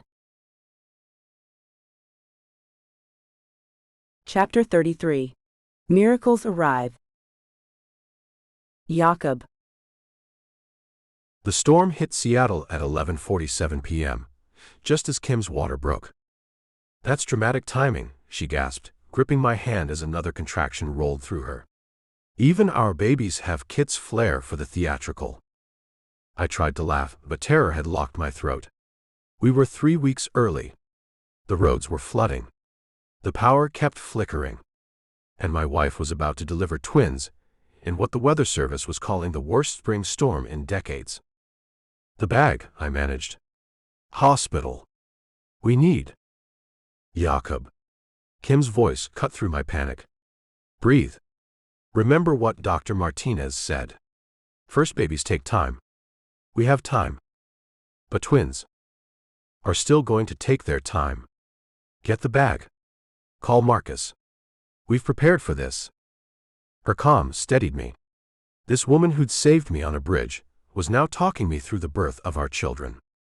I grabbed the hospital bag we'd packed weeks ago, sent the emergency text to our family group chat, and helped Kim to the car. Marcus met us in the parking garage. Roads are bad but passable. I'll drive. You focus on Kim. My hero, Kim said, then squeezed her eyes shut as another contraction hit. Okay, maybe these babies aren't going to take their time after all. The ride to the hospital was the longest 20 minutes of my life. Rain hammered the car, wind rocked us at stoplights, and Kim's contractions went from 10 minutes apart to 5 to 3. I held her hand, reminded her to breathe, and privately bargained with any deity listening. Still glad we didn't find out the genders? I asked, trying to distract her. Ask me when they're here safely, she panted. Though Kit's betting pool has been entertaining. Grady has 2 boys. Joel says boy and girl. Kit insists 2 girls because, and I quote, the universe needs more artistic female energy. And you? Kim asked, as we pulled up to the emergency entrance. I don't care as long as they're healthy and you're safe. Smooth talker, she whispered, then gripped my hand hard enough to crack bones. The hospital was chaos. The storm had brought multiple emergencies, but the maternity ward staff moved with practiced efficiency. Within minutes, Kim was in a room, hooked to monitors, with Dr. Martinez checking her progress. Well, the doctor said cheerfully, these babies are eager. You're already at 7 centimeters. Did you want an epidural? Kim looked at me, and I saw the war in her eyes. She'd wanted to try natural birth, but twins complicated everything. Whatever you need, I said. There's no prize for suffering. Epidural, she decided. I want to be present for this, not overwhelmed by pain. As the anesthesiologist worked, our room began filling with family. Kit arrived first, soaking wet and carrying what looked like half a gift shop. I brought options, he announced. Balloons for boys, girls, or both. Also, I may have stress purchased 17 stuffed animals. Kit, Kim laughed and winced. Only 17. The gift shop closed. I showed remarkable restraint. He kissed her forehead. How are you, sister? Terrified. Excited. Ready to meet these babies who've been kung fu fighting in there for months. Marcus appeared with Marley, both looking grim. Power's out in half the city. The hospital's on generators. Of course it is, I muttered. Because our children couldn't possibly arrive without maximum drama. Hey. Kim squeezed my hand. We've weathered literal and figurative storms. This is just one more. Subsection 32A, I said automatically. All twin births must include meteorological drama. Subsection 32B. Parents must remain calm despite said drama. Subsection 32C. Extended family may panic on our behalf, Kit added. Dr. Martinez returned with the portable ultrasound. Let's see how these babies are positioned. Storm or no storm, they're coming tonight. The next 3 hours blurred together. Contractions intensifying, despite the epidural. Kim squeezing my hand through each one. The lights flickering, but never quite going out. Our families taking shifts in the waiting room, as the 2-visitor limit was enforced. Then suddenly, it was time. I can see the first baby crowning, Dr. Martinez announced. Kim, on the next contraction, I need you to push. I'd thought I understood fear. Corporate takeovers, media attacks, standing on that Venice bridge. Nothing compared to watching the woman I loved bring our children into the world during a storm that shook the windows. You're incredible, I told her as she pushed. So strong. So brave. I love you so much. Tell me that when there are actual babies, she gritted out. And then, at 3:42 a.m., as thunder crashed overhead, our first child arrived. It's a girl, Dr. Martinez announced, and the tiny cry that filled the room was the most beautiful sound I'd ever heard. They placed her on Kim's chest for a moment, pink and perfect and furious about her eviction. I touched her tiny fist, and she gripped my finger with surprising strength. Hi, sweet girl, Kim whispered. I'm your mama. That crying man is your daddy. I'm not crying, I protested, tears streaming down my face. Baby B is ready, Dr. Martinez said gently. We need to keep going. They took our daughter to be checked, while Kim gathered strength for round 2. The storm seemed to pause, holding its breath with us. 15 minutes later, at 3:57 a.m., her sister arrived. Another girl. Dr. Martinez beamed. Kit wins the betting pool. This one came out quiet, eyes wide open, seeming to study everything with serious consideration. When they placed her on Kim's chest, she immediately stopped fussing and stared at her mother with what I swear was recognition. 2 girls, Kim breathed. Jakob, we have daughters. Plural. We have daughters, I repeated, stunned. They're perfect. You're perfect. This is perfect. The nurses brought our first daughter back, and suddenly Kim had an arm full of each baby. I sat on the bed beside them, one arm around Kim, trying to memorize every detail of this moment. Have you decided on names? A nurse asked. Kim and I looked at each other. We'd had lists, debates, color-coded spreadsheets courtesy of Kit. But looking at our daughters, the choice was suddenly clear. Faith, Kim said, touching our firstborn's cheek. Because she arrived in the storm, but never seemed afraid. And Grace, I added, watching our second daughter's peaceful face. Because she came into the world like it was exactly where she belonged. Faith and Grace Mallory, Kim said. Are miracles. The door burst open, and Kit peered in. Can we come in? Come meet your nieces, I said. The room filled with family. Kit openly sobbing as he held Faith. Marcus trying to look stoic while cradling Grace. Marley taking pictures and offering medical facts about twin development. My father and brothers crowding in despite visitor limits. No one willing to enforce rules on a night like this. They're beautiful, Rebecca said, having arrived sometime during the delivery. Kim, honey, you did amazing. We did amazing, Kim corrected, squeezing my hand. Couldn't have done it without my partner. As dawn broke, the storm finally passed. Weak sunlight streamed through the windows, illuminating our crowded room full of love and laughter and 2 perfect babies. No complications, Dr. Martinez confirmed after final checks. Both girls are healthy despite being early. Good weight, strong hearts, perfect APGAR scores. You can probably go home in 2 days. Home, Kim repeated softly. We get to take them home. After everyone finally left to spread the news and probably buy out every baby store in Seattle, Kim and I were alone with our daughters. They lay in their bassinet, side by side, occasionally reaching for each other even in sleep. They know each other, Kim observed. Look how they turn toward one another. They've been together since the beginning. Why stop now? I studied their faces, already seeing differences. Faith had Kim's nose. Grace had my stubborn chin. Both had wisps of dark hair and impossibly tiny fingers. Are you scared? Kim asked quietly. Terrified, I admitted. But also ready. If that makes sense.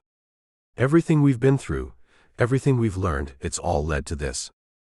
To them. She smiled tiredly. Our family of 4. My phone buzzed with messages.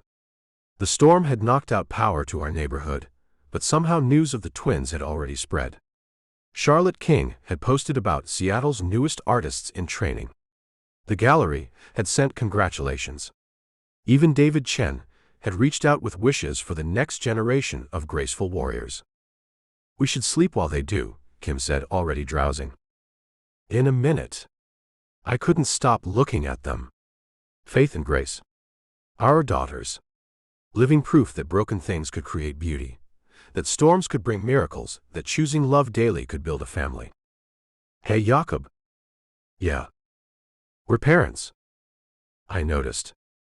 Just checking it's real. She yawned. Feels too perfect to be real. Oh, it's real. Want to know how I know? How? Because in about 2 hours, they're going to wake up hungry, and we're going to have no idea what we're doing. Subsection 33A. New parents are allowed to panic when faced with reality. Subsection 33B. But panic must be followed by figuring it out together. Subsection 33C. Massive amounts of coffee will be required, I added. Kim laughed softly. Everything's different now. Everything's better now, I corrected. Different, terrifying, exhausting. But better. As if in agreement, Grace made a tiny sighing sound. Faith stretched, her fist waving in the air before settling back into sleep. Outside, Seattle dried out from the storm, the city waking to a new day. Inside our room, our family of 4 began its journey. 2 parents who'd found each other in darkness. 2 daughters born in a storm. All of us choosing to build something beautiful together. All of us home. Chapter 34. 5 years forward. Kim.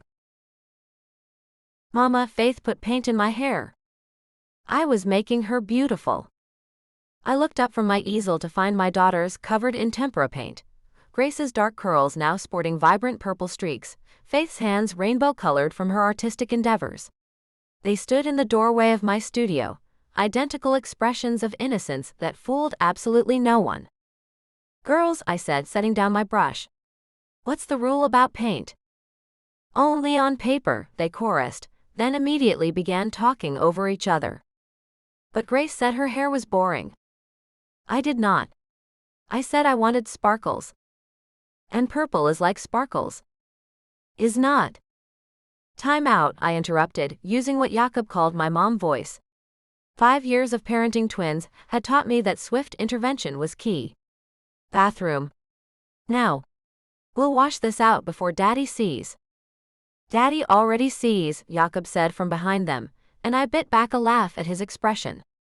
He was wearing his best suit, having just come from a board meeting, and our paint-covered daughters were gazing up at him with their most winning smiles.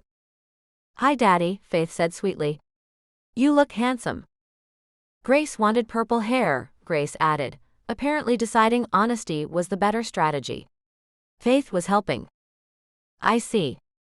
He crouched down to their level, somehow managing to avoid the paint drips. And did we ask Mama before this artistic experiment? 2 heads shook in unison. What do we think we should do now? Say sorry? Faith suggested. And clean up, Grace added. Good start. Go with Mama to clean up, Then we'll talk about consequences. They scampered off to the bathroom, and I stood to follow, pausing to kiss Jakob. Board meeting go okay? Better than hair painting, apparently. He smiled, the lines around his eyes deeper now, but laugh lines all. Need help? I've got it. But maybe change out of the Armani first? 20 minutes later, with the twins mostly depainted and in fresh clothes, we gathered in the kitchen for our family meeting. It was something Dr. Chen had suggested when the girls turned 3, and their strong wills began asserting themselves. Democracy with boundaries, she'd called it. Okay, Jakob said, having changed into jeans and the paint-splattered Henley that had become his weekend uniform. Who wants to explain what happened? The girls looked at each other, conducting one of their silent conversations that still amazed me. Then Faith, ever the spokesperson, began. We were playing art gallery. I was the artist and Grace was the patron. But she said her hair wasn't fancy enough for a gallery opening. So Faith said she could make it fancy, Grace picked up. Like Mama does with her paintings. Making beauty from ordinary things. I caught Jacob's eye. They were quoting me, which was both heartwarming and inconvenient when trying to discipline them. That's a lovely thought, I said carefully. But what's different about canvas and hair? Canvas doesn't go to kindergarten, Grace said solemnly. And hair takes forever to wash, Faith added with a voice of experience. Exactly. So what have we learned? Ask before making beauty? Faith suggested. Some things are beautiful without paint, Grace added, then looked at her sister. Faith's hair is pretty without purple. Yours too, Faith said quickly. I'm sorry I painted you. I'm sorry I said I needed to be fancy. They hugged, argument forgotten, and I marveled again at how quickly they moved from conflict to reconciliation. The twin bond was real and sometimes overwhelming. Crisis averted? Jakob asked quietly. Until the next one, in approximately 30 minutes. I leaned against him, watching our daughters negotiate who got which apple slices for snack. Kit called while you were at the office. He wants to know if we're coming to the gallery thing tonight. The benefit? I'd forgotten. He ran a hand through his hair, a gesture the girls had inherited. Do we have a sitter? Marley offered. She's taking them to the Science Museum for the astronomy show. Aunt Marley's taking us to see stars? Faith perked up. Real stars or painted stars? Grace asked suspiciously. Last week I'd shown them Van Gogh's Starry Night, and they'd been debating real versus artistic interpretation ever since. Real stars through telescopes, I assured her. But first, quiet time. You know the rules. They groaned but headed to their room, probably to plan their next adventure. I started cleaning up the snack debris, and Jakob joined me, moving with the easy synchronization we'd developed over 7 years of marriage. How's the new piece coming? He asked. Good. I'm trying something different with the light. Less representative, more emotional. I glanced toward my studio. Want to see? Always. My studio had expanded again last year, taking over what used to be a guest room. The walls were covered with works in progress, finished pieces, and the girls' artwork that was too precious to relegate to the refrigerator. The Venice studio had become a teaching space, but this was where I created. The new painting stood on the main easel, 6 feet of canvas covered in blues and golds that seemed to move even while static. It was part of my new series on time and memory, inspired by watching our daughters grow. It's incredible, Jakob said softly. Like looking at the feeling of time passing. That's exactly what I was going for. I studied it with fresh eyes. The gallery wants it for the solo show in spring, but I might keep this one. For us. Whatever you want. Though Kit will have opinions. Kit always has opinions. I laughed. Did you know he's already planning the girls' birthday party? It's 6 months away. Theme. Artists through the ages. Each child comes dressed as a famous artist.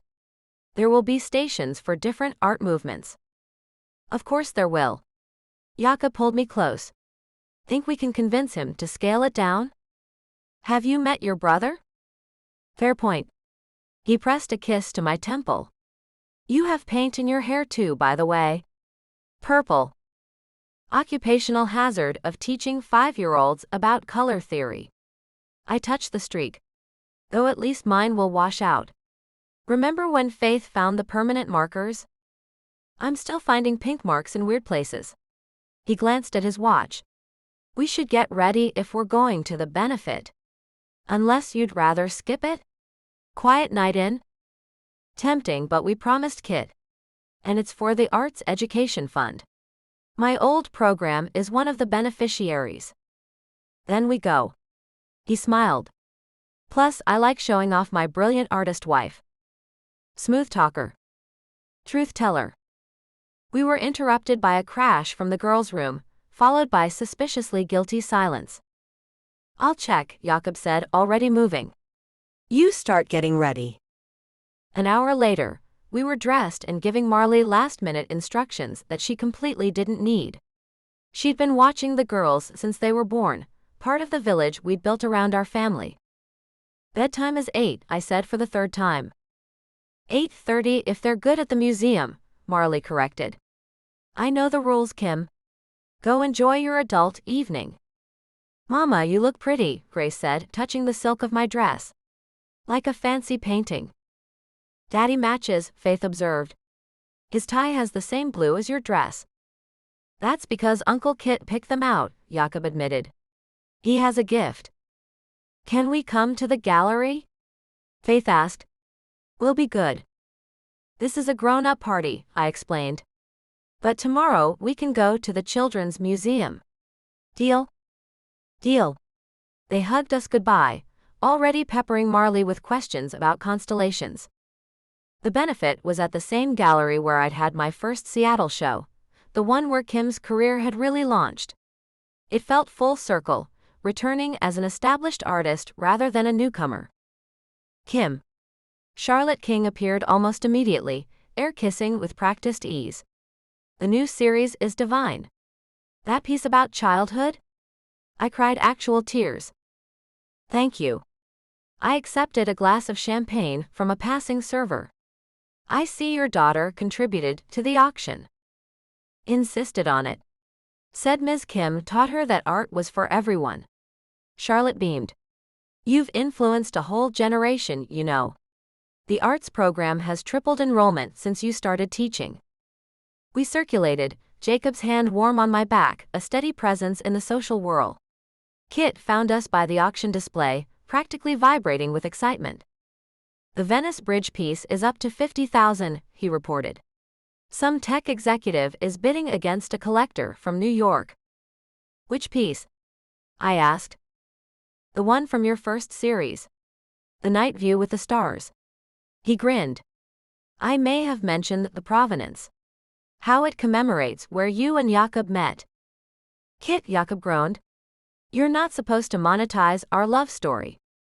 I'm monetizing art that happens to tell your love story. Completely different. He waved at someone across the room. Oh, there's the museum director. Did you know they want to commission a permanent installation? Kim, you could have a whole wing. He hurried off before I could respond, leaving Jakob and me standing by a photo of the girls from last year's family portrait session. A whole wing, Jakob mused. My wife, the famous artist. Stop. But I was pleased.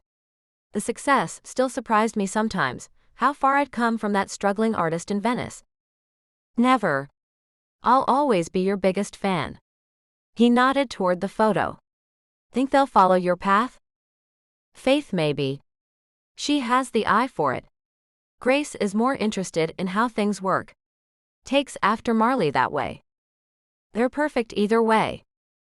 Agreed. Though ask me again when they're teenagers. We stayed another hour, fulfilling our social obligations, supporting the cause that meant so much to both of us. But I found myself eager to get home, to peek in on sleeping daughters, to curl up with Jakob and talk about everything and nothing. Ready to go? He asked, reading my mind as usual. Ready. The drive home was peaceful, Seattle's lights twinkling like ground-level stars. We found Marley reading on our couch, the baby monitor showing two small forms tucked safely in their beds. They were angels, she reported. Asked a million questions at the museum, made friends with 3 other kids, and only had one minor meltdown when it was time to leave. Sounds about right, Jakob said. Thanks for watching them. Always happy to. They keep me young. She gathered her things, pausing at the door. Kim, they each drew you pictures. They're on the kitchen table. Fair warning, there's a lot of purple. After she left, we checked on the girls. They were sleeping in the twin beds we'd gotten last year, when they'd finally agreed to stop sharing. Faith had her arms flung wide, taking up the entire bed. Grace was curled into a tight ball, Mr. Bunny clutched close. Look what we made, I whispered. Look what we're raising, Jakob corrected. Strong, creative, kind little humans. We stood there for a moment just watching them breathe, then quietly closed the door. In the kitchen, we found their drawings. Faith had painted the whole family at the museum, stars overhead that looked remarkably like the ones on our bridge. Grace had drawn herself as an astronaut painter, combining her interests with 5-year-old logic. Refrigerator worthy? Jakob asked. Gallery worthy, I said, already planning where to hang them in my studio. We ended up on the couch, my feet in his lap, talking about everything. The benefit, the girls' latest adventures, plans for summer vacation. The easy rhythm of a life built together. Hey Kim. Yeah. We did good. I looked around our home. Art on every wall, toys and baskets, evidence of our life everywhere. Tomorrow would bring new challenges. Faith would probably paint something else inappropriate. Grace would take apart another appliance to see how it worked. There would be tears and laughter, and 1,000 small moments that made up a family. We did perfect, I agreed. Subsection 34A, perfect includes purple hair incidents. Subsection 34B, and emergency bath times. Subsection 34C, and wouldn't change a thing. Not one single thing, I confirmed. And as we sat in the comfortable quiet of our home, our daughters safe upstairs, our love 7 years strong and growing, I knew it was true. We'd built something beautiful from broken pieces. We painted our life in brilliant colors. And we were just getting started. Chapter 35. Bridge of Stars. Jakob.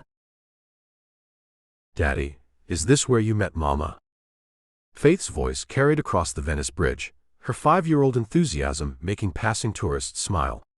She stood exactly where Kim had found me 7 years ago, her dark hair catching the light just like her mother's had that night. This is it, I confirmed, lifting Grace so she could see over the railing. Right here. Were you sad? Grace asked with her typical directness.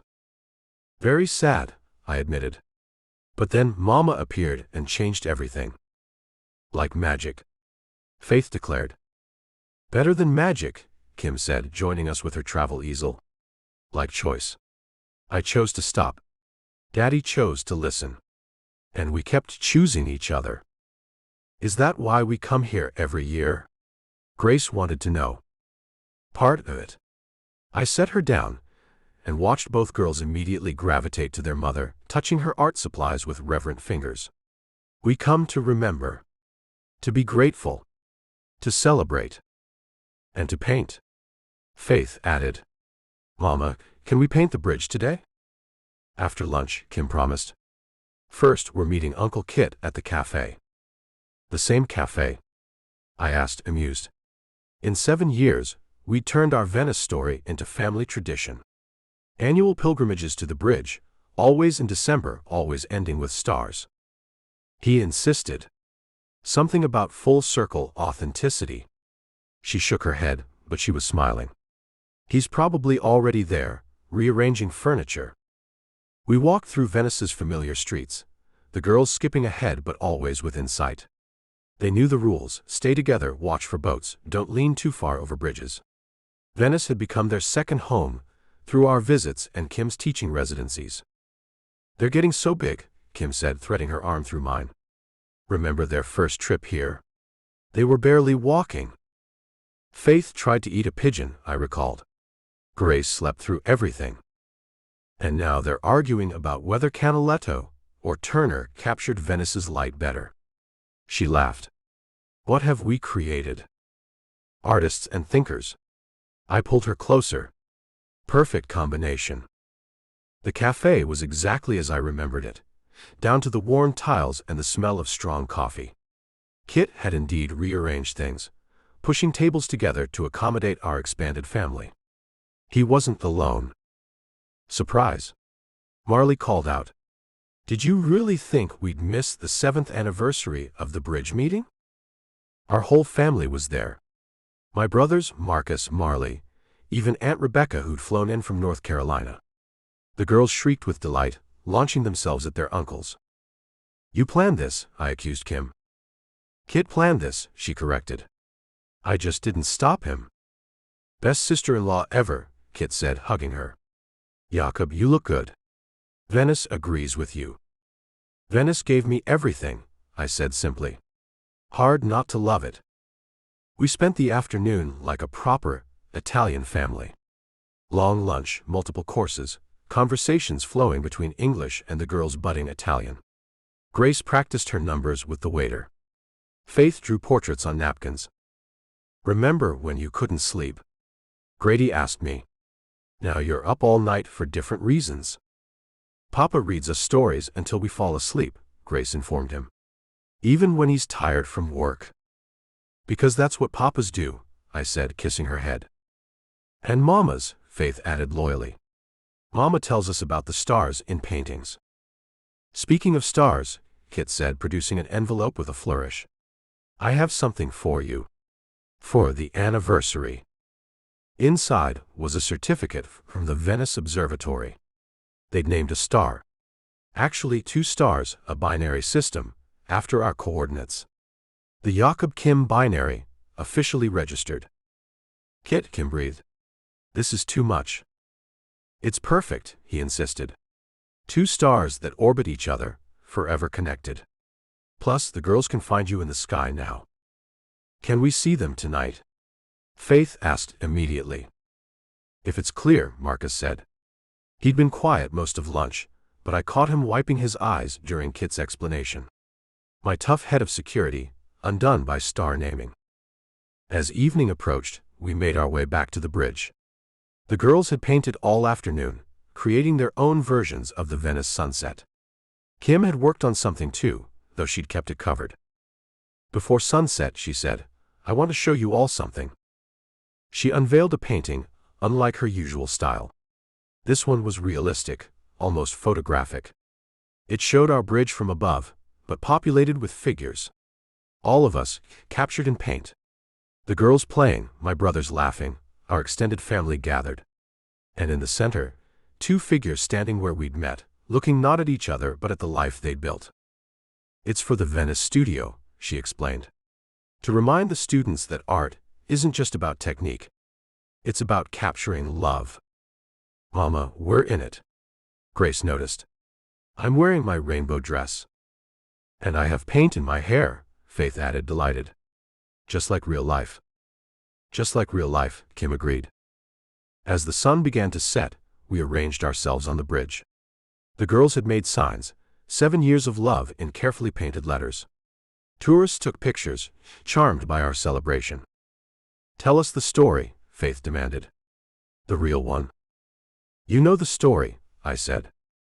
But we like hearing it, Grace insisted. Please? So I told it again. The bridge, the darkness, the woman who chose to see me. Kim added her perspective, how she'd almost walked past, how something made her turn back. The girls listened with the rapt attention they usually reserve for fairy tales. And then what? Faith prompted, though she knew. And then we chose each other, Kim said. Every day since. Even when we're difficult? Grace asked. Especially then, I assured her. The stars began appearing, first Venus, then the others. Kit pulled out his phone, using an app to find our binary system. There, just above the horizon, 2 points of light so close they almost looked like one. That's you. Faith pointed excitedly. Mama and Daddy in the sky. Forever and ever, Grace added. Forever and ever, Kim agreed, lifting Grace while I lifted Faith so they could see better. We stood there as full darkness fell, our family complete on a bridge that had given us everything. 7 years of choosing each other. 7 years of building something beautiful from broken pieces. 7 years of love that multiplied rather than divided. Are you happy? Kim asked quietly, the same question she'd posed that first night. Ridiculously happy, I said, the same answer I'd given then. You? Beyond happy. Grateful. Overwhelmed by how lucky we are. Mama, what's overwhelmed? Faith asked.